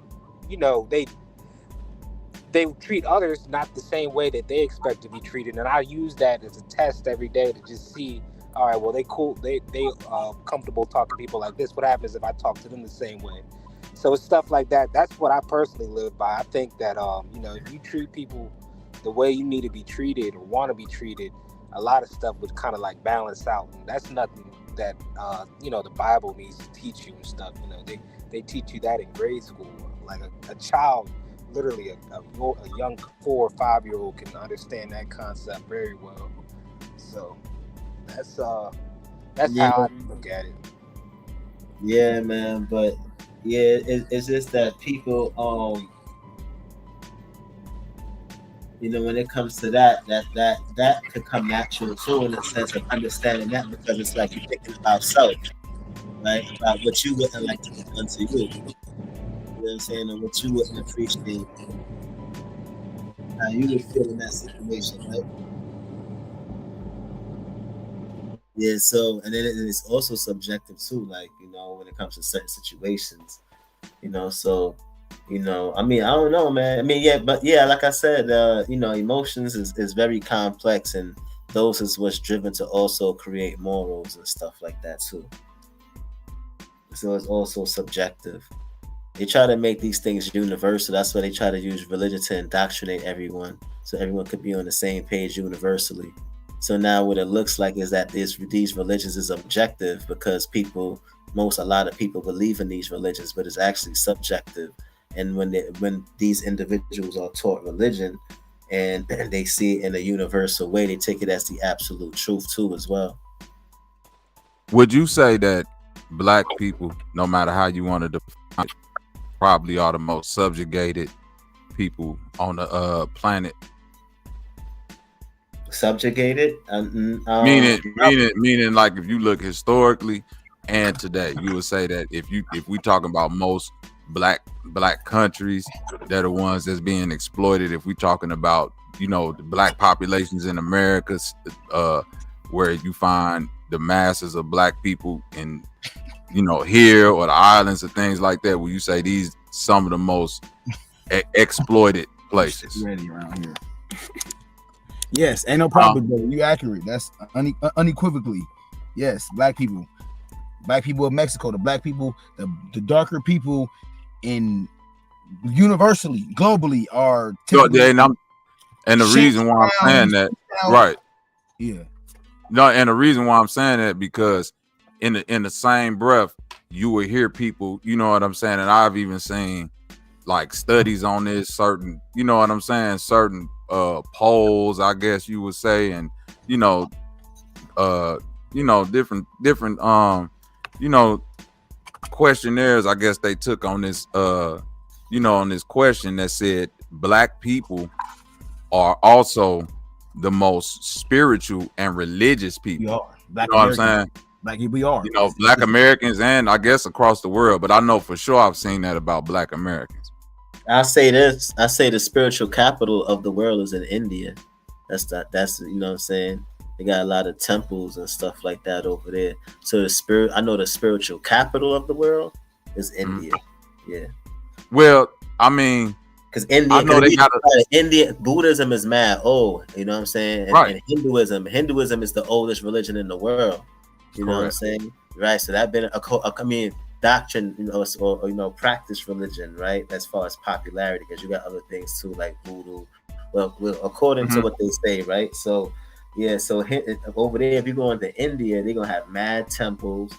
Correct. You want some spiritual you probably run into mad pseudos in India. No, I bet you it's a lot of people that believe in their gods and Cali and all of that. But I'm saying as as a whole, the population of India isn't. I don't think they, you know, if y'all say what like practice and really get into that, they probably just culturally, the brother Doma was saying, as far as like, they probably don't really believe in it like that. I get it, but now. I'm talking about as far as practice and spirituality and stuff. When they say black people in America the most spiritual, they go to church the most and things like that, I think that's that's kind of an indicator of the situation we in. You know what I mean? Like that spirit of not recognizing nature. You dig what I'm saying? Yeah. Of always turning the other cheek, being the one that think like we gonna overcome, God go take care of it. Like we the most spiritual people, but at the same time, we the most stepped on because we have this moral guideline that's been given to us by these these religions and these Bibles, and we but we don't understand we're in a world that move more on what nature is doing. Nature is not negative or positive. Nature say, hey, whoever willing to go do what it do to get the food, that's who gonna get it. You see what I'm saying? And I think that as humans, it still operate like that. But if you're a more cunning human, you can use these books like the Bible or Spider-Man comics or sports and shit to keep people kind of pacified, or you know what I mean, in a lull state, to where they gonna put their morals or patriotism or their spirituality above their own individual greater good or their own race greater good. All religion is a tool used by like the powers that control to consolidate and better control the masses under a unified train of thought. That's all religion. Like I'd be hard pressed to see one that doesn't fit that guideline of just trying to, control people and unify them under one kind of umbrella of thought. So that's to me what religion truly is about. It's just about controlling the masses. And that's what all the crusades, especially with Christianity, the most recent and popular. It's just a tool because that's what they were using it for back then. They made sure to put that Bible in everybody's hand. The white man did when he was raping Africa, when he was conquering. Yeah, conquering everybody, because he knew that's another tool for better control. Like he didn't give that to you to empower your ass. He gave that to you to have you better aligned with his train of thought. So it's the coldest form of control. Yeah, it definitely is.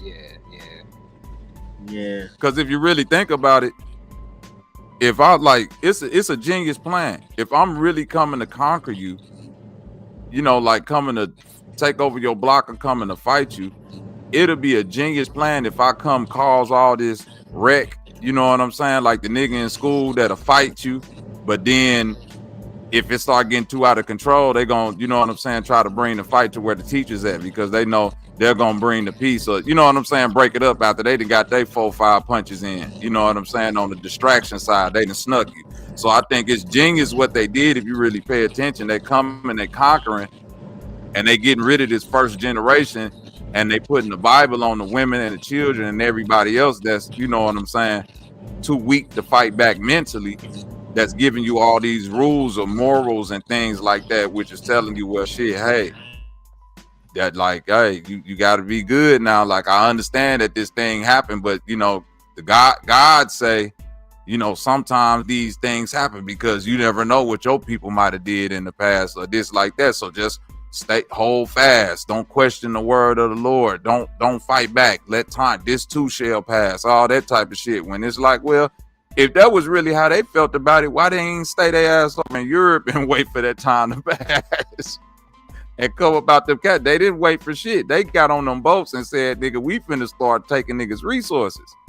So I think it's gonna take it's really gonna take people to step away from religion and that moral system in order to get in the right type of mind state to, fight back. That's why I kind of fuck with the Muslims, because when the Crusades was happening, Saladin and all them niggas, that's when they came up with the jihad. They say, hey, the only way we gonna get these niggas to understand is if we start going to their little villages and burning shit up and killing motherfuckers and all that. So they see that, yeah, our God said we could do shit too. We gonna come up with a God, and our God said, you know, nigga, jihad. We can start doing this shit too. And once they start doing that, that's when they said, oh, okay, we can't play with them like that because they're willing to fight the way that we fight. Yeah, they both was doing the same shit. Like, you know what I mean? If you put it off on the religion and say, you know, this is giving you the right to be savage, then, yeah, they gonna do what it do. But that gave them the strength to kind of do it in a sense, because people naturally, I truly believe this, we naturally want to feel like we in the right. We don't want to feel like we, you know, the bad guy or the villain. So to help, you know, better, you know, get that understanding, even when we doing dead ass wrong shit, we'll make up lies like that, right, with the Bible and stuff like that to kind of justify. That's crazy. Some backwards ass behavior, but that's what it really was. Because if you look at slavery and all that other stuff, right, they really, for white people, it didn't go against their morals, because how their morals was set up, they made sure to do this. This was highly intentional. They made sure to not even label us humans. That way you can't feel bad for having us and like treating us like animals when we don't got a soul and we not human. But I'm saying it's small, meticulous steps like that enable people to be as savage as they want, so to speak. Because I truly believe people don't want to be, or like knowingly be at least, in the wrong. Like people still have like a moral compass amongst themselves and stuff like that. But when you got stuff like religion, it'll kind of, you know, make backwards ass shit cool. But like Bobby was saying, and sometimes they'll like upgrade it to do what they want to do. Like when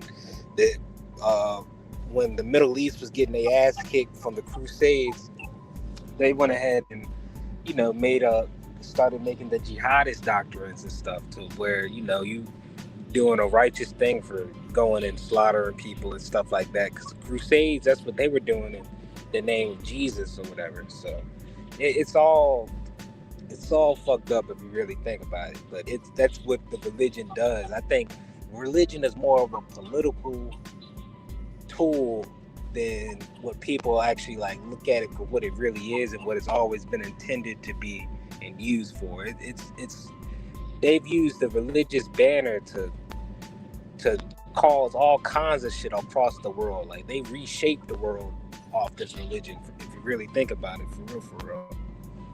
So that's how deep it gets. Every day they come in there, they conquer you, they give you the book.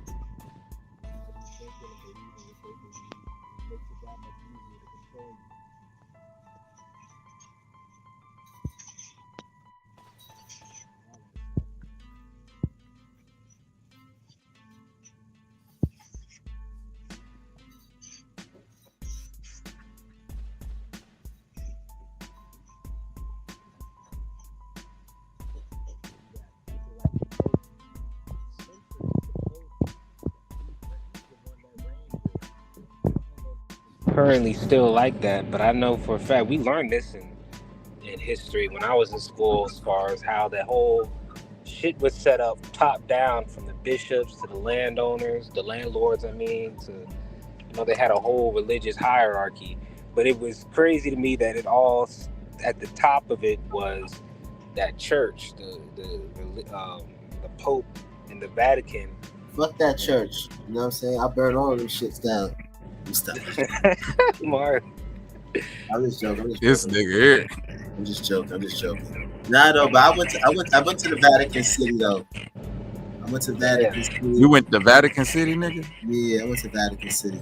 How weird was that? Nah, it wasn't weird. I was in Rome. So I was. But they're their own city, ain't it? That's a country. Yeah, it's its own country. Oh, I was in Italy. I was in Naples, and I said I wanted to go to Vatican City, and I just got on the train, and I rode into Vatican to Rome, and I took a cab from Rome to Vatican City, and I walked around. I know they got some secrets up in that shit. It's not secrets. They got hidden, like not hidden scrolls. They got like information down there in vaults. You can get access to it, but you gotta get like a letter of recommendation. And it's only a certain number that you can get out. Yeah. So you need a it's like they permission give slip you to go down there. you need a permission slip, and you got to know exactly what you want. Right. And that's the only thing you can get. It ain't like they gonna let you just go down there and just get the flipping explore through. some shit. Yeah, Damn. hell no. This is like what book you want. Exactly, and it's a limited number of times you can go down there in a lifetime. So it's like once you do that shit like 5 times, that's it. Nigga. Ain't no more info for you. Damn.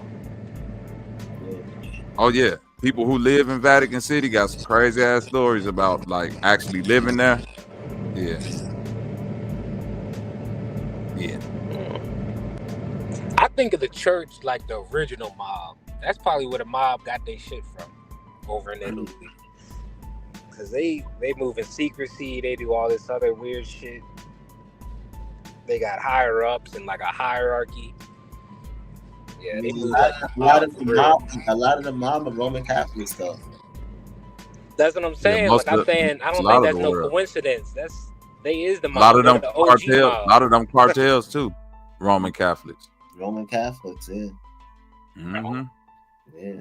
Even when you go to Russia, a lot of those people, even though they got their own church up there, still tied back to the Vatican. You know what I'm saying? The Russian Everything Catholic. ties back. All of Christianity ties back to the Vatican. Yeah, I'm saying all that shit go back to Catholicism. It all Correct. goes back to Catholicism, right? So those people, like, And they don't worship a man. They worship Mary. Mm-hmm. And saints. Yeah, they worship Mary and saints. Because I had a homie growing up. They polytheists. Right, they Bible still got a lot of books of the Apocrypha in it. Catholics polytheists? I don't know. I just know their Bible got books of the Apocrypha in it. Like the Catholic Bible ain't like the King James Bible. It got like that's when I first learned that Mary was an immaculate conception.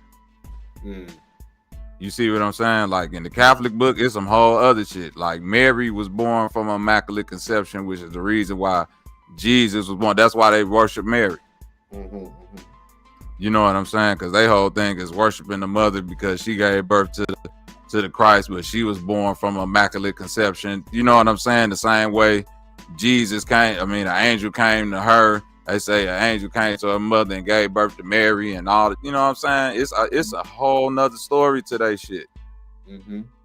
Yo, whatever so they that do, dude- they don't get a world.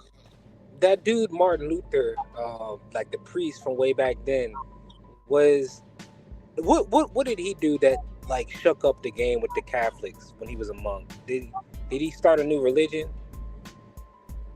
What is it? The Protestants? I Don't think that Martin come Lawrence from him? started the Protestants or the Mormon church or some shit like that. So, what was so his what Martin ambition Luther from did? that? So what Martin Luther did was he was challenging the idea that the church was selling indulgences and other things. So he wrote theses. Martin Luther was the founder of the Lutheran Church. Hence Lutheran.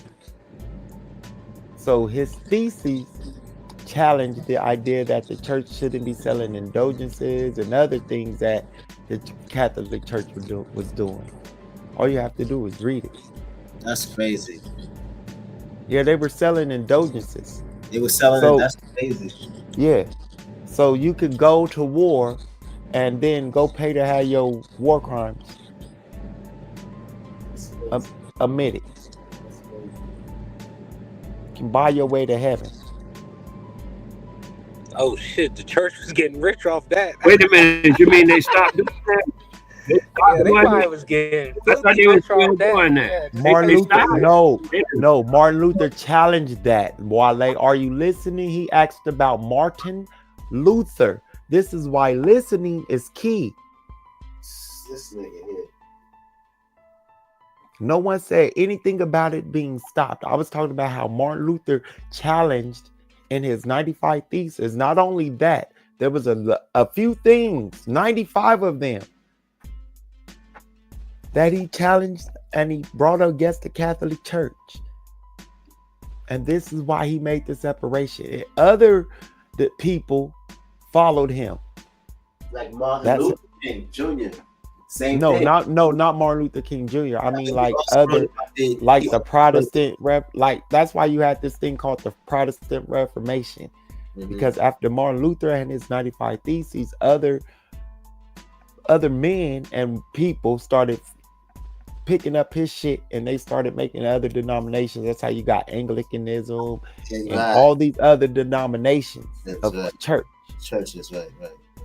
But I was saying Martin Luther King in the sense of Junior, in the sense of you know, because he has nothing to do with Martin Luther. No. Just hear me out. What I'm trying to say, I was saying that how he was named after him, right? And also he also did a dissertation, I think in college, about the Immaculate Conception and it not being true and stuff like that, and questioning. You mean Michael Luther? Yeah, so I was trying to ask or say like, did he get that concept from him as well, and being in that way? It was his father's idea. You talking about MLK?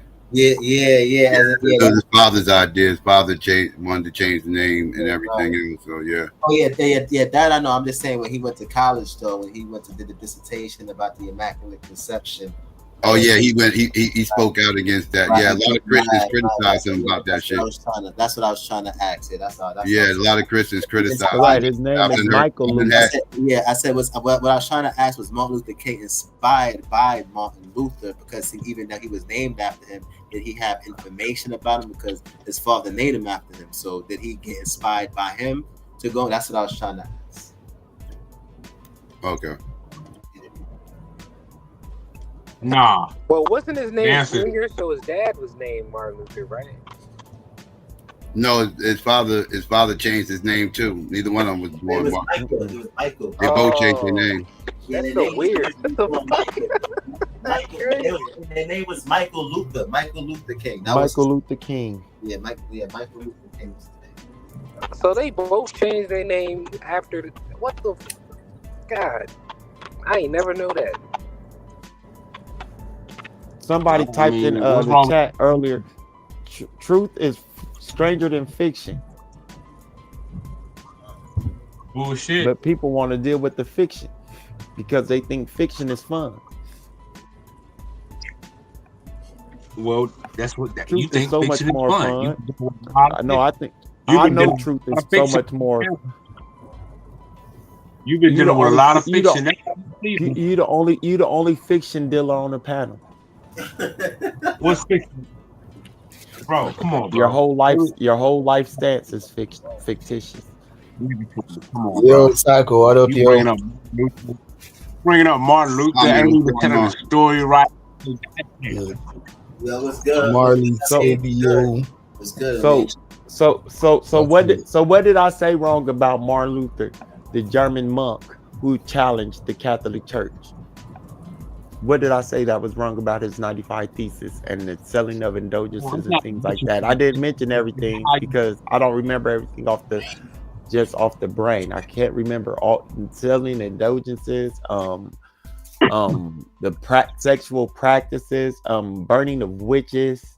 There was a lot of things that he challenged. Hey, thanks for that, Sabio. You brought back. Look into it, John. But I remember that. Was he punished? Hold on. Yeah, was he punished, Sabio? Was he punished for what he did? No.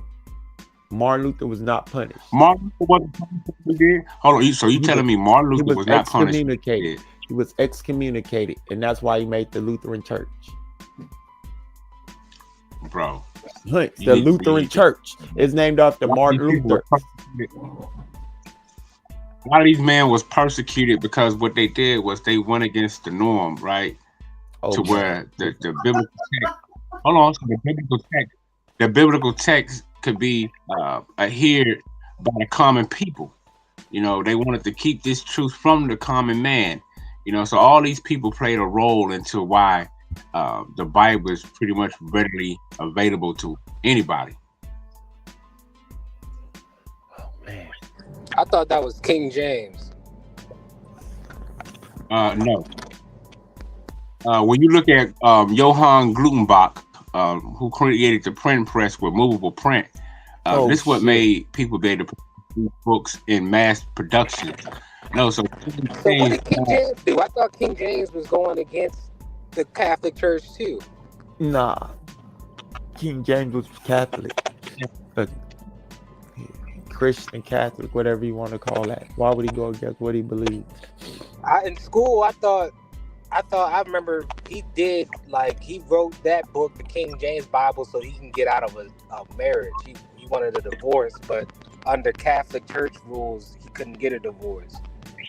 So he basically rewrote this shit and did his own thing. King James wanted the scriptures as closest to the truth as he could get. That's why he sent out scholars. That's why it's called King James Version. Yeah. Because he sent out his scholars to interpret. Back here, like let him interpretate.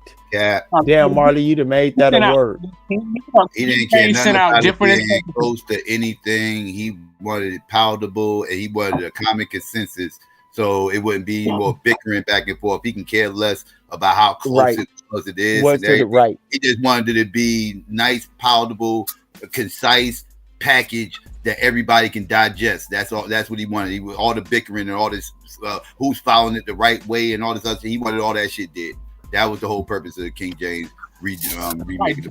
That's why he got scholars who he separated and made them do interpret this book in a certain way to where they would. I mean, it was all kind of things behind that, but it's a lot of that. But we had.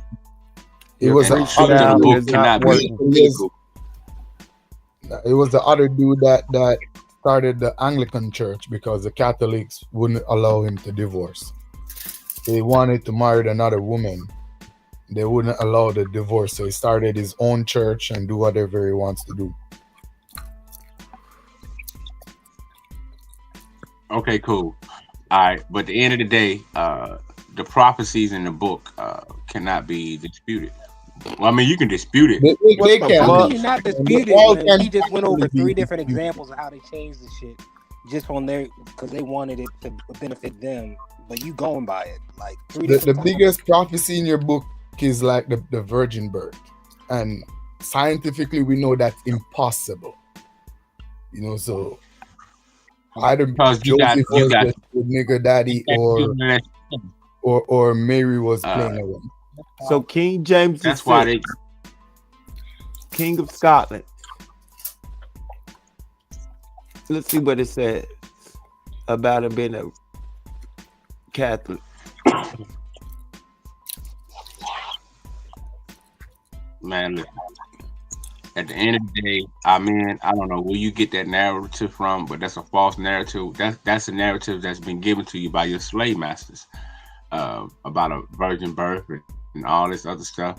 But you keep on riding with that version. Who was Jesus' father? His biological father. Who was his father? Joseph was his biological father. What? And your book, the book that you follow, it says Joseph got Mary pregnant.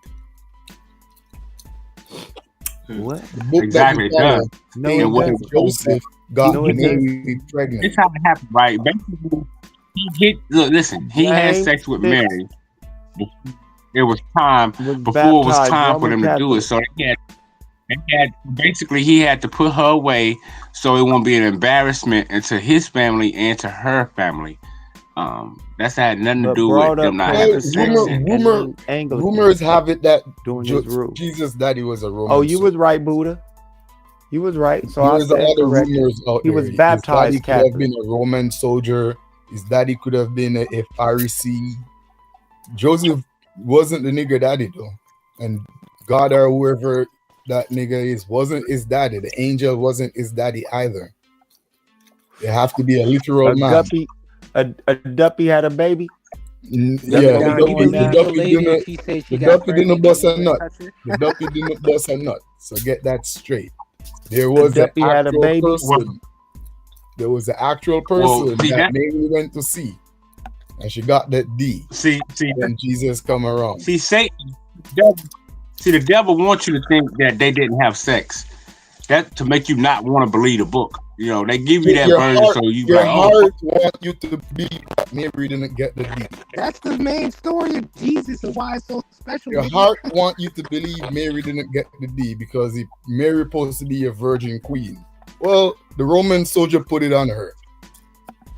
The little Pompeius. She lied. She lied and said it was. You know what I'm saying? She got pregnant by God and she's trying to front like she was some holy bitch and shit. Fuck out of here. Hey, for real though, because I wouldn't have bought that shit back then, just like now. No way.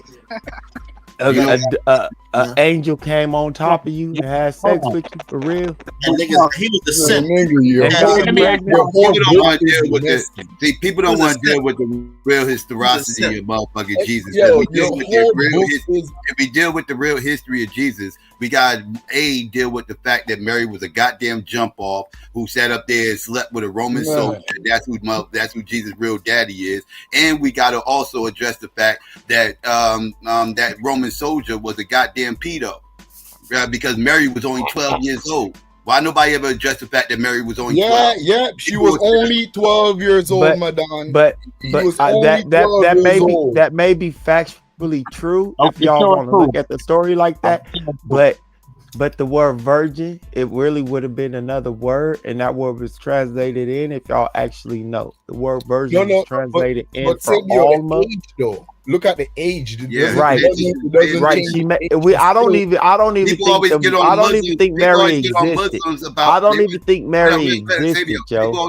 People always get on Muslims about Muhammad and Aisha and everything else. Right. They act like Mary wasn't 12. Right. Exactly. I don't even think Mary existed. Like, can you show us the storyline that they followed outside? I don't see any evidence outside of the book of Mary ever existed. I haven't read anything historical about Mary. Anything in all of my studies, I haven't seen one book written anything about Mary. Yeah, what you do other than have a baby? How? If she the father of the savior of the world, she the mother of the savior of the world. Until she gave birth to Jesus. She gave birth to the savior of the world. How is Mary a nobody that only get honorable mention as a jump off in the Bible? That either got fucked by Joseph or a ghost. Let me answer that. Yo, Joseph. Now, when you study, he would claim it as his, but he ain't claiming it. He's saying it was God that got her. I don't know why he would believe that, but Joseph was just a simp. He was a simp. In fact, Joseph is the true victim. He was the only victim in the story. You should have sympathy for Joseph. He was the only victim. Mary did that nigga bad. Yeah, she did the nigga dirty, man. Son. And you can imagine Joseph probably a little 15 years old. Bro, how old was Joseph? Joseph was suspect. He was a pedo. I don't care about none of that. I don't care about none of that because the stories are mythological, made up myth. Don't make me send Donald Trump to Canada, bro. We are talking about the historic Jesus as well. I don't know how to get to it. I don't know how you get to a historic Jesus, Jihad. But I'm saying there's no historical Jesus. Jesus, listen, Jihad. Somebody that did some of the stuff. It could have been, but the person in the Bible that they're talking about, because I don't have any mention outside of the Bible of his mother. Oh yeah, she should be more. She should be more prominent. Yo. That's because you don't know Madummy. I'm muddy. Yo, can I finish my statement? I don't care about what you're trying to say right now. I'm talking to Jihad. I'm talking to Jihad. I don't need an answer from you. I'm talking to Jihad, not you. You can say what you want to say next. You can say what you want to say after I say. Hey yo, you can say all that after I say what I want to say. Cool. Now, again, because I haven't read any historical evidence from anybody about Mary, the mother of Jesus, outside of the Bible, there's nothing historical. And the Gospels, I know, aren't reliable. Matthew, Mark, Luke, John, they're not reliable, then for me to find historical Jesus is kind of hard. It's kind of difficult, bruh. Yeah, because That's I because really you don't know. But every once in a while, That's you because see you're something looking come at out all the like, wrong oh, they found places. this of Jesus, or they You're found looking a at all the tomb or wrong something. places, Silvio. You're looking in all the wrong places. And if you study the history of ancient cities in that region, you will see where there was different kings and queens that came up after Christ was on earth that named different monuments in different parts of towns after Mary, bro. So for you to sit up here and say there's no historical evidence, that's a lie. So again, Was this before or after the I don't Bible? even though, know what he Madon? 'Cause it would said. make sense. I don't even know what the niggas. After the Bible's already been made. I So thought that I would was make the only sense. who was bugging. I didn't even know what the nigga said, son. Who said that? Who said it? Who said they didn't know what he said? Me? Oh yeah, I didn't even hear what he said. So I didn't even understand what he said. Barely No, understood. he's saying they got cities named after Mary, but is that before or after the Bible came out? I thought I was bugging, son. I'm like, what is he talking about? Say that again, Madonna. My mic went out or something. Y'all can't hear me. Yeah, I think. Did you really try to make sense out of what you just now said? But I didn't really. Let me hear what you say. So repeat that one more time. Oh, it makes perfect sense. Now, Fabio said there's no history of Mary, right? Mhm. Now, if we go and look at the kings and the queens that reigned, had rulership, like you got cities called like McCoy. Anybody can look this up. MAKOR. These are different cities and regions that's on the same level as on the same landmass as Jerusalem and all these other places where people held rulership at, and they named different monuments, cities, all these after who we would call Jesus' mother. During that for time, Sabio to say there's no historical. after during that time. So again. So Right after so that watch time. this. Right Watch after this. that time. Watch this. Wait, hold Watch on. this. Soon after that time. Wait, it was Go during ahead, that Marley. time. But he said right after that Wait, time, hold so on, it would make sense. Hold on. Was Soon it after during that the time. time or was it after? It was after the time because you got to remember they were fugitives. All They right, was that on. makes sense. You It got will be to after the time, right? It will make sense that it will be after the time because Yeah. it was after the time. It could be that those people just happen to be religious and they named it after, but that doesn't prove that they now if people would have wrote about her during that time period when they said that she was around, like there was rhetoric, like how you was like if you was to go into history, if your grandkids was to write about September 11th, they can find rhetoric of different articles around the world in different countries about people who wrote about September 11th. Why haven't anyone from that time period, but you know what I'm saying, from in China, no Chinese authors, no African authors, and there's no rhetoric of this. These people were so prominent. Why didn't these people write about them? Why didn't they know about them? But they named them after. Nobody knows They about did. Mary. There is not one. You got to remember, Bruh. Don't try. that's why they There call him. is That's not why they call one him. important Let event. him answer. Yeah, let me answer real quick. Now, Molly, you got to remember, right? Jesus, his mom, disciple, all these people, what we call today, we would call them today rebels or revolutionaries. So when you look at that time, that's why they call him Jesus of Nazareth. What was Nazareth? When we look at the place called Nazareth, it was for outlaws, rebels, people who rebelled against the system, right? So they was held in regard as like revolutionaries. But when you look at the different kings who reigned and had faith, like you said, it was a religious belief. I give you that. But these were queens and kings soon after Christ passed away who held his mother, him, and his disciples in high regard. That's all I'm saying. Yeah, but you still ain't answer my question. He don't have to answer the question. He can just fucking make up some shit like everybody else fucking doing. Shit.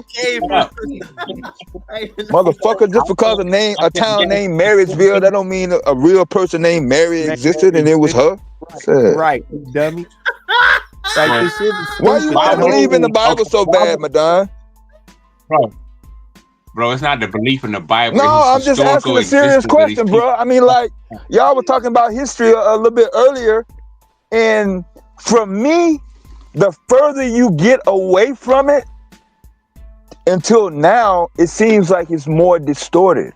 Like nobody knows what the fuck happened around what we can even go. We don't even have to go back before BC. We can stay in AD, 14th, 15th century, even as recent as 17th and 18th century.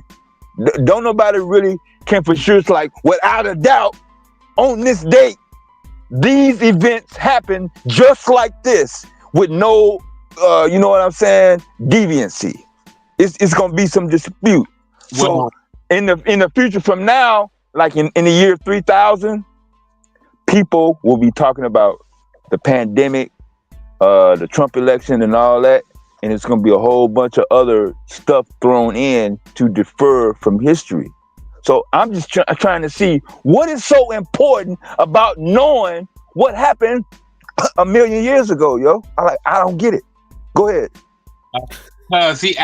Stavio asked the question, is there any historical proof or any people writing about Mary? So my thing was, I brought up how right after Christ was crucified, a certain queen and king began rulership in a city called Makor, M-A-K-O-R. And this queen erected pretty much a body of work in the honor of the mother of who we call Jesus the Christ. This is on record in ancient times, right after the crucifixion of Christ, probably like 15 to 20 years after Christ was crucified. This certain queen in the city of McCoy erected a building or in the name of the Christ's mother. That's on record. That's all I was saying. And what record was that? Like what was the date that he died? That's See where what it I'm gets talking about? tricky because there is no actual record outside the Bible, which is not a historical record. There is no historical record of such a huge event as Christ's crucifixion. A crucifixion that took place on the Roman territory, under Roman government. There's no rhetoric of this in other cultures, like how September. But this is where it gets sticky, Marley. Romans did carry out crucifixion. That was a practice done within Roman jurisdiction. This so-called crucifixion of Christ was carried out under a Roman jurisdiction, but there is no Roman record, not one Roman record of this crucifixion. Not even that. What I'm talking about, the people that were supposed to carry it out, they normally would keep records of who they like the people that lynch people in America. They kept records of people who they lynched. Right, exactly. Right, but there's no Roman records of Mary. Why aren't there any Roman records of Mary, the mother of the Savior of the world? There is no record of any of the major events in this dude's life. None outside the Bible.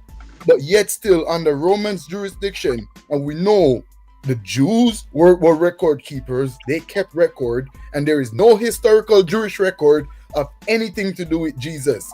The Bible, once again, is not a historical record. That's not true. And there is no Roman record. That's not true. Don't mention Jesus Ben Pandera. If it's not, find us the record. Find us the historical record. You don't laugh at these niggas, son. You all right, let me give you the proof. Let me give you the proof. Now here's the proof right here. Anybody can look this up. We have records of Roman prisoners writing about how foolish these people were for following Christ, and when he died, how foolish these people were for still following him. We got records of from Roman prisoners talking down from that time. Even though, hold on, even though Wait, hold on. From that time. Hold on, Marley, you're asking the wrong question because he said Christ. Christ was a title. There was a lot of Christ. Hold on. In the writings by these Roman prisoners, they call him Christos, right? They say they talking. No, you're not gonna say writings. No. You're gonna nail it down and isolate it to which writing. Which writing are you speaking of? Don't just blather out writings. like somebody wrote in the dirt or some shit. Now it's They Christos. got I want y'all diaries. to They got diaries. They got diaries from Roman prisoners. Hold on, they got diaries from Roman prisoners who was locked up during the crucifixion of Christ, right? Talking about how foolish these Christian people were for following Jesus. Even though they're talking down on the Christians, they're still giving validation that he was there and what happened to him is a fact. So, were they talking about Jesus being Pandera? This sound like Santa Claus and Merry Christmas. Rudolph the Red-Nosed Reindeer shit. There's some writings about Santa Claus. They was based. Santa Claus actually existed.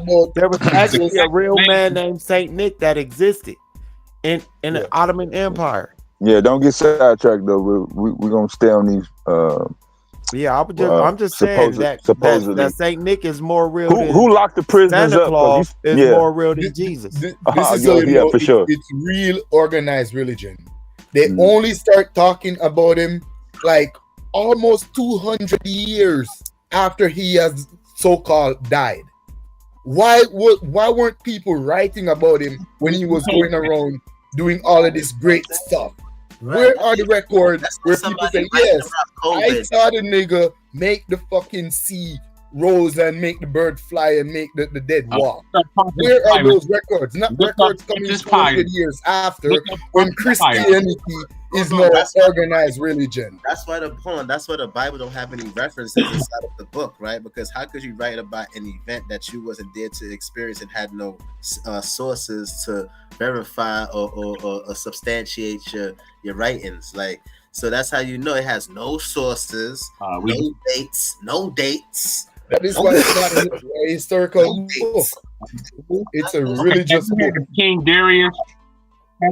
Have you heard of the Persian records about King Darius, the Ottoman, all these different people who the Bible talks about, who either helped the Israelites or joined forces to take them out? We have Persian records talking about King Darius and different kings in that Why area. you ain't able to name none of these fucking records? You just say the word, we have records and we have writings. Now, I don't know if you got them or not. Like, straight up. Well, it's called the Persian Empire, bro. You get to the Persian Empire. That's the records. Check out the records of the Persian Empire. King Darius, who's mentioned in the Bible, look up his records in ancient Persia. And you can see how the stories match. You know nobody over here can't go to Persia and shit like that. That's number one. Niggas in America can't just go into Iran. This is horrible. Is that what somebody told you? The museum, cause you getting all this shit from I would suspect a white man. What's funny is there's no evidence of the rise existing outside of the Bible. Exactly. And you can go to the museum online. You can go to the Iranian Museum online and see the documents. You can go to the Iranian Museum online and see these ancient documents, bro. It's just that you don't have to. You're talking about the riots to me, right? You're talking about the riots to me, right? He doesn't know what he's talking about. He ain't got to name nothing. That's the whole field. As long as you ain't got to name specific documents, and there's nobody that's gonna go to no online library and just sit there for hours and hours looking for some goddamn specific information. And when you ain't giving none, you ain't giving no specific information. What the hell you talking about? You the one that gotta do it. If it's so damn easy, why don't you fucking do it? And then that would cut out all this motherfucking bullshit that you're trying to make up. But you can't do it, can you? You would have did it already, wouldn't you? I led you to the water. If you don't want, no, my brain is filled up with more constructive things that actual progress. I'm not concerned with what happened 2 billion years ago, dude. It don't make no fucking difference with what happened. Really, if you really want to know the honest truth about it, it don't make no fucking difference. So hell no, I'm not gonna fucking look. Well, why are you asking? Because you sound like a fucking why clown. your ass on this channel asking? Why you asking? Because you sound like a fucking clown and you are on here. That's one of the primary reasons you on here, to see how much you can get clowned. It's Saturday night. It's Super Bowl Eve. They party in New Orleans, and you up on this motherfucker sound like a goddamn fool trying to fucking pump some Bible shit. So I mean, it's better than fucking being in the streets, you know, getting into some trouble and shit. You don't want to be fucking around with the police. Miss the game tomorrow. Fucked up. Well, go go ahead, Samuel. Go fuck with the police. So I'm gonna read something about Darius Thamid real quick. A historical mystery. The person Madon's mentioning. A historical mystery. Hold on, let me get this page to work. All right, Darius Thamid is a figure shrouded in mystery and intrigue. He was a prominent figure in the Bible's book of Daniel as the king of Babylon who threw Daniel into the lion's den. But his existence, we're talking about Darius Thamid, remains elusive. Did Darius Thamid exist, or was he nothing more than a literary construct? Interesting. The quest to verify the identity of Darius Thamid involved the near impossible task of sifting through ancient texts, deciphering historical records, and interpreting archaeological findings. The Bible presents him as a ruler with wisdom and fairness, yet outside of the biblical account, references to the Mede King Darius are virtually non-existent.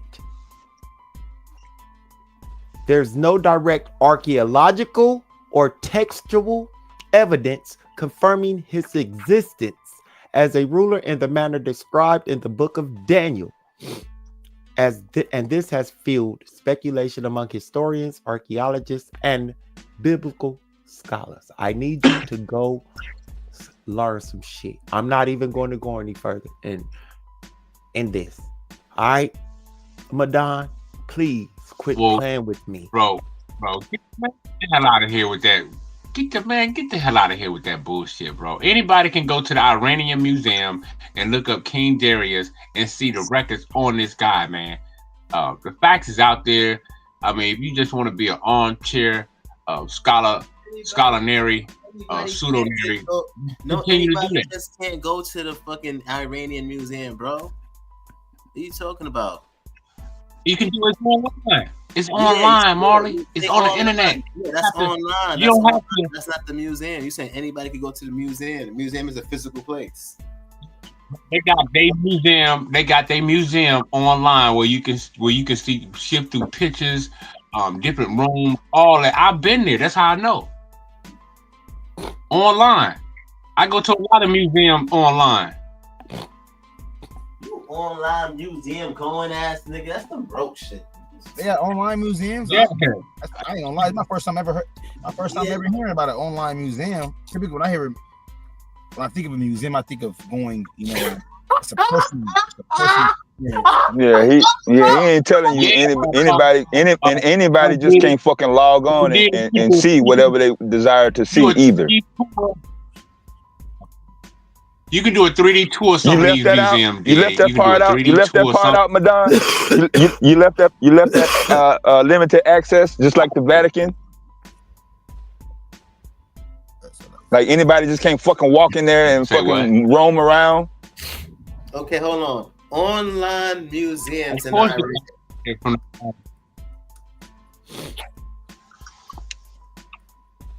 Virtual tour.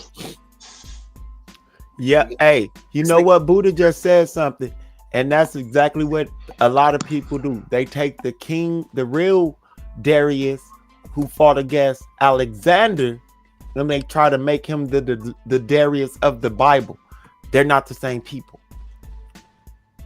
Okay, but little kids. How many Darius was it? But I'm saying little children, small children are not aware of this, right? Madon, here's where you messed up. It wouldn't make no sense for me to actually go back and forth with Madon about what y'all just said.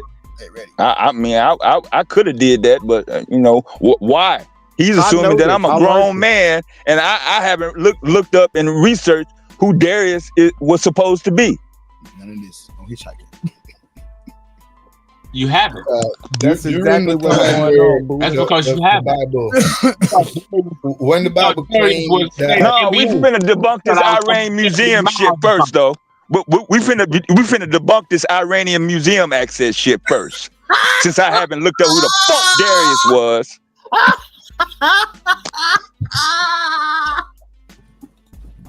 Mr. Last Word. Nothing, Dad. Mr. Last Word. All you gonna get on here. Don't nobody give a fuck about you getting mad, all yo. You gonna do is Yo, man, don't nobody give a fuck if you get mad, yo. I could give two fucks. Man, I can give two fucks, yo. You ain't proved a goddamn fucking thing. You feel left out. So don't get mad at me. Don't get mad at me because you can't motherfucking produce your goddamn evidence.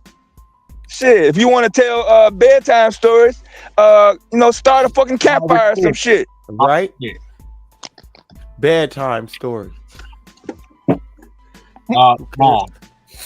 That's what this shit is. You up here telling other folks they lying and shit. They got virtual exhibits. They don't got no museum online, nigga. Like, no, let's go. That's what he said. That's what the fuck he just said. Mr. Iranian Museum access.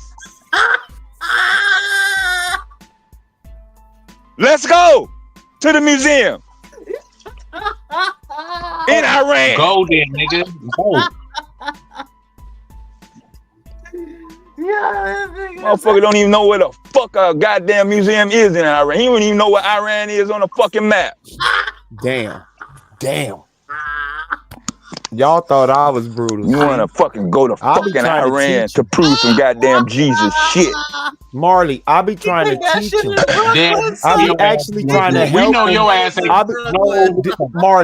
Marley, I be trying to help them argue against me. Give them ammunition to argue against me with. They're too stupid to realize it though. That's crazy. That's crazy. So this nigga like is violated, bro. Like it's crazy. Yeah, we got it. So you know what's so crazy? That niggas been coming to this panel for a long time now. So niggas supposed to be on board at least by now. He should have learned something. Because right now, he ain't learned nothing. Because you know what they're gonna say later on? Oh, the reason to why people believe in certain things is they've been traumatized and this and that. When you got niggas telling them and giving them the information and they still fighting you that.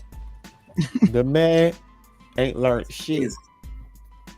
His intelligence is down there with well shit. Man, his intelligence is down there with well shit at the bottom of the ocean. And well shit is at the bottom of the ocean. I know you don't. You need some air? I got some air for you, bro. I have to study the flowers and learn about shit. Bro, I study flowers before I listen to your dumb ass. You and that's Dan. why you would always be a dummy. I mean, guys, I know that's flowers. Why you would always be a dummy. That's why you would always be a dummy. Because what's funny is the majority of the smart people in the chatting on a panel will say they learned from me. The only idiots say they won't. And I guarantee you, the majority of these people on this panel are smarter than you would ever be. Smarter than your ass. My watch is smarter than your ass, man. Sit your ass down. I know you try. I know you try. Smart. I know you try. Nigga, where this nigga said smart? In my brain, nigga. Where intelligence lies, nigga, in your brain, nigga. You thought that was a smart question? You thought that was a sharp question? You thought you had something, didn't you? Yo, dumb ass. You see, you so stupid. He thought he ate. He thought he ate. Motherfucker retarded, yo. Yeah, he thought he ate. Man, Savio, you talking to a man. Your information, bro. I think Atlantis was real. All that dumbass information you bring, bro, leads you nowhere. I mean, you keep going in circles. You remember that old ass record? I mean, come on, bro. Just think about the information. Your information has not gave nobody no inspiration, no aspiration, nothing. Your information is a complete nothingness, man. Like, come on, bro. Like, it's no substance. I'm gonna tell you. You know what I'm saying? I'm gonna tell you I like mean, this. goddamn, it's like I'm gonna tell you like this. Fucking empty suit, nigga. Before you join the show, before idiots join shows, like me and Marley actually had a very great discussion on the brain and different elements and how they react and cause emotions and thoughts and different things. We did a lot of teaching on that. I think a lot of people learn about the amygdala, the cerebral cortex, and other parts of the brain, all because of what?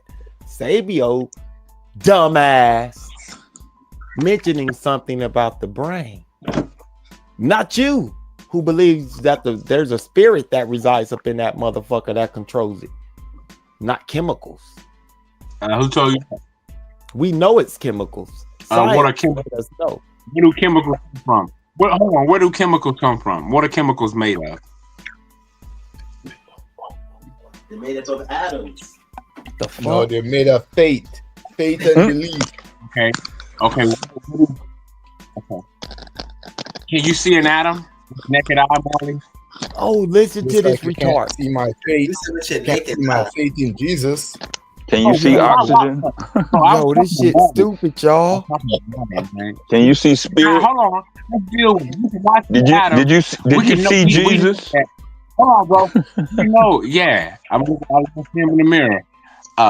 But we know that you can't see an atom with the human eye, right? But when you look at that shit under a microscope, it opens a whole nother vast of things you thought didn't exist or was in a visible realm. So what I'm saying is, what's he gonna see? He gonna see God. He gonna see God. That nigga stupid. This shit's stupid, y'all. Yo, this shit's stupid. You're gonna see the manifestation. You're gonna see the manifestation of that which was willed into being or into power or into play. Like that's why when Quick question. Just like how they have just like how they have tools to see these things, right? Where's this specific tool that you're speaking of, and who used it and made it to see this this entity that you're speaking about? Who used the tool, and what is the name of this tool? Because the tools that you're referring to that can see these things are already established in our real world today, right? So we can say, well, even if we can't see it with our naked eye, we have certain tools to see it. But based off of what you just now said, what tool do you have that we can all use universally to experience this? Well, we can all use a microscope and powerful microscopes to study the atom. That's easy. We can all do that. The point I'm making is I thought this nigga was gonna Yo, Marley. Yo, Marley. I told you I said it earlier. I make these niggas look stupid on accident. This is practice. Bro, this nigga's retarded. Bro, Marley, man.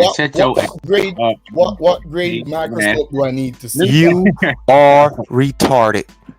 If I get what grade microscope am I gonna need to see God? The point, bro, you missed the point. The point wasn't that the atom is God. What the hell are you talking about? The point was that atoms, before we understood what atoms were, right? A lot of people was blind to the facts.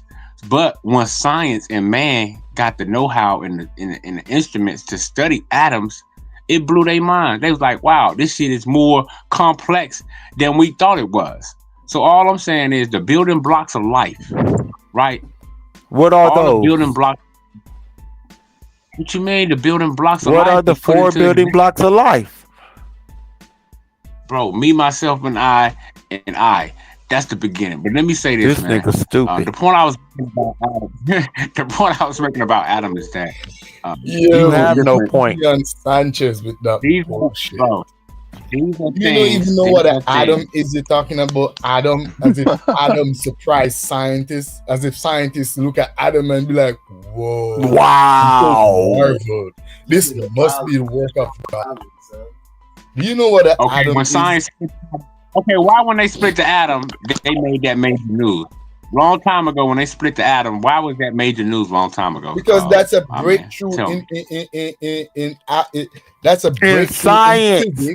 in physics nigga. that So what are you physicists Oh, talking haven't achieved this before. nigga so stupid.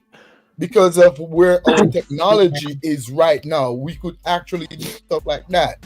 We could probe Yo, into I'ma the eat an atom. Oreo so I don't We call this could nigga stupid we could again, y'all. split an atom, and no, we could fuse atom together. That's where technology takes us, and none of that. And that's the point, bro. So, bro, y'all, bro. The point was not the atom proves God. The point was to show you how things are such on a micro scale. Why isn't the from the atom human. mentioned in the Bible?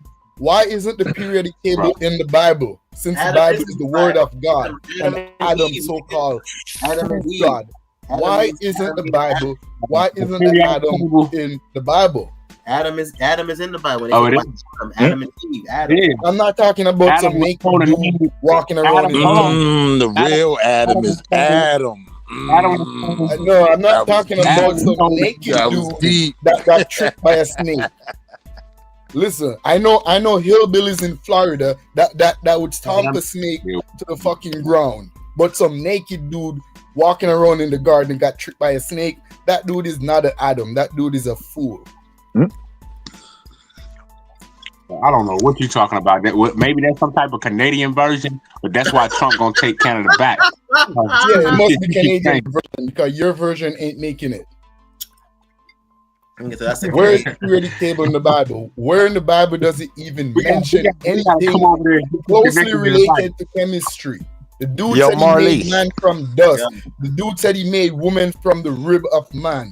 Where is that anywhere close to biology or chemistry? Or physics?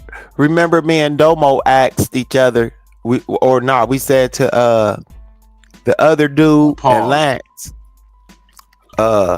what? No, I'll just fuck with you. Go ahead. Anyway, we said to the other dude, Pastor and Lance, that God need better defenders, right? Mm-hmm. This is another God defender. He's doing a horrible job of defending God and Jesus in his book, yo. This is horrible. Bro, he's on a panel full of atheists. He's on a panel full of atheists. He's on a panel full of atheists, and he's supposed to. God should be there to protecting him and giving him the words and the ability to silence us. But God is failing him.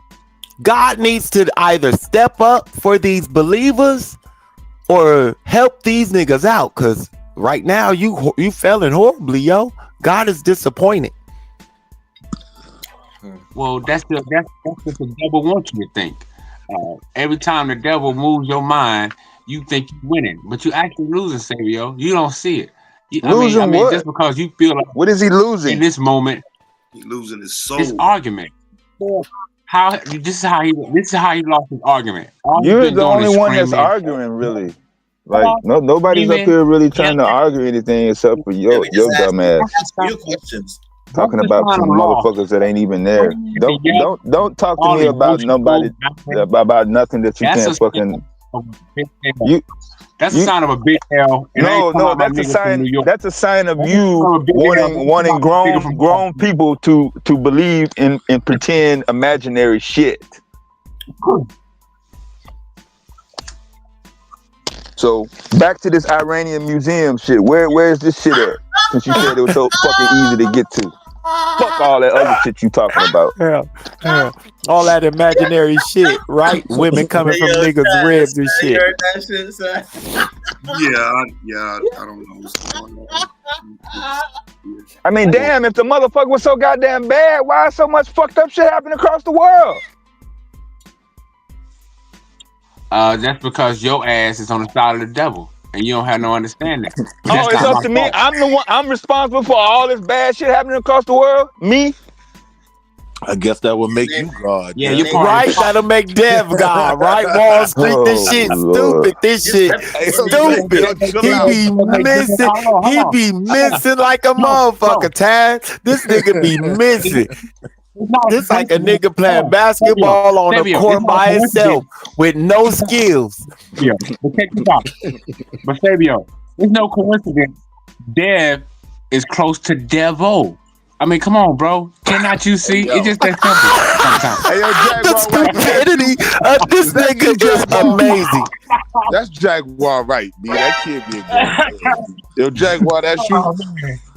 Yo, that was the stupidest shit. I think, yo, the all-time, the most stupidest shit you ever heard in all-time history, like number one. Hey, this is yo. He didn't actually get it out, but yeah, it's kind of up there.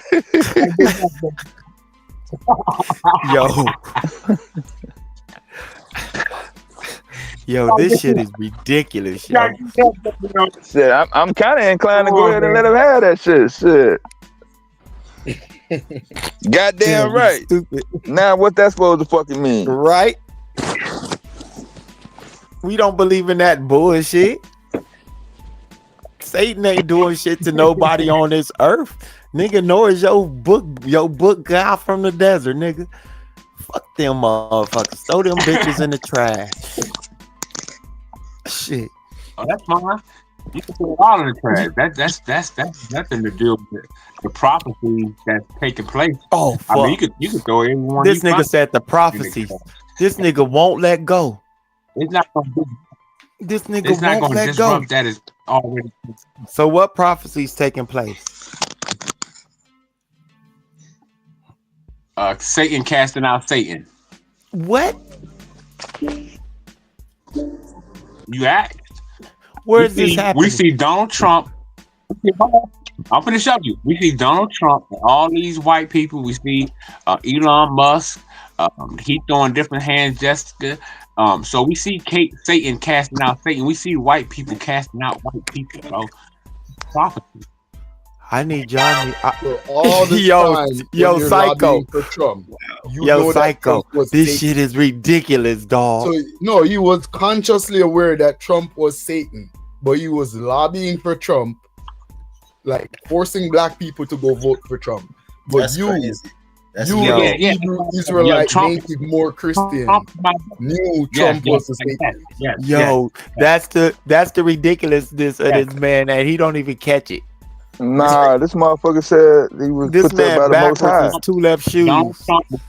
No, you said he was put there by the Most High. You ain't say nothing about no devil. The devil, I rebuke thee. There's the devil.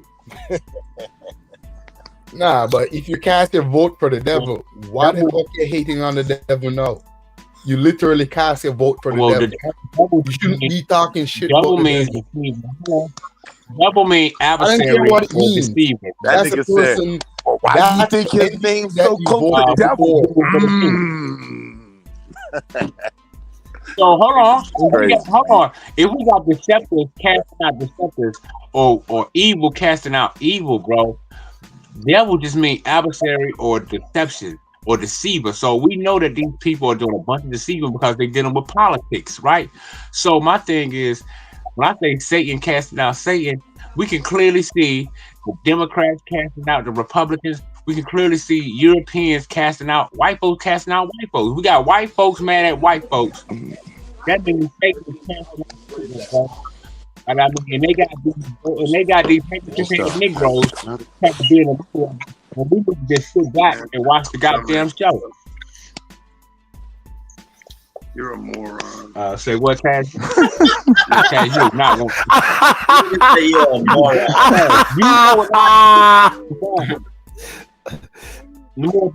Sabio stupid.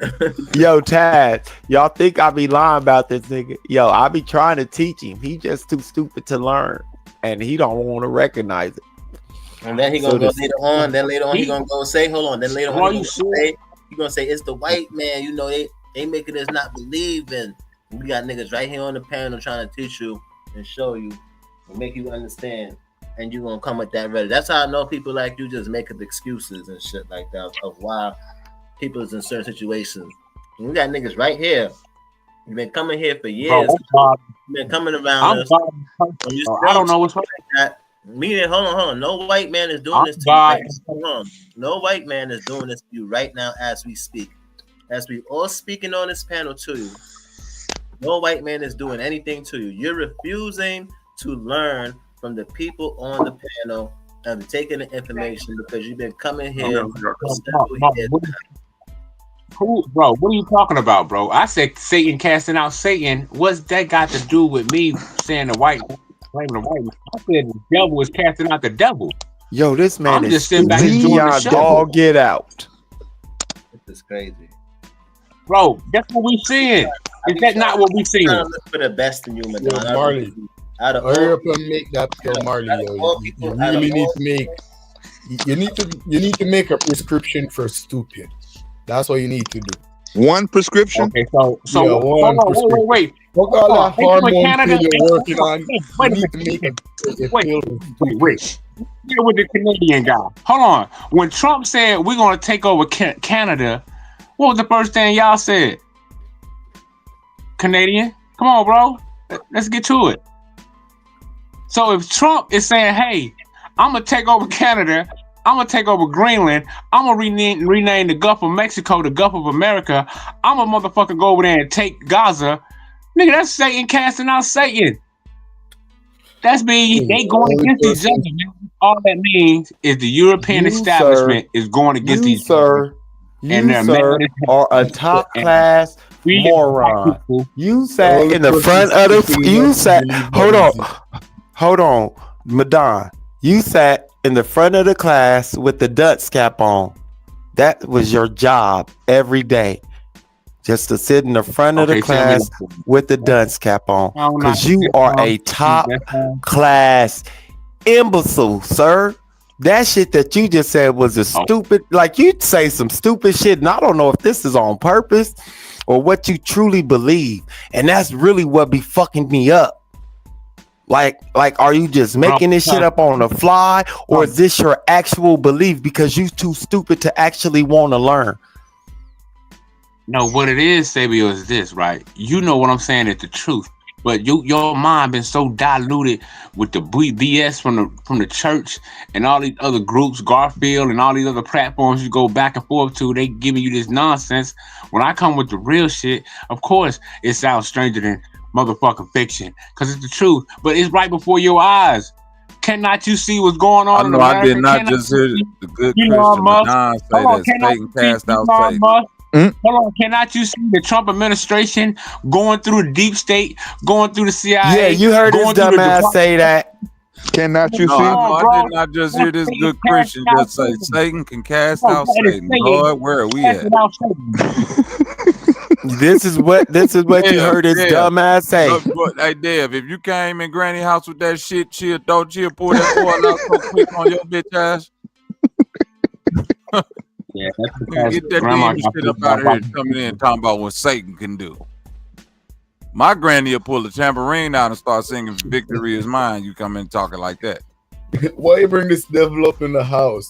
All right, Satan casting out Satan. Satan casting out Satan. Wait. I don't believe none of that shit. Hey, listen, I know that's wrong, nigga. Hey, listen, I don't know what Bible you read from that said they could do that. Even the Catholics gonna look at you crazy when they go do the exorcism. They gonna say nigga Satan can't do that. But they believe in, but your grandma believe in a Jesus she never seen before. You do too. No, I don't. I don't believe in Jesus. You do too. Talking about. That's the difference between me and you. See, the Jesus I believe in. No, the difference between me. The difference between you and my granny. My granny was closer to slavery than you, so she got an excuse for being a part of that shit. Ain't no excuse for you. You shouldn't have put your grandma in this conversation, then, bro. No, I ain't got no problem putting my granny in the conversation. My granny was close to slavery. My great granny was damn near a slave. My granny was born in the 40s, boy. Shit, he wouldn't have brought up a real person that he can actually verify and that actually lived on planet Earth. Right. Only because you brought up some goddamn fucking comic book pretend imaginary shit. Yeah, you said Trump said he finna do the Gaza Strip and this and this and that and all that. Like, I get it, man. That nigga is a sensational talker. He got niggas like you gassed up. That ain't that shit not finna happen. Been happening, Bobby. I get it. It been Trump happening. nigga, Why I you fuck with Trump just because he get niggas to vote for him on shit that he know he can't Let's deal with it. Hold on, Bobby. Quit running. Let's deal with it. If America been funding the illegal state of Israel with weapons and guns, how the fuck you think they been bombing Gaza? It illegal? The US been, Wait. America been Let's deal with the first claim. What make Israel illegal? It was established in 45, I thought. Illegal. I said the illegal state. But how long has the history of those people been in that area? I don't know because that can't. That's only that history can only be verified through the Bible. So I ain't finna do that stuff, yo. I'm just talking about when you got there's archaeology also of them Canaanites been in that land. I don't know about. I don't know. That's still. I feel you on that, Bobby. But if you want to be real, you can try to use that 1947 shit as leverage. But you got to get real and you got to actually look at the history of those people in that area. And the history of that. Listen, they do. And this is why you need to study what I'm telling you. Don't just take my word. Go study it. There's research on it. The Canaanites in Israel. Canaanites.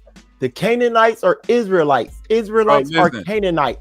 Yo, I know you don't want to accept it because it's point, though. I get all of that, but I'm saying there's no way to I'm trying to teach you. Yo, I'm trying to teach you how to no. stupid argument. You keep saying that you're trying to teach me everything that you saying you're trying to teach me. I know. I'm saying I don't accept comic book logic. That's like a motherfucker telling me comic book. I'm telling you, they're Ewok from Star Wars or some shit and all of that, and it's verified and all that. People walk around this motherfucker speaking languages. Talking about Star Trek and shit. No, I'm saying that's how I view the Bible. I don't give a fuck what nobody went over there and dug up that said I hear you. Canaanites. I hear you. Ain't no way to verify that the people that saying that they the Canaanites or the Israelites is them people because it all comes from a book. It is though, and that's your problem. You don't want to accept it because you think that the book isn't tied to them. You think it's just a book. The book came after the people. The people existed before the book. No, because a lot of people still want to think that the biblical Israelite black people. So they fail to see that these white people. Can't nobody say who the fuck them people really is. There's DNA no, but evidence. That's the thing though with a lot of you guys. I'm trying to tell you, there's DNA evidence. Israelite, because you guys think that biblical Israelite were dark-skinned black people. But these same people who are in Israel fighting for their homeland, that not only is their ancestors' land, but they also bought that land. They also paid for it. That is why you see they're going so hard at Palestine and the surrounding who is pushing back on them. It's their land. We might not like it, and we might look at them as white people, but that's who Canaanites were. Canaanites were never black people. They were always white. I'm not saying who no Canaanites. I'm saying only way Canaanites get verified. I don't think that's being argued, bro. I'm not finna go, bro, nigga. Saying the Canaanite to me is like saying an Ewok from fucking Star Wars. Oh shit! That's not a real. That's not. I don't. Anybody could say they them fucking people. This man is crazy. At this point, I'm not even talking to you because the Canaanites are real people. They're the Bronze Age. The Canaanites really was a real people. Yo, Psycho. Hey, yo, I'm gonna shut this down real quick. Yo, Psycho, are you there? I need you to pull up the Canaanites in history for me, please. Please pull up the archaeological evidence on the Canaanites, please. That's all I need. The online museum. Let's go to Persia for this one. If we saying the Canaanites, then we got to deal with the 12 tribes of Judah. We got to No, we don't. No, that's no. You see, this is your problem. You're trying to conflict history with the Bible. Exactly right, Bobby. No biblical stuff. You got to know that there is history outside the Bible. Right. When we talk about historical records, I know it's history outside of the Bible. I'm actually trying to teach Y'all people. not hearing me. Thank you. People not FBA. listening. I understand it's history outside of the Bible. Nigga, it's history for fucking Spider-Man outside of the Marvel This comic. man is stupid as shit at this point, y'all. He on Madonna level. Oh, I see what Bobby. no Bobby Knight. You will never find a historical record of Spider-Man. It always be fictional. Hold on. I mean, what Bobby is trying to say is that it's not a real history, because me and him had that conversation. He don't think it's a history book.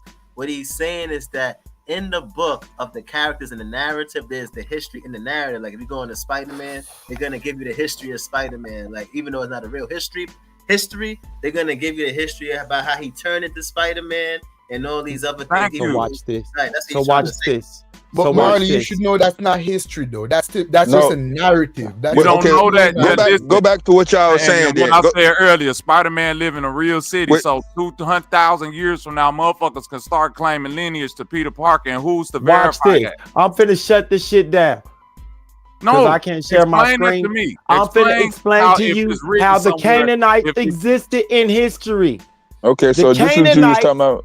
The Canaanites That's were what I a was talking about. Semitic Listen, the Canaanites were a Semitic speaking cultural group that lived in Canaan, comprising Lebanon, southern Syria, Israel, and Transjordan, beginning in the 2nd millennium BCE, and wielded influence throughout the Mediterranean. The Canaanites, they had a language. What the fuck is wrong with y'all? Hebrew is a Semitic language. You niggas arguing from stupidity at this point, and it's frustrating as fuck. So we can put that. We can put that in a geographical area on a map. Right, that's what I'm saying. The land of Canaan. Yes. Oh, hold on. I'm saying. Wait a minute. I'm saying those places that you named. Were they named that in the time that those particular people were there? Yes. Yeah. Jordan, Lebanon, Israel, maybe. Yeah, Jordan and Lebanon. Bro, For sure. y'all niggas proving the Bible. Y'all proving the Bible and don't even know it. That's how confused you Negroes are. Nigga, Nobody was reading out the Bible, yo. I'm not This proving the is actual Bible. That ain't historical proving it. record. That is not the word Canaan. At some point, y'all gotta stop arguing from y'all. Acknowledging that the Canaanites, Madame, 1 second. Acknowledging that the Canaanites are actual people is not co-signing the myths that is attached to them, right? Like 10,000 years from now, if people go back and look at the history of the shit that we follow, they're gonna find things like Malachi Z. York and find doctrines and stuff that follows him, right? Things that kind of make him that make it seem like people deified him, and then people attach myths to him, right? Now just because these myths are attached to them that they put on to him and they say he did all these mystical things, don't mean that Malachi Z. York didn't exist. Malachi Z. York did exist. He just didn't do none of that mystical bullshit that they tried to attach to him. Right. So, so acknowledging that the Canaanites exist don't mean that they acknowledging that the myths that come with it. So they're not proving the Bible. Nah, hold on, but my whole point is, wait a minute. Hold on, Psycho. Wait a minute, Fabio. Okay, listen. The Canaanites were real people. I concede that. Cool. They were real. From what I'm seeing, they saying the Canaanites not Israelites. From what I know about that land being Israel and being founded as Israel, ain't because they was historically Canaanites and all. It's because God said. I don't give a fuck what nobody up here talking about. They're over there in Israel right now because of the Bible and what God said. They keep other people out of these 12 tribes and the motherfucking for the Phoenicians or whatever that name is that's coming out of Ethiopia and all these other people that's claiming to be Israelites and niggas from Chicago that claim to be a part of Ben Ami and all that shit going over there in Demona. I'm not making that shit up. I ain't doing that because of no political influence or they say lineage historically we've been here. I got you. They doing it because it's biblical bullshit. Right. So what the fuck we thought I get that shit you saying, Sabio. They ain't what they over there talking about. They established this shit in 1945. Hey, But see what you don't understand. Hold on, because I'm trying to get you to follow the history of these people that call themselves Israelites. Because the Canaanites wasn't Israelites. Listen, Bobby. I need you. Hold on. Listen. I'm trying to teach you something. Were the Canaanites Israelites? Yes or no? They became the Israelites. So Canaanites are Israelites. Canaanites became Israelites, right? How? Damn. How did they become Israelites? Because of cultural fusion. They lived in the same area and they fused their ideals and religion. So the bronze, no, it has nothing to do. It has to do with traditions that led to the formation of the identity of Israel.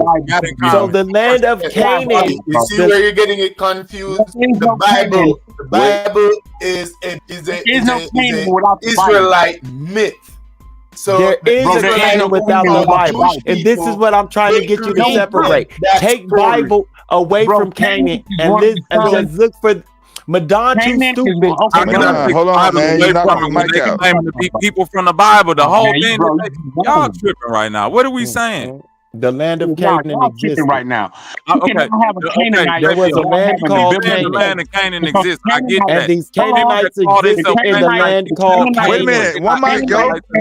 Over there now doing everything they doing based on the Bible. No. One mic. Start over. Real hold on.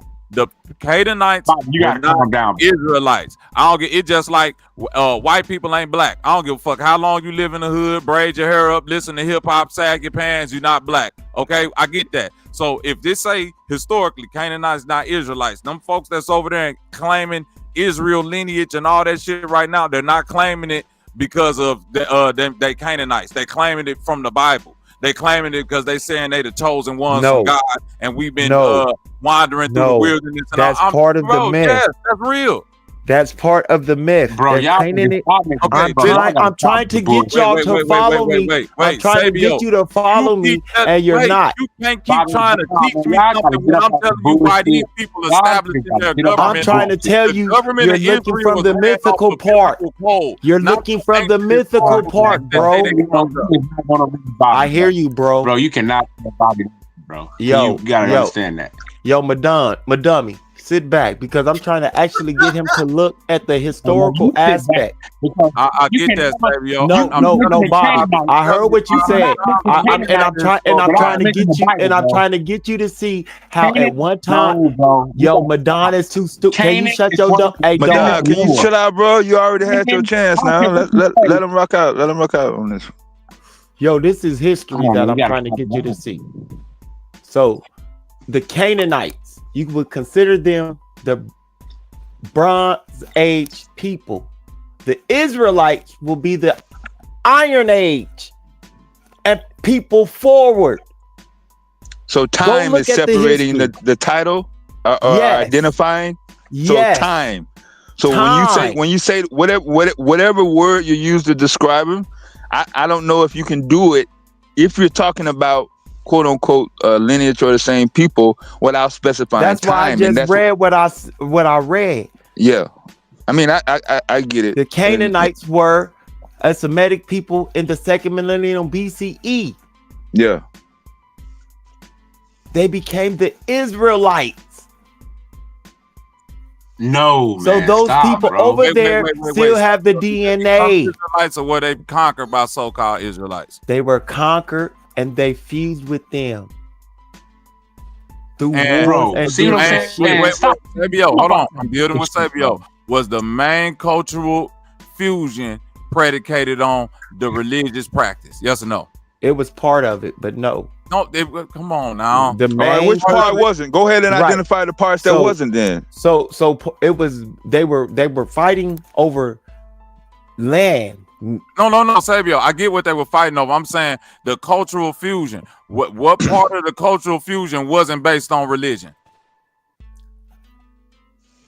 No, bro. It's based on culture. Madonna, chill out, man. When you say that they became, when you say the Canaanites became the Israelites, and it wasn't based on religion. I'm saying So they had cultural wasn't based practices on that were religion. similar. There was cultural practices that were similar, and they had similar Such religious as? ideals. Such as? I would have to go into the history, eating practices, circumcision. What was all that based on religion? The circumcision, all that? No. It was based on the land that they lived in. Hey, wait a minute. So the land that they lived in historically did not practice religion? No, everybody around there had their different religions. What was the Canaanite religion historically? It hadn't fully been developed. They were it was pagan. developing. They were actually pagan. The religion that you're talking about. This is right. Later that's what I'm saying. It got organized later. You have to. That's why you have to learn this shit. I get.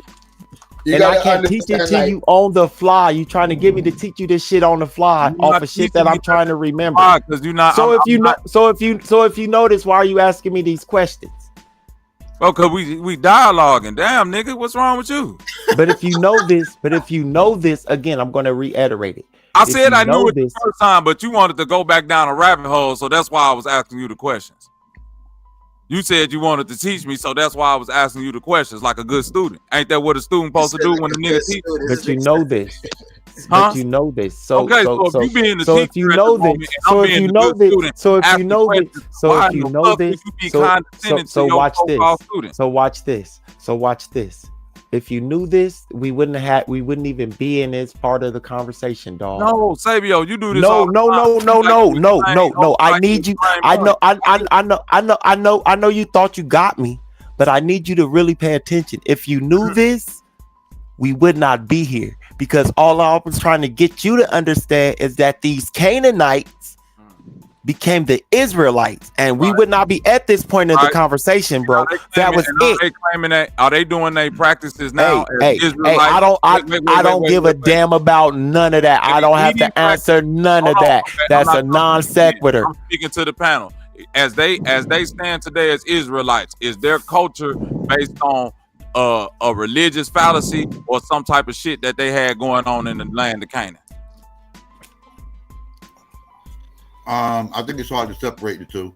I can't separate it at all. Actually, that's the whole point I was establishing. As much as you try to say these people ain't mythical, the whole shit that they got set over there in Israel right now that got established in 1945 was based off of mythos.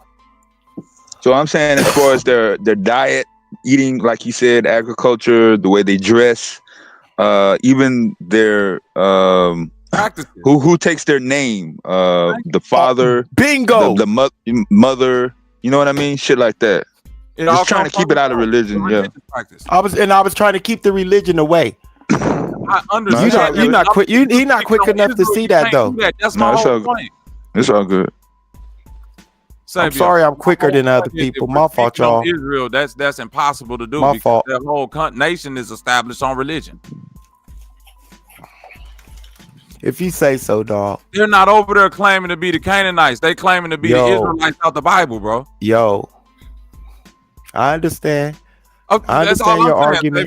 And it's just like the Muslims. It's just like the Muslims are claiming to be descendants of Allah. And they're fighting over that land. Exactly. And the Palestinians are fighting over that land because of what? Religious ties to the land, ties to the land, and also the religion that was tied to the. Right. Let's keep it on the Muslim thing. Like it's historically pretty much accurate that Muhammad existed, right? Right. Not too many people will deny that Muhammad existed. Right. People think about Jesus and Moses and other people, but Muhammad existed. But the mythos behind Muhammad is bullshit. It's bullshit. I think most people agree with that. Right. But that's the whole point that I've been trying to make this whole time. They're not establishing none of this shit based on the extenuating facts that it revolved around these people's life. If a Jesus really existed and he was just some revolutionary, they ain't taking that angle. They saying this nigga really walked on water and died and descended. And they taking that into government. No, They're Jews not don't saying that believe that Muhammad bullshit. does some There's no one in revolutionary. They saying Israel this who man believes really, that Jesus really walked set There's it off no on Jew fire. believe that Jesus There's walked on no water. Jew You're that talking believes about that. Christians. You're getting it totally confused. You think Israelites are Christians. They're not. They don't believe in I didn't Jesus say they're as that. Christians, but it's all the same root of the same religion. No, it's not. They think Jesus was a regular dude who could not perform any miracle. That's how they look at Jesus. They don't have the same Christian They do not. They do perception not. of Jesus. Judaism, Like So this when you shit say the crazy. dude more in line walking with on the water and stuff, that's Kabbalah. Christians. Jews do not Judaism believe is Old Jesus walked on Testament. water. You gotta say that's I get that. the It's other more thing. in line with the Judaism Kabbalah. is Old Testament, Yes, not the The only Kabbalah. time you hear No, not Kabbalah. so-called Jews talking that crazy, I guarantee you they're Hebrew Israelites. But real Jews Jews do do practice not the believe in Jesus like that. That's horrible. Go ahead, dog. You got it. Yeah, most They don't Jews are practice called the a false prophet. Most Jews are called false prophet. Now, Muslims acknowledge Jesus being a prophet, but they don't deify him. They don't say he's the son of God, but they will acknowledge him as being a prophet. Right. That's what Muslims will do now. Yeah, now, most small hats, yeah, like I said, they will call him. Yeah. Muslims held him higher than Jews. Right. As I said, Jews call him a false prophet. They see him just as a simple layman. They don't see him as anyone with no special power or gifted or even smart. Yeah, they don't believe him to be the Messiah. Yeah, they thought he was false flag. Not even a prophet. Not even a prophet. That's crazy.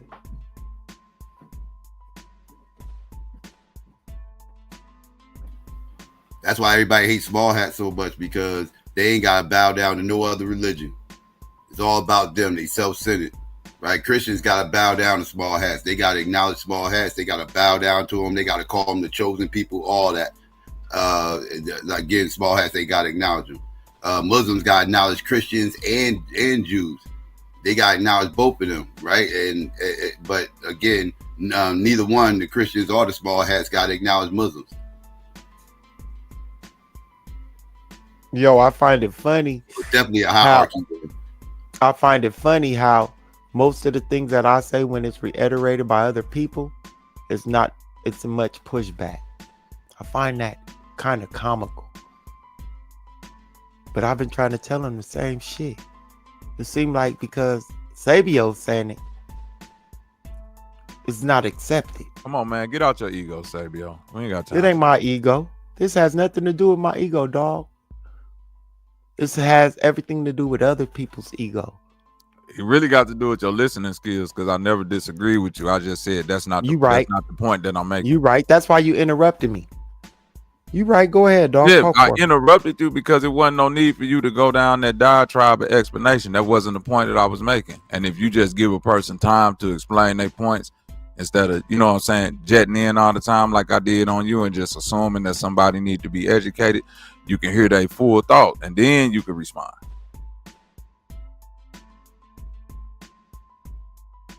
All right, cool. Appreciate it.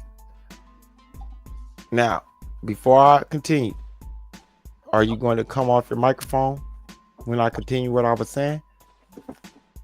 That shit crazy, son. These niggas really believe that shit is a real story, so that shit crazy. After we done went over this several times on the panel, on Q's panel over here, that these are not history books. These are a historical text and a book filled with allegories and stories and things of these nature. But people will still come back over here and then give them the information. And that's what I was finna say, Marley. Before I was interrupted. They will fight you and fight you down, and then later on, you know what I'm saying, when you talk about the situation, they will say, well, motherfuckers don't believe because the white man done lied to us, when you got niggas right here telling you, hold on, giving you the information. Niggas always got an excuse. But hold on, Marley. Hold on, Marley. Stories of why niggas can't excel in life, B. Hold on, Marley. Hold on, because what I was finna say was kind of what you were saying, but it was more aligned with if what we were talking about, as I had said earlier, if we wouldn't even got to where we had gotten to in this conversation, and it would be in a whole different level of the conversation. Had the things that I said been accepted and people went and checked it out and not just argued against me and thinking I was conflating things and mixing the mythos up. And I was actually looking at the ages and the times and how these people were once these people, but they became these people. And they have a language and all this shit that's tied to these people. Yeah, niggas just don't want to learn, and niggas just want to stay. But it's about my ego. The ego. Yeah, it's about their ego too. They don't want to learn. They want to stay the same, and they want to continue to blame other people instead of holding themselves accountable for their own misfortunes. Because no white man is doing that shit to these niggas. But right now in this real time, there's no white man that's doing anything to these niggas. Niggas just want to be that way. These niggas want to remain ignorant. And then when you call them out on their shit, they want to hide behind their blackness and shit. Talking about, well, yo, we can't all get together. Yo, we can't. Yo, but we all black though. And yo, so nah, man, get the fuck out of here with that shit. That shit is annoying, son. You know what I'm saying? You gotta switch. You gotta swap these niggas out. You gotta put them in a time machine, bring them back into slavery, swap them out with slaves from back then, and bring the slaves who want to learn how to read and write, bring them up to the future, and let these niggas go in the past and be slaves. Because these niggas don't want to get no education. They would have made some good slaves. You know what I'm saying? Molly's a goddamn hater. Huh? You hating, dog. Stop hating, Marley, man. What are you talking about? What are you talking about, man? What you talking about over here, Marley? Fuck reading and anyone who could do it, dog. What do you mean, man? That's the new motto for 2025. All right, hashtag fuck reading and anyone who could do it.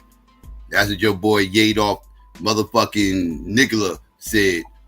Yedolf Nicola said, fuck reading and anyone who could do it. This is the message that he's putting out there for the people.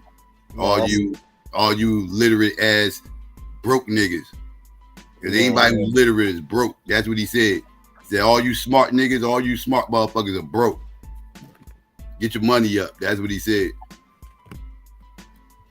That's what Yedolf said. That's crazy.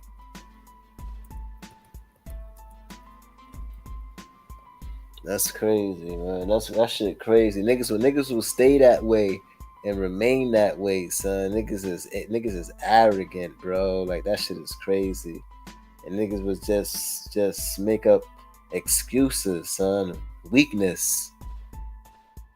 Like, this is crazy, son. That's why a lot of the times too, we look into like white supremacy or white folks to get up out of a situation. You know what I'm saying? A lot of us, you know what I'm saying? You know what I'm saying? As long as we up under this mindset that white people got us here, we gonna always be looking for them to get us out. Unless we look at it from a perspective, then like, damn, we had some dealings or issues, or while, you know what I'm saying, we in a situation too, we'll be able to empower ourselves and be like, yo, we could get ourselves up out of this situation. You know what I'm saying? But we can't even do that, a lot of us collectively. Niggas got it in their mind that, and the victim, you know what I'm saying, and motherfuckers don't want to learn, son. Niggas want to stay that way.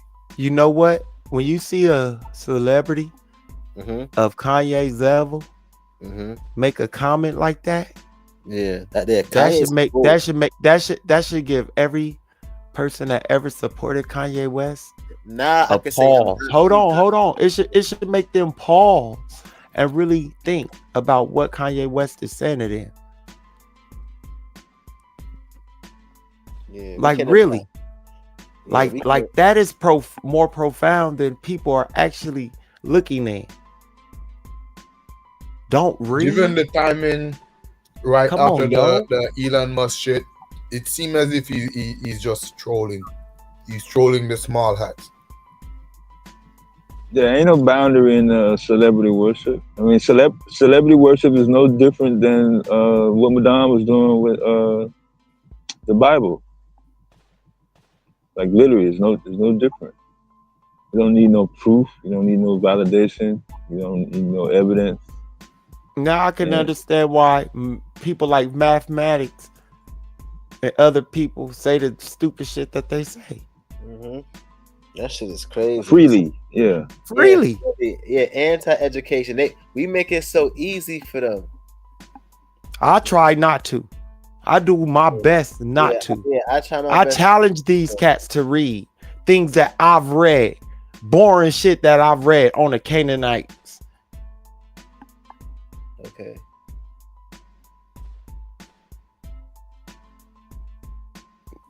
Who read like you? These niggas ain't reading that shit. I challenge them to read it and take the belief hat off.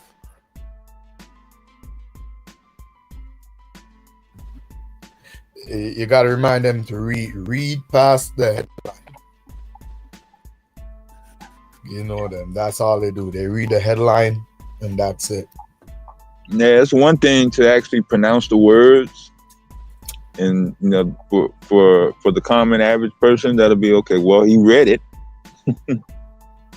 But see, that's it right there. They read what suits them. Mm-hmm. Or they might find a paragraph that says what they need, and they're gonna read just that paragraph. Yeah, and not the whole paper. Or not the whole book. Yeah, we got to be able to empower ourselves now and be like, yo, I was thinking about all the stuff that y'all was just talking about, the gays, the Jews, the Muslims, and all of that.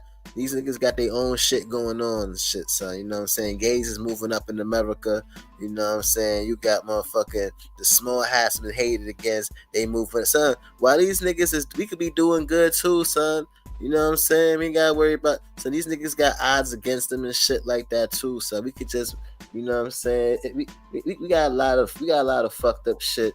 You know what I'm saying, going on in our team that we got to get rid of some of these niggas. We got to trade some of these niggas, son. You know what I'm saying? Because these niggas is not performing. They're not performing on the team. They lack this, they not and they want niggas to bring them to the champ. They want one nigga to bring them to the championship. They looking for a Jesus to bring these niggas to a championship and shit like that. Knowing niggas need help. Niggas don't want to participate in nothing, son. They don't want to participate even to help their own selves. Niggas, reading is too challenging, Marley. Being scientifically literate means you have to read science books and science textbooks and challenge yourself. That shit is challenging. Real quick. Yo, Terrence, hit the link. You got 5 minutes. I'm gonna give you a chance to come up here and show us how not to lisp. All right? Let me hear how you talk. You got a few minutes. All right? That's 5 minutes. You on the clock. Just let you know, you on the clock. Yeah. All right, I left a lot of shit in that chat. Now you on the motherfucking clock. All right? That's how it works around here. Hit the link. I don't get these dudes who care about how a man's voice sounds. Why should that weird bother you so much? I'm not going to argue with not Psycho. I'm not about to argue with these pseudo-ass spooky weirdos triggered. I'm not about to argue with people that's triggered over their spooky ass imaginary friend. All right, you get you and your imaginary friend. Hit the link. Yeah, hit the link. You and your imaginary friend come up here, hit the link, and give us some speech lessons. Do that, please. He ain't got no friend. He probably his own friend. Yeah, you talk. He imaginary to himself. This shit crazy, yo. Nah, but don't laugh. Don't put smiley faces in the chat. You've been talking shit about me all day. I ain't responded to you all day. Terrence. I've been seeing your weak ass comments. Hit the link, like you said, scary ass nigga. You and your weak ass imaginary friend Yahweh from the desert. Come tell us about your sky wizard. Right? Tell us about the sky wizard. Come tell us he about protecting it. you. Very angry over there. He got a protective hedge around you. Weak ass nigga. Got a whole Negro over here with a goddamn Mac as a goddamn avatar, talking about his God and shit. Nigga, if you don't get the fuck out of here, your God condone that Mac and you over there talking about doing. Right. Your God condone all them hoes you over there motherfucking extorting that you promoting over here. Dumbass. Preach. Get the fuck out of here. Y'all don't even believe that dumbass spooky book y'all motherfuckers following. What the hell are we talking about over here? You want me to cook you? I'll cook you. That nigga be. What the hell you talking about, dog? But start following your own goddamn book before you start trying to regulate what everybody else should be motherfucking believing. That nigga, motherfuckers like me don't believe that crap you motherfuckers be saying because we all motherfuckers up in here with fucking blaxploitation motherfucking avatars talking this God shit. You don't get the fuck up out of here, dog. That nigga Terrence be pimping his own sister and shit. I bet his scary ass don't hit the link. Weirdos. I bet his scary ass don't hit the link. Nah, he ain't gonna motherfucking hit the link. All right, you know what? I'll take care of you then, since you don't want to motherfucking hit the link. I'll take care of you. Man, listen here. You think I'm gonna let you come on my page and shit on me? What kind of shit is that? That nigga turns his whole he be holding his hand and shit. We got time for you little spooky ass weirdos. Y'all sky wizards triggered. Damn, Terrence, you got deported, bro. Yeah, he been getting away with some shit for a couple of days and shit. He been talking shit about me all day. I don't know. He ain't gonna come over here with that dumb shit. I don't know what the fuck he been doing over there, but over here he ain't gonna do that dumb shit.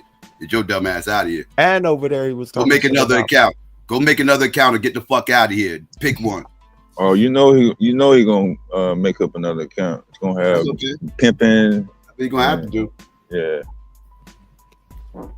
That's crazy. Goddamn sure. Get to making them goddamn accounts. Yeah, man. But but we definitely gotta find a collective of us that's actually trying to, because everybody is not on that Pan-Africanism shit. You know what I'm saying? Everybody's not on that. Yeah. And you got motherfuckers out here, they want motherfuckers to do everything and they don't want to participate, but they want to just be able to reap the benefits of it. You know what I'm saying? And then some people may not even use it neither. You know what I'm saying? Still complain about their situation and shit like that. Knowing that niggas done this shit for them to, you know what I'm saying? Yo, you stupid, GA. Exile of the Mac. You stupid, GA. Yeah, he's gonna change his name, do status correction, and then come back. This be motherfucking little cowards too that be under different accounts, be talking shit under different accounts. These motherfuckers be like, yeah, that's why these punk motherfuckers don't be hitting the link. These punk ass motherfuckers be scared as hell they log under different accounts just so they can motherfucking pop shit. Motherfuckers be cowards, dog. Hit the link. Say what the fuck you gotta say under your real account. Man. Yeah. I ain't never been afraid. No videos on your goddamn account. Nothing. 2 subscribers. Get your stupid ass out of here. Who the fuck is you? It's a troll account. I ain't never been afraid.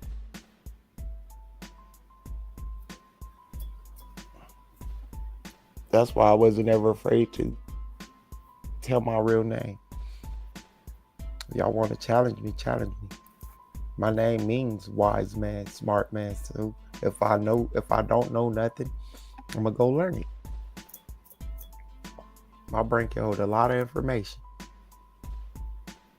Make room for new information every day. I'm gonna use the shit out of it. Mm-hmm. Make them synapses and them new neural pathways as long as I can, psycho. What the hell people talking about? He sounded as dumb as Terrence Howard. He sounds stupid as Terrence Howard. Rod just said he's probably the real Terrence. Terrence Howard, that is. I think we disrespecting Terrence Howard's intellect by comparing him to Terrence Howard. Terrence Howard would have hit the link. Right. Terrence Howard would have hit the link. That ain't Terrence. Yep. He'd hit the link and try to school all that. Right. And these motherfuckers, they smart. They ain't run to a motherfucker like me yet. Watch this.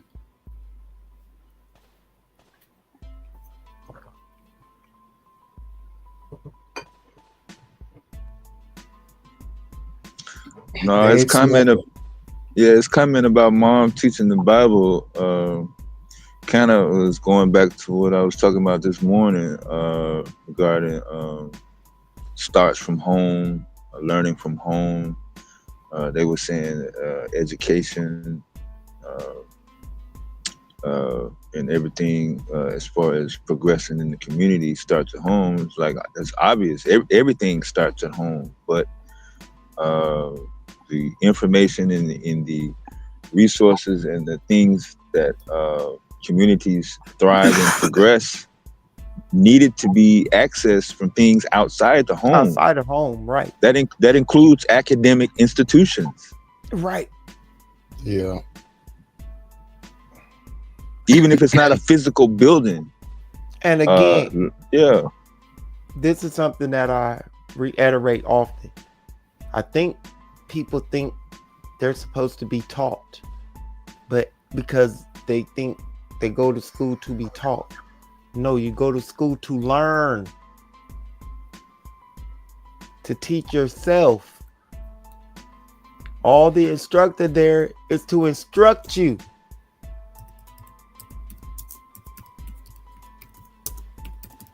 The word education is educar, to draw out. So you have to draw out your own ability and learn. They teach you how to think.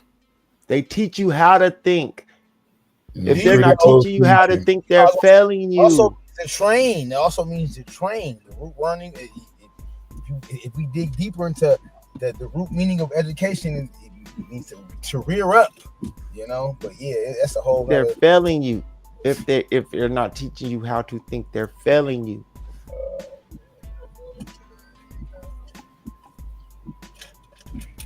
And I'm gonna stand on that.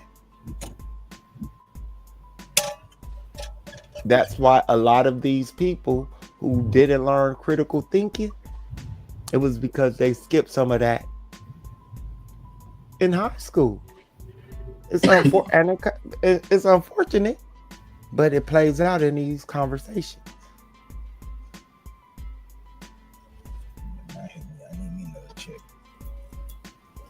You can see the lack of critical thinking.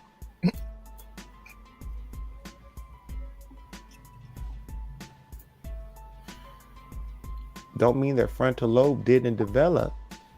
It just means that they didn't develop the ability to use them critically. No, that wasn't me, DD. That might have been young. I'm blaming. That might have been young Deity. I think that was him. What happened? What I do? Yeah. No, I think you had the struggle lighter earlier. What? The struggle lighter. Yeah. The struggle lighter. We all know what the struggle lighter is. That one was hitting. I'll tell you one thing. That 0.1 miles. Yeah, real. I'm in Seattle, not knowing where I'm from, because I'm not in Chicago. I don't know where I'm at. GPS. Real. Turn right. Struggle lighter blues is a motherfucker. Man, trust me. Using two and shit, Psycho, putting two together, one with a little bit of fluid and the other one with still got the flint. right. That shit crazy.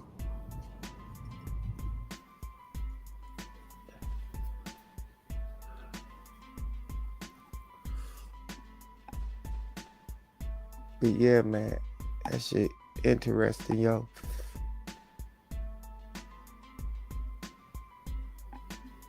Conversations get real interesting, yo, and it's crazy because I really be trying to help them.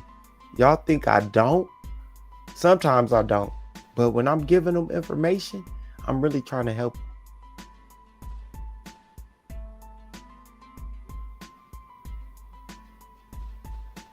them. Like, I'm stingy with my sources. I've always been a person that didn't like sharing my sources. Even in my study groups, like I'd be like, "Wow, you ain't found this shit? Now I gotta help you." Well, here. I said last dude he was arguing on these panels said he never graduated school when he asked, so he gonna start asking more often to get a gauge of where these people are at. And I mean, yeah. I know some intelligent motherfuckers who didn't graduate. I do too. But that's because they kept doing what? They never stopped. Right, they never stopped learning. Psycho, right? They kept learning. But I understand what he means, like get a gauge though, because most motherfuckers who didn't graduate school ain't that. That's not to say you can run into be intelligent, yeah, but that don't mean you are intelligent, yeah. Right. Yep.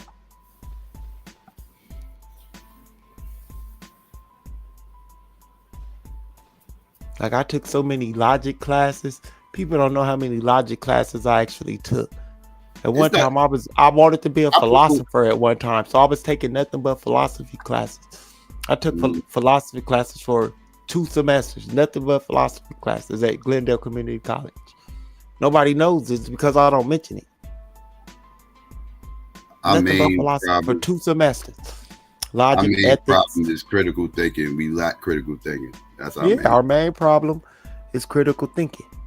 We learn how to critical think a little bit better. Everything else will start making sense. Yo, Roy Chess, that's why I run circles around you in philosophy and talking about it. That's why I run circles around you, dog. Always ran circles around you. You about to start some shit. Roy Checkers ain't gonna hit the link. His comprehension isn't there.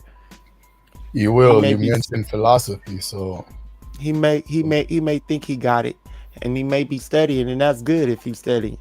Big ups. Keep studying, learn. I want you to be able to outthink me and teach me some new things on philosophy, because I haven't been studying it. So it might be some new philosophical thoughts that I can learn from. Some new philosophical leanings and ideas out there that you may be able to pinpoint in ways of breaking down arguments and structure and things like that I'm not aware of. But don't try to teach me shit that I've already been down the road. You feel me? You can't teach me things that I know because I've studied them. And I can call upon them at any time. Just like Q and his physics and his math. And I mean, and his evolution. And, so if you study these things, you're going to know them. I thought I wanted to be a philosophy teacher at one time. Realize how boring this shit actually was. Yeah, but at least you learn how to think logically. You can say I don't remember the concepts. That's one thing you will learn. I know the majority of them in philosophy. And I know how to apply them, Roy Chess.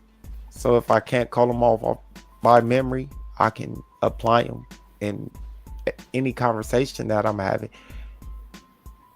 And that's the main goal, is being able to apply the concepts of philosophy, logic, and rhetoric, and whatever the other fields in conversations.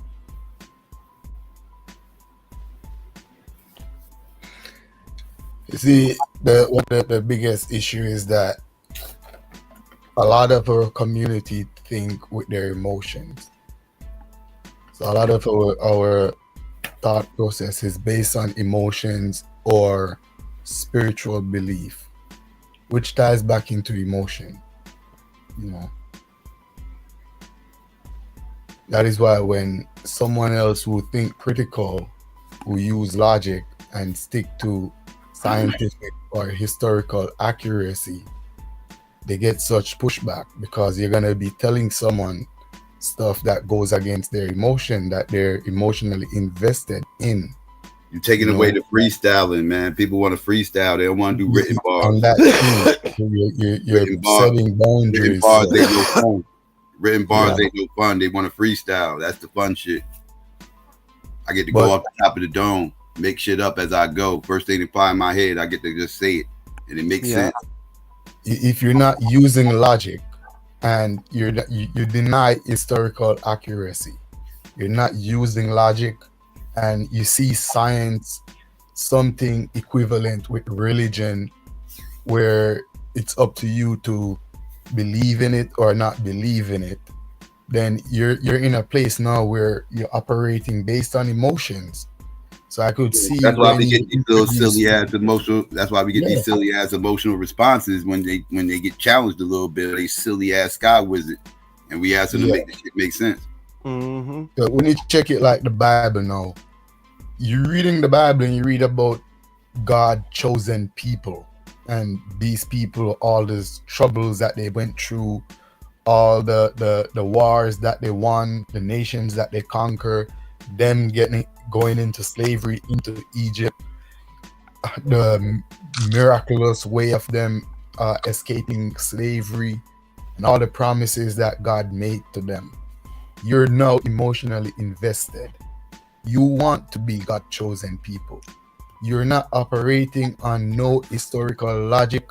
You're not operating on no scientific accuracy. So you doesn't care if these things are real, if these things really happen.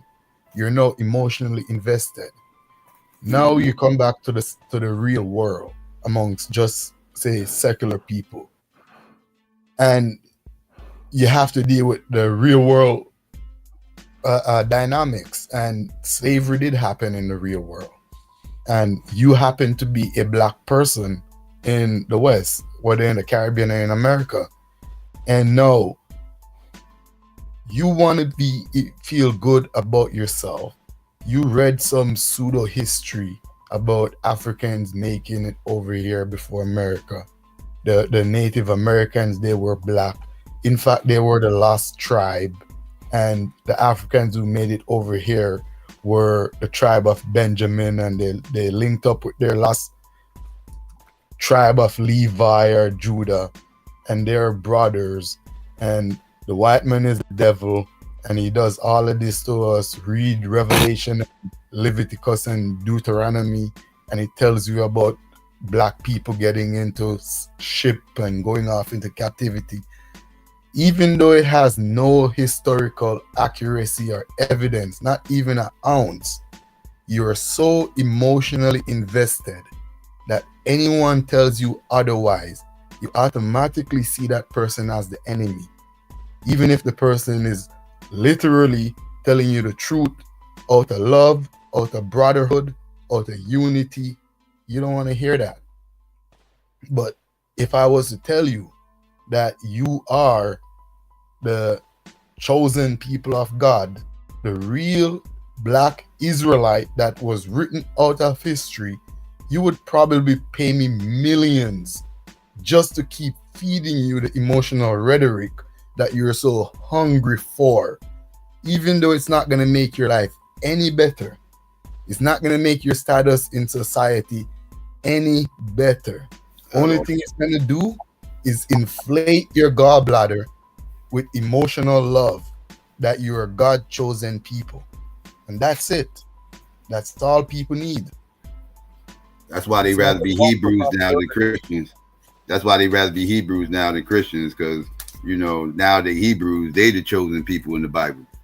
Yep. This story tells.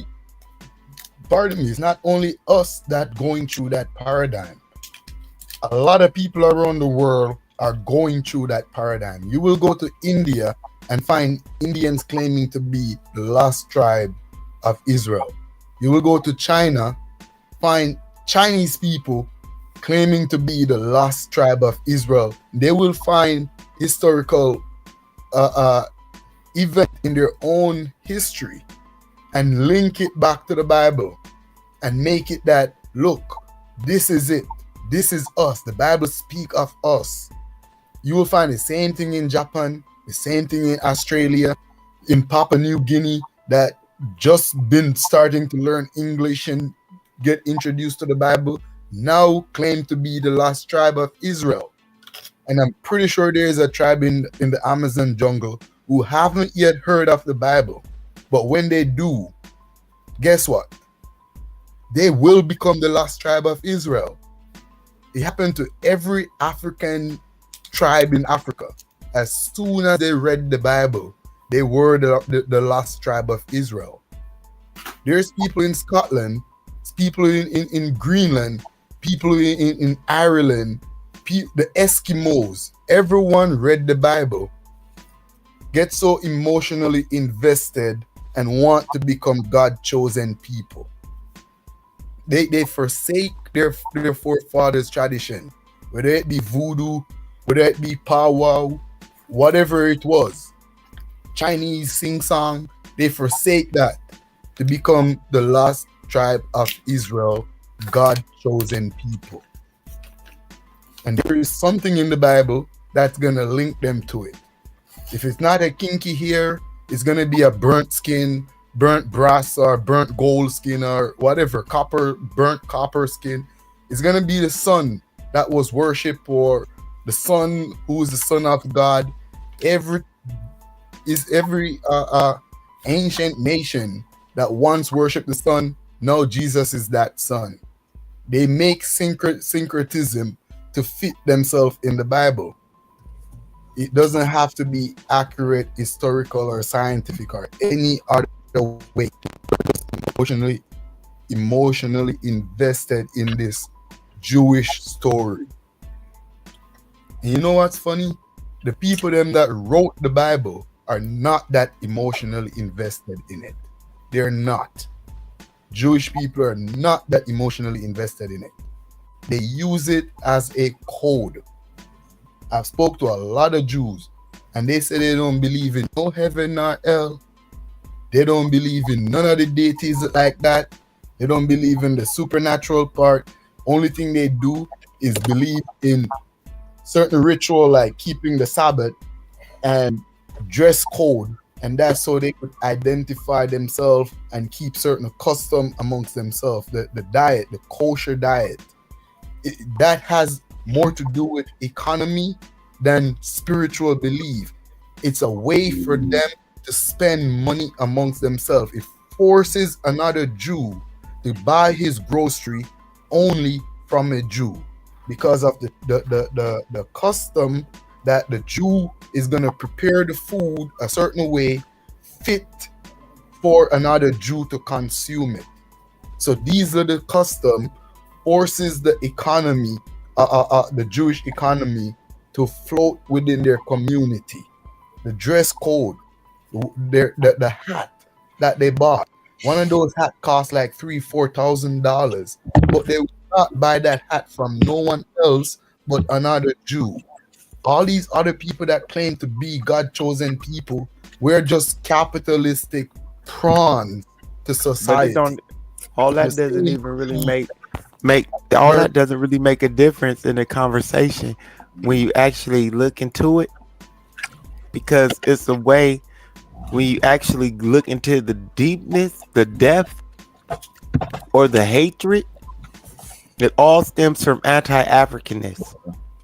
So that religion, and this is another thing that people don't really like addressing or looking at, was to counter the Egyptian religion and the other religions that were forming. These people wanted their own religion, and that's why Yahweh got separated from that pantheon after he became the head of that pantheon. But that's a whole nother story. But it has to do with what? Putting these people on top of everybody else. And what was the world that they were exposed to? North Africa, Egypt, Ethiopia, and those other North African countries, parts of Libya, I think Morocco, and Kenya. It's all about I think. bloodlines. It's all about bloodlines. That's why you go into kings and monarchies and all that, pharaohs and all that shit and everything. It's all about bingo.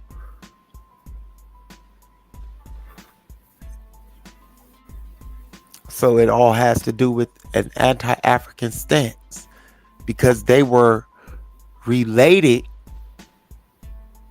to the Muslims through blood. If you follow the biblical and the Muslim narrative in the Levant, they're all not even cousin, they're all brothers. The Palestinian and the Israelites are related by blood. So now y'all see how it became an anti-African ideal. That's why I say to you, that's why it's weird when like, oh, they don't belong there, they're stealing the Palestinian land. No, the Palestinian didn't left. The Israelite left, and then they came back. It's the same people, same set of people. Ain't nothing different about them other than one worship Allah and the other one kept the Hebrew custom. So you saying that the white, Yeah, when they went to Europe, they pick up a lot of mainly Eastern European gene, but they came back down there. It's the same people. It's like us leaving West Africa, came over here, mixed with other people. But if we should go back to Ghana or Nigeria, those people can't look at us and say we don't belong. Your bloodline is not from this land. They could never say that. So you're not implying that the white inhabitants of that particular region are the original inhabitants of that region? Is that what you're trying to say? I'm trying to, or maybe I'm just Yeah, that's what I'm saying. Have you ever seen Persian people? Have you ever seen a dark-skinned Persian? Persians are known to be very, very white, milk white. Yeah, I've never and seen they're original to that region. They're kin to the Israelites. Yeah, the Palestinian, the Iraqis. They all part of that Iraqis group. Are a little darker than the Persian, than the Irans. I tried to give y'all some history. Y'all don't listen to me, young kid. Remember, the Canaanites, Assyrians, and those people that watch was this, there, man. Chaldeans. It's the Watch same this. sex. So there was a couple months back, I mentioned a town called Tel Es-Sakan, and I mentioned a video from Useful Charts. And in Tel Es-Sakan, a group of Palestinians settled there in 2500 BC, and this Tel Es-Sakan is a fort off in Egypt. Look it up. You think I'm lying? So these people have been in that area since 2500 BC. What the hell are y'all talking about? Yeah, they've been there. This is the history of these people been in that area. Just look up Tel Es-Sakan. TELLESSAKAN. Tel Es-Sakan. Right now, you like to look up shit, young deity? He's trying to instruct the guys. Tel Es-Sakan. He said TELELS-Sakan. TELLESSAKAN. And that pertains to the Palestinians, a fort that was settled by Palestinians. That pertains to. Well, I ain't Palestinian, man. I'm a Black American. Tamir Rice, RP. Sandra Bland. You feel me? I'm just saying, trying to attach this shit to Africa, the belief system to Africa is fallacious, because we know where these people were and how they connected to these Canaanite groups. And these Canaanite groups aren't connected anywhere to Africa. We in the street stuff. I understand when it comes to Jews, they're like Native American to Black people, where they were one of the first group of people where Black people usurp their culture and claim that, oh, these are not the real Jews. The real Jews are us. The real Jews are Black. And most of that claim come from, they will try to use the Bible, which is not a historical, archaeological, or scientific record. The Bible is a record of bullshit. And they will use that to claim that these people are not related to their own bloodline. And we, Black people, are them. No, we're doing the same thing to the Native Americans.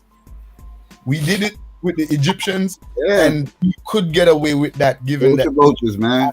In Africa, my people done turned it to the my people done turned it to the Eminem and the Elvis Presley of scholarship. Is embarrassing. Damn. Yeah. It's embarrassing. Damn, Psycho, for real. That's what we turned into in scholarship. Yes, we turned it to the not Elvis the Eminem and Elvis Presley of scholarship. All we doing is cultural appropriating everybody's shit. We just making everybody. Native Americans called civilization that once exists a couple thousand years ago. We also usurp that, claiming that the Olmec is us. Look at the head. I heard people look at the head. This one look like Marcus Garvey. I'm like, what the fuck? Yeah. Like y'all motherfuckers have never seen no sumo wrestlers in your life, because all them motherfuckers like sumos and me. Exactly. And we're telling them those people originated from the Polynesian and the Micronesian, which are the same stock where you get sumo wrestlers from, going back to the South Pacific, straight back to the Japan islands. Yep, Polynesians. Yep. But again, people don't want to hear nothing historical or scientific. It has to be emotional. Tell me, look at them old men don't look like Yokozuna. Look just like Yokozuna. Stop playing with it. They really do. Man, they definitely do.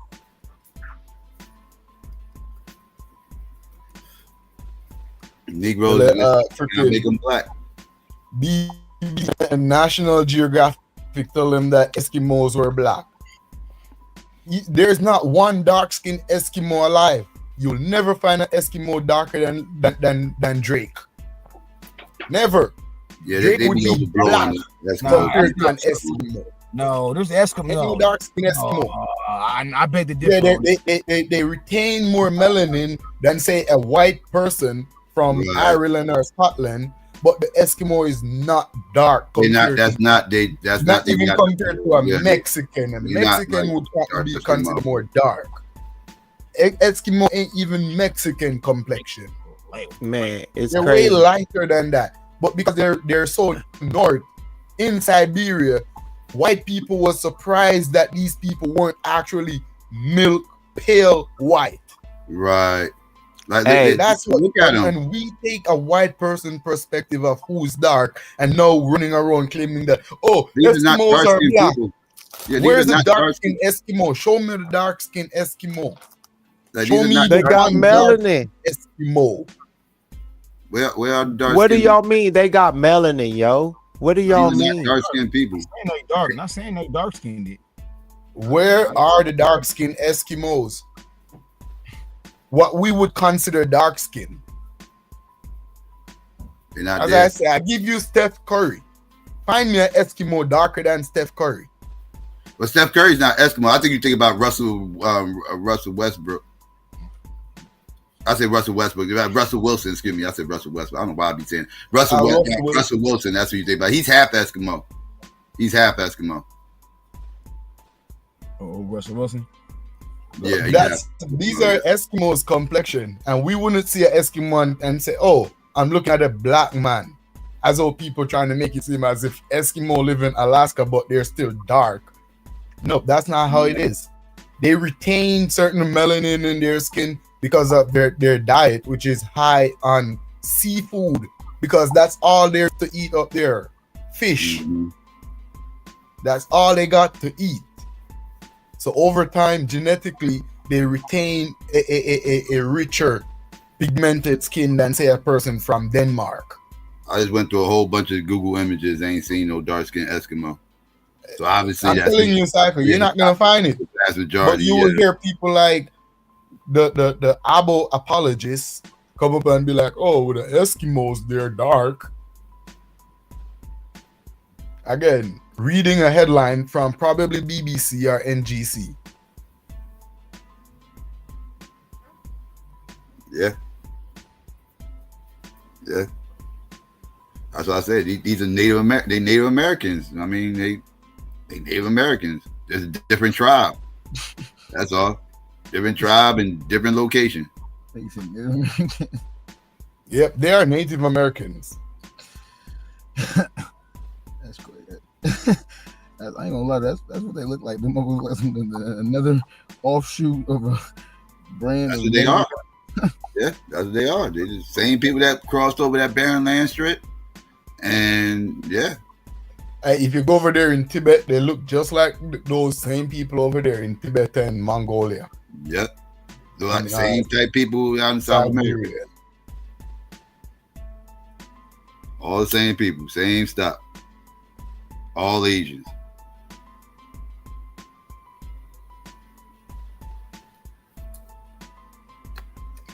So we could just put that one to rest. There is no dark-skinned Eskimo as what we would consider dark skin.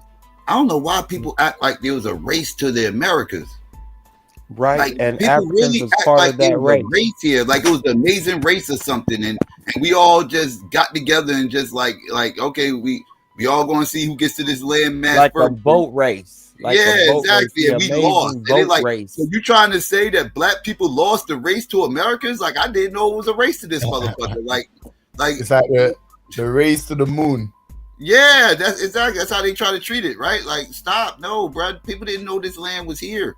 The white people didn't even know this shit was here. Them motherfuckers stumbled across this shit. When Eric the Red found fucking Greenland, that motherfucker got exiled. That son of a bitch got exiled and stumbled across motherfucking Greenland by accident. Stumbled across that shit in a storm. The motherfucker, when you talk about when you get on the West Coast, motherfucker Easter Island and shit, them goddamn Polynesians discovered that shit by accident. Same type shit. Got caught in the motherfucking storm. Yeah, got caught in the storm. Yeah, exactly. And ended up stumbling across the fucking islands and shit way the fuck out in the Pacific. They thought they was going to die. They thought they was going to die, yo. And them motherfuckers ended up on the motherfucking island, dog. They got, like, these motherfuckers didn't know that the Americans was here and all this other shit and everything else. They thought they was drifting off into nothingness. Like, they thought they was dead. So it wasn't no race to the Americas. Like, y'all try to paint this picture like, oh, well, you try to say Africans didn't get here first, and why would you think they didn't get? Because motherfuckers went no goddamn race. That's why I think it didn't motherfucking happen. Because motherfuckers didn't know this shit was here. They stumbled across, they found out this thing existed, and then they started coming over here. That's how the race was to the east, like to China and India and Korea and those places. Right. You know, the other side of Africa. That's where the race was, not over here. It was never a race to the Americas. Like they try to stop painting that picture. So it was a race to the other places, but not a race to the. Because no one knew America. Nobody knew it exists. You can't race somewhere that you don't know exists, right? Like they didn't know it exists, so it was no race. Remember, you can't see America from Africa. There's no visuals there. What visuals do you have? No visuals of it. You have no clue it's there. Even if you believe the earth is flat, not saying you do, I know you don't, but even if you did believe that the earth was flat, you still couldn't see it from motherfucking Africa because according to their motherfucking worldview, the shit's too goddamn far and you know the farther shit go, you can't see. So they still wouldn't be able to see it. Whether you think Earth or not, it don't matter. You cannot see Africa. I mean, you can't see the Americas, from Africa. And it's crazy because when we try to get them to see those things, they actually ask themselves, did they know about this land? No, they tell us we're wrong. They didn't have no reason. People act like we had reasons to leave Africa. We had no reason to leave Africa. No reason to leave Africa. Them Europeans was going all over the place and going this place and that place, everything else, because they was destitute places. Like these places didn't have resources. Remember, right? It was in places that had famines and shit like that. Like we didn't have these famine problems. At those times, we were living large. And during the time of exploration, you have to understand that these Portuguese, Dutch, these Christians, these conversos, and all that we're talking about, their land had been taken over by the Muslim Ottoman Empire. Do not ever forget that part of history. If you ever forget that part of history, I'm not talking about you, Psycho. It's the ones who don't know, because I'm just saying, once you forget that, resources is why people move and shifted, like you said, wars and shit like that too. But that forces people to pack up and leave and want to seek new lands and all this other stuff. Everything else. We didn't have a whole lot of contact with Europeans and we wasn't engaging in those wild wars that was going on with the Moors in Spain and Europe. That stuff was going on might as well light years away from where we was at. So that shit wasn't affecting us directly. We had more contact with the Muslims, right? With the Moors, do trade and everything else, right? Exactly. North Africa, right. So we wasn't going through all this crazy drama that they was going through, and because remember when all that slave trade stuff and everything else was going on, a lot of people never saw a white person before. A lot of people never saw white motherfucker before. In So those times, we were the production. We were the producers in the world. You know, right?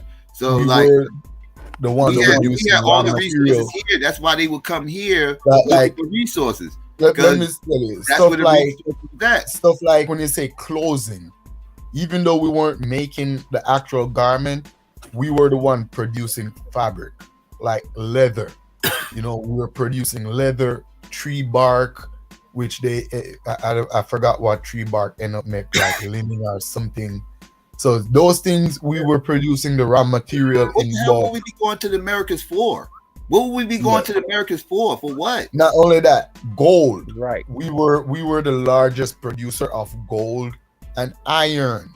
What was Right. in America? What What did we know about the Go Americas? to Americas for? That's why I need Right. people to like. I know why no white people need the Americas, because they was living in fucked up ass areas and they need the resources. Why did why would Africans need to go to the let me tell Americas? you. Can I get a good reason for that? Cows, where people might not know, cows and goat. We might even adopt goat herding from the same Canaanite people. We might adopt goat herding from them, but cows, cattle herding, we were doing that long time. So we had livestock and farm. We had like grains and spices in abundance to fuel the whole Silk Road journey. You know, it was good leaving Africa to go to Asia and Europe via the Silk Road. So again, Psycho question is very valid.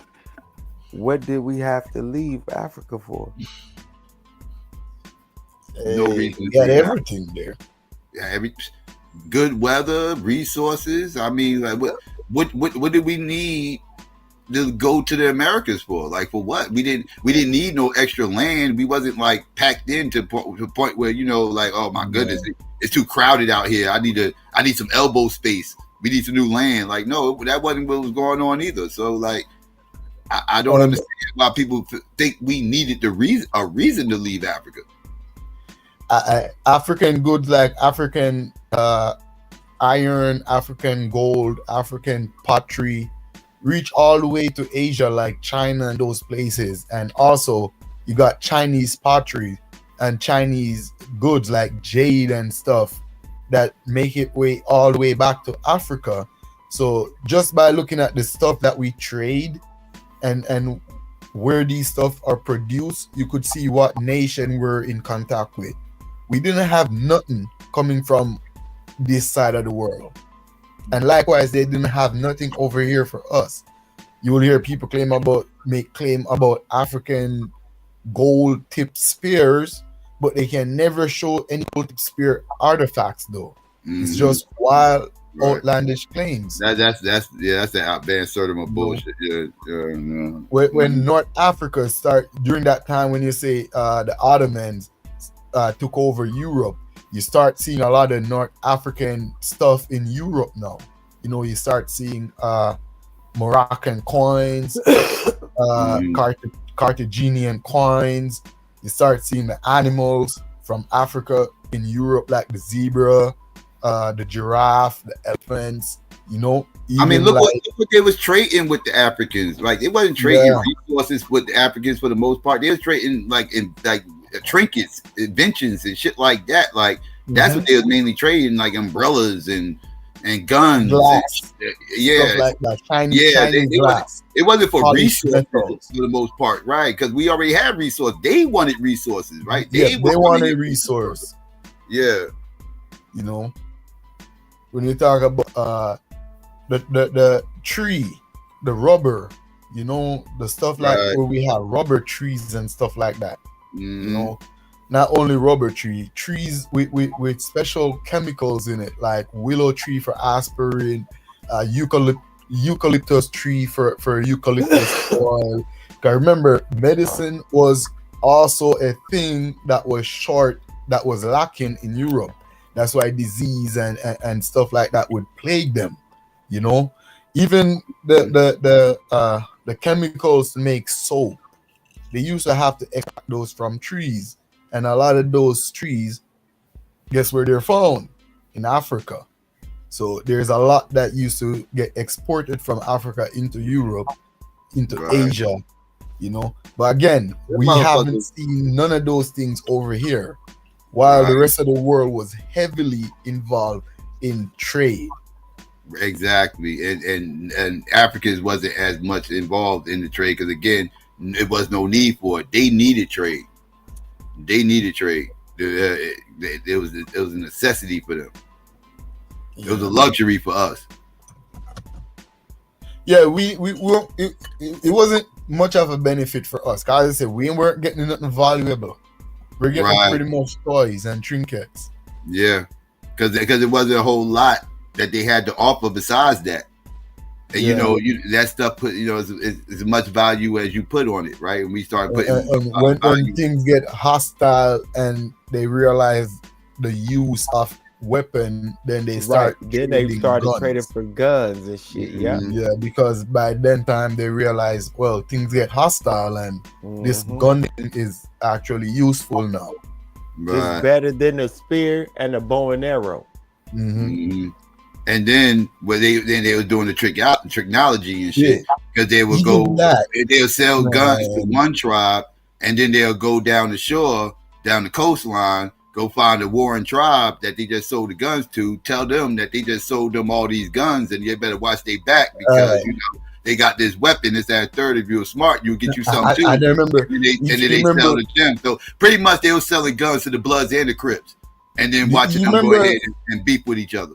You remember the first set of guns they had that it looked like he had the little candle wick on it, and you gotta light it, wait for it to burn all the way down, which takes a few seconds, then it shoot one shot.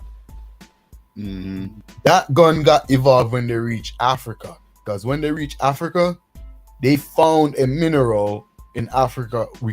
Nowadays we call it flint.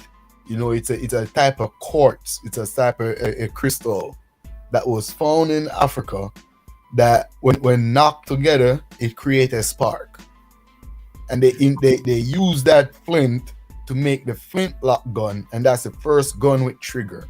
Where now instead of lighting it with a match and wait,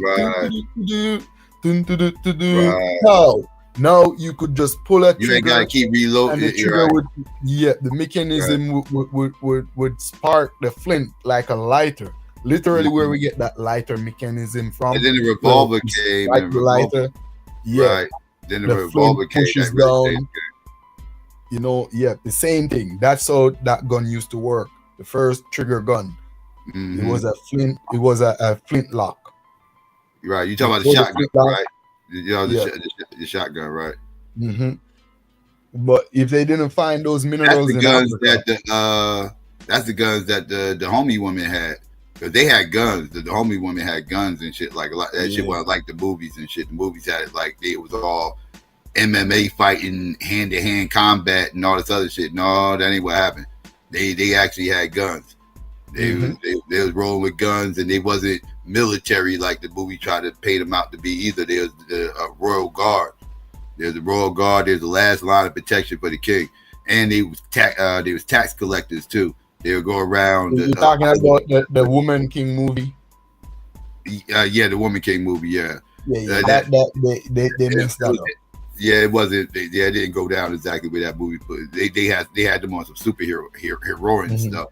But they was tax collectors for the most part too. They went around and they would collect taxes around the village and stuff. And they might strong arm some of the villages or whatever. But like I said, they had shotguns, so they get what they wanted. And but where they really got their reputation from was when they had those Europeans come out there.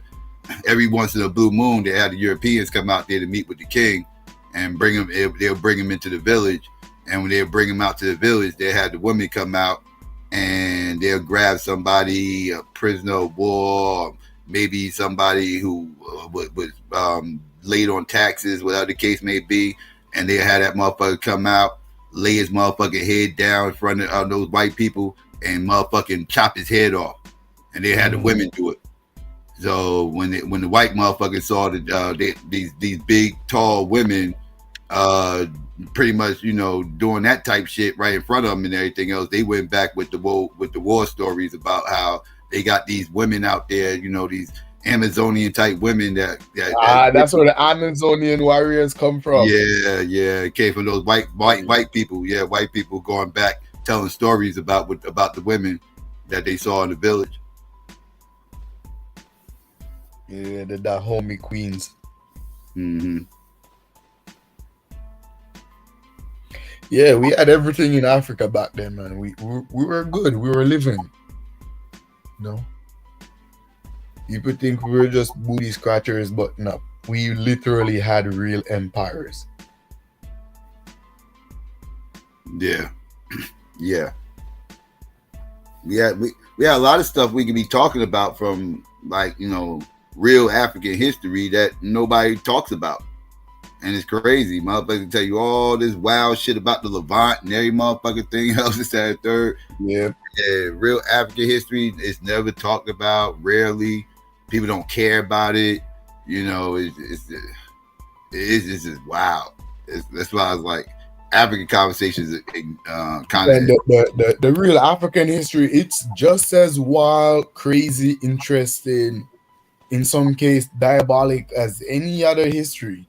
You know, if you even know like the history of the Fulani people, man, those were warriors. Those people conquered from northeast to freaking all the way to West Africa, Nigeria, Ghana, Cameroon. You know. Mm-hmm. Yeah. I don't know if the Fulani did war with the Dahomey, but I know the Yoruba held Nigeria for a long time. Nigeria, Benin, and part of Ghana. Definitely Togo. But it was the Fulani that defeated them. Literally all out war, and the Fulani won that war and took control of that area. So during the slavery time, during that time when they were actually selling slaves, it's not that people were literally just capturing other people, selling them to white people as slaves. It was really tribal war that was happening in a lot of circumstances. You know? Because when the Fulani defeat the Yoruba, they sold the Yoruba captive to the enslavers. Because that was happening simultaneously during when the white people were trying to invade West Africa. They were already on the coast, but they weren't inland. Right. So that's why I said white people didn't make it inland and whoop ass and chew bubblegum and then just grab a whole bunch of Africans like people might want you to believe. No. Like they rarely left the beach or line, like you said, like the coastline or whatever. I know they did create a couple of small colonies as far as like close to the shoreline or whatever, like that like with just some huts or whatever the case may be, that they could crash and spend the night when they got there, and then, you know, take off in the morning, maybe stay 2 days or whatever, then leave. So it pretty much just spots so they could just stay for a day or two when they come and pick stuff up and before they leave back out. But they was not inland, like they was not like, you know, in the Congo, like deep in the jungle and shit. Like, no, they wasn't doing that shit. They got the animals would have got them before the Africans. They would they didn't even know how to navigate around there to even be doing that type shit. Yeah.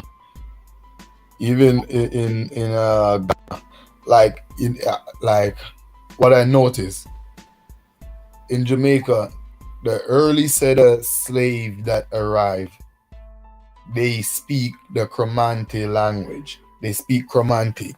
For most of them, not all of them, but most of them speak Cromanti. And the Cromanti, those are they were the Dahomey, but that set of Dahomey that reached Jamaica, we call them the Cromanti. But it's the same people, the Dahomey people, you know. But here what happened now, the later on, the next set of slaves that arrived later on, this is close before abolition. They were from the Akan and the Atan people. For people who don't know, the Atan, we now call those people Ashanti. You know, you might know that the Ashanti, they're the ruling class in Ghana, or ruling family in Ghana. Yeah, those people arrived later. But what was happening in Ghana that time, the Akan and the Atan, two separate tribes, united and defeat the Dahomey.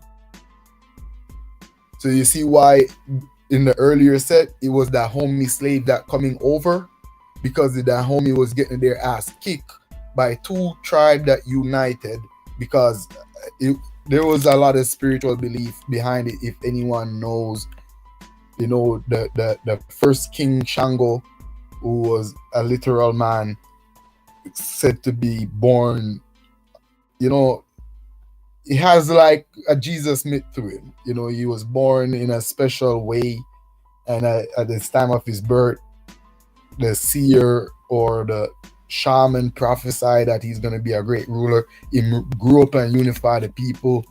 Akan and Atan tribe took over Ghana, you know, make the Ashanti kingdom, and that kingdom reigned until now. But when the white people finally get into Ghana and overthrow the Ashanti, that's when you see Ashanti slaves start to come into Jamaica.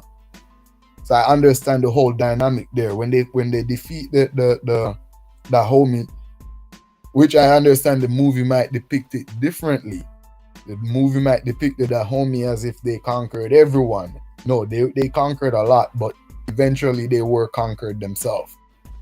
You know, when they got conquered, it wasn't the Zulu or nothing. The Zulu conquered way more people. So Yeah, the Ashanti was teeters in Jamaica. What happened? I say, so the Ashanti was teethers in Jamaica. Nah. GQ. What's good, GQ? What's up, fellas? Yeah, I know y'all missing me, man. Y'all got this Canadian teether on the show today. What's up, man? Just trying to entertain the crowd. Man, I'm just fucking with you. Just fucking with you, bro. As you see, it says no. During the period of the transatlantic slave trade, white people, Europeans, generally did not venture deep into the interior of Africa to capture slaves. Instead, they primarily relied on African traders and rulers on the coast to bring enslaved people to them. Due to fears of disease, native resistance, and difficulty in navigating the African interior. Like I said. Yep. That's why we always hear black people sold other black people to the white people. Yeah. That's why we always hear that. But that's how they was warring tribes and shit. They didn't know nothing about going across the ocean and none of that shit. They were just doing what they do. They thought it was more indentured servitude. They was Donald Trump pretty much. They thought they were prisoners to another country. Exactly, Psycho. That's what they were doing. They were like, you know what? They thought they was going to a penal colony. They're gonna give us trouble when we're ruling, so it's best we get rid of them from now. That's So you think it was all the troublemakers that was sent to America? That's why niggas like they is now. That's how they viewed it. Yeah, they viewed it like Donald Trump, the same way Donald Trump viewing we gonna send these motherfuckers Bay and all. That's how they viewed it. Yeah, it was. So we've been troublemakers. So African Americans been rebels and troublemakers from the beginning. It's not troublemakers, warriors. Prisoners of war, but yeah. And they viewed it as troublemakers, obviously, because we was going against the grain, going against what they had. Bear in mind, though, not everyone because remember when they conquer a tribe, they would have access to the women and children, and they would take them, and that is why you see a lot of women and children end up over here too. It's not like the women and children was on the battlefield fighting war. It's not like that. So It's not all Yeah. troublemakers. There would be men in the village that didn't participate in the war, but their side lost, so now they have to go into slavery. Right. I understand. We see it all the time on old movies and shit. How they do it, you know. Once the village get took over, if they don't kill everybody, they capture them and make them. Yeah, slaves. they were looking at it again because from what I heard and what not even historical record, but what the living people who left over there in Nigeria and Ghana and Senegal showed is remorse when they realized the harsh treatment that they were sending their people into. Because what they thought is like, okay, instead of committing genocide, we're going to send them off to go work for these people who are offering us guns and horses. You know, stuff like that. At what point do you think they figured out what it was? I know it had to take a long time before they knew, you know, before they realized what they were They sending them knew off. what it was when it was, when it comes down to the later part. I would say probably like in the 1700s. Couple hundred years later. Yeah. Late 1700, early 1800, when they start to make their way more to the interior. Around the time when we start having like telegraphs and shit like things happen gradually, you know. The occupants in Africa went from just being like domicile and just being on the shore, you know, being evangelical with their Christian and their Catholic or whatever they were doing, because that's what they were doing, building up churches and temples. What century did they start colonizing Africa? I would have to Google that. 1800s. So 1800s, 1900s. By the time they figured out what was going on with the people they sent to America, you know, sold to the Europeans. You got to remember, these motherfucking Europeans, like just to let you know how short a time it's actually been. Like 150 years ago, these Europeans thought mountain gorillas was Bigfoot. It was just a myth, right? Like they heard rumors about these big human-sized type monkeys that exist in the Congo and in these forest areas, these mountain areas and shit like that, and they never seen one, right? That's they thought it was a myth. They thought it was just a bunch of Africans. Not only that, they weren't only lying to the African chief, you know. They were also lying to their own people back in Europe about what was taking place over here in the New World. Yeah. They weren't telling the people back, the actual plantation owners. They weren't telling them what was taking place on the plantation. People think the white man that they call him master or whatever they call him, he wasn't the plantation owner. He was only the overseer. Right. Real plantation owners never touched foot on the plantations. They were rich aristocrats back in Europe. Right.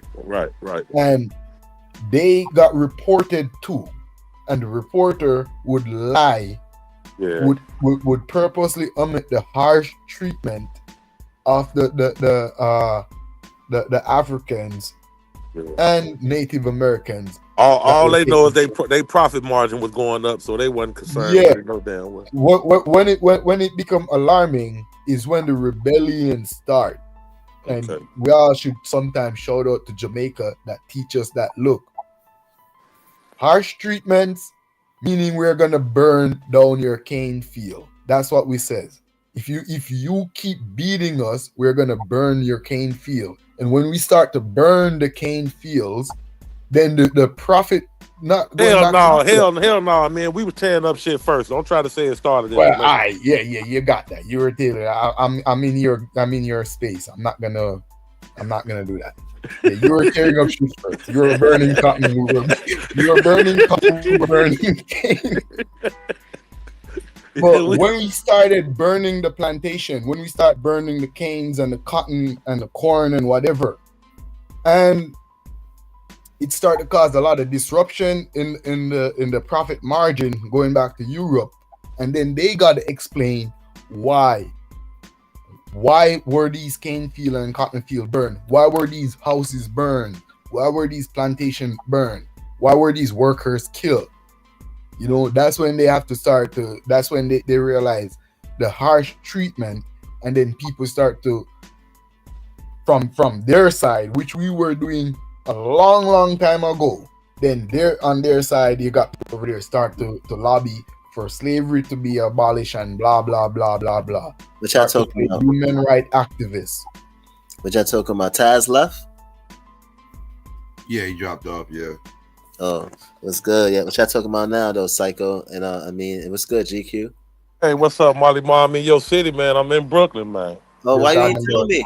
You lying for real? Yeah, I'm in Brooklyn. Is no snow for you? You came out here at a bad time. You got no snow? Yeah, it's snowing. It's snowing around here now. I'm outside. Shit, I've been here since Monday. Oh damn, you been out there? Oh yeah. You was missing for a couple of days. Yeah, okay. Yeah, I've been here since Monday, man. I had to come check on my sister. My sister been sick and shit. I had to come up here. What part of Brooklyn you in? Okay, yeah. I'm in Williamsburg. Oh, you right by the bridge. You should. I wish you would have had my number. I would have came out to see you. You about goddamn small hats. I'm gonna be here for a minute, bro. I'll probably be here shit at least another 4 or 5 days. You could drop your number in the back, Molly Moore. Oh, you got my email. Email me. I email me. I do. Definitely. Matter of fact, I'm about to email you my number. I'm trying to find your email right now. Hold on, son. Hold on. Yeah, I definitely got your email too. Hold on. Yeah, man. I'm in Brooklyn, man. I'm in New York, the city and the state. You know. All right, get you some good Italian food, man. I know you're not used to it in Chicago. I'm fucking with you. DQ. Hey, you better not go to New York eating that shit trying to say it compared to Chicago. What you doing? What else, Psycho? You know I had to do that. I do the pizza, man. I like New York pizza. I ain't gonna hold you though. Yeah, that's what's up. I got a spot called. Did you go to Junior's? No, I go to Danny's. I got a spot called Danny's. I'll be mad. What Junior's at? Junior's right downtown Brooklyn. You like fat asses too, You're not far from it. This downtown Brooklyn. Yeah, I got a spot called Danny's on Graham Avenue. I like, man. They got some fire ass pizza. No, I'm talking cheesecake. You eat cheesecake? Yeah, I eat cheesecake, but you know, I ain't gonna go out my way for no cheesecake. Okay, all right. I'm about to say, yeah, go Junior's. All right, I ain't no cheesecake kind of. Don't go to Junior's for no damn Italian food. Yeah, you ain't going to Junior's for no fucking Italian food. You go to cheesecake. Where I go for the Italian food though? What the best Italian food? Carmine 51. Carmine's. I mean, you could go. Wait, hold on. Don't listen to them, GQ. I'm from Brooklyn, bro. Right. Go to Luciano. Name a better Italian restaurant. Let me tell you. Let me tell you. There's. You can find different restaurants. No, nigga. The question is name. He's about to make it subjective. Don't listen to Marley. He's about to give you gray area restaurants. Don't listen to his gray area. What you talking about? Hey, hold on. Y'all know I'm a gray area nigga now. No, I'm gonna tell you right now. Go to the bodega on 145th and tell Aki to make you a lasagna Italian chopped cheese. The Aki one. That's the best Italian food you'll get. And he talking about the 145th. This nigga told him to go get a lasagna chopped cheese. Oh my God. Aki way. Get it the Aki. What is that in Harlem? That sounds like Harlem. 145th. You can get that anywhere in New York City. It's not even a fucking bodega on 155th. Hey, look. Anywhere in New York City. There's bodegas everywhere. It's not no Bobby Knight, hey, Bobby, you trying to send a nigga off? Okay. Go to 145th. Tell him give you. He about to have you in the middle to Washington Heights and shit. He about to have you He about to have you by McDonald's looking for a bodega. Yeah. Hey, hold on, bro. Carmine's. What Carmine's at? Downtown Brooklyn or something? Yeah, no. You got a Carmine's in Brooklyn, then you got one in Manhattan. Like, okay. Like if you right at the base of the Brooklyn Bridge, you could just take that shit right across. And once you get off, just take that shit. Once you get off, by the fucking mayor's by City Hall, and just go straight up Broadway. You can go Broadway, or you can go the other way and like take the back streets and shit. You know what I'm saying? But you could just go up Broadway until you get to the 50s and the 40s. Okay. Or you could just shit. If you don't want them to die, you just get Chinese food, Chinatown right there. It's all good. But it's some dope soul food spots in Brooklyn. Like it's some dope chicken and waffle spots. It's some yeah, they got a lot of good food in Brooklyn for sure. I don't fuck with the Chinese food though, bro. Yeah, but well, it's some mad dope spots in Brooklyn, like chicken and waffle spots. It's a fucking black pizza What about spot, the Jamaican food? That got the fucking hell yeah, I eat I can eat Jamaican food every day, bro. That's all I eat in Chicago is jerk chicken and jerk salmon and shit. I never the Jamaican food when I was eating that shit. GQ, I'm gonna meet up with you, bro, and I'm gonna take you where you need to go, bro. All this Molly's gonna take you to Flatbush Avenue. Take his ass to Flatbush Avenue. He wants to Jamaican. Now listen, we got some good Jamaican food in Chicago, but nigga, living in Atlanta, food don't come nowhere near. Y'all Jamaican food don't come nowhere near New York Jamaican. No, listen, you ain't let me understand what I'm saying. Living in Atlanta let me know that the New York niggas got it on lock with the Jamaican food. Because when I was on the east side, all them Jamaican niggas was dog. I'm from Brooklyn, son. Where you at? Why you want? Mean as hell, but nigga. Bobby, you know we got a lot of good Jamaican. We got a lot of good Jamaican restaurants in the shop. I know we do, because I'm nigga. Come on now, on the west side. I eat jerk. At least once a week, I eat jerk chicken, jerk salmon at least once a week. What's that, jerk 21 or what's that? Yeah, y'all know Jamaican do like that jerk 47 garbage, bro. That ain't. Yeah, they shit fire, but I'm telling you, bro, them New York niggas, them New York Jamaicans, they got it on lock with the jerk food, nigga. And nigga, when I was in Atlanta, it was a Jamaican lady from New York. What do you get? Like the jerk pork? You got some jerk pork? I never had jerk pork. When I was eating jerk, when I was eating Caribbean. Jerk chicken. I hear you, Mar. What you say? What you doing for the Super Bowl tomorrow? Oh shit, man! I can't bet against KC, bro.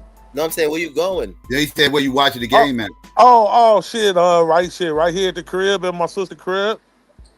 If I'm able to, I got my last client like at 5 and shit like that. If you want to, could probably meet up somewhere after the for sure.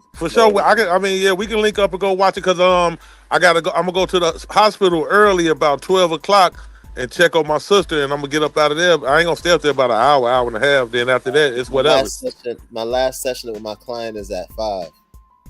So we gonna be pushing it, but shit, whatever, bro. I ain't doing shit. Hey yo, this fat nigga brought the snow and cold with him too, y'all. Like the nigga ain't leave the shit in Chicago. He brought the shit with him. Man, I don't know what to tell you. All week has been nice around us. Well, it was cold as fuck though. The day before yesterday was fucking freezing in New York. Yeah, brother, cold as motherfucker.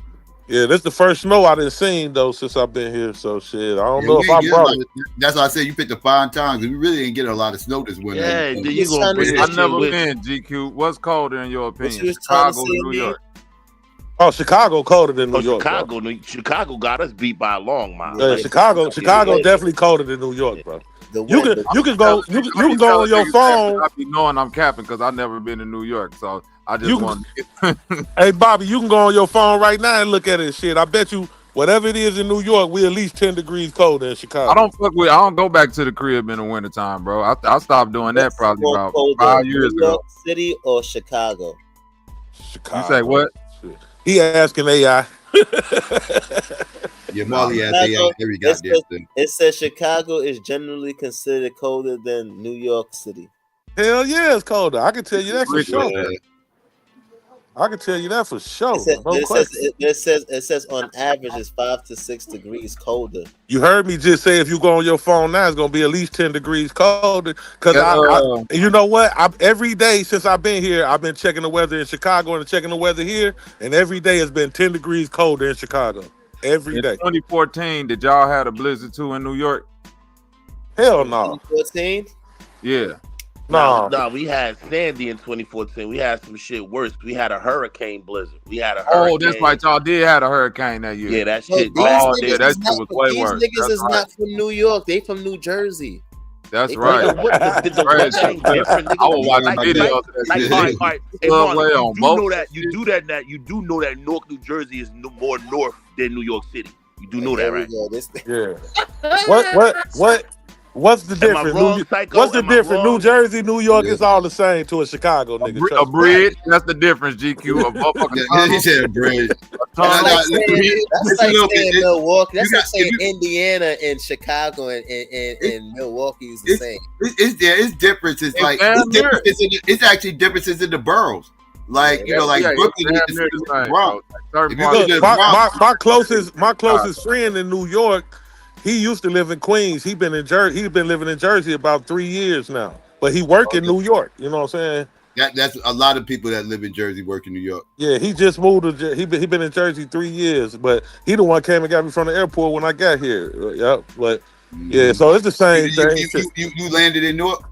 I know. I landed in LaGuardia.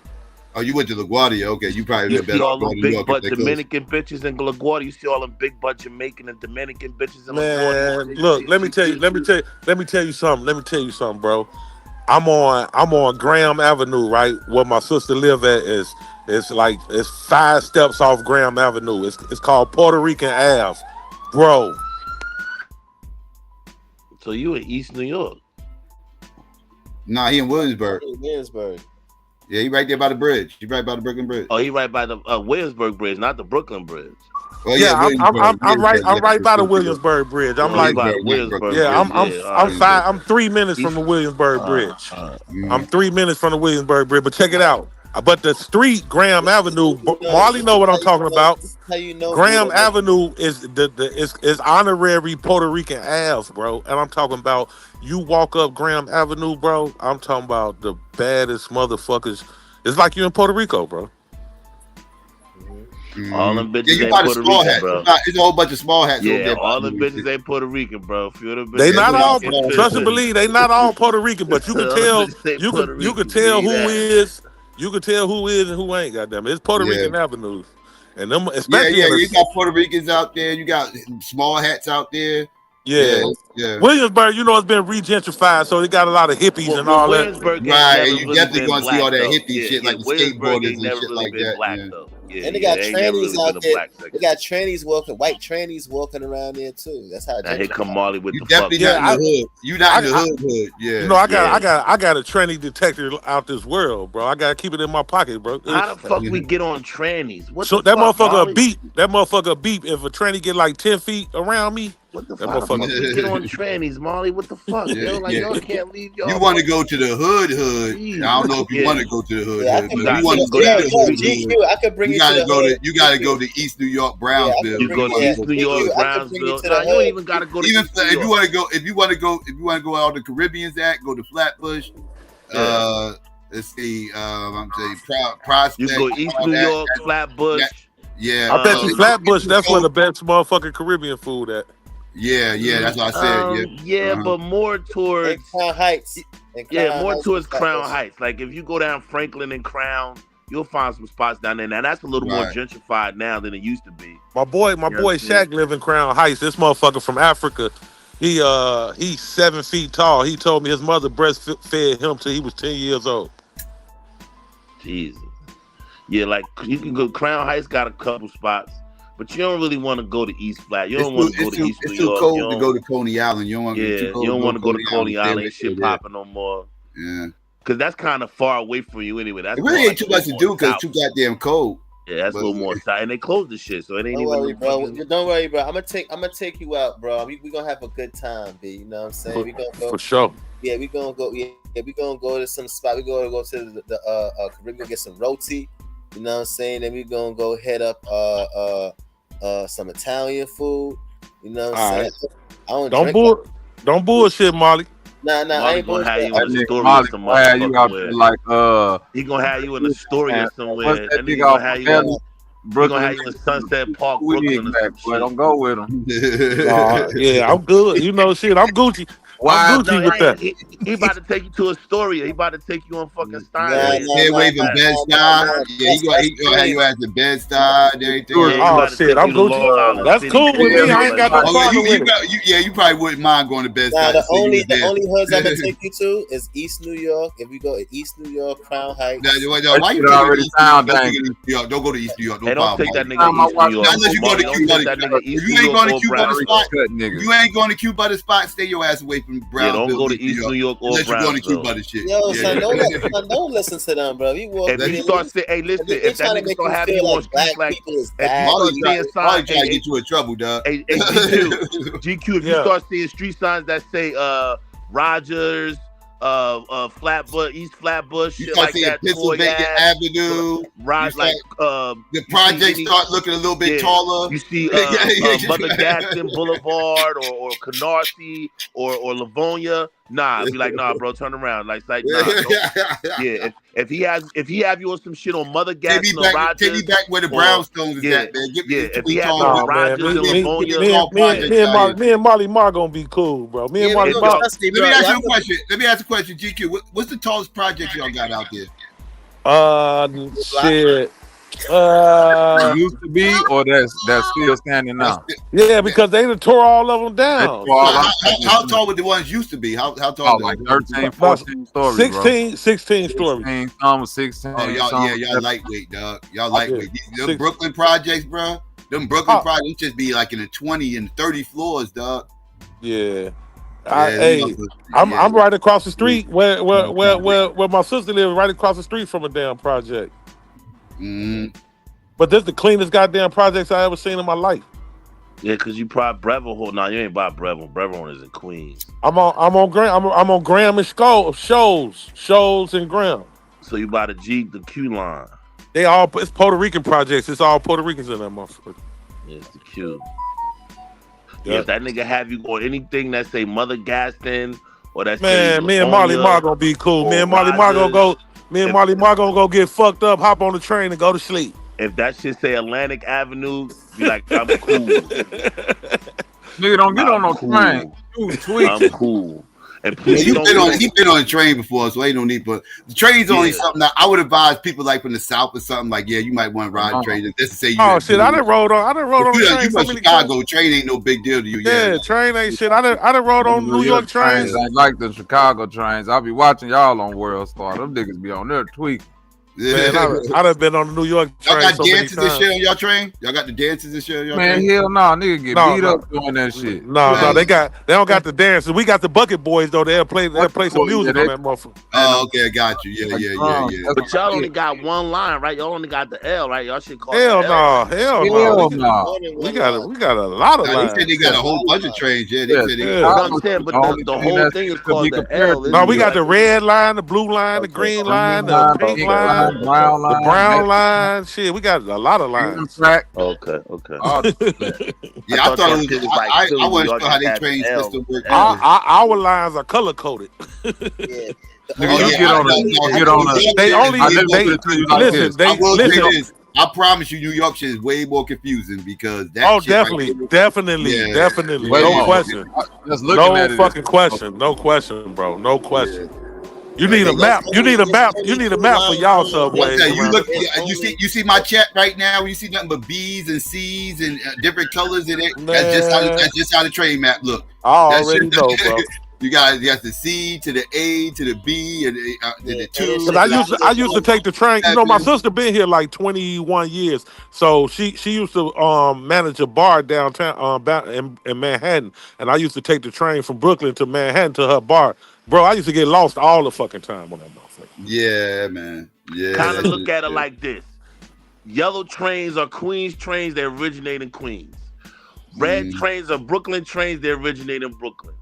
F train, like A trains originate more in Harlem, right? They're more Manhattan trains. That's how you got. Well, I can't say blue trains because the E's are blue trains. So yeah, I want to go up to Harlem before I leave. I want to go up to all the E trains. All the blue trains go to Manhattan. All the blue trains go to Manhattan. That's why I want to go up to Harlem to Malcolm X Boulevard and shit. Yeah, so the only trains that run up and down is the A's, A, B, C, A to 1, C. 2, and 3. And that not 3, 1, 2, and 1, 2, 9. The 4 and the 6 run uptown too. Yeah. No, I'm talking about up like from. See, they run to the Bronx. The numbers run to the Bronx. 4, 5, 6. They run to the Bronx.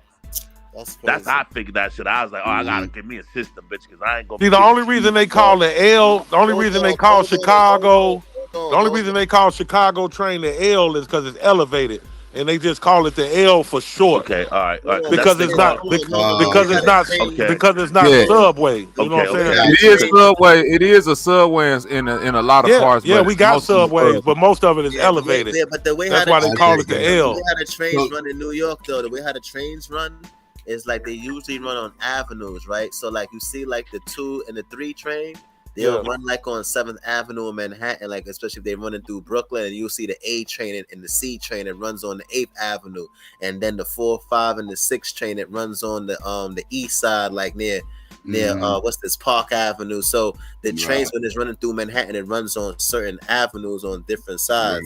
Now, like you have the Q train, right, which is in Brooklyn, which is a yellow train or whatever. That's what I just told him. The yellow. I've been on the. Y'all got trains on the highway. I've been on the M train. Yeah. We got trains on the bridge that go over the bridge. Yeah, I've been on that train before. I've been on the train that go on the Williamsburg Bridge. Most of the trains that go in Brooklyn is kind of above the shit, and Queens too. Queens too, go to Queensbridge too, Yeah, but a lot of the trains too in Brooklyn is underground though too. Most of it is underground. A lot of it is above ground. Yeah, most of it is in Manhattan. Most underground in Manhattan. In Queens, a lot of it is above ground, and in the Bronx, a lot of it is above ground too. In the Brooklyn is both. You guys, it depends on where you at. Where you at? Right. Now the shit that I always wanted to do when I go to New York is like out there by GQ, you'll catch some elevated trains by where GQ's at. What you said, Bobby? I said I always wanted to drive my car on one of them ferry boats and catch a ferry boat somewhere. Oh yeah, that's hard. That's the one thing New York got that Chicago, like that ferry boat shit. That seemed like some player. That seemed like some player ass shit. Ain't it? Just get your drive your car on a boat and nigga. I seen cars get fucked up off that shit too. I seen cars get fucked up off that shit too, but yeah. Yeah, I always said that was some player shit. When you see that shit on the movies and shit, you be like, damn, these motherfuckers. Anytime they drove their car. I'm like, damn, they drove the car on the boat. That's Staten Island though. Yeah, that's how Staten Island. Like these niggas that drove the car on the boat, and the boat taking the motherfucking car across the water. God damn. I hate that goddamn ferry. That's because they no trains that take you from Manhattan to Staten Island. Yeah. There's no trains. Yeah, that's why I never wanted to live out in Staten Island. I'm like, nah, I'm not living out there. That's isolated. Yeah, you literally on the island, literally on the island. That's where they take all the garbage, ain't it? To Staten Island. They should. That's one of the places. Yeah, where they got the big garbage dump and shit. The bars. They got the garbage barges. Mm-hmm.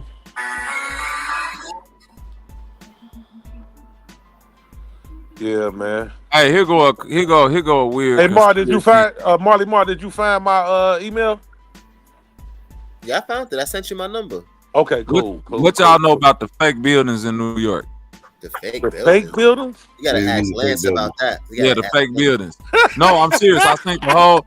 No, bro, I'm not lying. I think the whole. Little documentary thing on you talking about like when they say the AT&T with the Verizon building is fake and it's a building down by Battery Park that's fake, right? They said that Verizon building coming off the Brooklyn Bridge right there, Psycho, that used to be Psycho and Wally. I just walked by that building. You talking about the one with the barbed wire fence and shit? Yeah. But I think my nephew go to school. His grammar school is right across the street from that Verizon building. I walked over there to pick him up from school the other day, and I seen that motherfucker look like a CIA compound or some shit. It's like I saw this little documentary, and they weren't saying all of the buildings, but they were showing like houses in neighborhoods, different buildings. They were saying like certain houses. That's like them row houses. They literally empty on the inside, and they're attached to the subway in case of a like emergency, to where like some weird shit. Like if a person get trapped down in them tunnels, they can like climb up and come out through one of these buildings. That's like it looked like a regular house, like a building.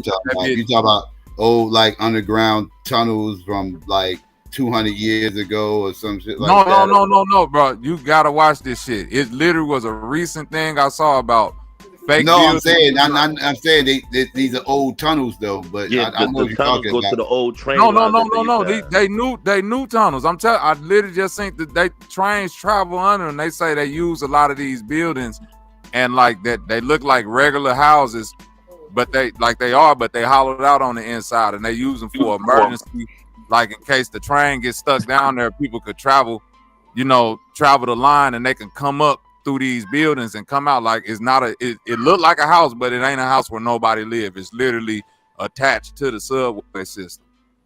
Y'all have to, I'm telling you, look this shit up. I seen the whole documentary on like MSNBC about this. Okay. Yeah, I see something right here. Secret World of New York's fake buildings.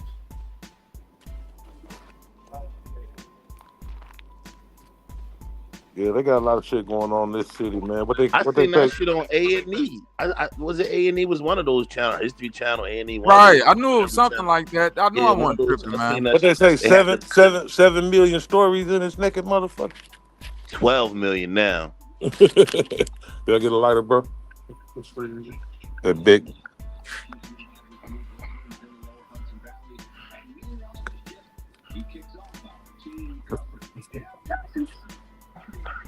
So you know that nigga from Chicago. That nigga went out to get a lighter, nigga. We are not leaving the house.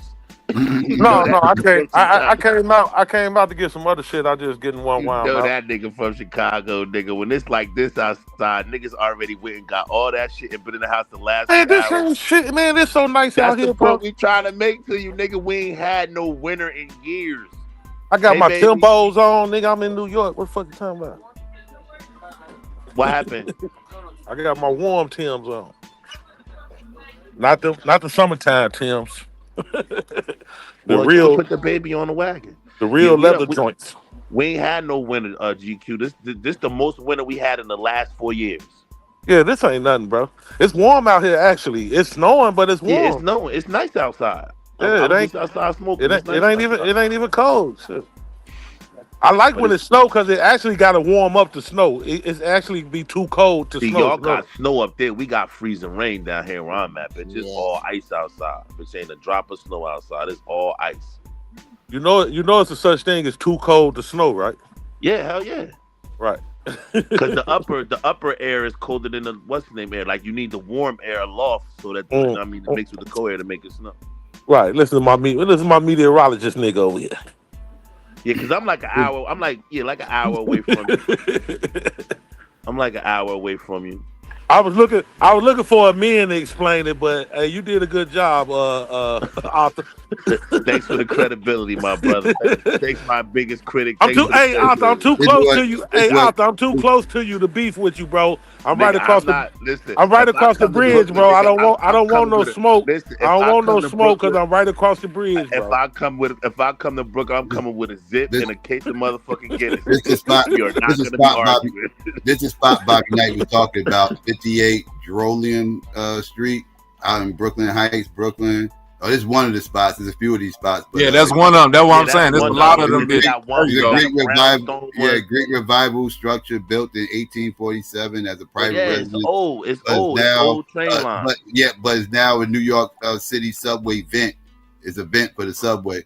They call it a vent. Yeah, they gutted it out and remodeled it to make it a vent for the. See where it say emergency exit. See what I'm saying? I watched the whole documentary about it. Right, it's also emergency exit as well. Yeah. Yeah, so a vent, so like if shit go down, you just come up through the building. You can come up through that motherfucker and walk out through that bitch. Like, don't let that, but don't let that little ass door fool you. It's big as hell down there. Like it's like a cavern down that motherfucker. Right, that's what I'm saying. That's what I'm talking about. The fake buildings, like that. You go inside that building, that bitch is a fucking. Like you inside of a whole different. But what we trying to tell you is that it was created off the old train lines. They just dug on top of it and ventilated it up. But it's based on the old train lines. So the building. So the building is just a front. But listen, so like when I Bobby, was, like Bobby said, the building is just the front. Yeah, it's just the front. Right, the buildings are up front, but I'm saying when I was watching the documentary, they Well, say no, actually, trains still go there. under there, right? Yeah, the train building still go was under already there. there. But that used to be a line where that guy was standing at in that tunnel, man, you were talking about. That used to be the line. Right, the building was already there, but they remodeled it.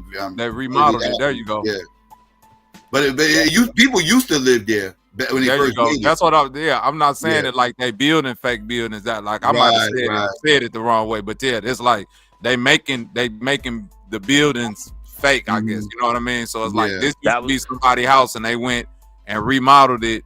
And you know what I'm saying, dug down where the train, the train already was running underneath that. You know what I'm saying? Because it run underneath all them houses, so they just turned that house into like the emergency exit. And it was a bunch of different buildings that was showing that was like that you know was either fake for this purpose or other purposes. You know what I'm saying? So. Yeah, they did. I'll look into that. That's the slick New York shit that I was finding out. Like, they did it for that blackout because that blackout had motherfuckers stuck on them trains, and they didn't know how to get all them people from underground, so they had to start figuring out ways to get them out, creative ways, because that blackout fucked everything up. That blackout fucked everything up. That shit had people stuck in elevators, stuck in all them subways, and all that shit run on electricity.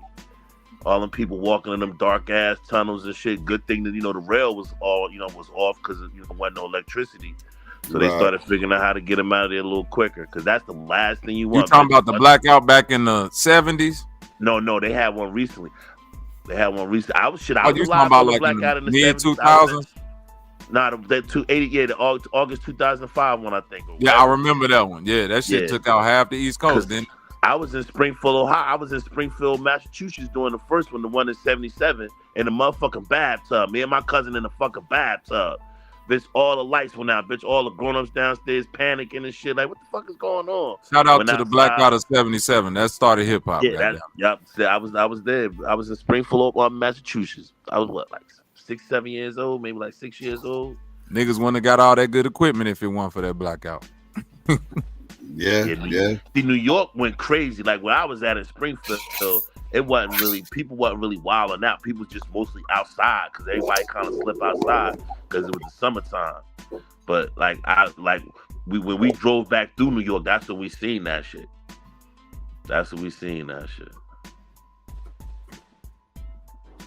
I was like, man, I'm old as hell, bitch. I done lived through 3 blackouts, bitch, all kind of shit. I was like, I'm old, bitch. God, Lord. That blackout that happened like in it beats the alternative. Blackout that happened in the early 2000s. Damn sure do, nigga. That was my first and only blackout. Y'all know the blackout of 2000. That shit went all the way from New York and it stopped on Route 1. On Route 1 in Princeton. That's everything from Route 1 Princeton up was out. Everything stopped for that one stop sign. Didn't that shit start from Canada somewhere? From a power plant? You They said talking about the earthquake? You talking about the earthquake? When there was a blackout. Oh, the blackout. Okay, I remember that. Okay, yeah. They said a power line or some shit. It was a what they call them shit? Transformer or some shit. Yeah. In Canada, right? Yeah. You know what I noticed around here? Yeah, shit fucked up the whole East Coast. Yeah. Marley Mar, you know what I've been noticing around here a lot though? What? Y'all got a lot of damn buildings that's been burning up around this motherfucker. Oh yeah. A lot of what? New York. Buildings burning up, bro. Yeah, that always happens in this time. Yeah. People be gentrification. They be using. Well, it be the in the Bronx it used to be gentrification. It just be motherfuckers using candles and shit. Because we get a lot of fires up here in the wintertime. Like that's one thing you. From motherfuckers trying to use them space heaters and shit. One thing, like shit. Remember Marley and Psycho, that fucking building in the space heaters. Just even trying to get people out, so GQ, so they could gentrify it. Yeah. I don't think that's still happening. I remember that was bad in the Bronx, but I think now it's just motherfuckers trying to warm want Brooklyn, up. bro. Motherfuckers trying to stay warm with them stoves on. But they got Brooklyn. They got that shit. Brooklyn. Man, they got that shit. They ain't gotta want it. They got Brooklyn. Yeah, they got it. They bought it up already. Listen, Psycho, me and you and Marley know. In the early 90s, early 2000s, you wasn't walking down no fucking Franklin and Crown Street. Yeah, you wasn't doing it. They don't have Brooklyn. They don't have Brooklyn until they get East New York and Brownsville. They get Well, I East don't New think York they and want Brownsville. that. I don't think they want that. Yes, they Yes, they do. It's close to the airport. Look, this bitch right there by the airport, bro. They starting it now. They want all this shit up. They starting it now. They starting it now. But y'all know how many projects they gotta tear down. Right, look how close it is to Queens. Queens is right there and Yeah, everything. right there. You go straight down Rogers. Queens is right there. You walk straight down Rogers. Queens is right there. Yeah, I'm telling you. Like bro, we used to, man. Listen, we used to walk from when we lived out on Livonia. We used to walk to Coney Island. Like me and my godparents and her girlfriend and my sisters, we used to walk from fucking Tilden to Coney Island like every other Saturday. That was our little thing to do. So That's another area they want. But see, they got it on the other side of Bristol. Like everything on the other side of Bristol.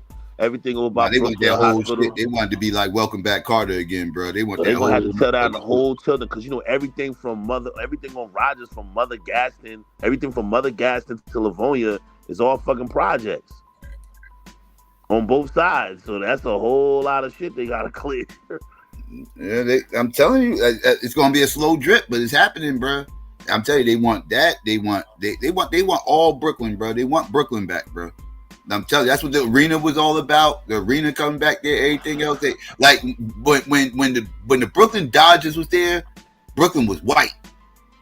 Brooklyn was white when the Dodgers was there. When the Dodgers left, that's when Brooklyn became black and Latino and everything else is at third. That was after the Dodgers left. They want white people to come back, bro. That's what the whole movement about bringing. They back around this motherfucker. I promise you, bro. I know by you. It's already happened by you. Yeah, I'm talking about they got this into motherfucker. Brooklyn.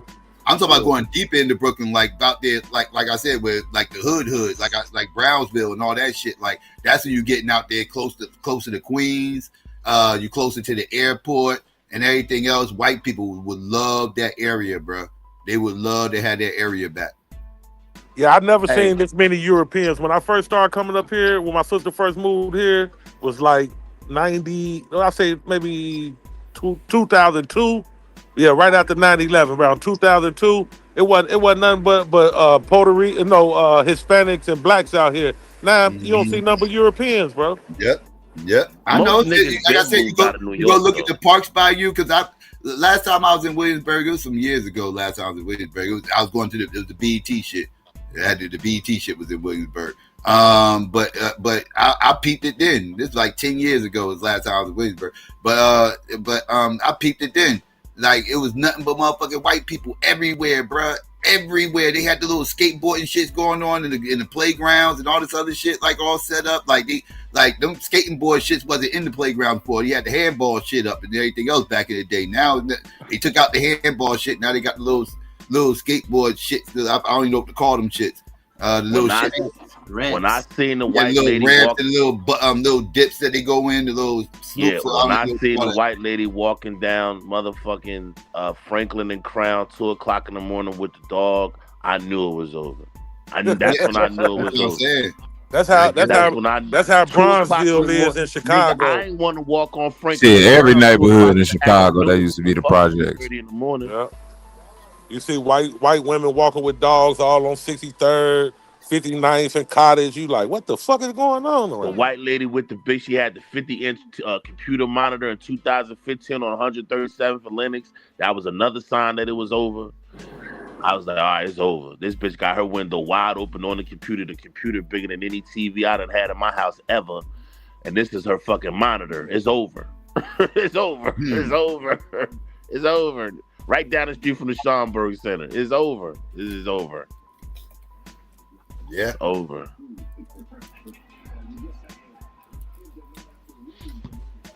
I'm telling you, man, Brooklyn is the target, bro. Brooklyn is the number one target for gentrification. Everybody talking about Harlem this, Harlem that. Yeah. You know, they gonna go after Harlem a little something, but they going aggressively. They're not gonna go after Harlem as aggressively as they go after Brooklyn. Because like I said, Harlem was always viewed as like black, even like for over 100 years, right? Like Brooklyn wasn't deemed black for over 100 years. Like that, like I said, like at one point in time, like I said, pre-Dodgers leaving, Brooklyn was white than a motherfucker. And so at the end of the day, they still remember Brooklyn being white. They don't remember Harlem ever being white. They remember Brooklyn being white. They want that bitch back. That is the biggest borough, the most famous borough. You know, it got the most cachet. It's like a self-sufficient city. It's a city. It's literally its own city. Yeah, they said if you break Brooklyn off to its own city, I think they said it'd be like the 5th or 6th biggest city in the country.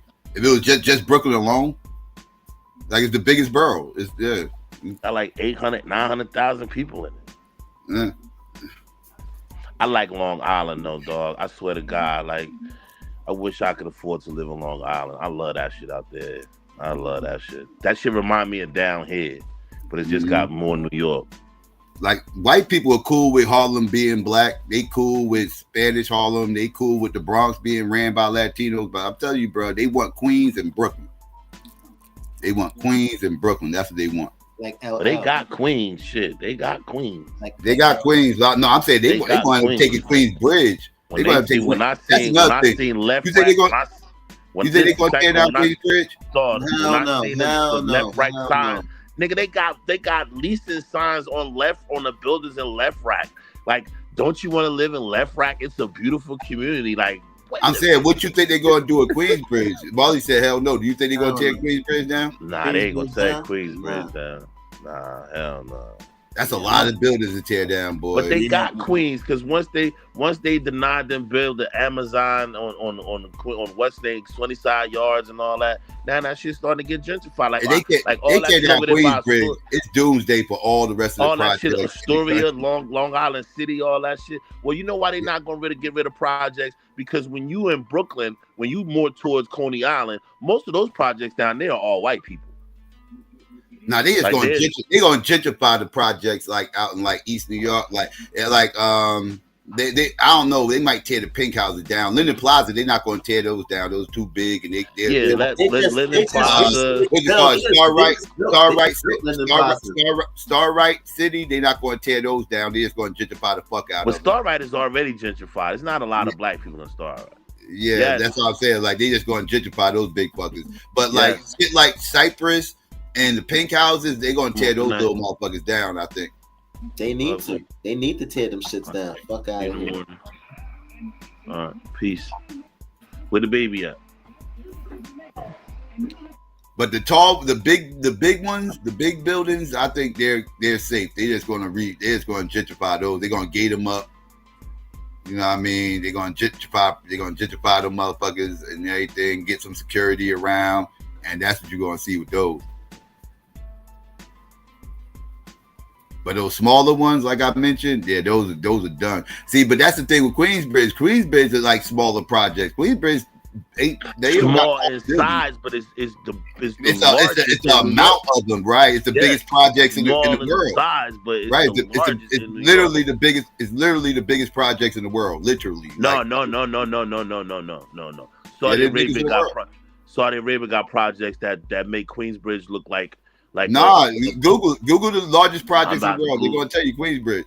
Oh, maybe they just don't call those buildings in Saudi Arabia projects. But let me tell you, bro, they got projects over there as far as the fucking eye can see. I'm telling you, like some shit that as far as the eye can see, like Kobar Towers, Salam Towers, like that shit as far as the right. It was so big that each part of the fucking military had their own fucking buildings. Yeah, the Air Force had their own side. The Marines had their own side. The Air Force had their own side. The Army had their own side. Coast Guard had their own side. Like that's how big that shit was. And then they still had buildings full of tenants that we didn't even touch. But Queensbridge is big as fuck though, man. Like that bitch is huge. And that's the only thing. That's the only reason why I think they safe is because there's so many of those motherfuckers. Like that's just a lot of tearing down. And what are you going to fill all that empty space up with, dog? We talking a lot of blocks, dog. A lot of blocks. Like what the fuck? Like what do they do with all that empty space if they did tear that shit down? I wouldn't even know what they would have to do with that shit. Build an arena, build a stadium. You can build a stadium on that motherfucker. That's for goddamn sure. I don't think they would be bold enough to do that. The snow really came down like a motherfucker. So that shit is crazy. So I didn't even know it was snowing like that. I told you it's snowing like a motherfucker, dog. It's coming down. Yo, I'm glad I washed my clothes tonight instead of. I'm glad I took care of everything because I do to get ready for the Super Bowl early, so I got all my running around before. I'm set for the Super Bowl. I ain't gotta leave nothing. I ain't gotta go nowhere tomorrow. Nothing. I'm good. I'm Gucci. Yeah. So I was like, I'm glad I did all that early, boy, because I'd wait till tomorrow to go try to run to the store for the game. I'd have been mad as fuck. Yeah, Psycho, that shit say Queens, the largest in North America. Queensbridge Project is the Yeah, largest. Queensbridge Project is the largest project in the world. Like remember when Nas said on his song, Queensbridge is the largest place on earth. He wasn't being sued. Yeah, Queens the biggest. It used to be the Peabody's here in St. Louis before they told them ratchet motherfuckers down. Nas then said that shit on the QB track. He was like Queensbridge is the largest place projects on earth. And he said in his verse. That wasn't no pseudo shit. That was real, nigga. As I said, that's a lot of land, bro. That's a lot of land. That's the only reason why I think the largest projects in America. That's the only reason why I think that's probably too many people to displace though. Well, that's what I was just finna say. No, it ain't. It's a historical precedent for it. They did it with the Peabodys here in St. Louis. That's what I'm saying. Look that shit up. Before it was Queensbridge. They did it with Cabrini. They did it with Cabrini Green. Like Queensbridge may be the biggest projects in America, but they literally tore down every housing project in Chicago. You know what I'm saying? I'm from the Henry Hornet, so I know it might not have been as big as Queensbridge, but that shit spanned like 10, 15 city blocks. You know what I'm saying? Like the whole where the Chicago Bulls Stadium and all that shit, and all of that shit was projects. And if you account for all the projects that they tore down in Chicago, it's bigger than Queensbridge. Man, that shit is, you know what I'm saying? Every project got tore down in Chicago. Except maybe 2 or 3.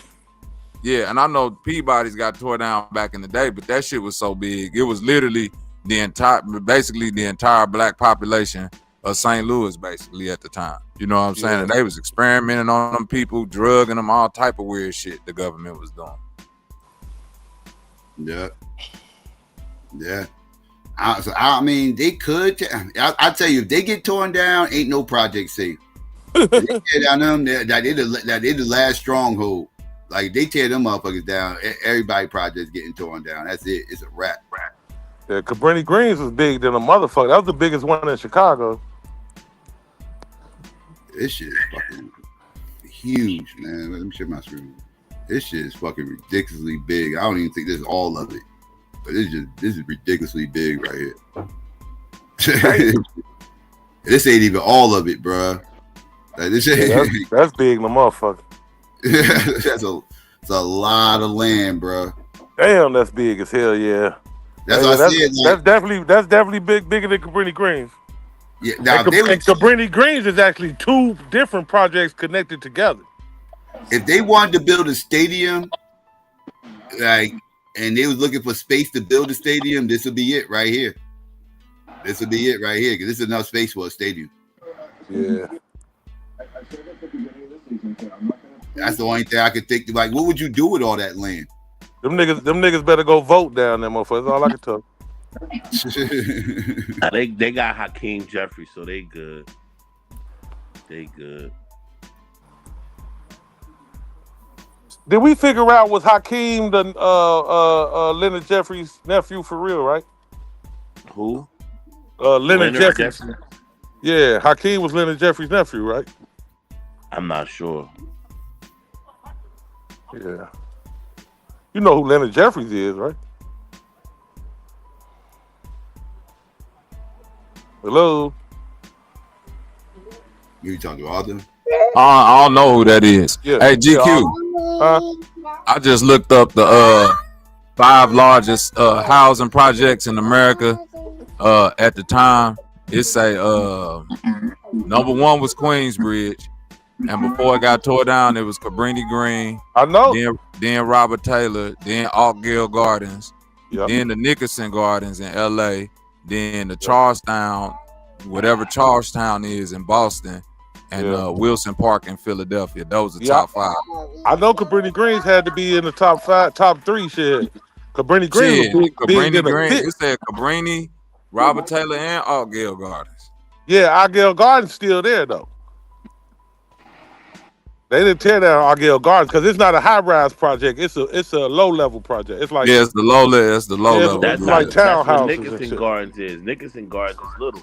That's what's the name in Philly? That's not towers. Yep. That's little. Yeah, they little houses. Yep. Yeah, Like one of those townhouses. little apartments. Yeah, that's why Argyle Gardens is, and that's not far from my house. That's like right up the street from my crib. Yeah, I used to be in the gardens all the time. That's why I did a lot of gang banging that back in the day. Yeah, I stayed from over there. Yeah, Gale Gardens. Robert Taylor. My cousin from the Robert Taylors. I stayed from over there. Yeah. No, I didn't never be in Robert Taylor's. I used to go down there and get my greens back in the day because they had the Fives Green in the city in the Robert Taylor. They used to tell us to stay away from Robert Taylor's because they was. I remember they threw that young nigga out the. Remember they threw that young nigga out the building because he wouldn't join the gang. They threw my partner hit the dice game up. He was from my block, 105th and Wentworth, and he hit the dice game up for like 6 bands and Robert Taylor. They threw him off the 13th floor. That's what That's why I stayed up out of that. This nigga was like niggas up out that building. Look, Malik, my nigga, his name was Malik. That nigga, he looked like Biggie Smalls. He was like a light-skinned Biggie Smalls. The nigga could rap like Biggie and everything. He was cold as hell, but he had, he was a gambling addict. So the nigga didn't hit the dice game up, but this nigga's like 400 pounds, so I know it took at least 4 or 5 of them niggas to throw him off the 13th floor. Yeah, that's crazy. That's why I stayed up out of there. Yeah, Robert Taylor been notorious, but them all the guys though, so shit. I ain't really never had no problem. I've heard of those projects. I've never been, but I've heard of those projects. Yeah, that's 43rd and State, 39th and State up in that area. But you got Stateway, Robert Taylor, all them projects was right there together. See, them the ones you could see off the expressway. If you was riding, right off the E-way. Yeah, if you was riding that up 94 to Dan Ryan, you could look up, you could see them motherfuckers. They were just right there off the expressway. But they tore them down. Yeah. Cabrini Greens, I ain't never go to. The only time I went to Cabrini Greens is when I worked for a moving company that was moving everybody out of Cabrini Greens when they started getting ready to tear them down, and they was moving everybody out. I worked for one of the companies that had a contract with the city to move everybody out. And that was the first time and the only time I ever been to Cabrini Greens. I've never been up in Cabrini. That was one of the main landmarks I wanted to go to if I ever made it to Chicago. But hell, that ain't no fucking landmark, Psycho. What you talking about? It is a landmark. I hate you, ghetto ass crime written niggas. Yeah, that's me. That's me, dog. That's definitely a landmark. I'm with you, Psycho. On everything I love, but I am that nigga, bro. When I first went to Houston, my first time there, I was asking everybody there where the fuck Fifth Ward. Where the fuck is the Fifth Ward? I'm that nigga. Right. But look, I done been in Fifth Ward. I done been in Fifth Ward before, bro. And I'm telling you. I've been there too. Yeah, I done been to South Park, Fifth Ward, all through Houston, bro. Yeah. Hey, but I'm like you, Psych. I'm one of them niggas. Take me to what. But that's what I'm saying. Did y'all? When I used to watch the movies, I don't know nothing about real life, but y'all projects, even though they were the projects, they had like lights and stuff. Nigga, I remember growing up in Rockwell and Henry Hornets, like it wasn't even no lights in the motherfucking lobby. Like you open that door, it's pitch black, nigga. You damn near gotta feel your way to the steps. Nigga, every project where Psycho live at was off limits, nigga. That shit was pitch black. No, I'm saying when you walk in the lobby, wasn't no lights. It's like it's pitch black. The only light you might get is if you press the button to the elevator and the elevator opens. West Kenny was like that. West Kenny was like that. I'm trying to tell you, walk up. That's because niggas didn't knock the lights out. That's all. That's what I'm saying. They was knocking the lights out. It was only certain stairwells that had lights, and then you might get up 6 flights, and then after that, the next 7 flights up to the top is just blacked out. You got to damn near feel your way up, and then you got to worry about niggas coming down the steps. You know what I'm saying? Motherfucker passing you in the fucking pitch black. You don't know what's going. Nigga, that shit used to be spooky as hell. Yeah, see, you ain't grow up in projects, nigga. The projects I lived in, they tearing that shit down right now. But it wasn't considered projects; it was considered upscale apartment complex. And then that Hell shit yeah, I grew up in projects. turned Motherfucking into the Rockwell was a project. Yeah, he grew up in the projects. Rockwell's shit, legendary Henry Horner was projects. a project hit. That's what I'm saying, nigga. They told us stay away from Cabrini Green and like, cause I'm from the west side, GQ from the south side, so it's like we had Rockwell and the Cabrini Green is kind of like northwest side. You know what I'm saying? But we ain't even go up to that motherfucker. So them shits was just dangerous. Like, But the Hornets, if you ain't from the west side, you know you hear them Henry Hornets and them and the Rockwell stories, you be like, hell no, I ain't going to no fucking Henry Hornets. Is you crazy? Man, that outside of Cabrini Green, Rockwell probably was the most dangerous project at the time. That shit was crazy. Hell yeah, nobody going over there. So if you from the south side, you think the west side is so horrible. On the west side, they think the south side is so horrible. But I go all over that motherfucker. I go to the west side just like I'm on the south side. Sure. Only thing about the west side, like I always used to say back in the day, the west side turn out dope fiends, and the south side they just serve dope fiends. They don't turn them out. The west side they turn motherfuckers into dope fiends and crackheads and shit. They'll get a 15, 16-year-old, turn them out in a minute. But south side they don't believe in that type of shit. But once they get turned out, they will serve them though. they will go on to serve them, but they ain't trying to turn them into nothing. West side with all the pimping. West side ain't nothing. Niggas trying to hustle. All you go here dig at the store is rocks and blows. Yeah. 3 for $5. I got 3 for $5. Like that's it. Them niggas trying to sell you something before they shoot you or something. West side where the strong pimping was at, but all back in the day. That's where really the pimping was at on the west side.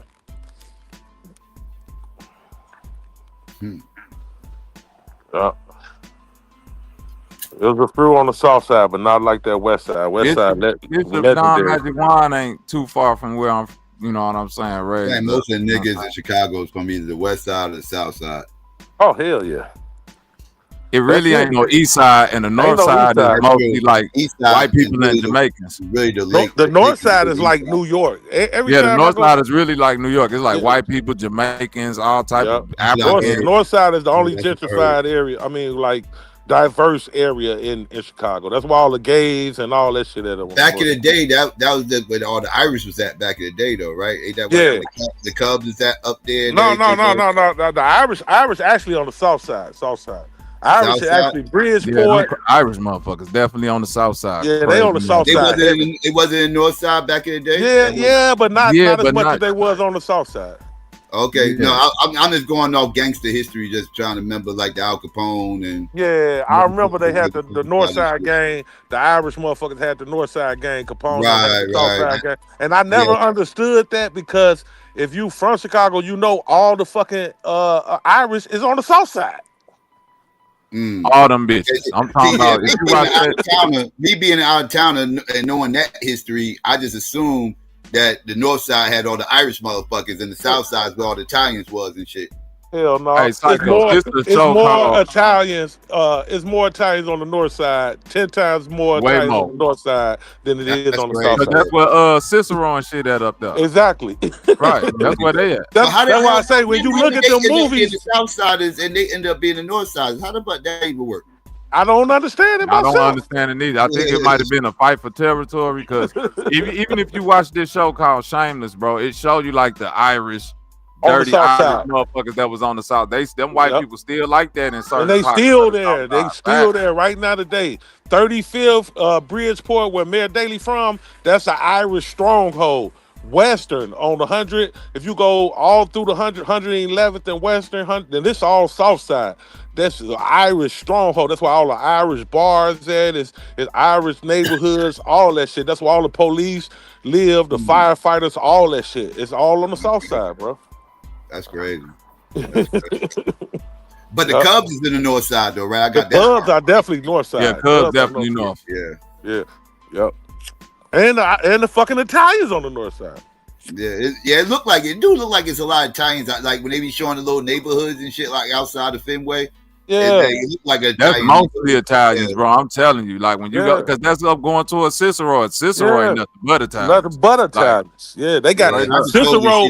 Actually, Italian the town of Cicero is an Italian town that was ran by the mafia. The mayor of Cicero just got indicted like 12 years ago for doing mafia shit. You know what I'm saying? Cicero is the city where Martin Luther King came and said, "Oh, I gotta get the hell up out of here." Hell yeah. Is that where the good Italian food at though? Yeah, definitely. Yes, that's where you go get the authentic. That's where like we don't them go be back there sweating on your pizza. Boy. That shit coming straight out the brick oven. Home handmade Italian sausage, all that shit. All the good Italian sauces, all that shit. You right there, Cicero. So if I ever made in Chicago, I know where to get my Italian food. Okay? Oh yeah. You go to Cicero, you can't lose, bro. And they just like a barbecue joint on the south side of Chicago. If you go to Cicero, they got an Italian joint on every 2 blocks around that motherfucker. That's what's up. And all the niggas from all over the city, that's where they go though. They go right over there to get their Italian food and shit. If you want that authentic shit, because that's authentic Italians. Like it'd be Italian people working back there. They, you know what I'm saying? They got the attitude and all that shit. That make the food taste better. Right. Yeah. They do got that.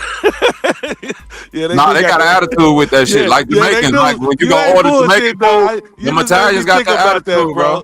Yeah, you breaking my balls. And hey, shit, but hey, wait, what you want? You busting my balls now? Hey, you want the provolone tonight? Now, that's totally Italians. Yeah, they talk like that. How many times you gonna tell me? Now, you already told me you want a fucking pizza. I'm gonna make the pizza for you. You be like, hey, goddamn, bro, I just put some extra pepperoni on the motherfucker. Yeah, they be talking that shit, bro. But that's that segregation in Chicago, though. You got a straight Italian neighborhood, straight Irish neighborhoods. Ain't no gentrification, ain't no fucking diversification. The Mexican neighborhoods like that too. Yep, it's all Mexicans. You might have a nigga or two sprinkled through that motherfucker. 9 times out of 10, he gonna speak Spanish when you walk up on that motherfucker. And that's how. But it's like that out here too. You gonna notice ain't a whole lot of niggas in certain areas and this, that, and the third. Like niggas are isolated. Like you go to other neighborhoods, there ain't nothing but niggas, and you don't see nothing. It's segregated to the motherfucker. It's in pockets though. Yeah, because that's that white flight. You know that if some niggas move in the neighborhood, everybody start moving out the motherfucker. Right, and right now it's a transitional time, so it's like. Like I said, with gentrification going on out in Brooklyn and everywhere else, now it's kind of like a transitional time where you're going to catch a little bit of sprinkling going on. You know what it is, Psycho? I didn't realize, especially for Chicago, the new generation of crackers, they don't give a fuck. They ain't no white flight, ain't none of that shit. They don't give a fuck. They'll move right next door to you. They moving in the hood, niggas. Yeah, they moving in the hood. They move next door to you. They don't give a fuck. They ain't scared of shit. They ain't worried about. They gonna holler. It amazes me. I grew up poor too. Yeah. Bro, Psycho. No, not no grew up poor. I'm saying where I grew up at, where Rockwell and the Henry Hornets and all that used to be. They tore down all the projects, built high-rise condominiums and shit. Yep. Gentrified that whole $250,000 condos, $500,000 condos. Buildings used to stand. Now it's like just a crazy fucking expensive condos, right?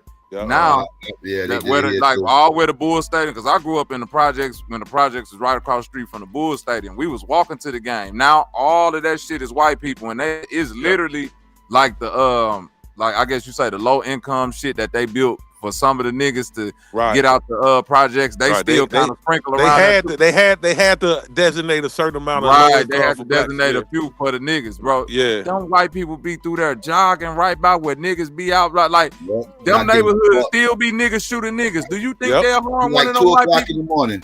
Like nigga, they'll curve the bullet around a white person before they. Man, that shit crazy. Don't talk like that, Bobby. GQ, you know I'm not lying though, bro. You touching the that motherfucker Charleston. I said I don't like. He said the realest shit in the world. He said, "Goddamn it, every time a nigga grab a gun and go outside his house, all he think about is shooting another nigga." He said if he even dream about shooting a white motherfucker, he wake up in a cold sweat. Yeah. Bro, think about it. I'm looking at think about it, Psycho. I'm looking at people that's coming out driving Teslas, got money and all this shit in a neighborhood, in the same neighborhood where niggas is still robbing broke ass niggas and acting like they don't see none of these rich ass white. You can steal one of them little dogs they got, and that's about a $10,000 come up. Them niggas ain't touching them people. I've seen it in Harlem, dog. I'm telling you, man, leaving out of a motherfucking spot out in Harlem, out of a fucking event, and it's like 1:30 in the motherfucking morning, damn near 2 o'clock. Walk outside. What the fuck was that? Motherfucking Becky just went jogging right on by and shit. This, that, and third. Just ain't even thought about a bullet. It's 1:30 in the morning in Harlem and shit. I'm bugging. And ain't scared of shit. Yeah, like 20 minutes later, she come again right past. Now, care in the world. Nobody fucking with her, nothing. Nobody thinking about her. Promise you, bro. Promise you. That shit crazy. That shit crazy, bro. I be telling these even the little niggas, I ain't endorsing no crime, but I be like, bro, you ready to kill this nigga about making $80 on the block selling the little 8-ball. He done cut up. He trying to make $80 to feed his little brother and shit. And the Arabs and the Chinese on the corner got a phone shop, a gas station, and a liquor store making goddamn it at least $50,000 a day. Y'all won't touch them. GQ. The math ain't mathing, bro. How they operating with immunity? They making $50,000 a day on what you call your block, but this nigga, you ready to kill him? He ain't even made $80, bro. GQ, can you imagine 94, 95, 96? And I'm pretty sure it's the same way in New York. Can you imagine a white person jogging by any one of them projects? Man, and niggas not, bro. I can't even, bro. In 95, if a white man with a jog or a white woman with a jog by one of them fucking projects, boy, that would probably be the last time you think that. All he would have had was all he would have left through there with was his drawers, his tank top, and the soles of his shoes, because they don't want. Bro, that's just that you would have found them. They probably would have threw that nigga in an incinerator or something, bro. Niggas was getting thrown in an incinerator. Like they'd have let them have the soles out. You know how you take the soles out the shoes? They'd have let them have them. And they took the shoe, they just gave him the soles. Here, you keep them stinking motherfucker. We gonna put some Dr. Scholl's in these motherfuckers, you know what I'm saying? And goddamn it, he'd had his drawers and his tank top on. That's it, motherfucker. You getting stripped down in that motherfucker. But it was real gangsters back then, though. You know, there's a difference. Mm-hmm.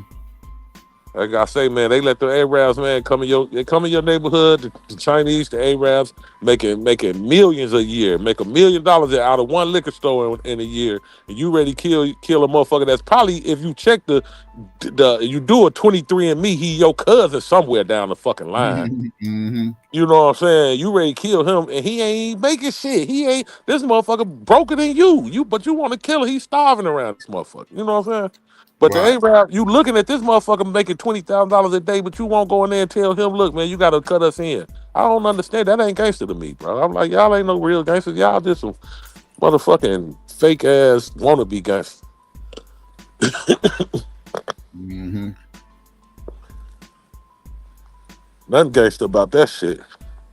If I was still out in the streets, shit, I'm checking every store around that motherfucker. Every phone shop, they got selling all that bullshit made in China shit. Look, man, you gonna cut us in, or y'all lock the doors, man. Mm-hmm. Period. I ain't coming at no nigga about nothing. Mm-hmm. It's a tax. You gotta pay tax, man. You gotta pay your tax. That's it. We all gonna eat around this motherfucker. If y'all wanna keep this store open, you gotta pay, bro. And if not, then we gonna put somebody else up in this motherfucker. That's how you supposed to do it. That's how the real gangsters did it. Shit. Mm-hmm.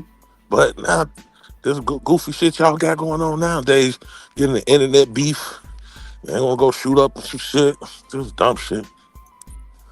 Now they quit doing dirt, but then they start dry snitching on themselves in songs and blogs and shit like that. Yeah.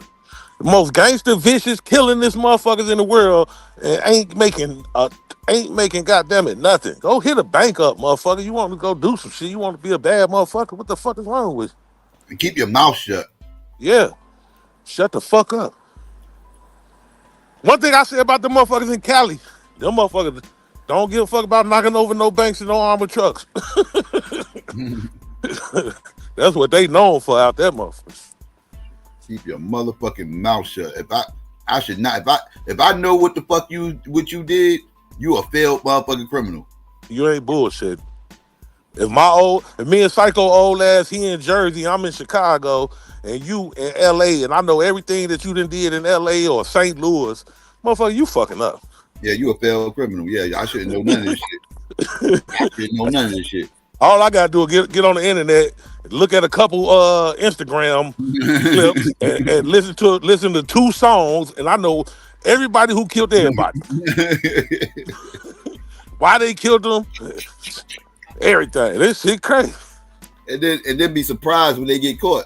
Yeah, crying and shit. They just had a motherfucker on YouTube, little shorty caught a body. He up in the courtroom crying like a motherfucker. He on Instagram talking big shit. But you in court crying. Shut your bitch ass up. The cops don't even need witnesses no more, dog. They don't even need witnesses no more. These motherfuckers try snitching on themselves. All they need is a motherfucker that know how to work the computer. Yeah. Motherfucker, he don't even know how to do it well either. Just know what YouTube channel this motherfucker has. That's all you need to do. And just go through his goddamn streams and shit. You'll find something. That motherfucker said something crazy. Yep, he told something. All you say, look, Mickey was into it with Ronnie Nemo. Oh, okay. I see what happened. Motherfucker probably had his camera on the whole time and everything. Motherfucker just be doing the dummy, like, God damn, like, what is wrong with this generation? Like, Bobby, no, when we was coming up, we ran from cameras. Come on, man. Goddamn camera on them, dog. What you doing with that camera, dog? Don't be taking no pictures of me, man. What the fuck, you police? Take that shit over there, dog. Don't be taking no pictures of me unless you ask. You know what I mean? Like, dog, I don't do cameras, dog. What the fuck is wrong with you? Yeah. When we came up, we went out our way to make sure that nobody know our business. They go out their way to make sure everybody know their business. Word up. Word up. Even though I know you an atheist, when we was growing up, before you went out to eat or we had a big dinner, everybody pray over the food. Now everybody take a picture and post it. Yep. That's bad. You know the new thing is, and I be peeping motherfuckers that go to like get something made for them or some shit like that, like a restaurant or some shit like that, whatever. They'll take a picture of it and then say they made it. Right. Like, you lying motherfucker, you ain't make that shit. Motherfucker. You making that shit. You ain't make that shit. You paid for that, motherfucker. You paid that shit. The motherfucker catfishing you with the dinner and shit. I just met this bad bitch. She can cook her ass off. Look what she posted up on She can't cook for shit. Bitch can't even boil an egg. That shit is Uber Eats, motherfucker. What the Bitch trying to boil an egg and crack that motherfucker, it's still slimy. Bitch, you supposed to keep the egg in there 2 more minutes, bitch.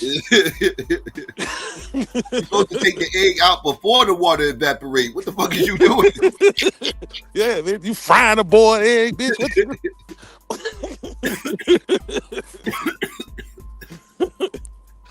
Oh, man. Bullshit. That type of shit motherfuckers on nowadays, man. Like, yeah. Shit ain't even real no more. Like, motherfuckers gotta learn how to do dirt, man. When you do dirt, you're supposed to keep your motherfucking mouth closed. Man. I can't stress that enough. That's the rule number 1, man. It's always been rule number 1.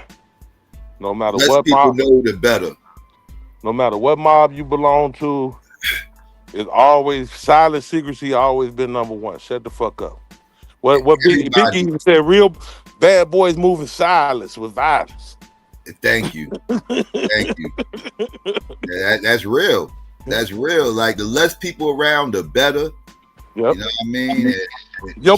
Your mama even told you, if you do something, do it by yourself. That you can't tell on yourself. Exactly. Now you go tell on your fucking self. You go do And the shit by yourself. everybody's on the need to know basis. And if they wasn't there, they don't need to know. My daddy used to always say, business is for those who do it. All that other shit y'all motherfuckers like. You hear what I say, I Syke? blame hip hop. Yeah, business is for those who do it. And that means if you ain't doing business, it ain't none of your goddamn business. Exactly.